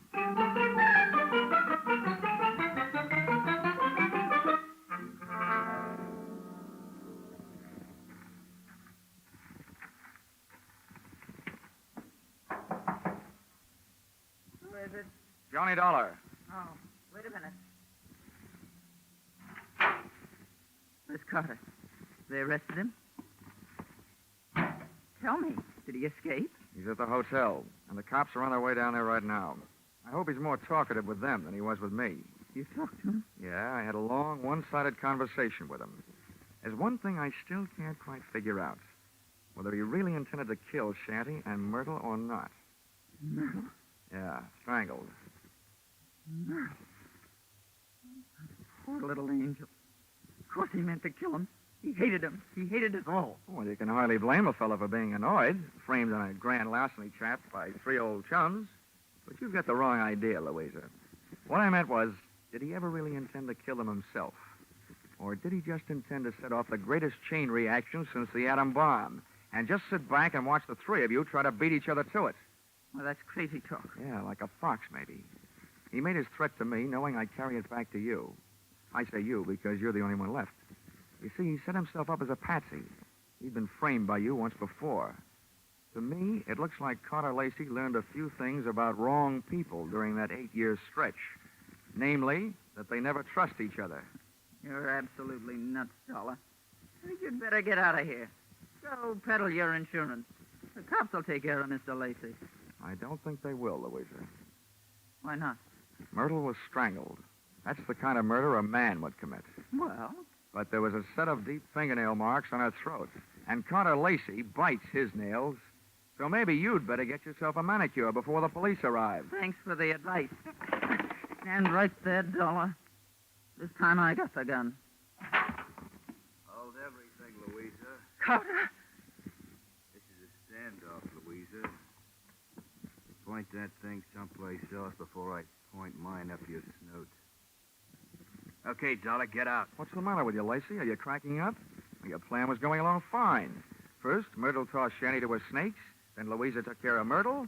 There's only one left, and the state will take care of her for you. That's not enough. There's one satisfaction I haven't enjoyed so far. That's hearing one of these pigs squeal. Carter, we can still split the money in the show and get out of here? The only one that's going to get out of here is Dollar. Beat it. I beat it all right. I was the only one in the trailer without a gun. I plunged into the darkness looking for something and came up with a tent rope, dashed back to the trailer door, and lashed the knob to the guide rail. I didn't want those gun-happy birds flying the coop. Just then, the season opened. I didn't know who was going to come out the worst in there, the hunter or the hunted.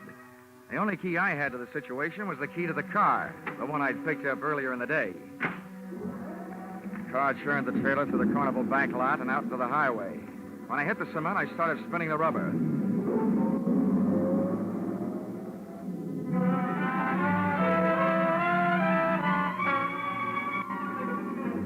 Just as we hit the streets of the sleeping city, things woke up.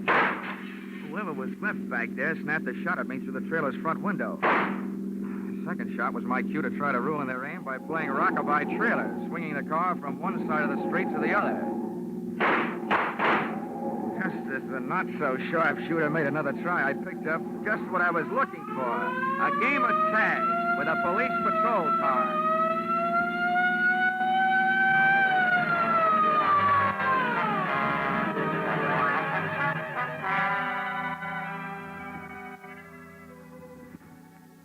Expense account, item 13, 15 cents, bicarbonate of soda.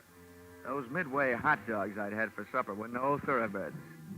Item 14, $35, cigars for night shift. Talladega police, for whom I had started things smoking. Item 15, $3, hotel bill. Oh, but never let it be said that I ever turned in a measly $3 hotel bill for myself. This was to check out of the Sunshine Hotel, the man who had checked out in the trailer at the hands of Louisa Pepper. Louisa Pepper, the only one who was a good bet to catch up with Brennan, who had been murdered by Myrtle. And Myrtle, who had been loused up by Louisa. And Carter, whom she had also carted out of this world, proving that when you start any kind of chain reaction, you should be careful, because you're never going to be sure where it's going to stop. The expense account total? What? Only $692.18. I must be slipping. Yours truly, Johnny Dollar.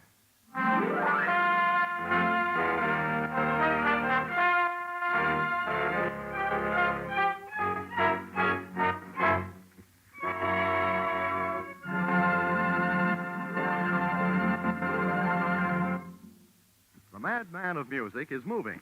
Yes, Spike Jones, formerly heard on CBS on Sunday, is already unpacking his famous collection of flit guns, dish pans, and other instruments, ready for tomorrow night's premiere broadcast as a CBS Saturday star.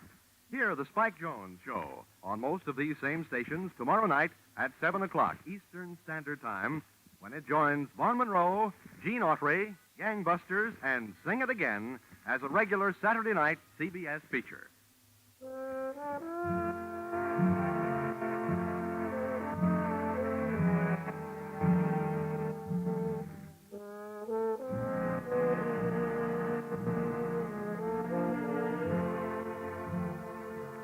Listen in again next week when CBS brings you yours truly, Johnny Dollar, with Charles Russell as Johnny. Yours truly, Johnny Dollar, is written by Paul Dudley and Gil Dowd, with music by Mark Warnow, and is produced and directed by Richard Sandville for CBS, the Columbia Broadcasting System.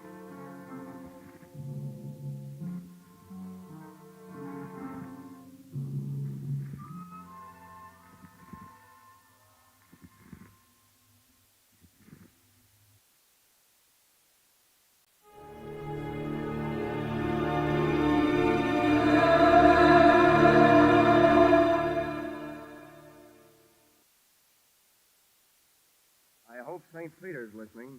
This report may one day help qualify me for that pass through the pearly gates. This case almost rushed me up there.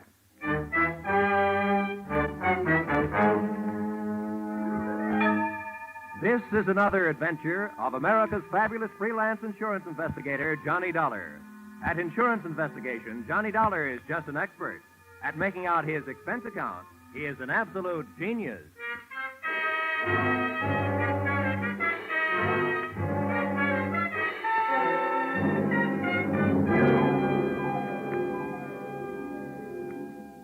Expense account submitted by Special Investigator Johnny Dollar.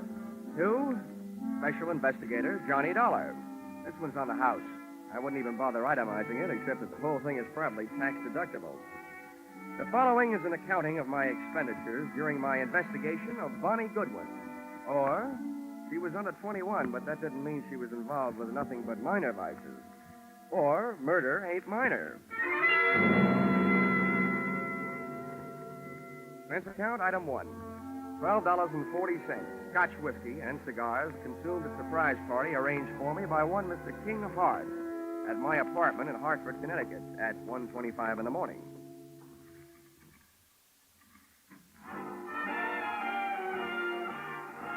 Well, who are you? And which one of us is in the wrong apartment? Neither one of us. I'm King Hart. I came down from New York to see you. I hope you don't mind my helping myself to a cigar while I was waiting. Well, no, not at all. I'd even join you in a drink of my scotch, only I don't think I could squeeze it out of the cork. I'll send you a case. Send me a copy of your passkey while you're at it. Maybe I can drop in on you sometime. This verges on the illegal. Let's not waste time trying to scare each other, huh? Let's talk business. What is your business? Well, that verges on the legal. That's why I need you. In your racket, you're well enough known to do me some good. In mine, I'm too well known to do it myself. Do what? Find a girl for me. Now, wait a minute. I'm in the insurance business. So's the girl. She's a beneficiary of my insurance policy. This is a very unusual case. I was a sucker. The way that policy is written, I need her signature to do what I want to do.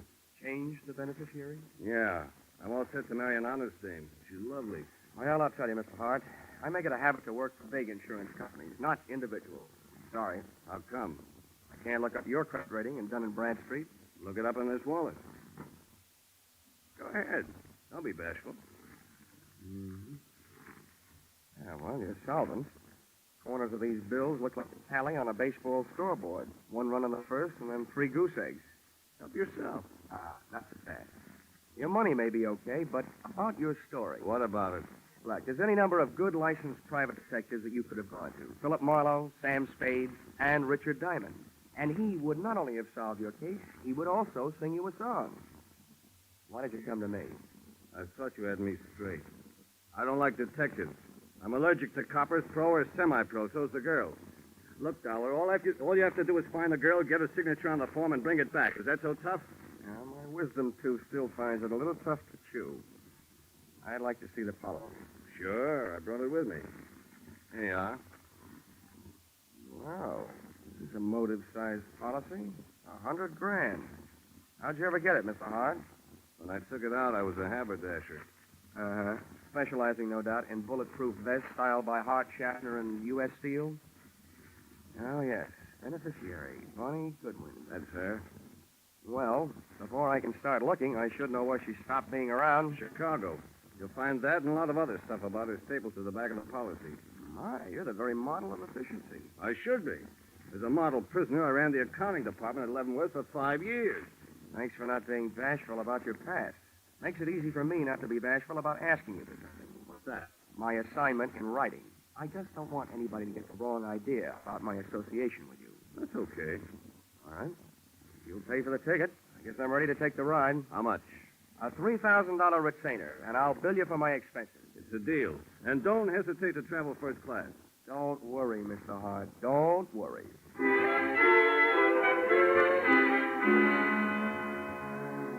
Expense account, item 2, $55.32. Plane fare, Hartford to Chicago. Expense account, item 3, $4. Cab fare from airport to downtown. It takes about half as long to get from the Chicago airport to downtown as it does from Hartford to Chicago airport. I checked into the Ambassador, where I intended to live, first class. And expense account, item 4, $1.20. Cab fare to the Muriel Arms, a female hostelry where I didn't expect to live, but which was Bonnie Goodwin's last known address. Even at noon, it looked like a good place to start an investigation by either the police, the fire, or the sanitation department. My constitutional right. Yeah, when did they give you for an answer? 30 days.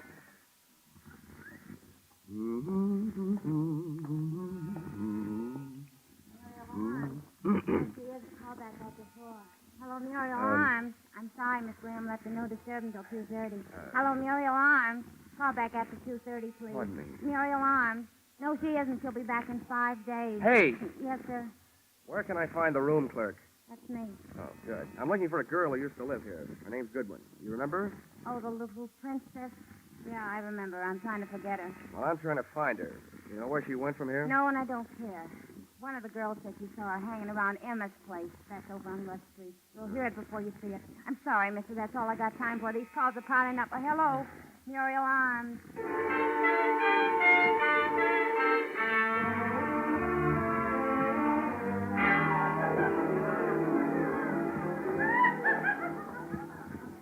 Say, bartender. Let's see. Where can I find Emma? I'm Emma, and no jokes. What do you want? I'm looking for a girl named Bonnie Goodwin. She ain't around. We told her she wasn't wanted around here. Well, that's your business. My business is to find her. Who are you? From the law? Well, from the law of averages, the insurance business. If you're selling insurance, you're going the right way. She needs some. Why don't you try the Flagler Apartments?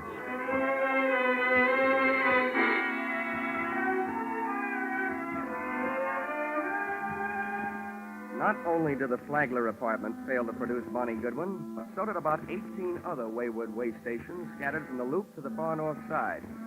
She was an easy girl to follow, but a hard girl to find. One of the things I learned along the trail was that Bonnie's heart was apparently no express train. It made a lot of local stops. And one of the things I was reminded of during the tedious search was a philosophy passed along to me by a tender age, by an old Pinkerton operative. He said, being a detective is 90% legwork, just like being a mailman with no address on the letters.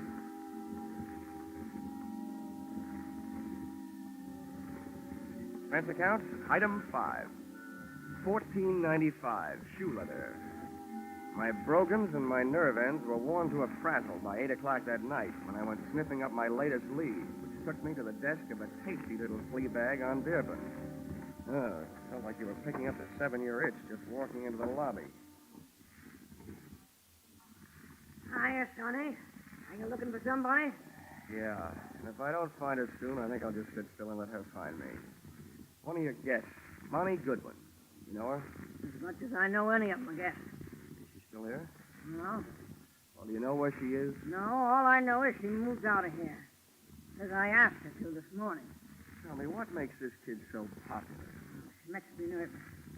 I don't like the people she brings around. You mean me, Grandma? Or do you mean you don't like her choice of friends? I didn't say they were friends. No, I'm through talking. Beat it. Now, wait a minute. I've got to find Now, her. listen, little boy. I'm awful good at not talking when I don't feel like it. And right now, I don't. Save yourself some time and get out of here. Okay. Now I know what was wrong with that little Red Riding Hood story. Grandma was the wolf. Boo! Oh, nuts. Hey, mister. Hmm? What? Hey, I think I want to talk to you. Go away. Don't bother me. You were asking about Bonnie, weren't you? I'm a friend of hers. Oh? Well, where can we talk? Well, we better get away from this lobby window. Come on. Where you headed? Out of town? Huh? Oh, the suitcase? Mm-hmm. No, I just came back for the last of our things. Bonnie and I took an apartment today. Your roommate, huh? Yeah. What do you want with us?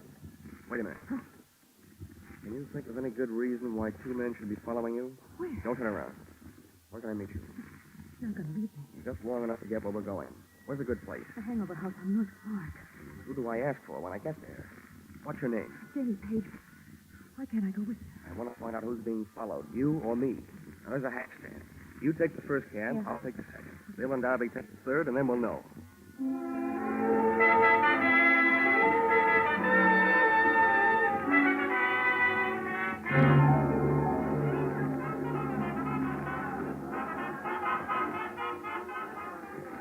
What did you find out? Oh, nothing, Janie.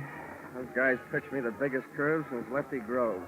What does that mean? Oh, we took 2 cabs, so they took 2 cabs. One of them followed me, so it figures one of them followed you. Any idea why? Now, wait a minute, mister. First, I got to get you straight. I just picked you up on a hunch because you don't look like the other ones. Who are you, and what do you want with Bonnie? My name is Johnny Dollar. My business? Insurance. Insurance? Who's dead? King Hart? Did I hear a hopeful note in your voice, Janie? Well, is he? Look, in my business, I've learned never to give a definite answer to that question. But, as far as I know, he's still alive. He was when I saw him yesterday. He hired me to find Bonnie because he wants to get her name off his life insurance policy.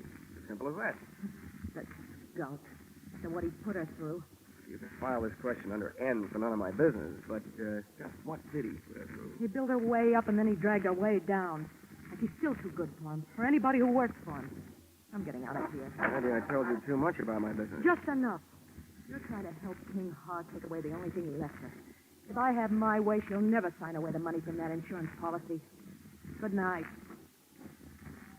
This was the first chance I'd had all day to make anything happen. With a little luck, Janie Page was going to finally bird dog me straight to the little chick who had flown so many coops, thus making herself so hard to find. As she started down the 60-foot length of the long, narrow bar toward the back door, I saw two familiar hulks launch out of their chairs up near the front door. They were after her, and too big for me, our opponents from that game of taxi tag. So I set about stopping them. I took advantage of the narrow room, the big crowd, and a little bitty drunk. I hated to do it, but I had to turn the bottle baby into a bottleneck.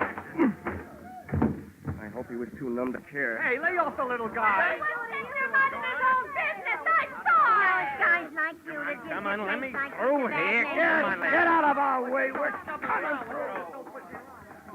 If you like mob scenes, it was a great go-round when it lasted. But it only lasted 40 seconds. And then we got upstaged by some off-scene action out in the back alley.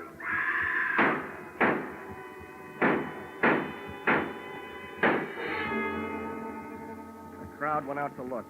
I didn't. Somehow I knew. My live lead had turned into a dead one. And the morning news flash over my hotel room radio read the funeral services over what little remained of my hopes.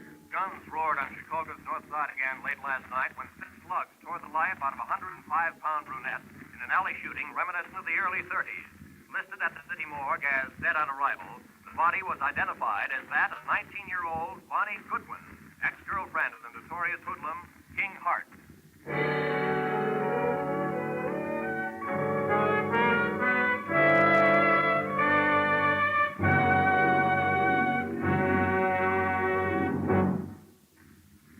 In just a moment, we'll return to the second act of Johnny Dollar. But first, a burly sea captain, a fashion designer, a neurotic young gun collector, and a wealthy socialite. One of them very much dead. These are the elements Police Commissioner Bill Grant faces in his adventure on Call the Police tonight. Join Bill Grant for the thrills of the chase as he sets out to solve the case of the hero's funeral. And then take in Sam Spade's latest two-fisted adventure, well spiced with wisecracks. Bill Grant of Call the Police and Sam Spade, like Johnny Dollar, are regular Sunday visitors on most of these same CBS stations. Now, with our star, Charles Russell, we return to the second act of yours truly, Johnny Dollar.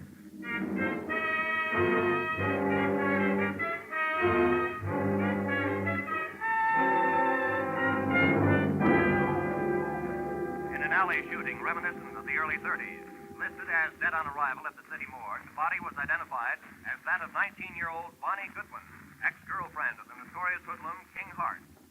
And now for yesterday's baseball scores in the National... Expense account item 6, $22.50. Replacement of one hotel room radio, which I punched on the dial. After it had told me that the girl I'd been using as a bird dog the night before was really the bird. That I had spent an hour with Bonnie Goodwin, looking for Bonnie Goodwin. I agree, that isn't the proper way to turn off a radio, but the fight up to that time had been one-sided. I had to throw one punch even if the fight was all over. But then the bell rang, calling me out of my corner for another round. The bell on my telephone. Hello.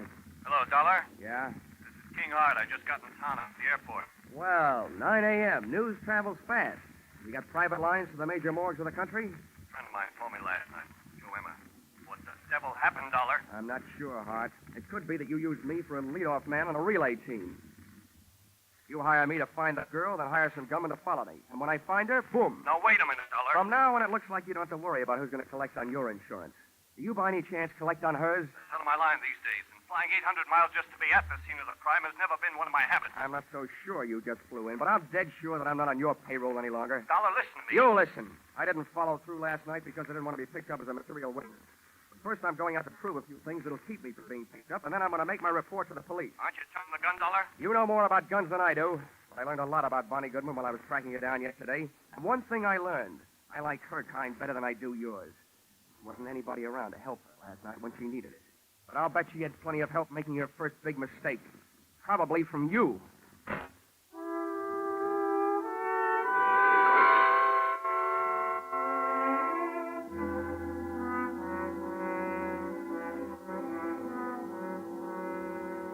Any morgue is a masterpiece of refrigeration. Just thinking of one can give me a real cold chill. When I walk into one, I feel an icicle forming on each separate vertebrae in my spine. And when I start walking out of one, I feel the ice begin to melt. You do your yourself any good? Maybe. Thanks for letting me go through a thing. Here, buy us a cigar. Oh, this I'll buy a box. It's a big tip. It should be. You've been a big help. I'd gone to the morgue to find an address, and I'd found it. In the suitcase, monogrammed VG for Bonnie Goodwin. I also found that the body had been identified by her roommate.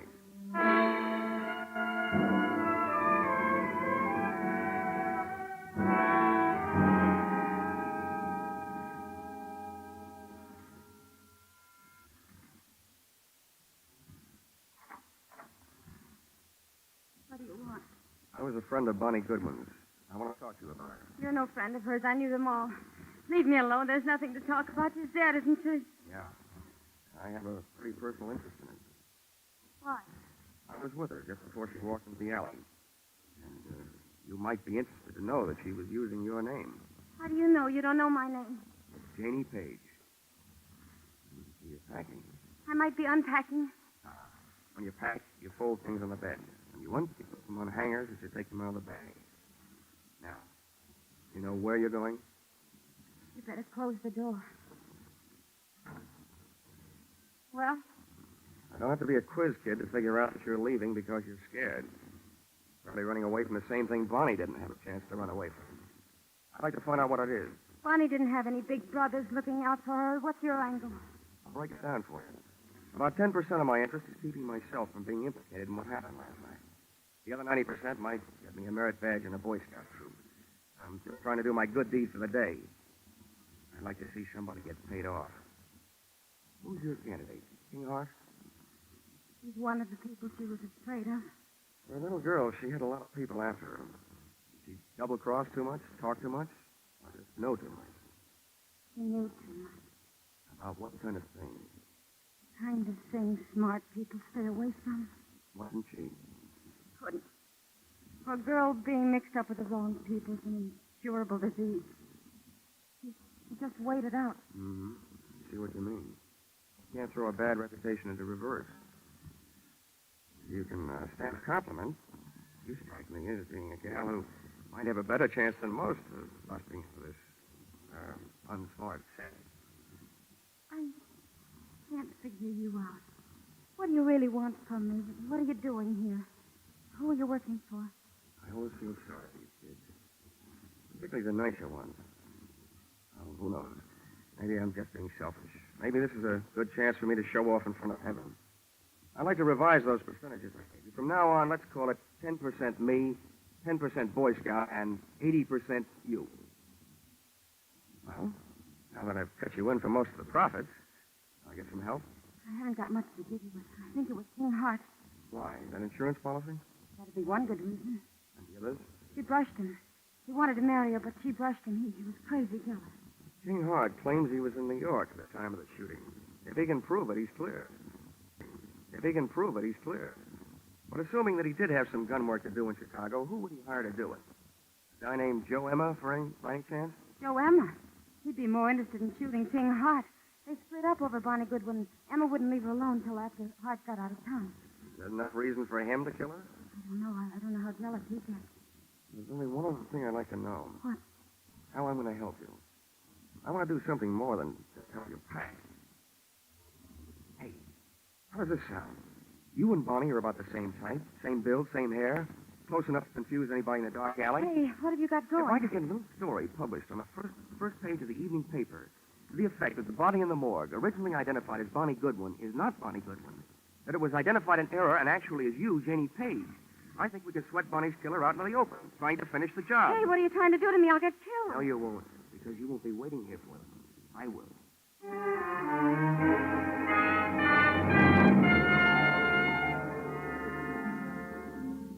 Expense account, item 7, 5 cents. Phone call to an old newspaper friend.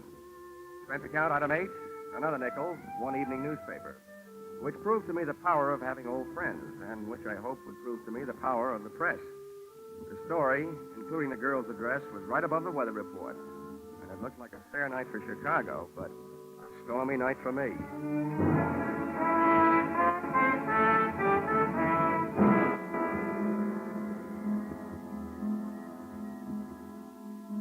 I learned early in my career that when you're waiting in an apartment for the arrival of killers, don't just wait. I opened a window onto the street, made myself a pot of coffee, some sandwiches, sat down in an easy chair facing a door near the telephone, and had a picnic. For dessert, I had a sweet, rich idea, which made me feel much better.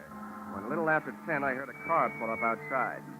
When I heard footsteps coming up the hall 20 seconds later, I picked the telephone out of its cradle, dialed 1 to get rid of the telltale tone of a line not in use.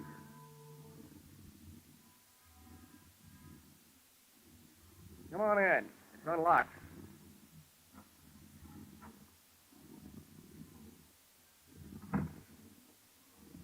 King Hart. Repeat, King Hart. What are you up to, Dollar? I'll tell you what I'm up to. At the other end of this phone line is a police lieutenant listening. He knows that you're here with me, so don't get rough. I don't care who's listening. Where is she? Who? You know, who, Bonnie? That body down some more using her. I wish I had this much luck fishing. People seem to bite easier. I suppose you're here because you missed her the first time. Don't be stupid. I'm trying to save her life. Where is she? She's sitting next to the lieutenant who's listening on this telephone. I don't believe it. Come on. You can talk to her. Okay. But you better be right. Here, take the phone.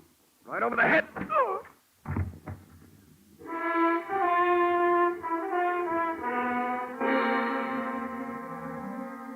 Dragged Mr. King Hart into the living room closet, went back to the phone, and really called the police to tell them that I had their man.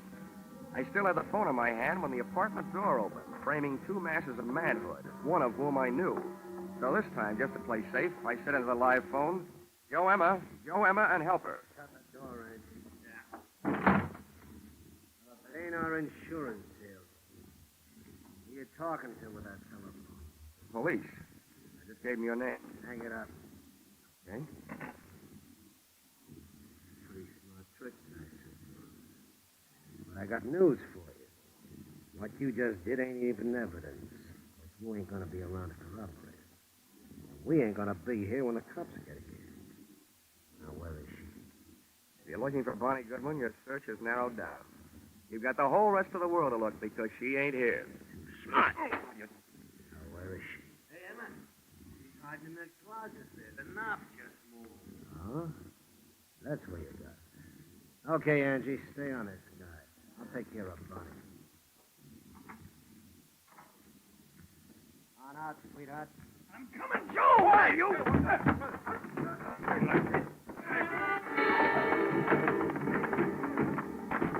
Joe Emma had expected the pleasure of kicking a girl around, but instead found himself being belted around by a man. Angie's right hand dove for his armpit, and not to scratch himself. Just as he snapped another shot at King Hart, I snapped a flying tackle at him. Go! Down your fist again, Angie, and it's all for you. Down.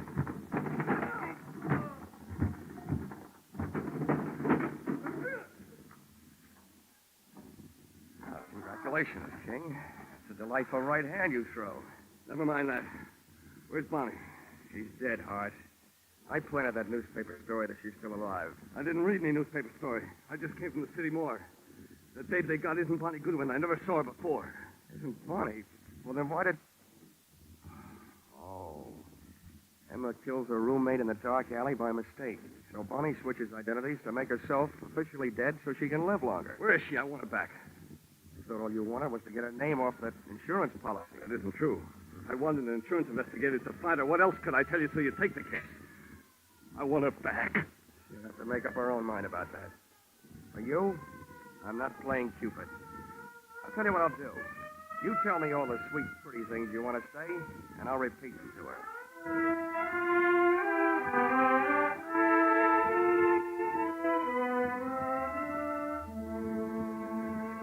Expense account, item 9. $28.40. Dinner, while repeating all the sweet, pretty things King Hart had wanted to say to Bonnie Goodwin. And telling her all the unsweet, unpretty things I felt about his kind of guy. Don't worry, Johnny. I'm not going to him or anybody like him. Well, where are you going? Back to my hometown, I guess. Your hometown didn't seem to do a very good job of giving you a start the first time. How far from Chicago is it? It's only about 28 miles north of here. Here. Here's an envelope. But what's in it? You'd better buy yourself a test. It'll take you about $3,000 worth west of here. Oh, Johnny, I thank you.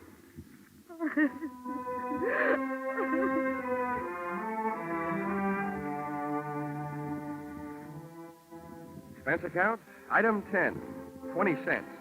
2 beers, one for me and one for King Hart. I told him that his money was taking Bonnie on a little trip back to happiness.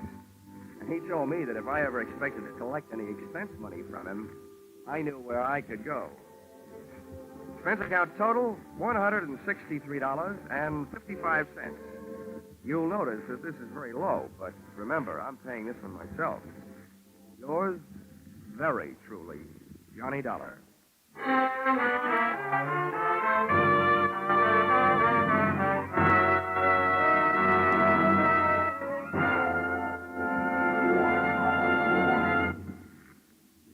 Yours truly, Johnny Dollar, directed today by Gordon P. Hughes, stars Charles Russell, with script by Paul Dudley and Gil Dowd. Featured in the cast were Georgia Ellis, Paul Dubov, Martha Wentworth, Lou Krugman, Gene Bates, and Larry Dobkin.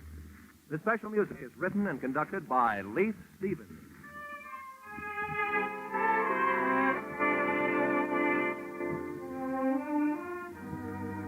Be sure to be with us at the same time next week when another unusual expense account is handed in by Yours truly, Johnny Dollar.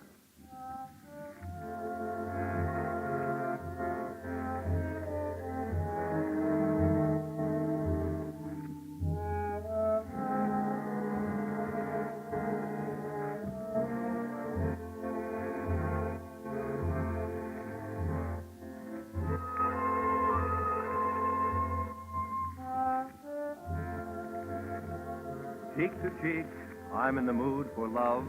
Isn't it a lovely day? That's what you think. Nope, that isn't just a mixed-up sentence. That's just for the top hits you'll hear on your hit parade on parade tonight. Top hits from 1935. Without a word of warning, I'm on a seesaw. Yes, more hits dressed up in bright new 1949 arrangements and played and sung by the nation's top vocalists and musicians. Be sure to hear your hit parade on parade this evening in Jack Benny's time on all of these same CBS stations. This is Roy Rowan. Your hit parade on parade follows immediately.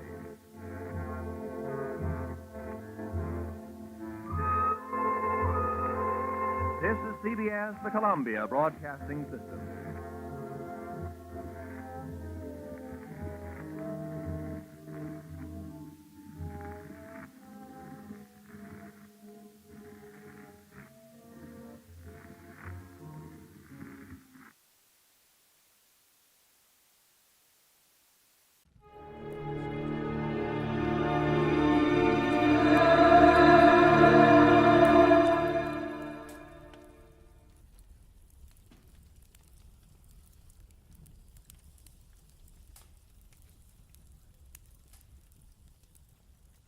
Get this and get it straight. Crime is a sucker's road, and those who travel it wind up in the gut of the prison of the grave. This time each carried a torch, and each was burned by it. The heel, the hero worshiper, and the hard-bitten blonde. And all because of a woman already 2 days dead. From the pen of Raymond Chandler, outstanding author of crime fiction, comes his most famous character in The Adventures of Philip Marlowe.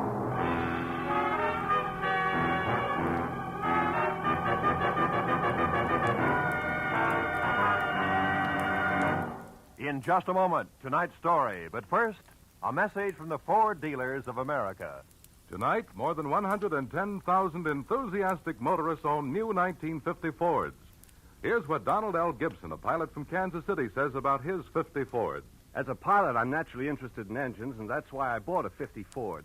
That V8 really ticks along. And ticks is just the right word, because it's as smooth and quiet as the Swiss movement in a good watch. And it's not just the Ford engine that's fine. The ride is just like flying in smooth air, and the car handles like a dream. Anyone who's thinking of buying a new car should certainly take a check ride in the 50 Ford. We Ford dealers are swamped with comments like that. But don't take anyone's word for this new 50 Ford. Prove it for yourself. Look up your nearest Ford dealer in the classified phone directory. Or perhaps you know him personally. He'll arrange a test drive in the 50 Ford. Test drive it for comfort, for power, for safety. and for the quietness which is its mark of quality. Yes, before you buy any car at any price, test drive the 50 Ford at your Ford dealers tomorrow.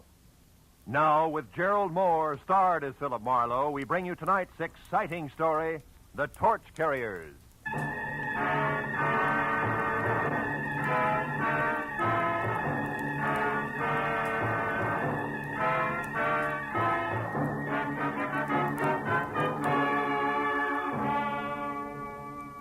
The 8 hours that had just slipped away had been a noisy assortment of big people with little troubles I hadn't wanted to help, and little people with big troubles I hadn't been able to help.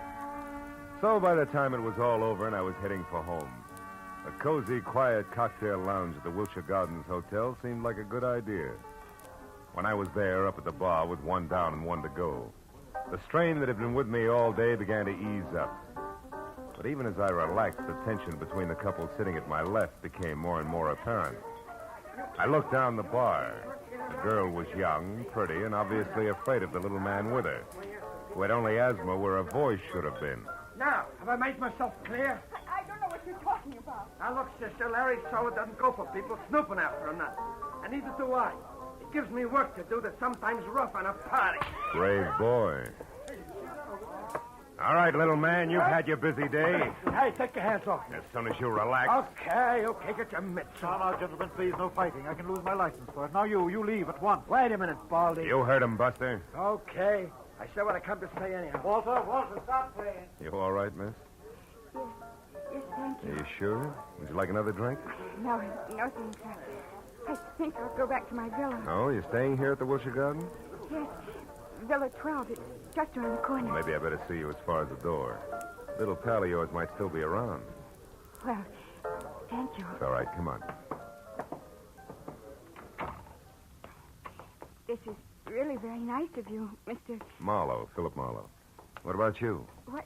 Oh, Claire Osborne. Well, now, look, Claire, I'm not trying to pry into your business, but in a way, people like Larry Salter are my business. Larry Salter? How did you know about him? Your little pal in the bar wasn't whispering. Oh. I'm a private detective, Claire, and I see a lot of people get in over their heads. Hate to see it happen to you. You know, these people play rough, usually for keeps. Maybe you better tell me about it, huh? Well, this is my place. Oh. Mr. Marlowe, I'll be frank with you. A month ago, I got into a jam. It was an investment I'd made, some stock, a sure thing, I was told. And they usually are. Anyhow, the certificates weren't quite gilt-edged, and they took a dive, a deep one. And to protect myself, I needed more money, so I took a bracelet. I had a diamond one and got a loan on it. From Larry Salter? Yes, from Salter. A friend, a person I thought was a friend, recommended him to me. So you cashed your bracelet, covered your investment, got your money back, and now you want the bracelet again, correct? Yes, but Salter isn't around. He's hiding. How do you know? Well, I went to the club he runs up on the strip. I overheard it there. Oh. 2 men spoke of him as being on an extended vacation for his health. But, of course, I didn't believe that, so I went around the back, found the door open, and got into Salter's private office. Baby, that in itself is a wonderful way to get into trouble, deep.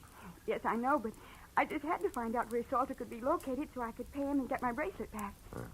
Here, look, this paper. Mm-hmm. It was folded under Salter's memo pad. On one side it says, Madge, Gladstone 274. The last number's missing, torn off. And on the back, meet at 1010. Can this help us any? Yeah, it might. But first, Claire, a couple of questions that might help even more. Who was that ersatz little Caesar who slapped you in there? One of the men I overheard talking at Salter's club. He must have seen me and then followed me here. That figures. Now, look, honey. You're scrambling awful hard for a $1,000 bracelet. What's the rest of it? The rest of it? Well, you're out of your... Honey. Oh, what's the use? That's better. I might just as well tell you. The bracelet isn't mine, Mr. Marlowe. It belongs to my aunt. I live with her in San Diego. Oh, you borrowed it while she was away, maybe, huh? Yes. Oh, please, I've learned my lesson. I only want to get that bracelet back now, Mr. Marlowe. Please, will you help me? I'll pay you anything. Never mind that now. Oh, please, I must know where Larry Salter is. Okay, Claire, we'll try to find out, but on one condition, huh? Which is what? That you go inside, lock all doors and windows, sit next to the phone, and until you hear from me again, do absolutely nothing on your own. Agreed? Oh, yes, agreed, Mr. Marlowe. Thank you very much.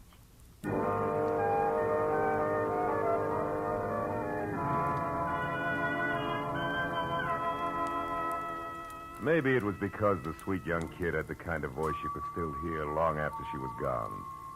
You know, one of those lingering sounds, like the echo of a train whistle hanging on crisp early morning air. But when I was at a payphone, I stopped wondering and started dialing numbers prefixed Gladstone and followed by 274 and then in order 1, 2, 3 and so on until after no answer once, wisecrackers twice, and a babysitter who thought I was a masher from a high school, I finally scored at number 5. The answer took me to a dame named Madge Gilbert at a place called the Beekman Plaza. It wasn't the kind of place you'd go for Mother, and Madge Gilbert wasn't the kind of girl Mother would put up with. However, she must have been nice to look at once. And from the smile, pleasant to know. Okay, Mr. Busy Guy, now that we're together, what is it? Well, for one thing, the name's Kirby, and you can drop the fancy handle. Uh-huh. And for another thing, Kirby? I want to find Larry Salterford quick. Why? Got a proposition for him. He won't be interested. Sit down. How can you tell? You don't know what it is. No, but I do know what at the moment Larry is. Yeah? And in 3 letters, my friend, the word is sad. He lost his lady love. Drink? No, thanks. What do you mean his lady love? I heard that you and Never Larry... mind what you heard. All that's used to be. The pre-Janus trial period. The sad comes from Janice finding a better deal, maybe, huh? No, she was killed. Automobile accident, night before last. Salter with her? No, again. She was alone and drunk. And that's probably the way Larry is right now. A blind fool. Fill it up, will you? Sure. Look, baby, believe me, it won't put out the torch you're carrying. Shut up. Sorry I broke the whole thing up. Now, what was that proposition you mentioned? For Larry exclusively, where is he? The foundry on Cushing? Where? The foundry in East Los Angeles. Hey, wait a minute, Kirby. You seem kind of lost for a friend of Larry's. I'm just fuzzy on locations, that's all. How about numbers?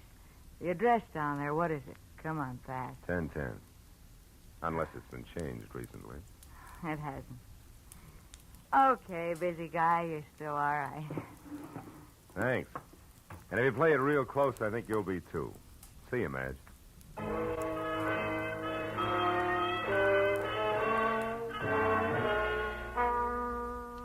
Cushing Avenue in East Los Angeles is industrial, literally wrong side of the tracks and about as non-Hollywood as an honest day's work.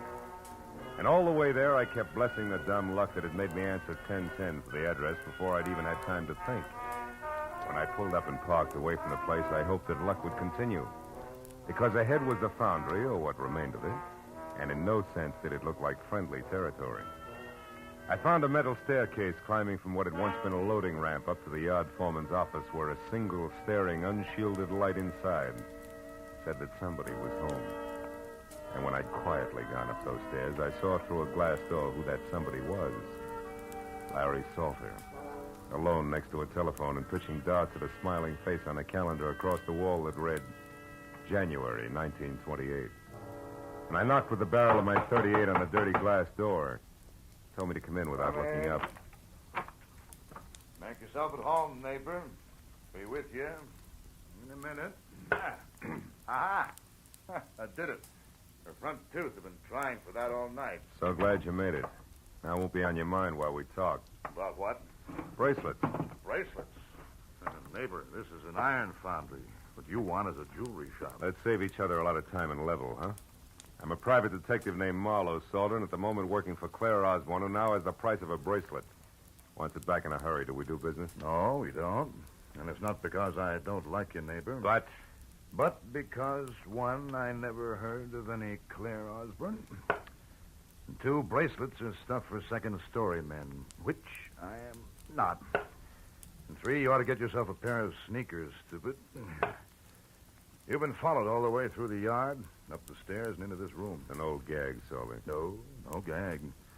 So while you still can, you better put that gun away, because my boy Cover takes a strange delight in messing people up. Real bad. You're bracketed, chum. You better drop it fast. Yep. That's better. Now, Marlowe, without any double talk about babes and bracelets, let's have it. You're one of Freeman's best boys, aren't you? You think I had something to do with him getting knocked off in that ditch? You're here to square things away. That's it, isn't it? No, it isn't. Get your hands off me. Okay, I won't touch you again. But that's more than I can say for Culver. Yeah, lots more.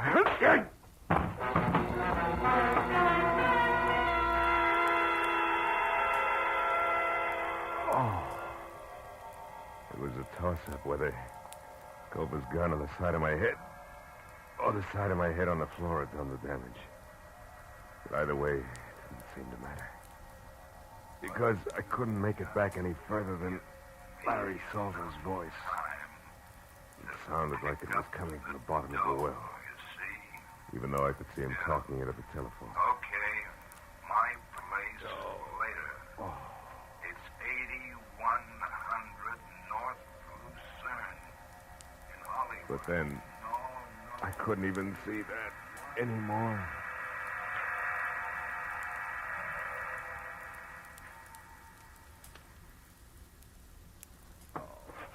Oh. Oh.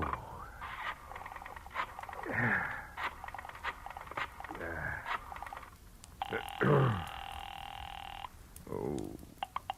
Good evening, Wilshire Gardens Hotel. Villa 12, please. Yes, sir. One moment, please. Oh. Hello? Marlowe, Claire. Listen, I'm over in East Los Angeles. Mr. Marlowe, did you find him? Do you know where Larry Salter is? Yeah, I think so.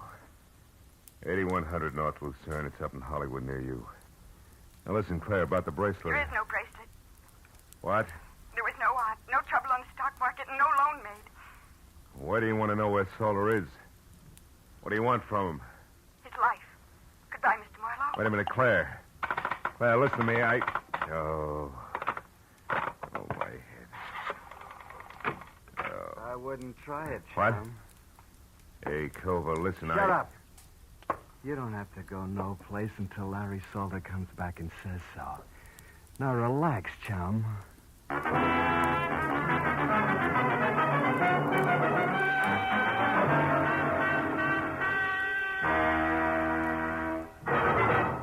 In just a moment, the second act of Philip Marlowe. But first, a brief message from the Ford Dealers of America.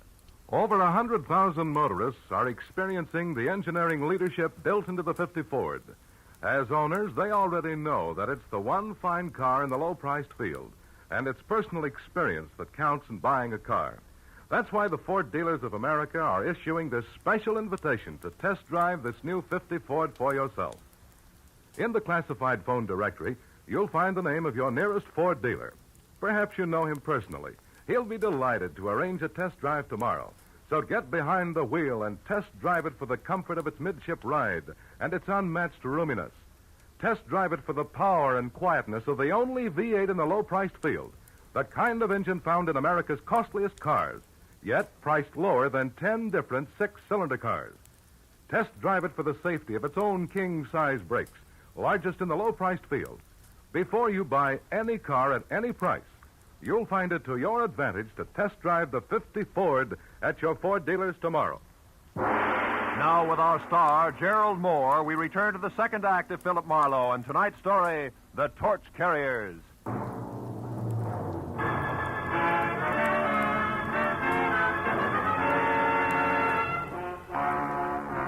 I turned to the poker-faced Culver and the 45, both staring at me from across 6 dusty feet of concrete floor that made the ancient East L.A. foundry seem colder and even more lonely. You don't stay put so good, do you, sweetheart? You're kind of heavy-handed with that gun, aren't you, Culver? You want to try again, sweetheart? I'll pass. Standing here staring at each other is apt to get dull, don't you think? That's entirely up to you, sweetheart. You bleed pretty. You'd like that, wouldn't you, kid? Look, just so I don't get plugged by mistake, you better let me sit down before I fall down, huh? Help yourself. Over there on that box, so we keep me between you and the door. That's right. You're a good boy. You got no idea. Hey, come on. How long do we play like this? I'll tell you better when Orville the Squeak gets back. What's Orville the Squeak? She runs errands for Larry, like finding out what's phony about a certain young babe and her bracelets that don't exist. So that's where the bird with the whiskey soprano fits. That's the way the punk operates, huh? Well, that way, Culver, we'll both die of old age before... Well, you hear that? Somebody moved downstairs. Maybe this is visitor's night in the old foundry. Don't get your hopes up, sweetheart. Those live here. They're rats. They eat small dogs. And one thing more, Marlowe. What's that for, punk? Dropping your hands out of your lap where I couldn't see them. Don't try it again. I'll put it on your bill. You know, Culver, you're holding me here on Larry Salter's orders, and yet I'm the only one who knows what schedule happened to him tonight. Maybe you better tell me. Sure. Only first I want to know something. What about the late Mr. Freeman Best? Freeman was scum. Low, stinking scum. Nobody misses him. I mean, nobody. And Larry didn't kill him, that's out. But he was connected, wasn't he? And there was a girl named Janice Trow. How does she figure? You better let that one set, sweetheart, for your own sake. Now, let's have your end and fast. What's supposed to happen? Did you hear it? Yeah, what? Don't tell me a tough boy like you gets jumpy. Skip it. All right, Give. Come on, wise boy. Jabber. Look, Culver, won't do you any good. Anyway, I'm the only one who Shut up. There was something. Maybe your rats are big enough to wear shoes. Huh? Shut up, I said. And sit right there or I'll blow you in two, and I mean it. Orville? Orville? Hey, Squeak. Is that you? Who's out there? Answer me! As Culver edged out of the room, I felt along the side of the box I'd been sitting on for a jagged chunk of metal slag I'd spotted earlier. It was about the size of a baseball and heavy. I picked it up, then moved across to the opposite wall near the door. You, get out of here. The boss is through with you. Now beat it. I stepped out and saw Culver standing at the head of the stairs, his back to me. I threw the lump of iron slag with everything I had. Caught him like a hammer between the shoulder blades. His head flew back, his fingers clawed at the air, and he pitched face first down the stairs. I caught a glimpse of a woman ducking out of sight behind the foundry furnace. It was Madge Gilbert. You killed him, didn't you? Culver's dead? I don't know, and I don't care. What are you doing in this boarded-up rat trap? There's nobody else here? Just us and Culver? Creepy number they call Oval. The squeaker's due any minute. That nasty little louse gives me the willies. You made your bed, baby, but let's not get lost. What are you after in here? Well, I've been thinking plenty about that torch you're talking about. I decided if you carry the same old one long enough, you're bound to get burned. Finally felt the heat, huh? Yeah, plenty. So I came here looking for you. Or Larry. Couldn't make up your mind. Certainly. I wanted to tell Larry I was through with him. He'd have beat you to it, but you found me, so? Okay. But if Larry or the squeak come back after what I'm going to tell you, you got to help me get out of here. You got to help me get out of here. Larry'd kill me. Okay, kid, let's have it. Well, you wanted to know about Janice Trow. Yeah. Okay, I'll tell you. She was beautiful. I'd be the first to admit it. A brunette like every woman wishes she was. And Larry fell for her. She took him away from me just like I'd been dead 10 years. Only she was rotten. Never once a clean thought in her twisted, dirty little brain. So says the jealous lover. Jealous? Sure, I was jealous at first. And just hurt and disgusted. She was double-crossing Larry every time he turned around, but there was nothing I could do. I tried to tell him... So far, it's strictly stock, Madge. Yeah. All but this. One time I made it stick. She borrowed Larry's car to take that slimy Freeman Best out for a ride in it, with extra laughs because it was Larry's car, mind you. And Freeman Best, in case you haven't heard... I've heard. Well, I got a lead that they were going to wind up at the Bridge Cafe. I made Larry take me out there to prove what I'd been telling him about Janice was true. You proved it? Sure. We waited for him at the bridge. They showed up all right, doing 90. She couldn't make the curve, and they hit the bridge railing. He killed them both. Wait a minute. You're stretching, baby. Freeman Best's body was found 30 miles south. Sure it was, because Larry couldn't bear the idea of Janice Trow being found with Freeman Best. He tried to protect her and keep everybody from finding out what a tramp she really was. He pulled Freeman's body out of the wreck and hauled it clear down to Long Beach and dumped it. I watched him do it. And all this business is just to keep that secret about Janice Trow, huh? Sure. Gee, can you imagine a love like that going to waste, huh? Why, even with her dead, even now, he won't as much as speak to me. I'm not so bad. I've tried and I've waited. But he won't drop it. So it's all yours, Kirby, and take it. I hope you put it right where it hurts him the most. No dice, baby. Kirby was a stall. I'm Marlowe, private detective. What? Gee, how cheap did I sell out anyway? That depends. The only axe I'm grinding is for a girl named Claire Osborne. Ever hear of her? No. That's funny. For some reason, she hates Salter even more than you. It's horrible. It's horrible. You stay where you are. I'm scared of him, Mom. I'll pull his fangs. Just don't get absent-minded about which side you're on.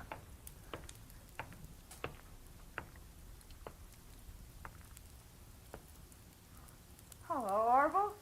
Where's Larry? I don't know. I've been waiting for him. Where's Cover, then? I got something important. Cover? Oh, why, he went out for a few minutes. Yeah? I don't like this, sister. You in here all by yourself. Something's wrong. What is it? Come on, what's the matter? Marlowe! Hold it, Orville. What? You. Why the gun? Yes. What do you know about Claire Osborne? I don't think I know the party. Sure you do. A cute little brunette named Claire Osborne. I want the straight dope on her, and I want it now, not later. Hey, go over! Hey, go over! Answer my questions, you creep. You won't get anything out of me. Larry will take care of both. You jerk. Well, maybe there's something on it'll give me an answer without talking back. Look, he always wrote things down in a little notebook. It's inside his jacket. Yeah, you're right. Here it is. Let's see. Oh, sure, this is it. Claire Osborne arrived from San Diego last night by plane. Registered at Wilshire Gardens as Claire Osborne, but according to driver's license, her real name is...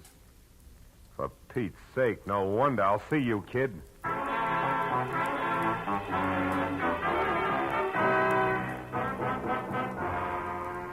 It took me 20 minutes to get from East L.A. over to Lucerne and another 5 to find the bleak white bungalow that belonged to Larry Salter. Its front windows were dark when I drove past it, parked on a side street, and walked back. But in the rear, one window showed a light. The screen door was open, so I eased myself into the service porch where I could see Salter sitting at a kitchen table. A look on his face of hurt defiance, like a small boy accused of something he hadn't done. I couldn't see who was facing him, but there was no mistaking the voice. I love my sister. It was Claire. All my life, Janice was everything to me. And now she's dead, and you killed her. That's true, isn't it? I've already told you once, kid, you're making a mistake. Oh, no, I'm not. You're going to pay for my sister's death. No court will ever call it murder, but that's what it was. You did it just as surely as if you'd strangled her with your own hands. And now I'm going to get even for Janice. Claire. Hey, But, Marlowe, you crazy fool, why did you come here? Give me that gun, Claire. I know you stay out of this. You can't stop me. Nobody can. Even if you shoot me, Marlowe, I'll kill him Now, listen first. to me. Before you start pulling that trigger, you better know all the facts. Everything Salter here has done since your sister's death has been to shield and protect what little she herself left of a good reputation. She turned bad, Claire. You're lying. No. What reason have I got to lie? I'm telling you this because it's true and I can prove it. I don't believe you. You're trying to trick me. It was your big sister who tricked you years ago. She was no good. She's that double-crossing dirty cheat who wouldn't shoot square for 5 minutes. Stop it. No, there's more. The night she died, she was two-timing Larry. But even in spite of that, he risked his neck to move the body of the other guy just so she wouldn't be found with the kind of cheap trash she'd been running around with. And do you know why? Because Larry Salter there loved your sister, loved her every bit as much as you did. Loved her? Yeah. I know. No, this can't be true. Yes, it's true, kid. All of it. I loved her, all right. It's just too bad that Janice went like she did. Oh, Marlowe. Okay, baby. The hard part's over. Come on. Give me the gun. You don't want to shoot anybody. Not now.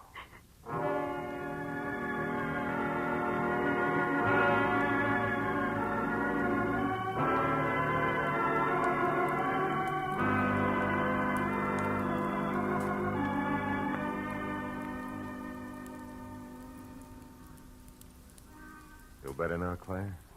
Yes, I'll be all right when I get used to a few new ideas. Yeah.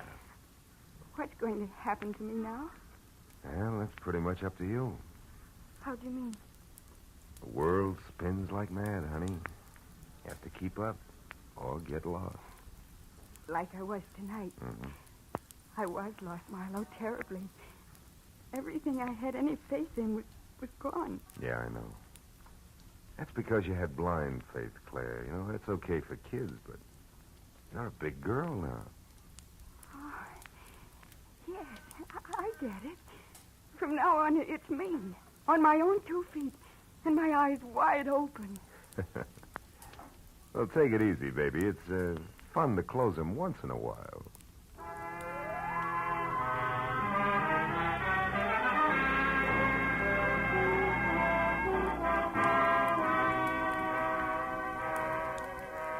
After I dropped Claire off at her hotel, I remember the drink I'd started out to get and left half finished on the bar. But it was too late now to stop anywhere, so I drove home and poured myself a nightcap in my own apartment. I carried over to the window and looked out across the city at the endless miles of winking lights, each one a torch. Everybody carries a torch for something. Some for a love they can never have, an ideal that's out of reach, and some just for memory. Funny thing. So many dark corners get their only light from a torch that somebody carries.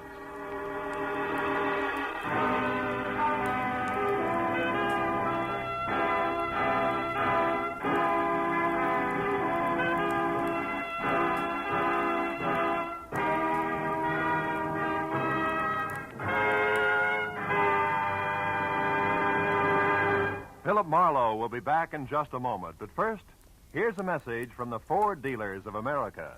More than 110,000 delighted motorists are already driving the new 50 Ford. Here's what Jack Farrell, hotel manager, says. I did a lot of shopping around and chose Ford for styling. And I'm certainly glad because I found there's plenty of car beneath its beautiful body. There's plenty of power under the hood, too. And it's as comfortable as a high-priced car. I could go on for hours about the quietness, the economy, and the comfort of my car, but it all adds up to this. The 50 Ford's a mighty fine car to own. We Ford dealers are not surprised that new owners rave about their 50 Fords. We've studied this new Ford from stem to stern. We know every detail of its 50 ways new for 50. But until you get behind the wheel, you won't be able to believe how good it is. That's the reason we want you to test drive the 50 Ford. The classified phone directory will give you the name of the nearest Ford dealer. Or perhaps you know him personally. Why don't you phone him tomorrow?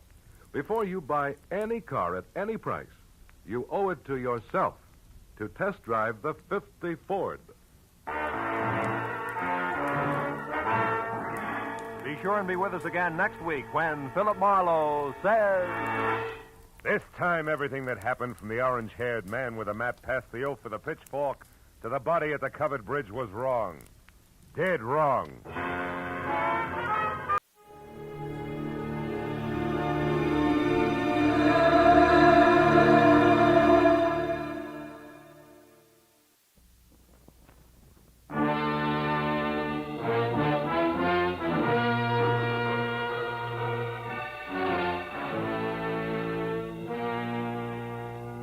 The Columbia Broadcasting System presents a thrilling new adventure series starring Dick Powell.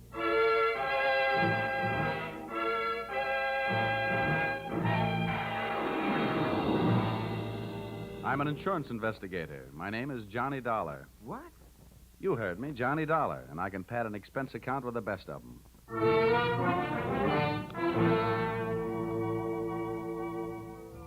Yep, I'm a freelance insurance investigator, and I live in Hartford, Connecticut. At least that's where I pay rent. My work sees to it that I really live anywhere, except at home. I'm free, white, 34, and so forth. If you're interested in buying me Christmas presents, I take a size 42 suit. Shirt's 15 and a half collar, sleeve length 33. My hat size is 7 1/8, except when I wind up a successful case. Then it runs about 7 3/8. At insurance investigation, I'm just an expert. At making out my expense account, I'm an absolute genius.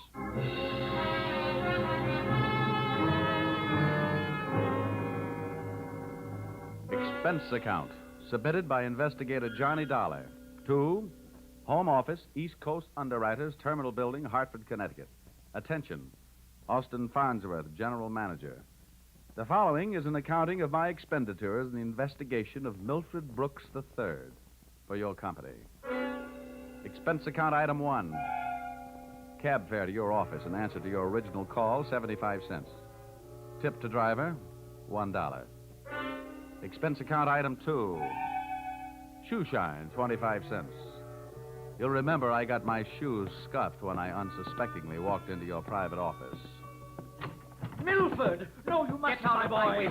Dollar! Get you away from that window. Don't Hey, you. jump. No, you don't. Let go of me. Let go of me, you fool. No. There are better ways of making a big splash in life. Get away. Well, nice try, Sonny. Now pay attention to teacher. Didn't know I had it in me. Oh, goodness gracious, Dollar. Did you have to hit him so hard? I hope you haven't killed him.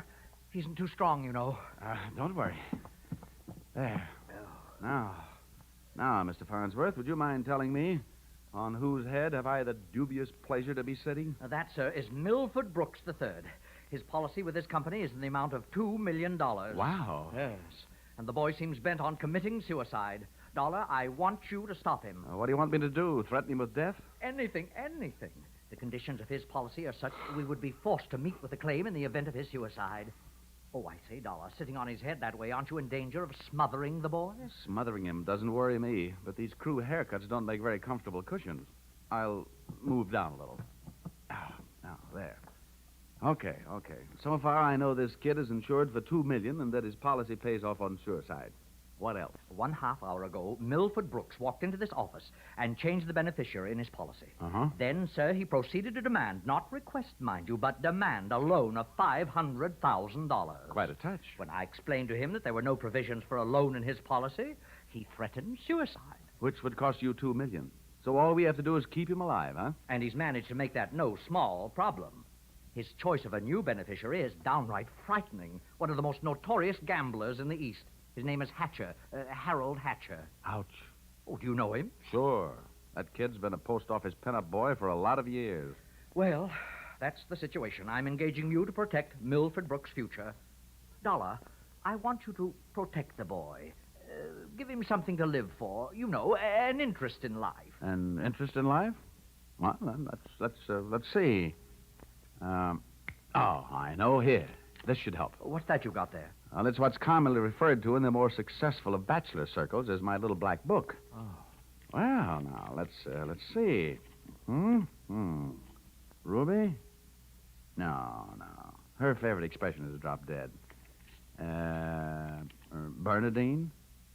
No. She'd be the new beneficiary by midnight. Oh, dear. Now, here's the one, Butter. Say, Farnsworth, would you mind passing me that phone? The one with the long cord? Oh, no. Lie still, Buster. My little friend here is showing signs of life. Here you are. Maybe you should let him breathe a bit more. Don't worry. He'll be all right. Hello. Oh, hello. I want to call New York. Yeah. Hudson 24292. Dollar, you're not thinking of taking this boy to New York, are you? Well, I'm going there myself. You want me to keep an eye on him, don't you? Now, don't fret, Farnsworth. All is not lost. You do worry me, sitting on his chest that way. Hello? Hello, Butter? This is Johnny. Yeah, I'll be in town tonight. I want to see you. And look, here's what I want you to do. Yes, it's all right to say over the telephone. Yeah, I want you to reserve a table at the hatchery in my name for 10 o'clock tonight. Will you do that? Okay. I'll see you at your apartment in a few hours. But, honey, I can't make it any earlier. I'm sitting up on a sick friend. Okay, goodbye. I'm not sure that I agree with your methods. Huh? Ow! What's the matter? Did he hit you? Hit me? He bit me.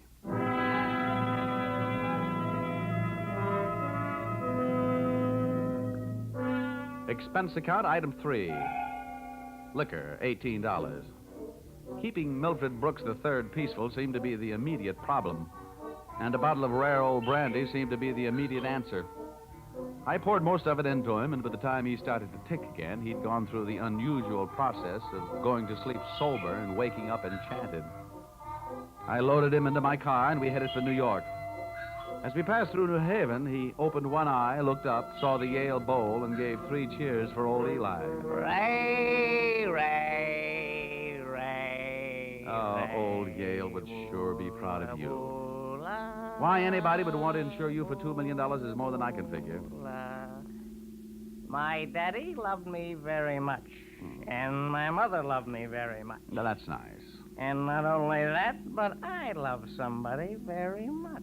And not only that, but I hate somebody very much. That's interesting. You know something? Next to one other guy, I hate you more than anybody else. Oh, here, lover boy, it's the cocktail hour again. Time for your bottle.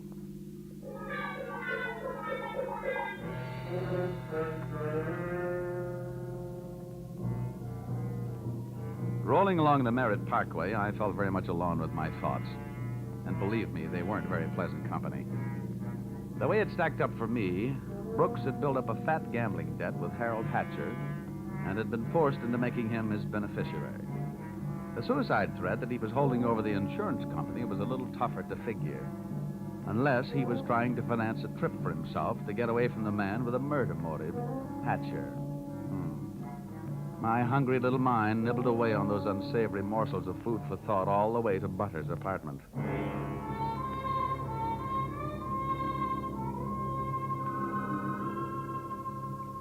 Hey, where are you taking me? I want to go to New York. If you don't behave, Buster, I'll punch your ticket. Johnny, darling, welcome to New York. Well, that's the fastest trip I ever had. Quiet. Well, where did you find this? In a box of Cracker Jack. Let us in, dear. I don't know about you. Some men bring me flowers, some bring me candy. What do you bring me? A boiled owl and a Brooks Brothers suit. Pleased to meet you. Yeah, let's trot him into the bedroom, honey. You'd look more at home in the bathtub. I'll need to pull down the covers. All right. Now, come on, Buster. Lie down. Charm. That kid's liquor sure can hold him. How long have you been playing nursemaid to this bottle baby? Get behind that bar, sweet, and I'll tell you all about it. Sure. Horrible examples don't seem to bother you, do they? If you knew how that guy has been bothering me. What did he do to you? Well, let's just say he put the bite on me. Oh, gosh, the river sure does look pretty tonight. Bourbon and soda? Now, please, anything but brandy. I've been sniffing that second hand all the way from Hartford. Butter, see that big boat out there? Mm-hmm. Oh, I sure would like to be on it. With you, sailing off to faraway romantic places. Get with it, darling. That's the 125th Street Ferry. Oh. Here's your drink. Come on now. Tell Butter all about it. So, friend Bourbon and I proceeded to tell her all about it. It wasn't easy. Everything about her kept flagging down my train of thought. The longer she looked at me, the less I wanted of Milford Brooks III, and the more I wanted of beautiful Butter the first, and only. She was a sympathetic listener to my story until I gave her the answer to her first and only question. And where do I fit into all this? Well, baby, I thought you understood. My job is to give this poor misguided boy something to live for. That's you. Well. Now, honey, hold everything. Don't go getting your corn all popped. You misunderstand. I really mean it. I thought if he'd just got to look at you and realize that things like you exist, why, you'd make any man glad to be alive.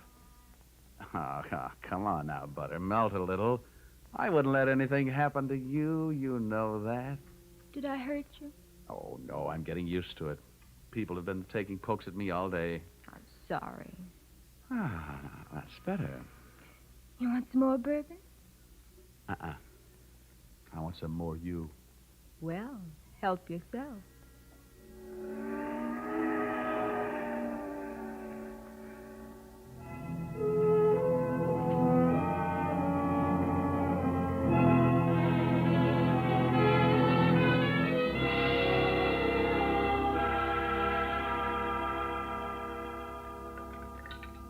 Honey, it's getting late. Let's make this the last drink. What time is it? Oh, it's 20 to 10. My reservation at the hatchery is for 10. Here. Thanks. Cigarette? Oh, empty. Some more out in the other room. I'll get them. I'd love to get you on a slow boat to China. Johnny! Oh, coming. He's gone. What? Well, he can't be. But he is. The window's wide open. Oh, the fire escape. What a smart guy I am. Trading 3 drinks of bourbon for $2 million on the hoof. Oh, that's the biggest bar check I ever picked up.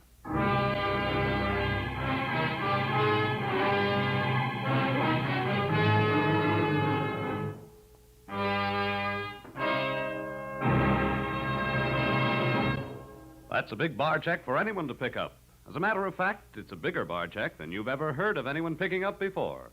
And that should give you an idea of what to expect in the second act as you follow this new CBS series starring Dick Powell in the title role, yours truly, Johnny Dollar.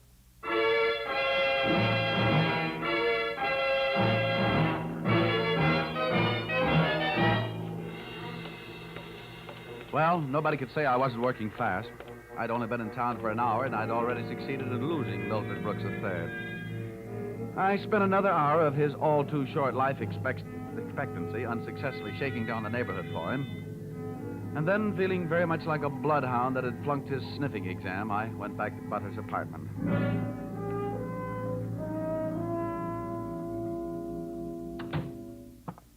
No luck, Johnny. Oh, sure, plenty of luck. All bad. Is there anything I can do to help?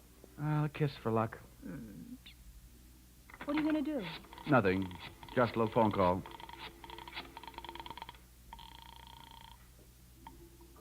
Police headquarters. This is Johnny Dollar. Give me missing persons. Any particular one? Don't be a wise guy. Lieutenant Fisher. Yes, sir. Lieutenant Fisher. Fisher, this is Johnny Dollar. Hello, Dollar. Who'd you lose? One man, my mind, and if I'm not careful, my professional reputation. The guy's name is Brooks, Milford III. Got anything on him? Hold on. All right. Oh, don't look at me like that. It wasn't all my fault. Dollar? Yeah? We haven't found him yet, but we think we know where he is. Huh? The Hudson River. At 11:15 tonight, his top coat, complete with identification, was found taking a ride on the 125th Street ferry. Oh. Anything else? Nothing much.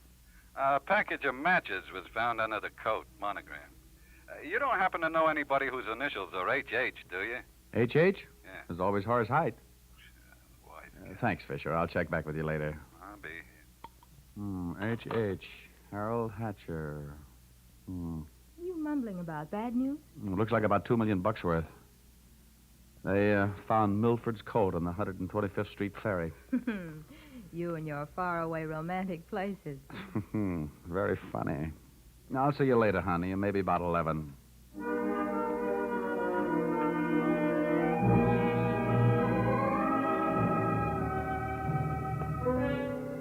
Expense account, item 4. Nightclubs. $28. Harold Hatcher's hatchery was in a cellar under a hotel, but the prices were high enough to rate a penthouse.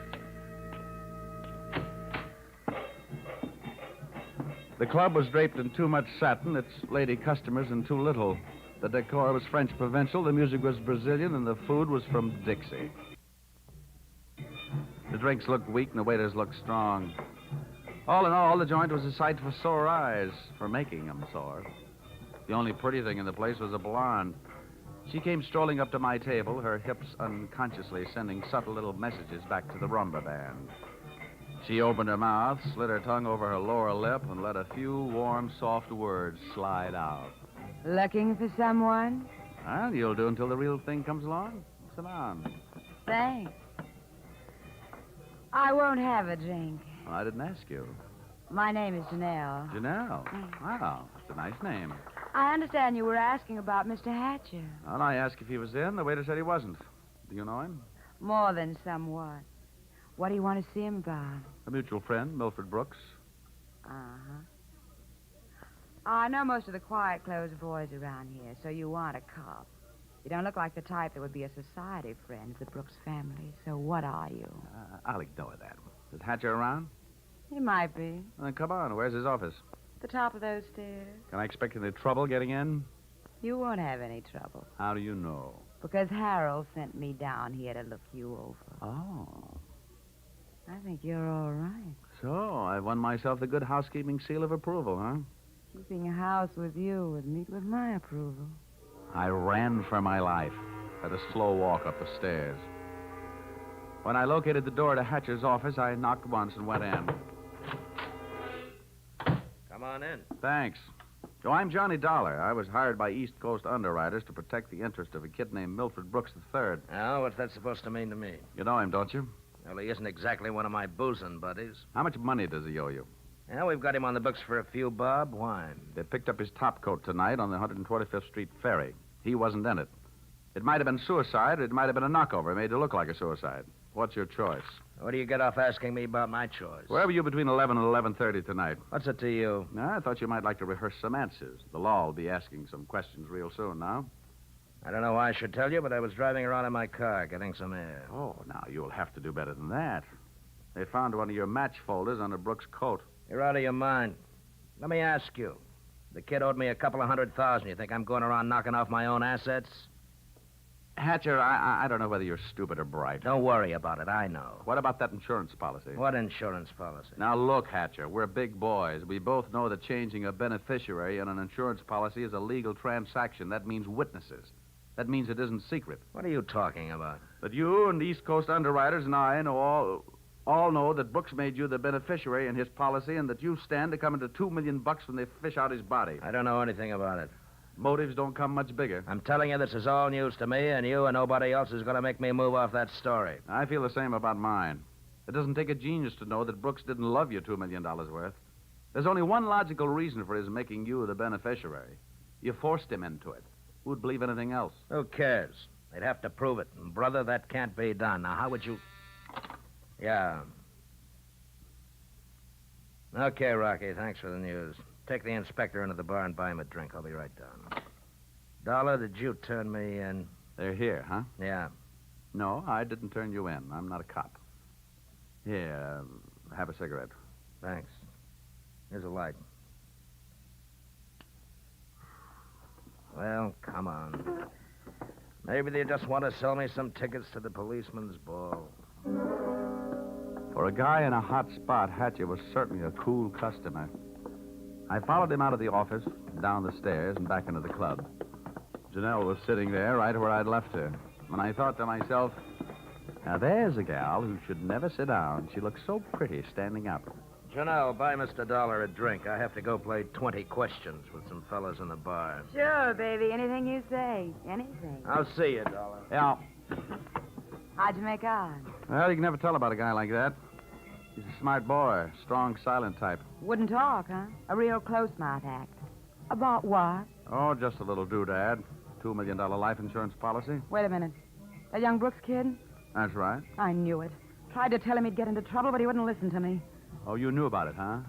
I suppose you also know what was behind it. Sure, Milford owed him some money. A lot of money. It's in writing. What kind of writing? The personal note that Brooks was going to get back if he made Harold beneficiary. Well, where is this note?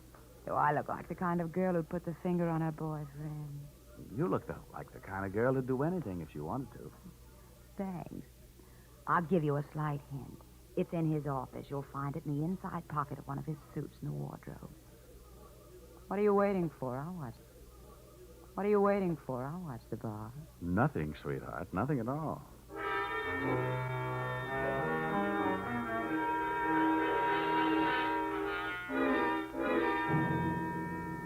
Whatever her reasons, Mr. Harold Hatcher's little female playmate was trying awful hard to send him up on a murder rap. And I was going to try awful hard not to let her down. Back in Hatcher's office, I found myself alone in a room with a telephone. And being a guy who can never resist a free call, I unleashed the magic wonders of the AT&T. This better be you, Johnny Dollar. Quiet, Butter. I've only got a few seconds. It seems that's all you ever have for me. Now, if you Now, look, think that Angel, just another hour. I'll get you a nice present. I don't care if you're another century. And as for presents, the last one you brought me was a drunk, and you even let him get away from me. Good night. Life presents a gloomy picture ever downward toward the tomb. Having wasted those few precious moments of an already misspent youth, I decided I'd better get on my pony before Mr. Hatcher showed up. I found Milford Brooks' personal note in one of Hatcher's suits, all right. As a matter of fact, I found something in all his suits. A great big glimmer of light. Expense account, item 5. Taxi fare, $10. I left the office in a hurry, Janelle at her table and Hatcher at his bar. I got out of the club and into a taxi parked a half block down the street. There, I waited until my favorite suspect left the hatchery and piled into another cab, and off we went. On a chase that would have made Ben-Hur look like a plowing bee.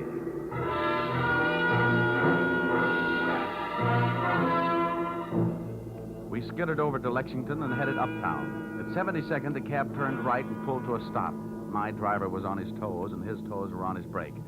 We stopped, too, half a block behind. You want us to wait, huh? No, here you are. Keep the change. Hey, thanks.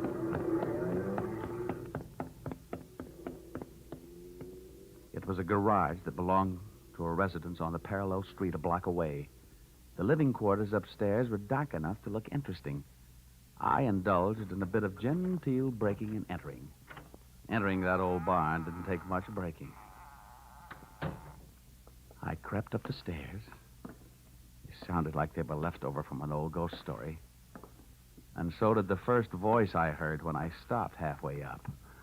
We've got to be careful, especially about that Johnny Dollar. Are you sure he didn't follow you? That voice sounded awfully dry to be coming from a guy who supposedly had spent most of the night snoozing in the bottom of the Hudson River. It was Milford Brooks III. Get up on your feet, Brooks. Well, now, wait a minute. I started this thing slugging you, and I might as well finish it the same way. Leave him alone, you. Now, pull in the claws, Angel. And sit on his lap. You hard-footed. I'll kill you. Get off of me. Huh? I should have known better than to get mixed up with a low-class female like you. Why, you punk. Now, hold it. We've pushed the lady around enough, Brooks. Tell me to be careful, will you? Why didn't you think of that before you led him here? Wipe your nose, little boy. Now, don't you go getting fat-headed, gorgeous. Neither one of you are exactly what I'd call masterminds. When you planted that match folder on a little boy Blue Blood's topcoat on the ferry boat, you both should have been more careful. You think so? You bet I think so. If I were planning a piece of evidence to incriminate Mr. Harold Hatcher, I would have left a cigarette lighter. I found one in the pocket of every suit he owns back there in his closet in the club. It wasn't hard to figure out that that guy never carries a book of matches. What do you want? I'm only interested in one thing.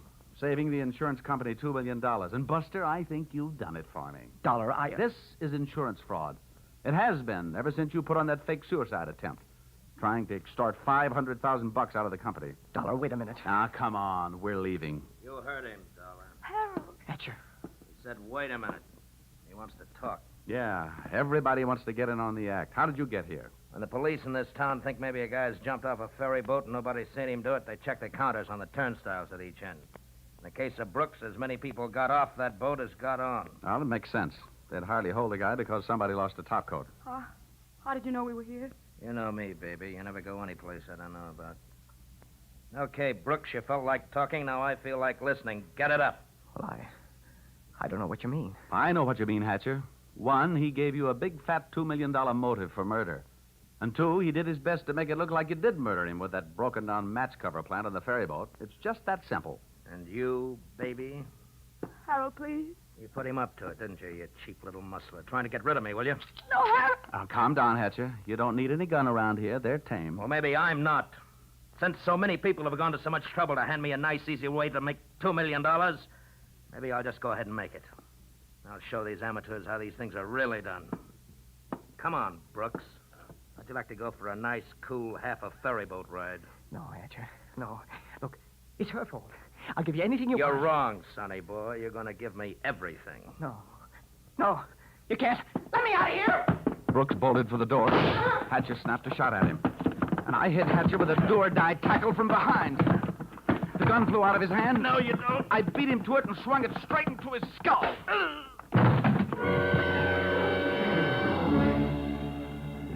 Half the people in the room were lying there bleeding. Brooks from gunshot, Hatcher from gun butt. Janelle and I stood there panting. But believe me, not for each other. We stood that way until the police arrived.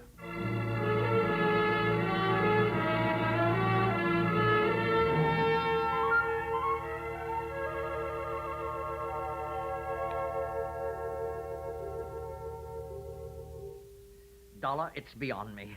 I sent you out to protect the life of a very important policyholder, and now where are we? Standing in a hospital corridor, worrying about whether he's going to live or die. As far as I'm concerned, Mr. Farnsworth, you're only half right.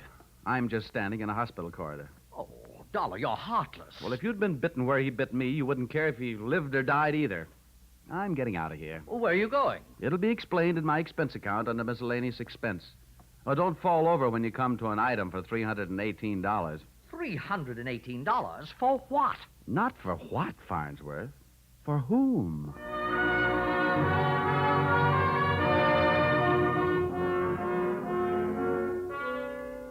Expense account total. And it all adds up to a little matter of $1,182.23. Which you may say, Mr. Farnsworth, is a lot of money for one man to spend in 2 days. But you must bear in mind that the amount at stake was $2 million. And you know the price of steak these days. It might comfort you to know that I just returned from the hospital. Brooks was strong enough to make a full statement, which you will find enclosed. This in itself should prove sufficient to establish evidence of attempted fraud against your company, allowing you to immediately avoid his policy. It boils down to one sentence, to wit. Brooks and Janelle wanted to get rid of Hatcher so that they could live happily ever after. Knowing those two, they never had a chance. And oh, yes, that that miscellaneous item, the one for $318, it was a bracelet for a certain party who made this special investigation for me very special. Oh, if you want a receipt for this item, I'll send you a lock of her hair. Yours, truly, Johnny Dollar.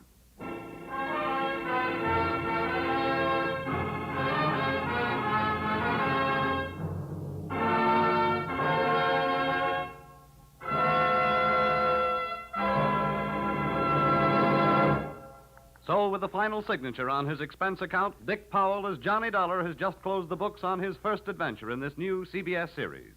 The script for tonight's broadcast was written by Paul Dudley and Gil Dowd, and the music was created and conducted by Dick Arant. The entire production was under the direction of Tony Leader.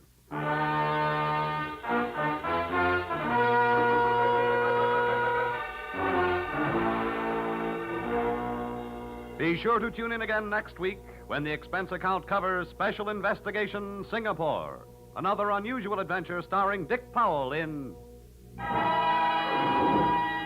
Yours, truly, Johnny Dollar.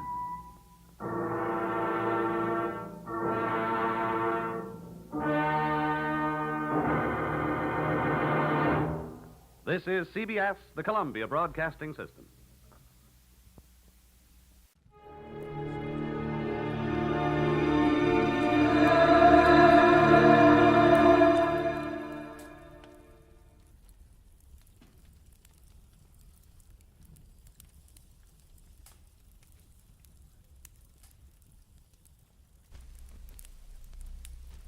Get this and get it straight. Crime is a sucker's road, and those who travel it wind up in the gutter, the prison, or the grave. This time, a platinum wristwatch, a body on a lonely strip of beach, and a case of heart failure in a Beverly Hills garage, all added up to blackmail, 25 years old. And a killer who would never be caught. It happened like this. From the pen of Raymond Chandler, outstanding author of crime fiction, comes his most famous character in The Adventures of Philip Marlowe.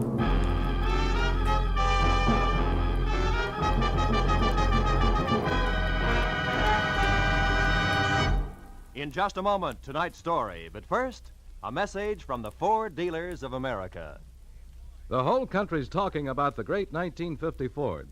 Listen to what Mr. Carl Moore of Kingston, Pennsylvania, one of more than 420,000 delighted owners, says about his new Ford. I leave my car out on the street a lot in winter, but you'd never know it to look at my 50 Ford's paint job. It's still as new-looking as when I bought it. I'll never stop wondering how Ford can sell a car that stands up so well for so little money. And speaking of getting a lot for little money, my Ford gives me up to 22 miles to a gallon of gas. Yes, it's hard for Ford owners to keep the good news to themselves. The news about the economy of the big new Ford. From its low initial price to its high resale value. From its low cost of maintenance to its thrift on gas and oil. Ford is a real economy buy. But prove it for yourself. Your neighborhood Ford dealer has the facts on Ford economy, and he'll be glad to have you test drive the big 1950 Ford in your own way. And now we bring you tonight's exciting story, The Anniversary Gift.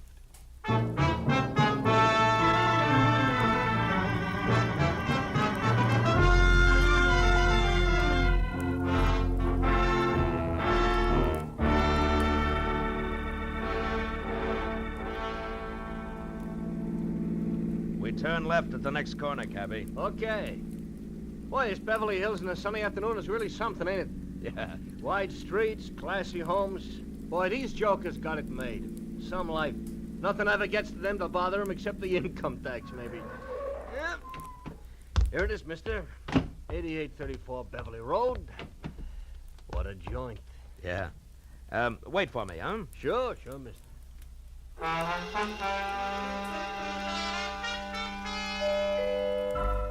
The door was answered by a girl of about 16, a tall, slender girl with dark eyes, too deep for her years.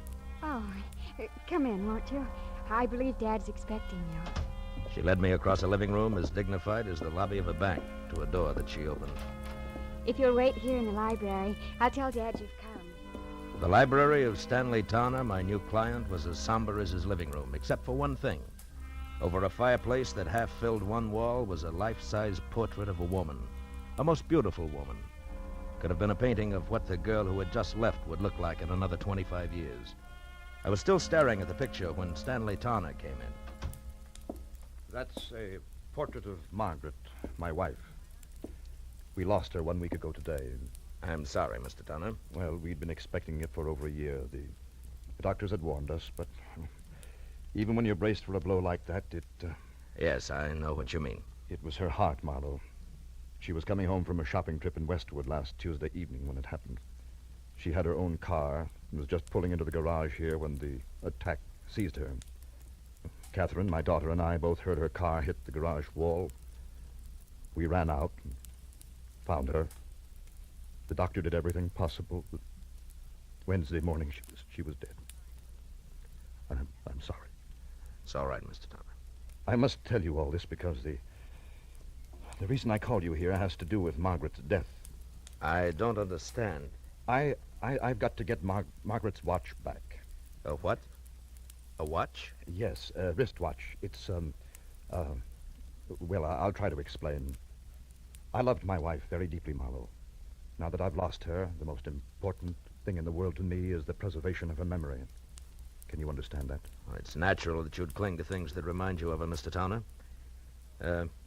Now, what about the watch? It's lost. Somewhere in Camino Beach. You know where that is? Yes, a few miles below Redondo. Yes, that's right.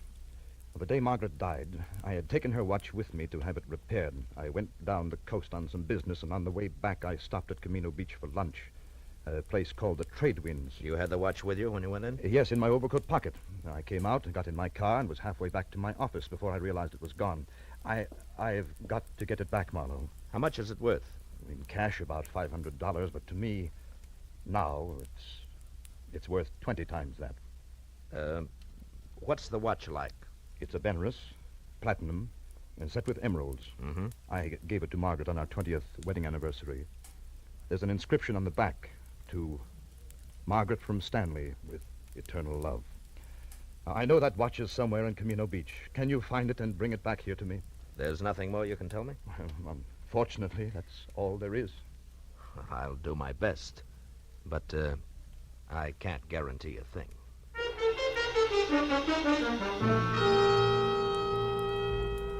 The cabbie waiting outside drove me back to the gas station on Wilshire, where I picked up my own car, fresh off the grease rack, and headed for the ocean and the sunset. It was getting dark by the time I reached Camino Beach, a rickety, salt-caked little town jumbled in between the highway and the surf. Well, my first stop was the Trade Winds Cafe, a waterfront shack on spindly legs, standing knee-deep in a smelly backwash. It only took 10 minutes to find that there was nothing there for me. After that, I drew a blank at each of the 3 hock shops in town. Wound up an hour and a half later, no farther than the sidewalk curb, where I watched a traffic cop brand my tire with his parking marker, plant a heavy foot on my bumper to steady his bike, and light a cigarette. Hiya. Is your car? Yeah. What is it? Am I overparked? Nope, not yet. Just borrowing your bumper a minute. Mine? Of course not. Got a lot of scratches already. Say, that's a fancy chalk label you put on the side of that tire there. Z, the mark of Zorro, huh? No, the mark of Ziegler. That's me. Just a little thing I worked out to add a personal touch to my business. You're a stranger around here, aren't you? Yeah, from L.A. Uh-huh. Saw you coming out of the pawn shop there. You don't look like the type. Well, I'm not, as long as my luck holds. Actually, a friend of mine lost a wristwatch here in town. I'm trying to locate it. Pretty good watch, is it? Yeah, good enough. The really tough part is that it has a very big sentimental value. I've tried all 3 of the pawn shops in town, but no dice. You know, if I had a friend who'd lost a good watch, I think I'd check in at Sean's bicycle shop on 3rd Street. Well, thanks a lot, Ziegler. Don't mention it. Oh, incidentally, I wouldn't bother to tell him who sent me down if I was you. So long.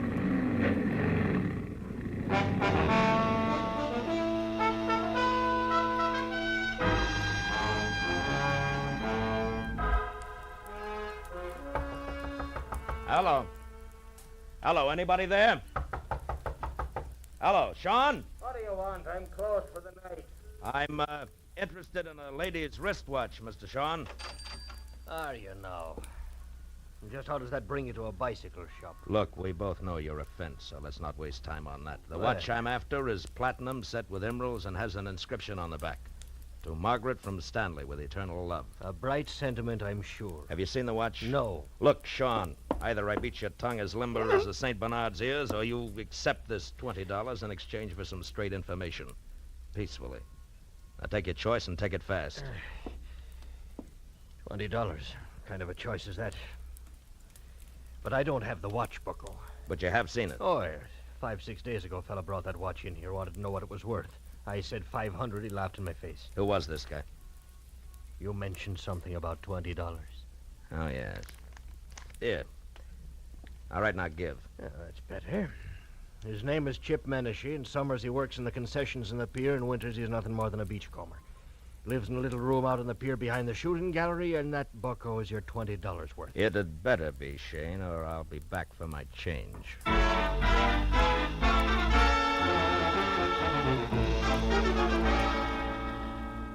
The amusement pier was deserted. When I finally found the one-room shack tacked on behind the shooting gallery, it was dark and quiet. I knocked once, got no answer. So I pushed a wad of rags out of a broken pane of glass in the door, reached inside, and unsnapped the lock and went in. With a light from the one naked overhead bulb, I started through the room. On a packing crate that passed for a dresser, I found a week-old newspaper clipping that said the body of one Leon Stice of Camino had been found on an isolated beach Wednesday morning, shot in the chest. No apparent reason. Stice was survived by his wife, Nancy, of 320 Front Street. I got real busy wondering why a bum like Chip Menashe saved old newspaper clippings of murder stories when a noise outside turned me toward the open door. What are you doing in my place? You weren't home, so I came in to wait. You a cop or something? No, I'm no cop, Menashe. The name's Marlowe. Maybe we can do business. Sit down. I don't get you. I, collect old watches. A mutual friend sent me, Menashe. Yeah? I'm interested in ladies' watches, particularly. Maybe something in platinum with emeralds. Okay, Pally, what's the proposition? Nothing until I see the merchandise. Now, how about putting it on display, huh? I can't hear you, Pally. Ah, come on. Now, where's the watch? Don't rush me, mister. Don't rush me. You'll get you nowheres. All right. Make me a proposition. 10 grand? 10,000? Uh-huh. You must be out of your mind. Yeah, we'll see who's out of their minds. That's a very valuable watch. Maybe you better get out of here and add it all up again. Yeah, maybe I'd better at that. But, Menashe, don't go away, because I'll be back. I won't go away. I know when I'm sitting on top of the pile.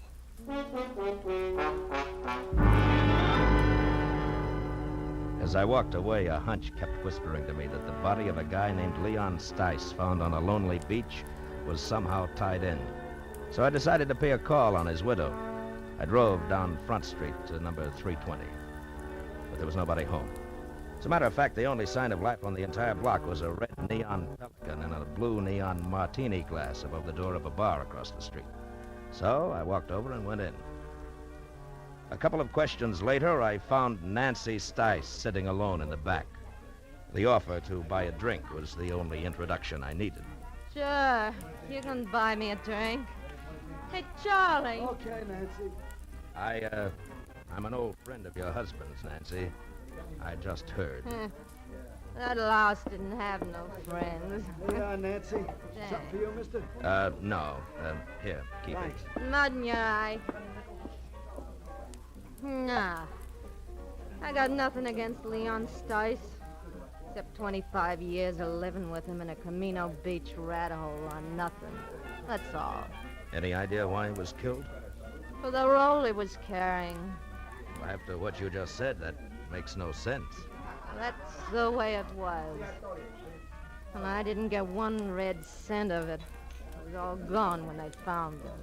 Did you tell the cops he had money on him? Nah. I hate cops. Yeah, sure. Where did Leon get this dough? He told me he ran into an old acquaintance who was staking him. Some guy named Martin Vogel who used to live here in Camino Beach years ago. Martin Vogel was staking him? To what? Leon said him and Vogel was going in business together. The cash was in advance. Oh, sure, he was going to be such a big shot. What kind of business, Nancy? Just between you and me, the only business that crummy mind of his would work on was blackmail. Take it from me. And now, how about another drink for his grief-stricken widow, huh? I'll, leave $1 on the bar on my way out.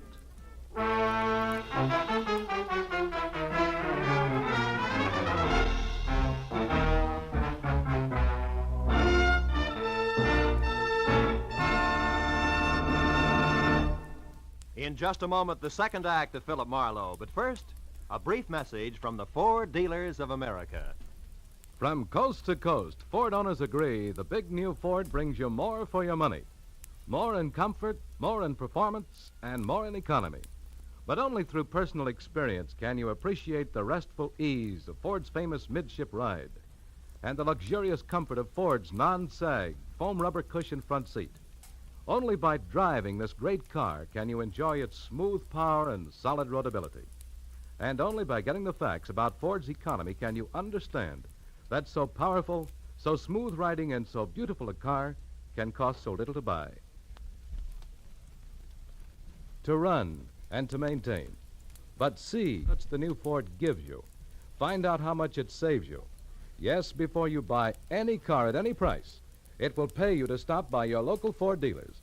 Take the wheel of the 100-horsepower V8 or its companion in quality, the 95-horsepower 6. Once you've driven it, you'll agree the new Ford is the one truly fine car in the low-price field. Now we return to the second act of Philip Marlowe and tonight's story, The Anniversary Gift.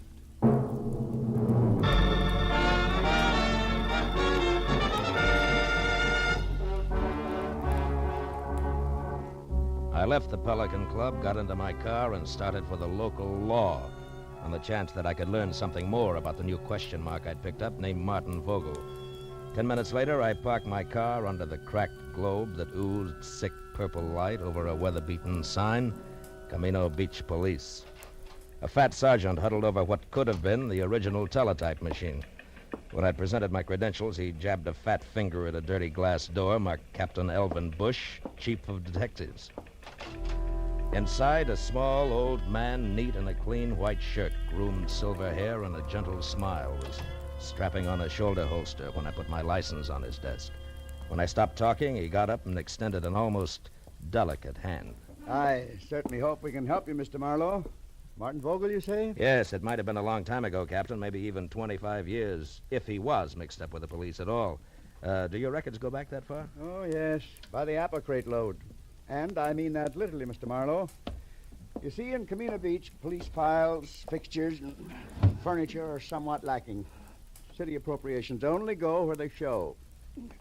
Public bird baths, statues of the mayor. Oh, here. This bottom crate here. marked, let's see. 1921 to 1930. Figure he was arrested along in there, this Vogel? Yeah, if he was arrested. Yeah, it's dusty, isn't it? Well, the cards are alphabetical. Yeah. Yeah, let's see. Riker, Rooney, Stemple. By the way, Mr. Marlowe, what's your angle? I'm not sure, Captain. Svensson, Underway, Utterman, Van. Vogel. Martin. Got it, eh? Yeah, picture and all. Bring it over here in the light. Yeah. Martin Vogel arrested Camino Beach Hotel, May 28, 1923, on warrant from Chicago, Illinois police. Returned to Chicago, sentenced to 5 years in state penitentiary for embezzlement. Arresting officer, Patrolman Elvin Bush. Picked him up myself, did I? Well, I've locked up a lot of people in the last 35 years. Yeah, I guess you have it. Holy smokes. Huh? What? That can't be. What is it, Mr. Marlowe? You look kind of pale. There was no mistaking it. The time-yellowed picture of Martin Vogel made it plain. Vogel and my client, the distinguished Mr. Stanley Towner, were one and the same. That meant that Towner had lied to me, and more important, had no doubt killed Leon Stice, who was blackmailing him because he knew he was Vogel.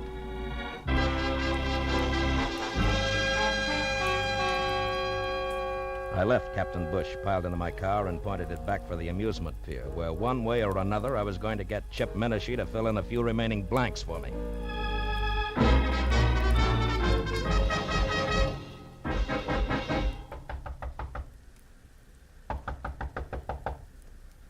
Yeah, who is it? Marlowe, Menashe. I want to talk business. Okay, Marlowe. Looks like I doped it right. I thought you'd come back. All right. Now get up. And listen hard. I want the watch and the story that comes with it. I told you my price. It's still 10 grand. You're bluffing, Menashe. You know the watch means money, but you don't know why. Yeah, Mr. Wisen. All right, now come on, talk. Okay, quit. I'll tell you what you want. I took the watch from Leon Stice. I found him dead on the beach. It was clenched in his fist. And the dough you're spending? Was in his wallet. Let me up, will you? All right, come on. Now sit over there. Hands in your lap. School isn't out yet. What more do you want, Marlowe? How do you tie the watch in with Stanley Towner? What makes you think I did? The fact that I was sent here to Camino Beach and the fact that you were ready and waiting for somebody. Well? Okay. I was lucky. When I read about Stice in the papers, I also just happened to read another article, an oddity, you might say, about a woman in Beverly Hills, a rich man's wife who got a heart attack in her car just she pulled into her garage. Woman called Towner, front name Margaret. Wife of a big shot broker, also called Towner, front name Stanley. I went from there. I was shrewd. Yeah, genius. Okay, now give me the watch. Come on, let's have it. All right, get your mitts off. Here. Now you're real happy, Muscles? Happy that you... Hey, cops. Come this way. Hey, Menashe, wait a minute! By the time I got to the door, he was halfway across the boardwalk to his car. But Captain Bush and his sergeant were ready and waiting. When Menashe was next to the gun he kept in his glove compartment, the spotlight on the squad car slashed through the dark, found him, and froze him in a position. We've got you, Menashe. You'd better quit. Menashe, do you hear me? Yeah. No, you listen, Papa. Let him have it, Becker. The windshield sprang into little pieces. That got it. Come on, Becker. Yeah, Captain. I waited until Captain and Becker were next to the body and had lifted it off the steering wheel. Then I moved quietly along the side of the buildings as far as the squad car. There, I turned and started back toward them. Hey, what happened? Oh, it's you, Captain. What brings you around here, Mr. Marlowe? A guy in town told me that somebody named Chip Menashe might give me a lead on Martin Vogel. You won't be able to now. That's Menashe. What? We wanted him for a week-old stick-up murder. Stick-up murder? That guy on the beach? The same. Say, Becker, you find the money on him? Right, some $300, Captain. Good. Well, you better call for the wagon now. Check. Funny thing, Mr. Marlowe. One fingerprint did it. Oh, how's that? Well, that guy on the beach, Leon Stice. We found his empty wallet in the sand next to him. It had an isinglass front over his driver's license with a thumbprint that wasn't his. But was Chip Menashe's, huh? Well, we got on to Menashe because he was spreading a lot of dough around. Today, Becker got down here and lifted one of his prints. That cinched it, huh? Yes, that and the shot he just threw at me. Yeah, strictly a stick-up killer who got caught. Marlowe, about this Martin Vogel, you Still want to let it go that the Beverly Hills police are going to get in touch? I think so. Good night, Captain Bush.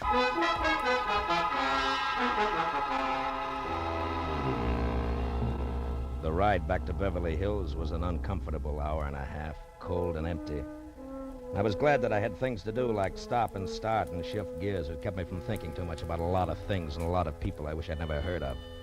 People like Stanley Towner, who I had every reason to be against, but who I was starting to pull for. Stanley Towner, a man who had started all over again after a single mistake made 25 years ago. A man who had fought to build good things, like a comfortable home, a marriage to a woman in a painting, a 16-year-old likeness named Catherine. But Stanley Towner, who was also a killer on a lonely stretch of beach far from home, destroying something rotten who would destroy him. A killer that nobody knew about, except me. Well, I pulled into the driveway and parked behind the car that had been Margaret's. As I got out, the light of the garage went on and the side door of the house opened. I felt almost wrong dropping my hand around the .38 in my side pocket. Good evening, Mr. Marlowe. You have the watch? Yeah.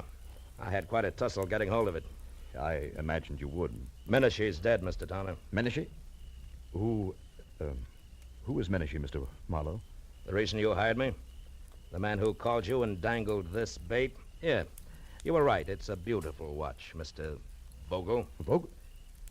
You know about it? Yeah, they keep police files a long time. I know about everything. Except why you didn't go after the watch yourself. Well, I was afraid. Afraid to show yourself in the town where somebody might remember you, huh? The town in which you had committed a murder, is that it? Yes, that's it exactly. Dad, is that you down there? Yes, dear. Me, Mr. Marlowe. Well, why don't you come into the house? It's so late and it's chilly. You'll catch your death of cold out there. Yes, in a while, dear. Now go back to bed. All right. Good night, Dad. Good night, dear. Well, good night, Mr. Marlowe, and please make him do as I say, will you? Yes, I will, Catherine. Good night. Do you mind if we go along to the police at once, Mr. Marlowe? I'd rather she didn't know right now. Tomorrow's soon enough. And, can we take your car? Yeah. The lights go off out here? Yes. The switch is on the garage wall over there. Okay, get in. All right. You know, Mr. Towner, I'm sorry about Catherine and the way she's going to be hit, but... hit by this thing? The switch is there on your right. On your right, Mr. Marlowe. Yeah.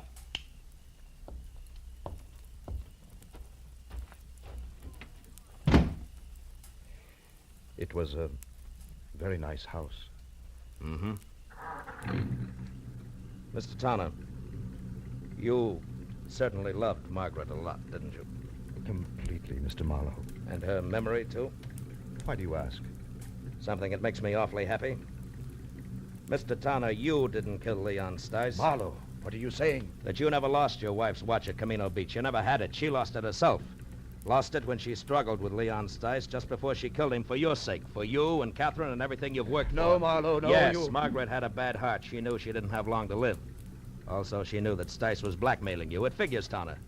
And what also figures is that you'd rather pay for a murder that you didn't commit than to have Margaret's name soiled. Yes, I would, and I will, because you can't prove any of this. Correction, Mr. Towner, I can. With your wife's car there in the garage, the car in which she died on what you said was her return from Westwood. Which it was? No, not according to a funny little chalk mark I just saw on one tire, it wasn't. A little white Z that a policeman named Ziegler in Camino Beach makes to check on parking time. And we can go on from there. Your confession won't mean a thing. But, Marlowe, it will, it must. No, I guess it won't. I guess you can't hide the truth very often, can you? No. Only once in a great while. And then, strangely enough, only when it seems like the right thing to do. What do you mean? Why did you stop the motor? There's one thing I haven't told you yet. The way things worked out in Camino Beach, Mr. Towner. The police there think that Menashe killed Leon Stice, and they're happy that way. They never heard of you or your wife. And I don't see why they should. No. Yes. I mean that nobody really knows the whole story. Nobody except you, Marlowe. Nobody, Mr. Towner. Good night. Thank you, Mr. Marlowe. Good night.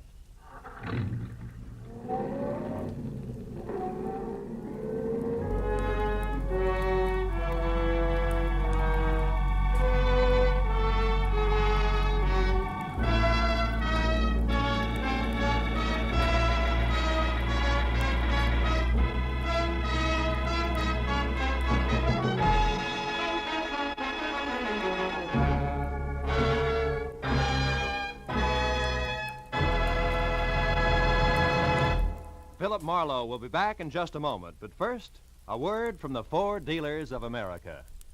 Tonight, there are more than 420,000 enthusiastic 1950 Ford owners, and it seems as though most of them are talking about this car.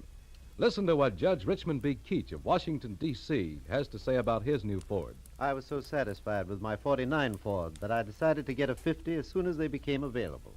I've been more than pleased with the 50. Truthfully, I see no cause to pay more when a Ford gives me all the performance, quiet, and comfort a man can ask for at such a reasonable price. The Ford is wonderfully easy to handle, particularly in traffic. Yes, ask any Ford owner how he feels about his big new Ford, and he'll tell you it's tops for performance and for comfort. But prove it for yourself. Drop into your neighborhood Ford dealers and test drive this truly great car. You'll be amazed when you discover how little it costs to buy, to run, and to maintain. Do it tomorrow. Test drive the big new 1950 Ford. Be sure and be with us again next week when Philip Marlowe says... This time I was in the country where the night should have been nothing but peace and quiet. But a pair of angry eagles changed all that. One was solid gold and too close to a battered corpse. The other weighed 160 pounds and was too quick with his fists, in or out of the ring.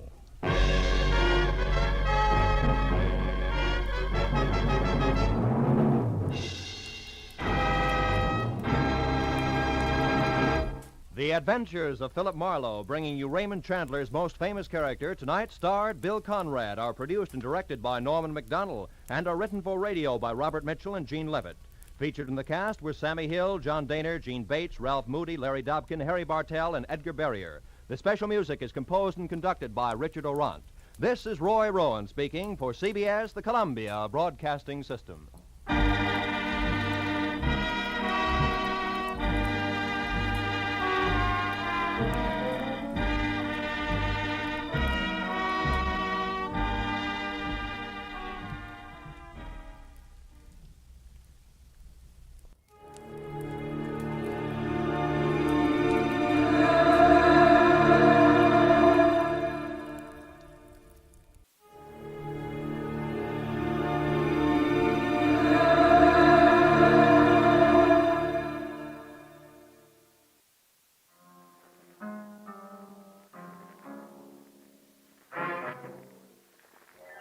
Time now for yours truly, Johnny Dollar.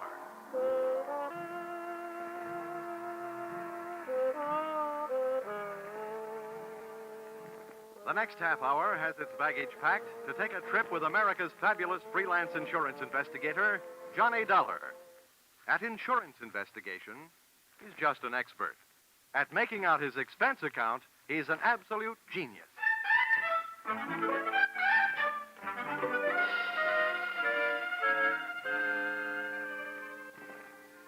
Expense account submitted by Special Investigator Johnny Dollar to Home Office, Highworthy Insurance Underwriters Association, Hartford, Connecticut.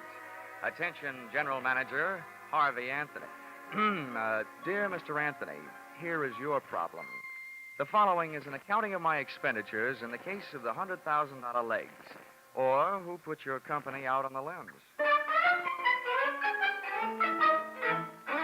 Expense account, item 1, $60. $20 across the board on a losing horse I was rushed into betting on when you had me paged on a public address system at the racetrack. This is Harvey Anthony, Dollar. Thanks for calling back so soon. Now, when they paged me, they said it was an emergency.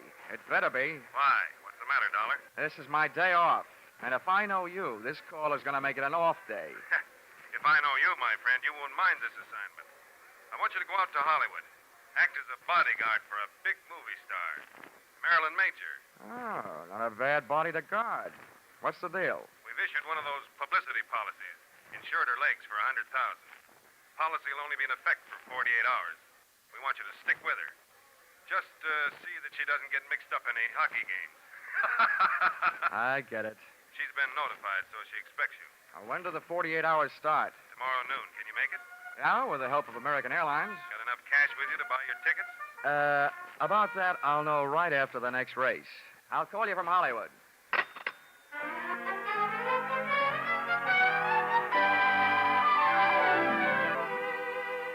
Expense account, item 2, $10. Borrowed from a friend.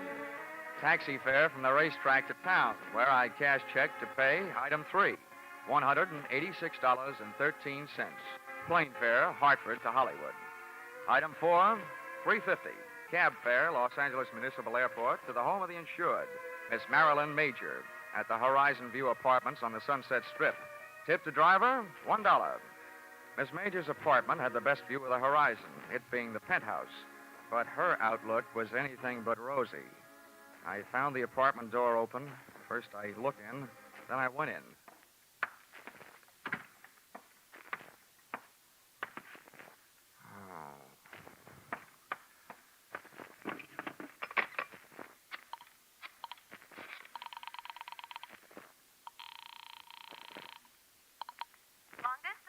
I want to place a person-to-person call, please, to Mr. Harvey Anthony in Hartford, Connecticut. Volunteer 3-6000. My name is Dollar, as in blood money. While I was waiting to get Mr. Anthony, I wondered who had got Miss Major. In the movies, I'd always thought she looked right at home anywhere. And now, right there in front of me, she was passing her toughest test. Lying there, nice and relaxed. She looked right at home in the role of the beautiful gal who had just been murdered. Her face was calm. Her legs were neatly placed in the best of cheesecake tradition.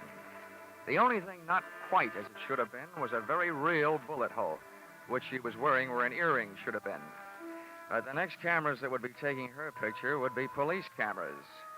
B pictures. B for bloody. Mr. Dollar? Oh, yeah? Here's your party. Go ahead. Oh. Hello? Hello? Hello, Dollar? Yeah, this is Dollar, all right. Anthony, first I want to tell you, those legs you insured are still in beautiful shape. Good, fine. I only hope you didn't also insure Miss Major's life. She's dead. What? Marilyn Major dead? That's right. Oh, we certainly do insure her life. We only issued that publicity policy on her legs as a courtesy. Dollar, get to work on it right away. I'll get to work on it, but don't waste too much hope. To me, it looks like your only out is if the policy does not pay off on murder. Murder? Good heavens. Well, there may be something about the case that'll save us from paying double indemnity for death by violence. Oh, this is death by violence, brother, any way you look at it. Okay, Anthony, I'll get to work on it right after I call the cops and make a report. Do your best. Goodbye. Okay, goodbye.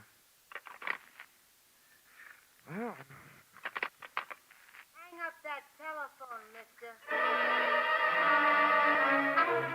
the dame standing in the kitchen doorway had .32 caliber steel in her hand to back up the brass in her voice. She was a youngster, but obviously an old-timer at a lot of things.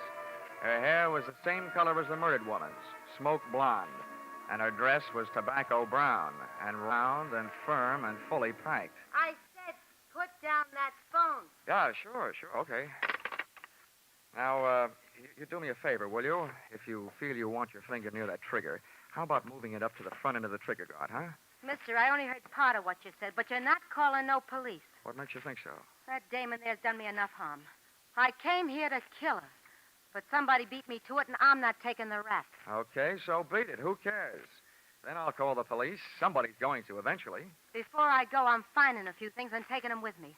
Now, come on, get up on your feet, mister. You're coming with me in the bedroom. Okay, don't get excited. Okay, mister. Over against that wall with your face in close and your hands straight up. Come on, move. All right. You learn this at the movies or by watching your friends work? Don't be a wise guy. I'm not as dumb as I look. Now, hold still. Look, sister, by this time I shouldn't still like you well enough to warn you, but what you're doing right now will get you in plenty of trouble, even if you didn't commit this murder. I'll take that chance. If you don't get picked up for larceny, they'll still get you for tampering with evidence. As far as the police are concerned, at the scene of a murder, Nothing gets touched. They like it that way. What I'm taking won't even be missed. There are plenty more here just like him. That's all she's gotten here. Love letters from men. Who are you covering up for? Your boyfriend? It's none of your business, mister, but it's my husband I'm covering up for. Well, then you're just plain nuts. If he knew her, they'll find that out.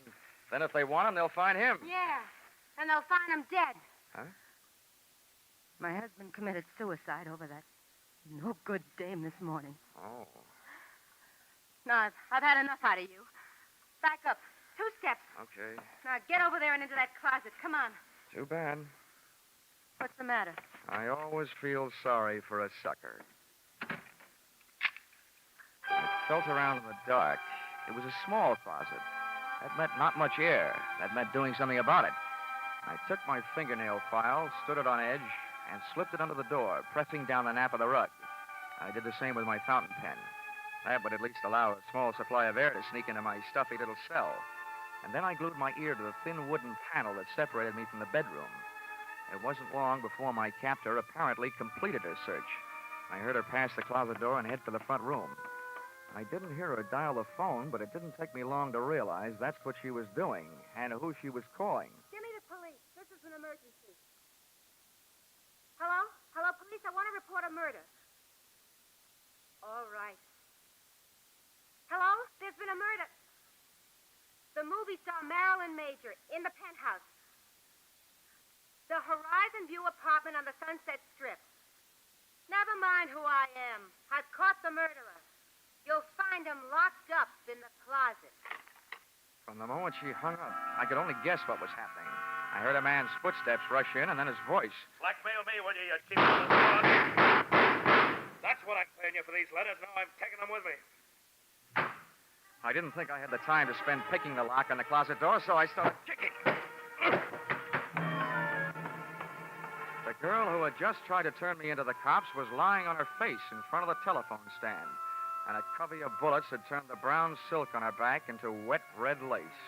She'd been shot in the back, and if she'd succeeded in finding her letters, her killer had taken them with him. I made a quick search myself and took a look through the remaining sets of letters, one from a guy who signed himself Baron, and the other one from a guy whose autograph read, "With all my love, Lawrence." My instincts were trying to pull me out of that apartment, but one look down the street threw them into reverse. Black and white prowl cars were arriving, and it was less than another minute when their passengers started pouring out of the elevator and through the front door. All right, watch out. I'll take him.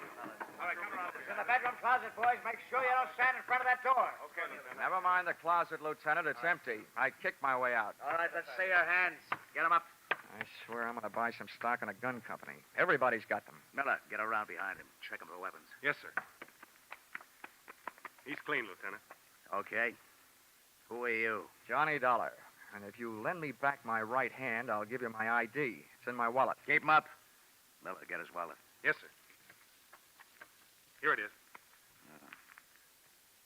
Insurance stick, huh? Please, I'm a freelance special insurance investigator. It sounds better. Keeps my price up. Hartford, huh? Well, what's your story? Well, first, I'd like to go on record as saying I didn't commit either one of the murders. Either one? What are you talking about? Well, this one here is the girl who phoned in the report that brought you here. The one she was talking about, Marilyn Major, is lying just as dead on the floor in the bedroom. Miller, get in there and take a look. Yes, sir. While he's looking, you keep on talking. Okay, I'll start from the beginning. I was sent out here by Highworthy Insurance. They just issued a policy on the legs of that dame in the other room. $100,000. Publicity stunt. I was supposed to protect their interests. What do you mean by that? Well, what do you think? I was supposed to see that she didn't attempt any Hindu fire dances or try walking any tightropes during the next 48 hours. Well, your worries are over in that department, at least.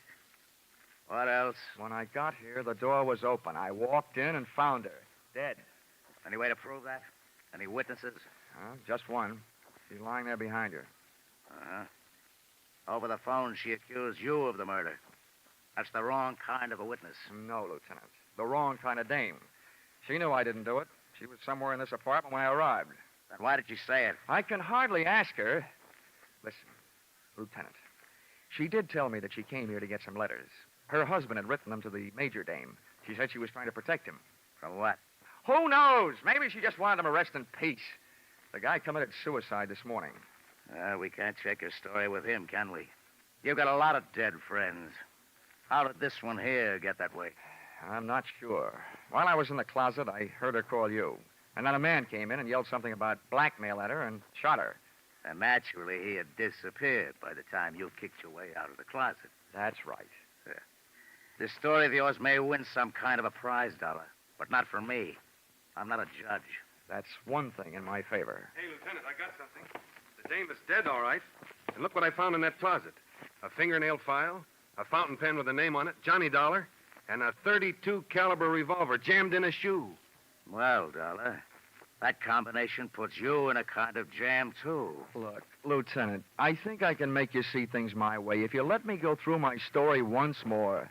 I was sent out here by a high-worthy insurance underwriter.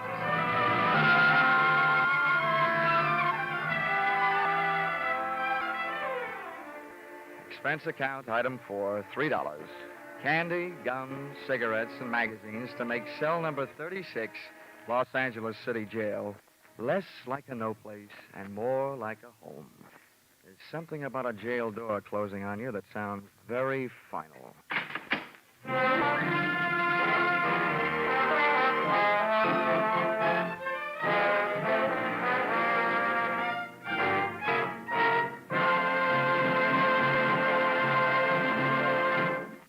In just a moment, we'll return to the second act of Yours Truly, Johnny Dollar. But first, we want you to know that the biggest jackpot in the history of radio, $50,000, goes in the works tomorrow night when CBS Great Saturday Night Quiz Show Sing It Again comes to you again over most of these same stations. $50,000, $25,000 in marvelous prizes, plus $25,000 in cold, hard cash. And that's only the beginning. Because the longer the phantom voice questions elude the listeners, the higher the rewards go. Be sure you're around tomorrow night when Sing It Again sets telephones ringing across the nation and $50,000 goes riding on each call. And now, back to yours truly, Johnny Dollar.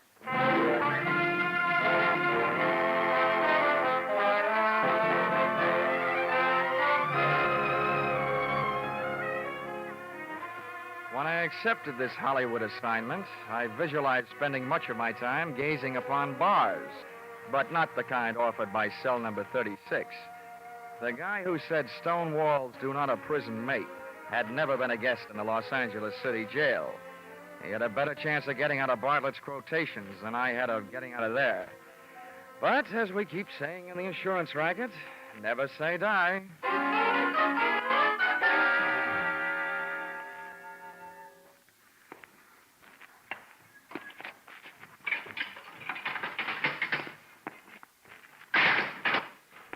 Lieutenant Roach, what are you in for? I've heard tell the boys around headquarters have a very funny joke about roaches in jails. But that's not why I'm here. Sit down. Make yourself uncomfortable. Thanks. I can't offer you a mint julep. The closest I can come is a spearmint lifesaver. Oh, thanks. This kind of zero is a pleasure after facing the kind we're up against. Huh? So for $1, all we've got to go on is you and a mess of evidence we haven't as yet been able to trace down to its rightful owners. Oh, incidentally, about that gun we thought might be yours. Oh, don't tell me you're going to give it to me as a birthday present. It was the weapon used to kill Marilyn Major, all right. The paraffin test we took on your hands let you out. You haven't been firing any guns lately. Does that mean you've come here to escort me to the front door? No, not so fast. We do want to know what your fingerprints were doing all over those 2 bundles of love letters we found. I'm going to have to learn to pick things up with my knuckles. Lieutenant, I just had a natural curiosity as to who killed the cat. The only difference between us, Roach, is that your curiosity is official. How far did you get? Not far enough. Didn't take much figuring to know that Miss Major has been playing a high-class badger game. All the perfume in the joint couldn't cover up the smell of blackmail. On top of that, we found the 2 batches of letters that you'd been messing around with. One signed Barron, the other signed Lawrence. Those, the fire department should be handling. Oh, yeah. Oh, and remember, there's probably a 3rd set floating around. Why do you say that? Well, I'm not an eyewitness to this, only an ear witness. But from what I could hear inside that closet, the dame who came there looking for her husband's letters found them. and she called you to turn me in. On her way out of the apartment, some guy came in, mistook her for Marilyn Major, and shot her in the back. When I kicked my way out of the closet, those letters of hers were gone. So, figures the murderer grabbed the letters out of her hand, thinking there was some he'd written. Uh-huh. Then in your file, the killer was either that Barron fellow or the other one, Lawrence. Lieutenant, in my file, they're both murderers. It's just a question of who killed whom. The guy who killed Marilyn Major certainly wouldn't have come back to kill her again, would he? In this town, you never know. Look, Lieutenant, I got a two-way stake in this thing. One, to get my name cleared. The other, to get my job done. And I'm in a hurry. I imagine you are, too. Well, Marilyn Major was a big name. That means we'll soon have newspapers burning under our seats. We're in a hurry, all right. Okay, then listen. If I were either one of those murderers, and I know that the police probably had a handful of letters that could send me to the gas chamber, I'd head for the border. Yeah? But if I thought an outsider had them, somebody they might be able to buy off or scare off or beat off, then I'd go find that guy. Well? Let's bring this thing to a head in a hurry. Run a story in the papers. Tell them you released me. Tell them I escaped. Tell them anything, just so long as you tell them that you suspect that I have those letters hidden someplace. Well, if you don't mind taking the chance of having two murderers gunning after you, we certainly don't. Oh, I mind. Believe me, I'm not doing you any favors. It's just that I'll feel safer in my own hands. Okay, Mr. Pigeon, you've got yourself elected. We'll publish that story. Then we'll let you fly the coop. Good enough. Just make sure that you give me plenty of fighter cover. Expense account, item 6, 7 cents. Purchase of newspaper, an extra edition that hit the street about a half an hour before I did. Item 7, $5. A big square meal to make up for the ones I'd missed ignoring the little round beans while a guest of the city. Seeing the lieutenant's fiction in black print on the front page of a newspaper almost had me believing it. There was my picture, big as life. And when those birds set up a pigeon, they made sure everybody would know the location of his roost. Firmly planted high in the story was the name of the hotel into which they had registered me, and to which I was under orders to proceed immediately.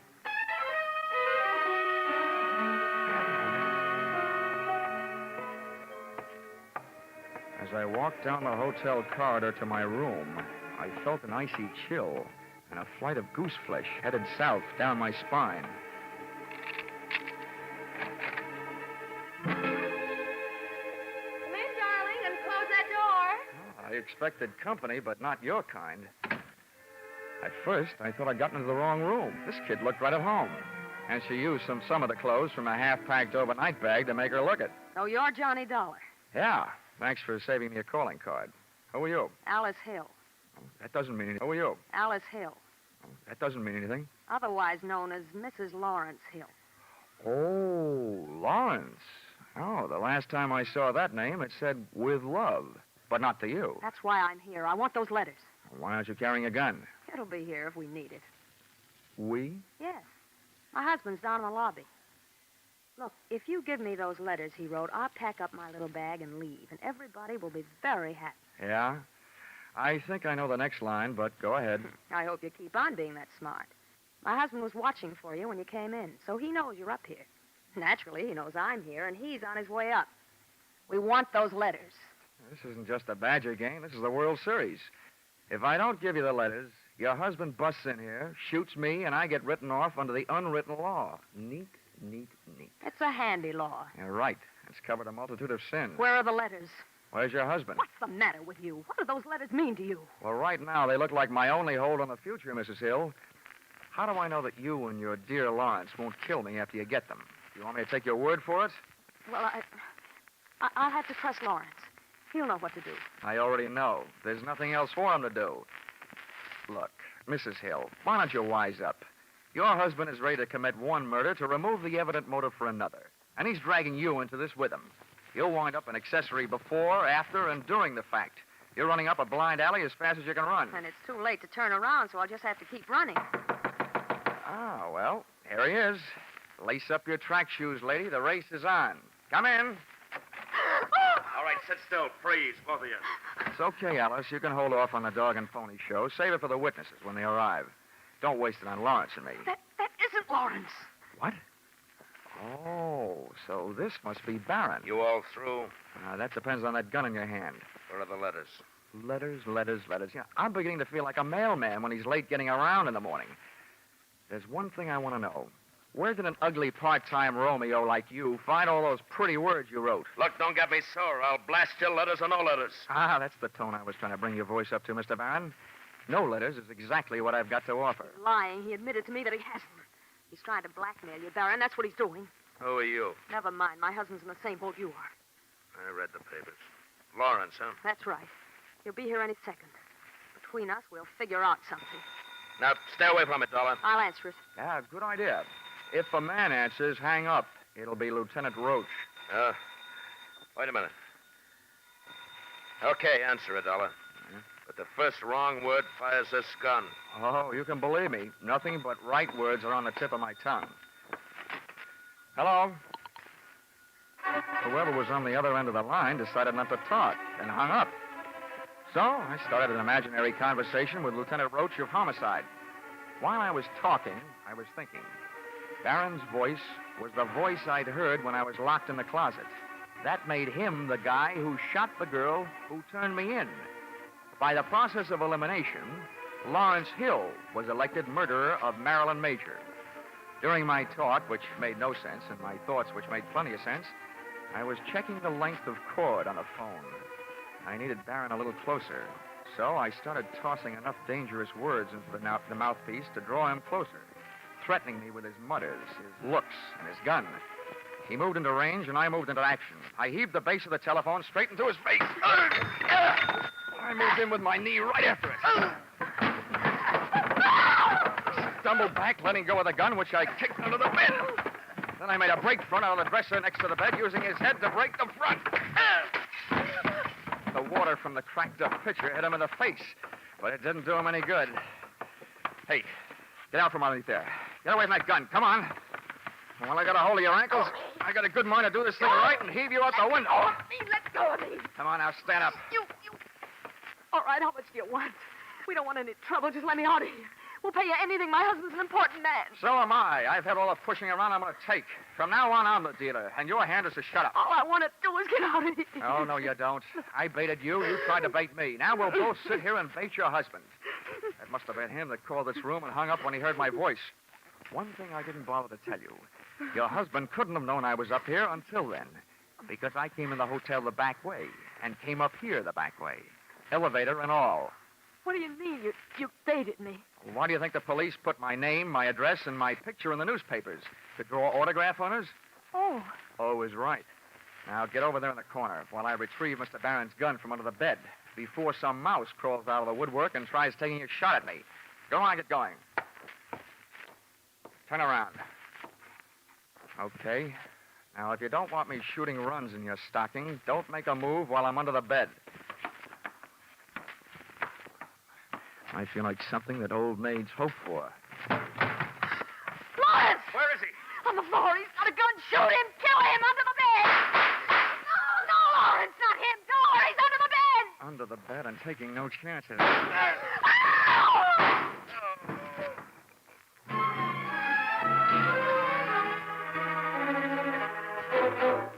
Listen, Roach, you may be a lieutenant to the police department, but to me, you're just a big, fat private. Now, calm down, darling. I don't mind setting myself up as a pigeon, but you promised me protection. Where was it? Temper. Now, who's who here? Let's get these stiffs sorted out, then we can talk. There's only one stiff. The other one, the one near the door, is Lawrence. He's only wounded. I had to shoot his pins out from under him. He came crashing in and killed Barron by mistake.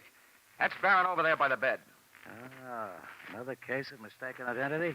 How did he miss you? I happened to be under the bed at the time. Oh. And I wasn't hiding. No? I was looking for a gun, and I found it, and I used it. And if I had one right now, I'm not so sure I wouldn't use it on you. You still haven't told me why you left me here alone, holding the sack all this time. I'll tell you why. And I guess it was our fault. The men I had posted in the lobby didn't see you come into the hotel. Well, how do you like that? Johnny Dollar. Wise guy. Huh? Lieutenant, I got some news for you. Just to make sure I was taking no chances, I came in the back way.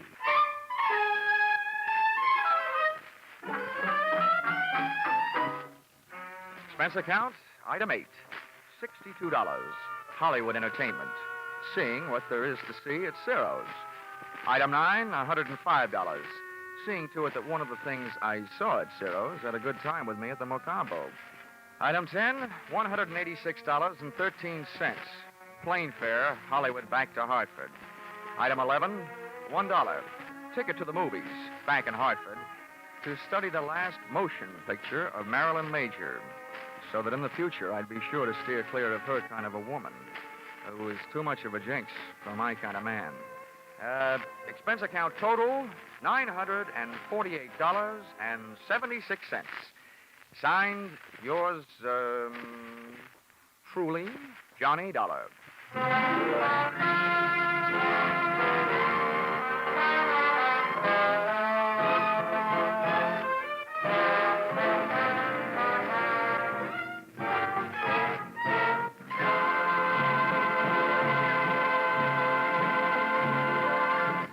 In keeping with the Easter season, you'll hear a different kind of story on CBS Gangbusters tomorrow night. The authentic story of a former gangster's fight to go straight, broadcast in cooperation with outstanding parole authorities. You'll find this Easter Eve Gangbusters drama as gripping as any program CBS has ever brought to you. Tomorrow night, you'll also find a mid-April adventure with the intriguing title, The Heat Wave, on CBS Philip Marlowe program.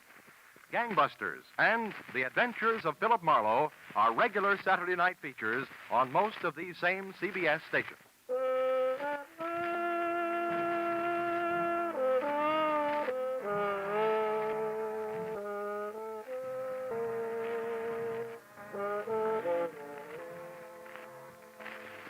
Listen in again next week when CBS brings you yours truly, Johnny Dollar, with Charles Russell as Johnny.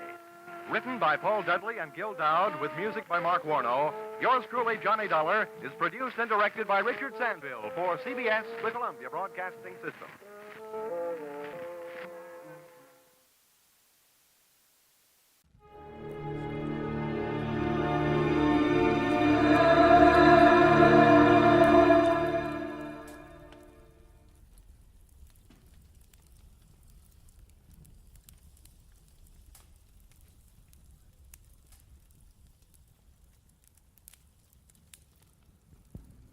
Get this and get it straight. Crime is a sucker's road. And those who travel it wind up in the gut of the prison of the grave.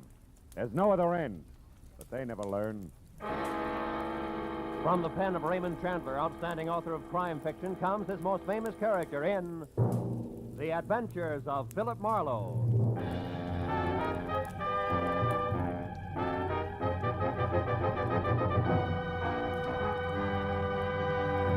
Now, with Gerald Moore starred as Philip Marlowe, we bring you tonight's exciting story, The Dark Tunnel.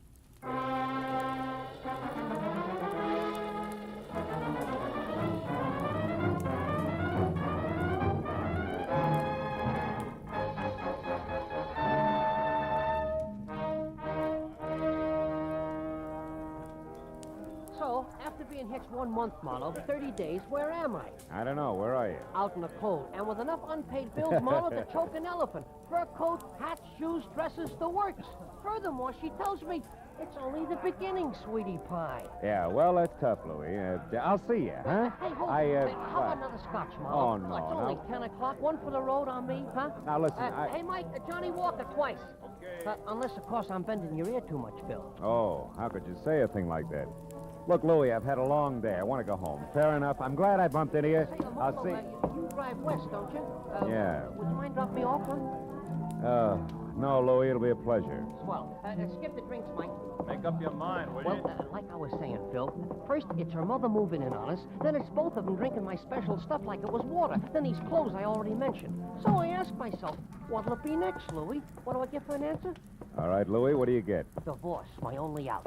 And you get my point, huh, Marlowe? Yeah, I get you. My car's around here in the alley, Louie. Check. Well, now, divorce is something a guy wants to think about. Thinking guy, that is. And you know, Marlowe... Hey, wait a minute. That's a cute little exhibition, huh? Huh? Hey, quite a scrap. Scrap nothing. It's a few inches short of murder and closing fast. Better break it up, Louie. Hey, Heavy. Yeah? Kind of a hot night for this, isn't it? What do you want, Sonny? I'd like to hold your coat. Seems to be cramping your style. He's in one piece. Why, you lousy long nose. Don't worry, I am. How do we go on, Muscles? All right, mister. Right now, he's all yours, if you can bring him to. So long, hero. Hey, Marlowe, this kid's pleated all right. Yeah, come on, give me a hand, Louie. We'll get him out of here. No. Okay, fella. Come on. Up we go. Up on your feet. Oh, thanks, mister. All right. Do you live near here? A couple of blocks away. The DeWitt Arms Hotel on Western near Sunset. Ooh. All right, take it easy. Take it easy. Put your arm over my shoulder. We'll get you there. Thanks. Come on, Louie. Over to my car, huh? Yeah, sure, Marlowe. But maybe I better skip the lift, huh? I mean, my problem, the discussion we were having, we better postpone it for a while, huh? That Yeah, I know what you mean, Louie. Yeah, it'll keep. All right, kid, come on. Let's go.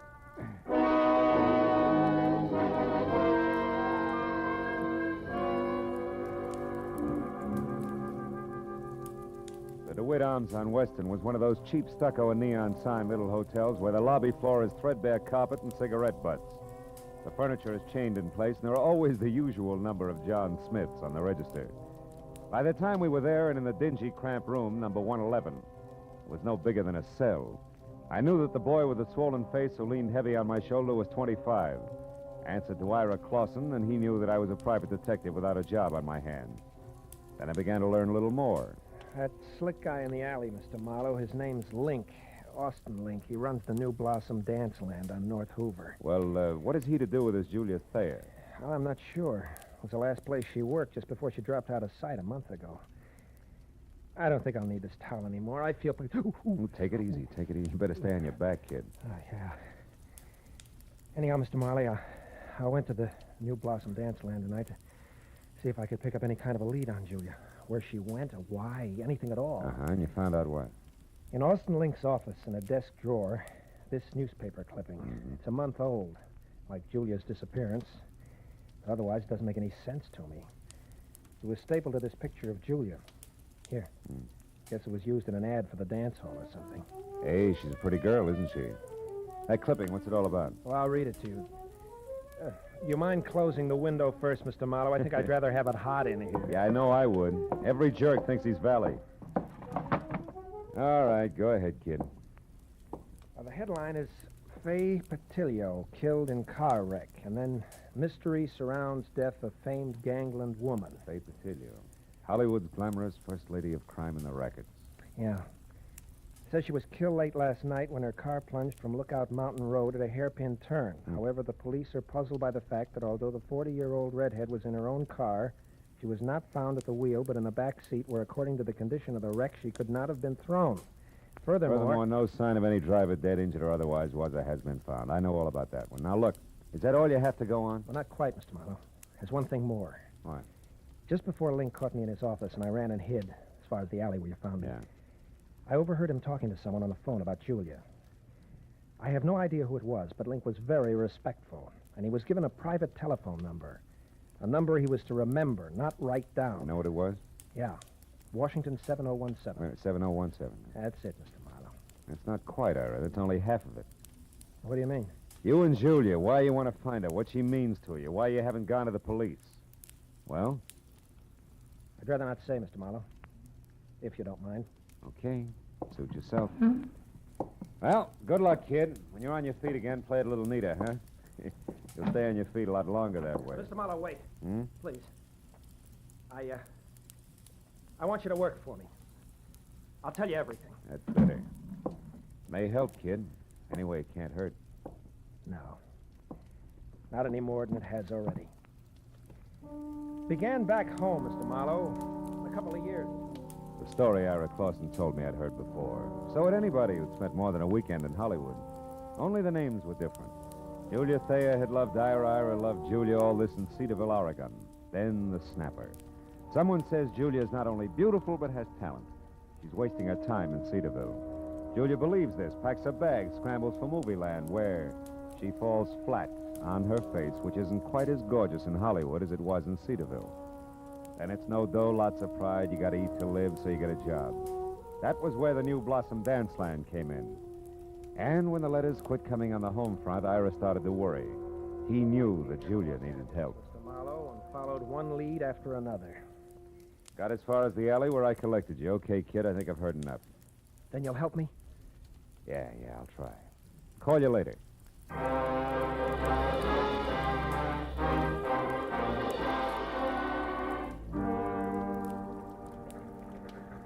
So, your problem's a phone number, huh, Marlowe?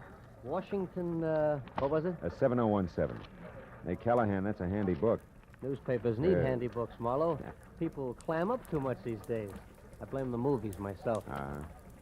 Hey, no such animal. It could be a new number, or didn't I mention that? You didn't? All right. We'll try the supplements. Get one from the phone company every month, like a bill. Let's see. Wallace, Washington, 5,000, 6, 7, 7,000. Yep, here it is. 7017. Good. Address 1622 Ramona Boulevard, which would be East L.A. and Industrial.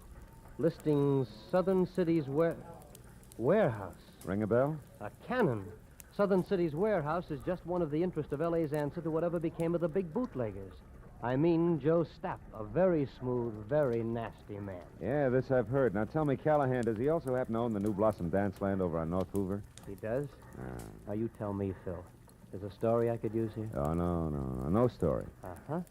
You know, Marlowe, it's just like I said. People clam up. Too much these days. You're so right. Good night, Callahan.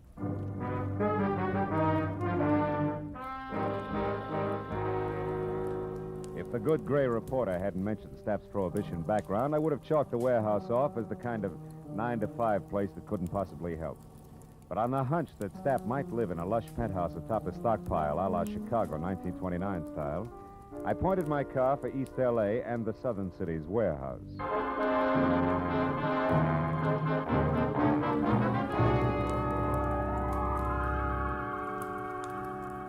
20 minutes later, when I was there and saw a step-down Hudson outside and soft light oozing over the edges of the roof, I didn't regret my move. Not at least until I'd found a flat metal door and had pushed the button attached there, too. Then I began to wonder because Aladdin himself couldn't have gotten a quicker response. Nor could his genie have been any more of a mountain than the item I drew. Out of a nearby shadow, not the door. Okay, Charlie. Lay it out nice and neat. Who are you and what do you want? Joe Stapp.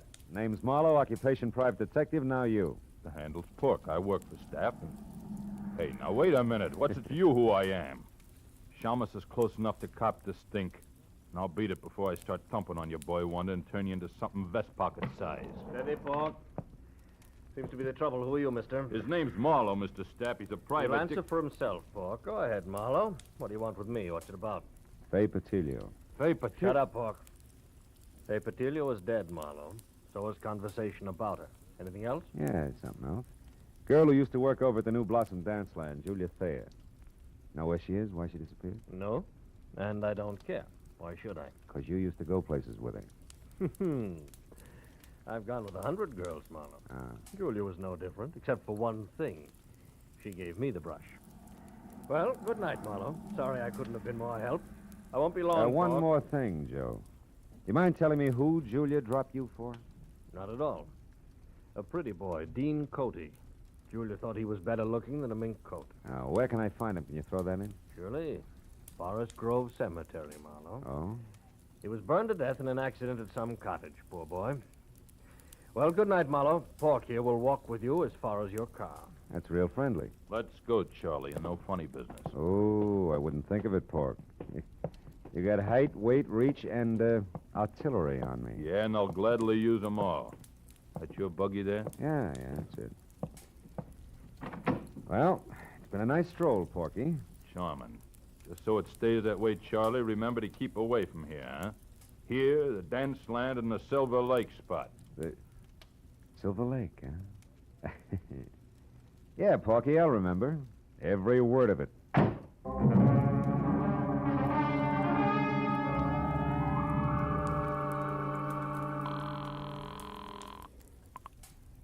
City desk. Callahan, go ahead. Marlowe again, Callahan. Now listen on Joe Stapp. Does the Silver Lake spot mean anything to you? It does. Yeah? It's on the north end of Silver Lake Road, Marlowe, overlooks the reservoir. Stapp built it as a nightclub, mountain lodge style, about, 10 years ago. Uh-huh. When it didn't go, he converted it into a private home. Or I should say, a cozy place to take the cuties for that one drink. I know what you mean. Good night, Callahan.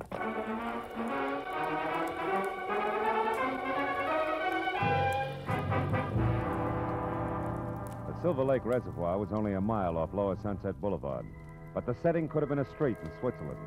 The lodge Callahan told me about stood out among the neat little chalets that skirted the water's edge like a Sherman tank in Toyland. Also, it was showing light from a screened-in porch. So when I was out of my car across a shaky rustic bridge that spanned the promise of a creek and moving up close, I didn't have any trouble spotting the girl I saw inside talking earnestly into a telephone as Julia Thayer, by build, size, and color of hair. About the face, I couldn't say. It wore a hat that sported enough veil and mosquito-proof twin beds. Oh, well, that's different. The tunnel. All right, I'll wait there. Yes, as soon as possible. Goodbye.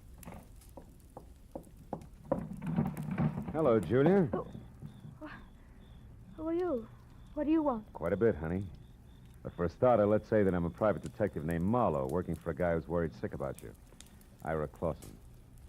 Ira Clausen? Who's that? Yeah, well, I'm not sure, but maybe he's the world's greatest sucker. Now, let's level, baby. It's getting late for guessing games, huh? I'll pay it. Oh, what's the use? What do you want to know, Mr. Marlowe? Too much to chat about here. The owner's no friend of mine. Come on, we'll take my car. All right, whatever you say. I'm tired of running. Let's go. Will you take my arm, please? This darn bridge scares me silly. Oh, sure.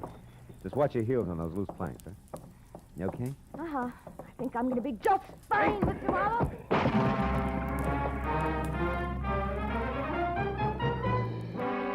It was all the lead she needed because by the time I'd crawled out of the inch-deep, inch-wide river and was back up on the road, Julia Thayer was in her car away fast as far as Sunset Boulevard.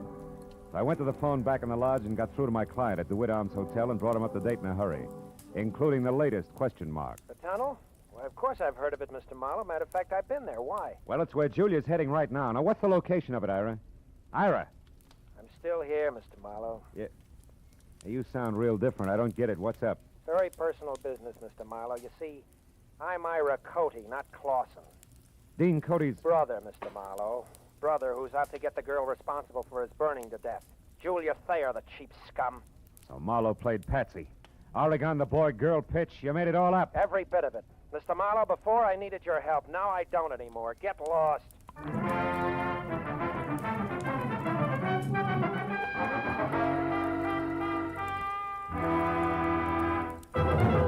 In just a moment, we will return to the second act of Philip Marlowe. But first, there will be 4 more amateur songwriters on hand, and one of them will sell his songs for nationwide plugging and distribution when Songs for Sale comes along tonight on most of these same CBS stations. Songs for Sale gives these new songwriters a great chance. Their songs are judged by a panel of experts. Their music is sung by Rosemary Clooney and Richard Hayes.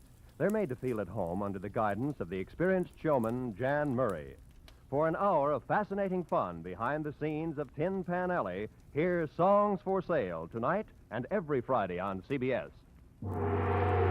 Now with our star, Gerald Moore, the second act of Philip Marlowe, and tonight's story, The Dark Tunnel.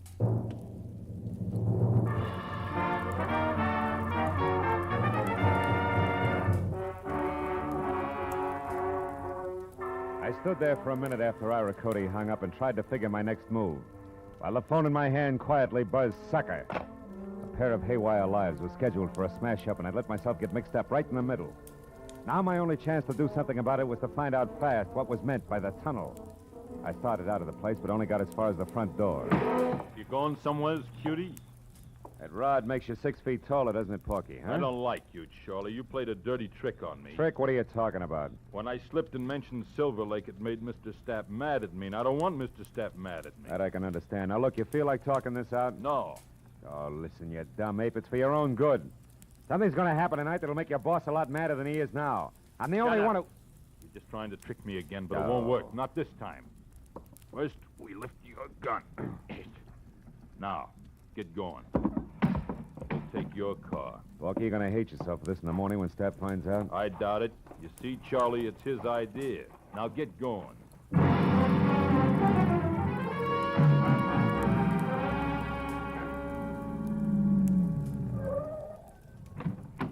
Over there, Marlowe, the big door. I don't suppose Stapp would bother to tell you why he wanted to see me, would he, Porky, huh? No. That's none of my business. Yet. What do you mean by yet? Oh, he might want you to tell him something you might not want to. Then it's my business, Charlie. Go on, open it up. That's enough. Inside. Well. Real genuine warehouse, huh? Chains, tackle, even a hand truck. Well oiled, too. Don't tell me your boss is going legit. Never mind that junk. Just stand right there. It'll like get this crazy door locked. Here, Pork, try something heavier. Like this truck. Ow! My leg! Why, you... Now it's your chin. Good night, Charlie.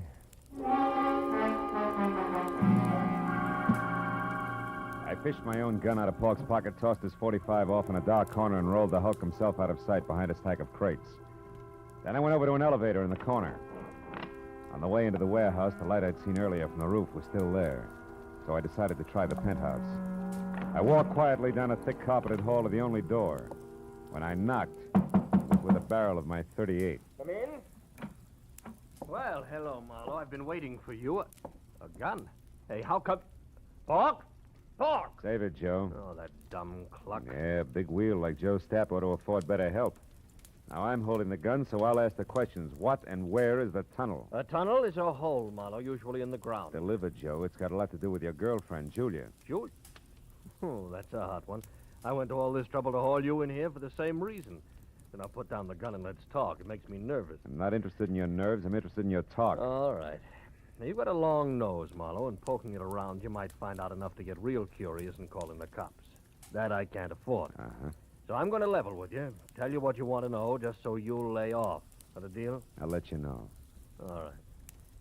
You wanted to know about Julia. Yeah. Nothing like Julia Thayer ever happened in my life before. Most beautiful thing I ever saw. Sweet and soft, made me ashamed of myself. Somehow I don't hear violins. Marlowe, I'd have done anything Julia asked me to. And all she ever asked of me was to give her up. For Dean Cody? Yeah, Dean Cody. Young physique that wasn't all wasteland like this. A handsome face that of a boiled lobster like mine is. She was crazy about him, fascinated, and I didn't blame her. Unfascinated, and I didn't blame her. Until I found out he had the morals of a rattlesnake. Keep talking. Cody was rotten, Marlowe. Dirty, clear through. Cheating on Julia every time she turned around. I couldn't stand it. I tried to tell her. Only made her hate you, huh? Look, Stapp, so far this is no better than a serial and torrid romances. The point. I'm getting to it, Marlowe. One night I thought I could convince her, because Cody had a date with Faye Patilio. I don't have to tell you, she was the lowest thing in town. They were going to a spot up on Lookout Mountain, so I told Julia. She went up there and waited. They showed, all right. Both loaded. She saw him take that dive off that hairpin turn.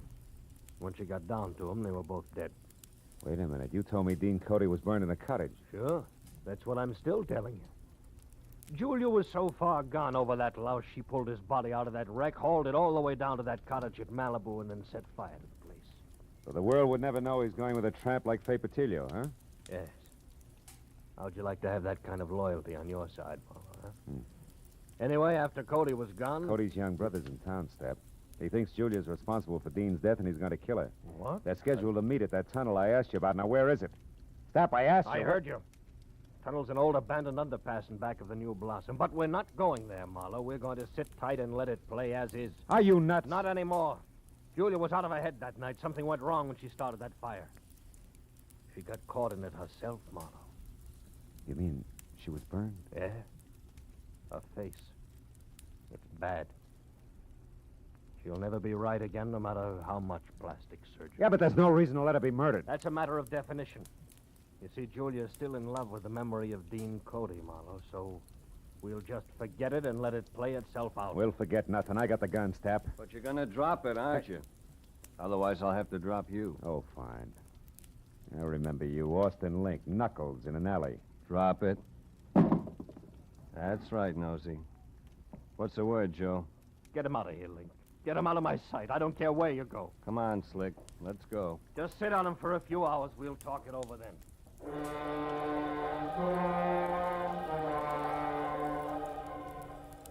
Link was a professional. He stayed exactly far enough behind me to be always out of reach, but always close enough to keep me under control. All the way down in the elevator, I watched for a chance that never turned up. And as I rounded a corner and headed for the big door again, I glanced at the stack of crates. Pork had come, too. He was on his feet behind them, a heavy steel pulley block in one hand, his face a stupid mask of blind hate. He slammed the block at me with everything he had. I'll kill you you! I dropped to the floor and heard the thing connect behind me. It had caught Link dead center. He fell like a bag of sand.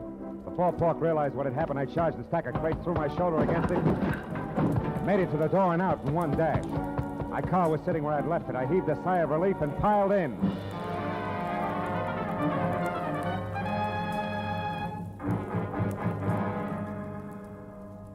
Ten minutes later, I pulled up at the New Blossom Dance Land. It was just closing. I ran along the side of the building to the back where a yellow light above the rear door cast an out-of-place halo over... Oh, no. Hey, you! What are you doing back here?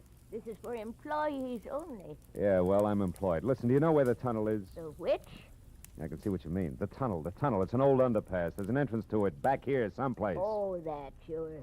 See the light over there? Yeah. And that little cement house? Yeah, yeah. Well, that's it. Steps lead down inside.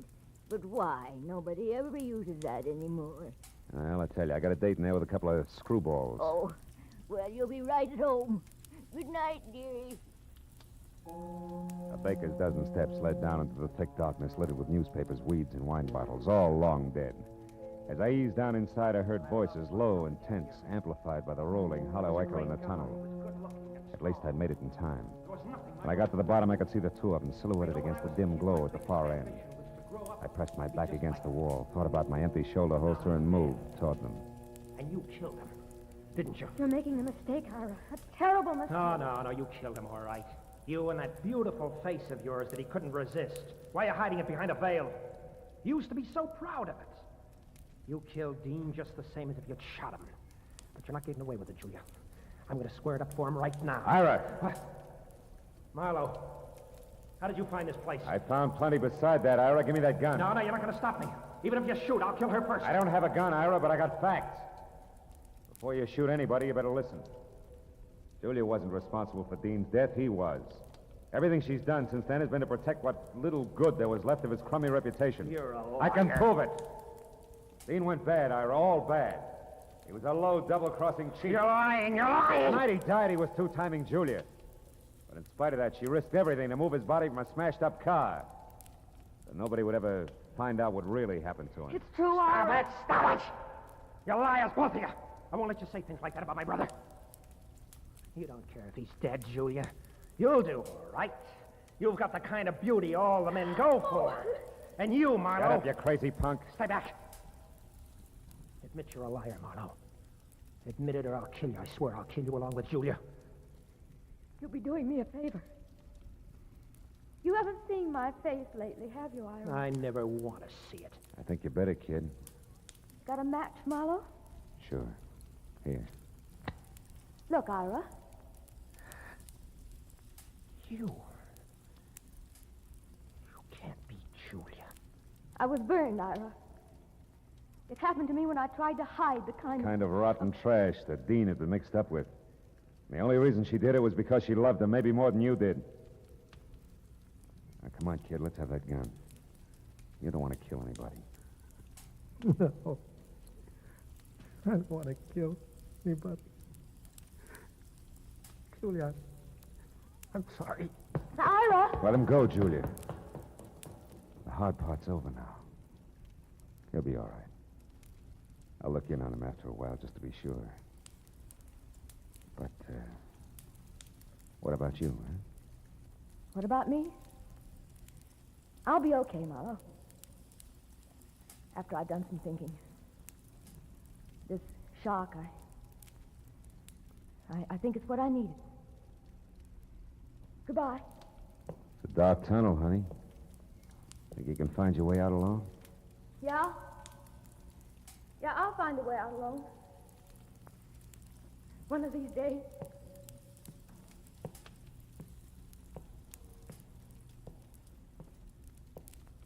She was gone, and I went back and climbed the stairs. Out of the tunnel and into the night again. As I drove slowly home, I thought of Julia, alone in a dark, blind tunnel with no end to it. And then I thought of all the dark, blind tunnels that men stumble into. Tunnels of blind love and blind hate. Of blind submission that lets empty suits of armor conquer cities and men's minds. tunnels of blind worry and blind greed, of blind ambition, of blind... But then I stopped because I was getting no place except into a blind alley.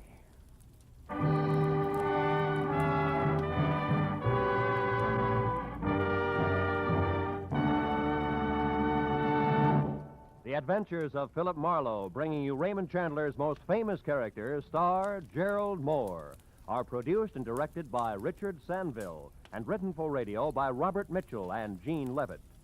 Featured in the cast were Lorene Tuttle, Bob Sweeney, Paul Dubov, David Ellis, Barney Phillips, and Larry Dobkin. The special music is composed and conducted by Richard Arant. Be sure and be with us again next week when Philip Marlowe says... This time, greed in a green suede dress, a diehard from Dixie and a cuckoo coin collector, added up to violent death for two, and all over $50 in Confederate money.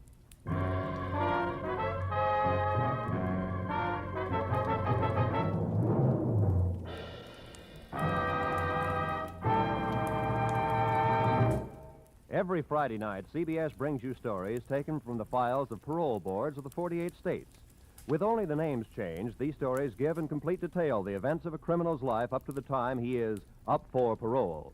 Then, before you hear the board's decision, you can make up your mind. Is this man ready to be set free? It's been hailed by press and public alike as an outstanding anti-crime show. And you can hear it now by staying tuned, because Up for Parole follows immediately on most of these same CBS stations. Roy Rowan speaking. This is CBS, where you play Sing It Again every Saturday night, the Columbia Broadcasting System.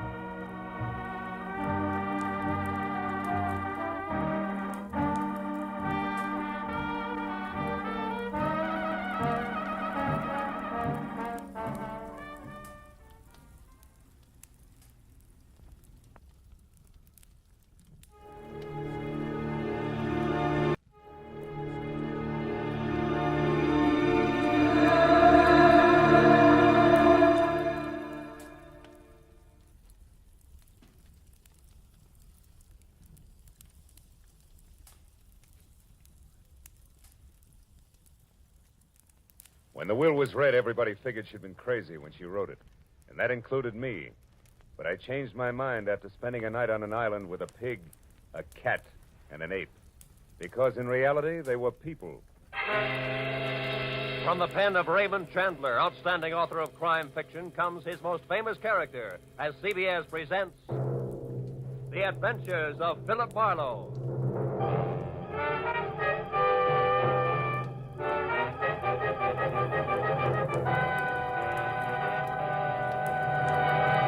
And now, with Gerald Moore, starred as Philip Marlowe, we bring you tonight's unusual story, Where There's a Will. I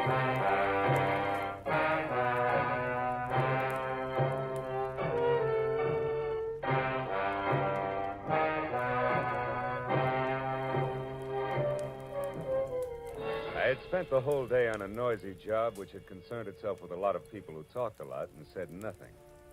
When I finally locked up my office for the night, I was worn out. As I drove slowly along the street, I was glad to be heading for home and a little peace and quiet. At least that's what I thought. But when I pulled up for a full stop sign, only a half a block from my apartment, something happened which brought my little dream of peace and quiet to an end. The car door opposite me flew open, and something mighty excited jumped in. I'm being followed. Drive on, please. The law? No, please drive on. Okay, lady, get a good grip on the upholstery.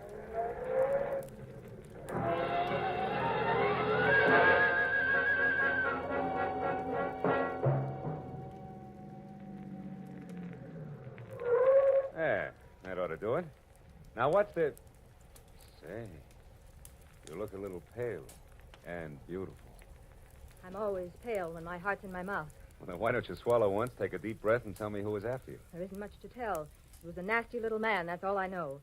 So thanks for making like Barney Oldfield, and good night. Hey, not so fast. It's impolite to hitch and run. Look, mister, right now I'm up to my earrings in trouble, and that leaves very little time for small talk with strangers, even nice ones. Well, in that case, the name is Philip Marlowe, which takes care of the stranger part, and I'm a private detective, which makes trouble my business. Where do we go from there? No place.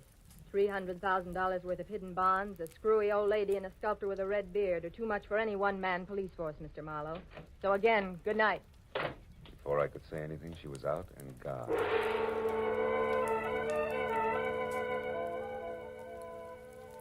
There was only the heady scent of taboo in the air, and the memory of a gorgeous profile with jet black hair and pale blue eyes. I sighed like a schoolboy and decided to put her under the heading of things that pass in the night. But I couldn't. Why, out of all the cars in Los Angeles, should she have picked on mine? Well, the next morning, as I was walking down the corridor to my office door, I was still seeing pale blue eyes. Maybe that's why I didn't notice the man who waited outside my door until I was almost on top of him. He was well-dressed and about 35. He looked like a man who had forgotten how to smile. Marlowe. Right. I want to compliment you on your behavior last night, Mr. Marlowe. Barbara told me about it. Oh? Come on in, Mr. Shields. Edward Shields. Would you be interested in aiding 3 people in a search for more than $250,000 in negotiable bonds? 1% of which will be yours if the bonds are found? Being a fairly fast man with figures, yes. Yes, I would. Splendid. I'd like a few details.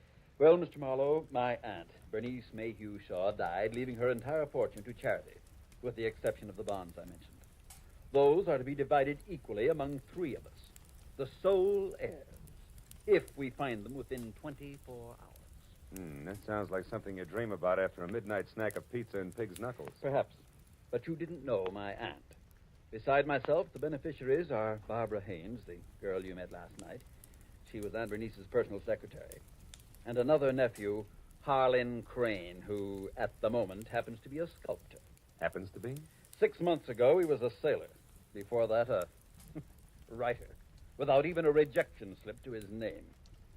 My cousin is irresponsible, impetuous, and completely self-indulgent. The will itself, Mr. Shields. What are the exact conditions?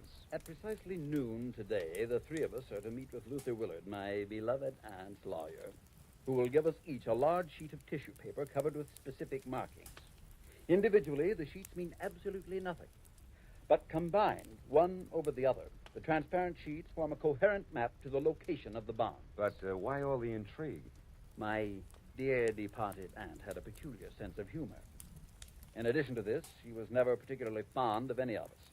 She was sure that our individual shortcomings would make cooperation among us impossible, even for so short a period as 24 hours. And the fact that a man followed Miss Haynes last night convinced you that there was something to that, huh? Convinced me? No. He may have been nothing but a purse snatcher. Nevertheless, I do feel that to play safe, a 4th party, a custodian of the map, so to speak, would be advisable. That's fine. When do I go to work, Mr. Shields? At noon, at the lawyer's office. However, I regret that first you must be approved by the 3rd heir. I don't like to ask this, Mr. Marlowe, but would you mind very much calling on my cousin, Harlan, personally? Not at all. As a matter of fact, I think he might prove very interesting. Yes. I'm sure he will. As interesting as an ape in the zoo. I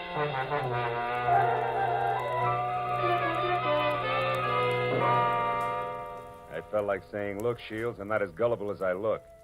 But then I thought a client's a client, and I decided to play along. Harlan Crane, 6 foot, red-bearded giant, talked as he worked, wielding a 10-pound sculptor's mallet like it was an 18th century quill. I'll be frank with you, Marlowe. Money isn't everything to me and never has been. Over $100,000 will buy a lot of marble. Half the state of Vermont, I'd say. But coming to the point, Mr. Crane, do I get your seal of approval? Oh, I imagine you'll be all right. Anyone who can get by Shields, the all-American Scrooge, ought to do. Thanks, a million. I'm not being personal where you're concerned. It's just a matter of facing a fact bluntly. Edward Shields is conniving, avaricious, and dull. I heartily recommend him to nobody. And the girl, Barbara, you feel the same way about her? No, I don't. And the truth of the matter, Marlowe, is that I know very little about Barbara Haynes. But what I do know, I like very much. Yeah, that I can understand. Marlowe, do you realize that once you have the whole map in your possession, you're worth an awful lot of money? Of course I do. The whole map, I have a market value of exactly $300,000. That's right, fellow. $300,000, dead or alive.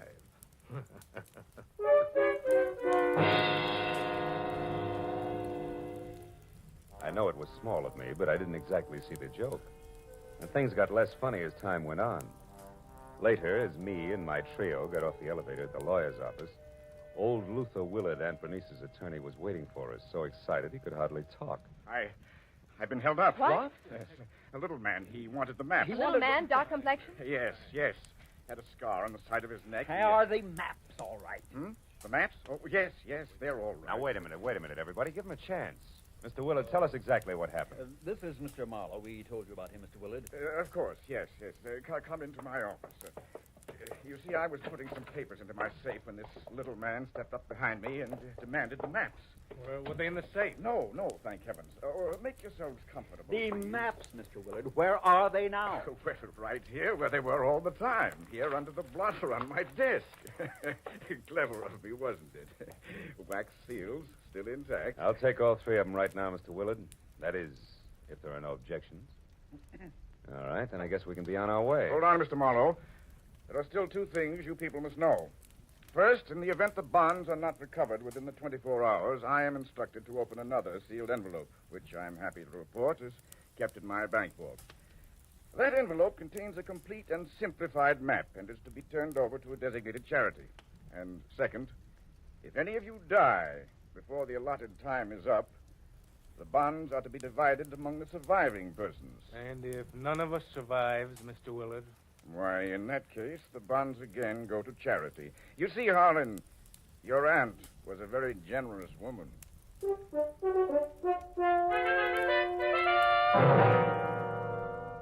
After arranging to meet with the three heirs at Shields' place later that afternoon, I headed for the nice and public library, where I figured I'd be able to examine the maps in safety.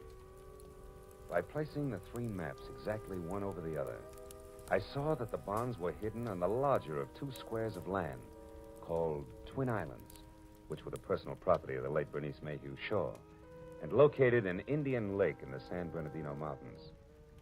As I left the library with the three maps in my pocket, I felt like a well-fed mallard on the opening day of hunting season. Then I knew I was being followed. As I slipped into a doorway and turned, I saw it was the nasty little man with the scar.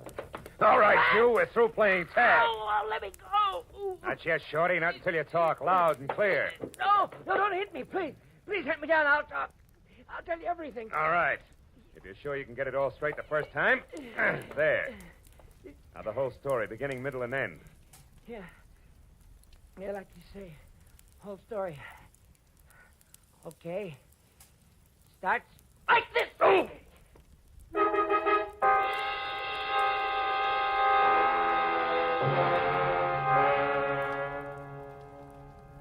By the time I figured out that it had been the sawed-off end of a broomstick that had slammed my stomach up against my backbone, the little man was out of sight. Another 5 minutes went by before I quit calling myself sucker and I started to think straight. The nearest public locker was in the Santa Fe Trailways bus depot on Cahuenga. I went up there and deposited 2/3 of the map for safekeeping until we were ready to leave for Indian Lake. And I found a telephone, and a half a dozen calls later, I knew that a caretaker named Jumbo was the sole inhabitant of Twin Islands. And my last call was to him. I wanted some kind of a welcoming committee ready for us. When I left the phone booth, it was only 1 o'clock. So I returned to my apartment where I figured I'd rest until 3, when we were all to meet at Shields' place. But that was my second mistake. Because the moment I closed my apartment door, I was positive I wasn't going to get much rest. I had an unannounced visitor. Yeah, you look surprised, Mr. Marlowe. I am. I didn't recognize you at first without your broomstick. Yeah, I traded that in on this 22 target pistol here. It's more expensive, but it's better. Makes me as big as you are. Maybe bigger. Yeah, but how much does it do for your personality? Quite a bit. Gives me poise. And poise gives me manners. So in asking for that map in your pocket, I'll even say please. Come on, Marlowe. I won't say please twice. No, I don't think you would. Here. Thank you. Now, before I go, one more thing. The hall outside here is straight and narrow, right to the stairs, and that makes it fine for shooting. So after I step out, don't do anything rash. For a while.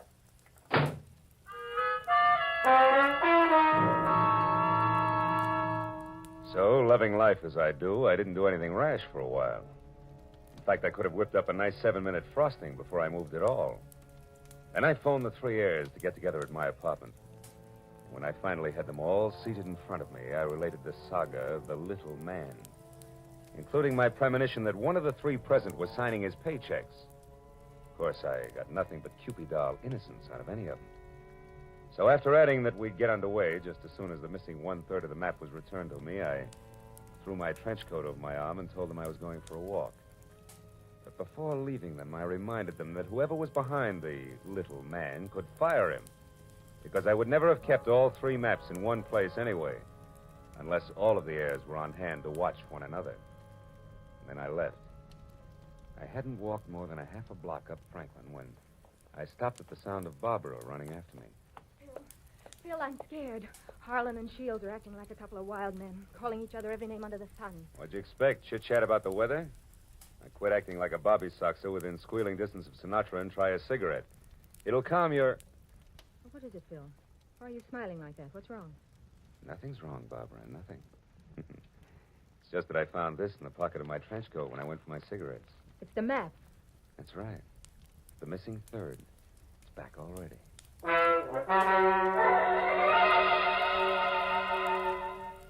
When that missing third part of the map turned up so fast, I figured the heirs had decided to play ball.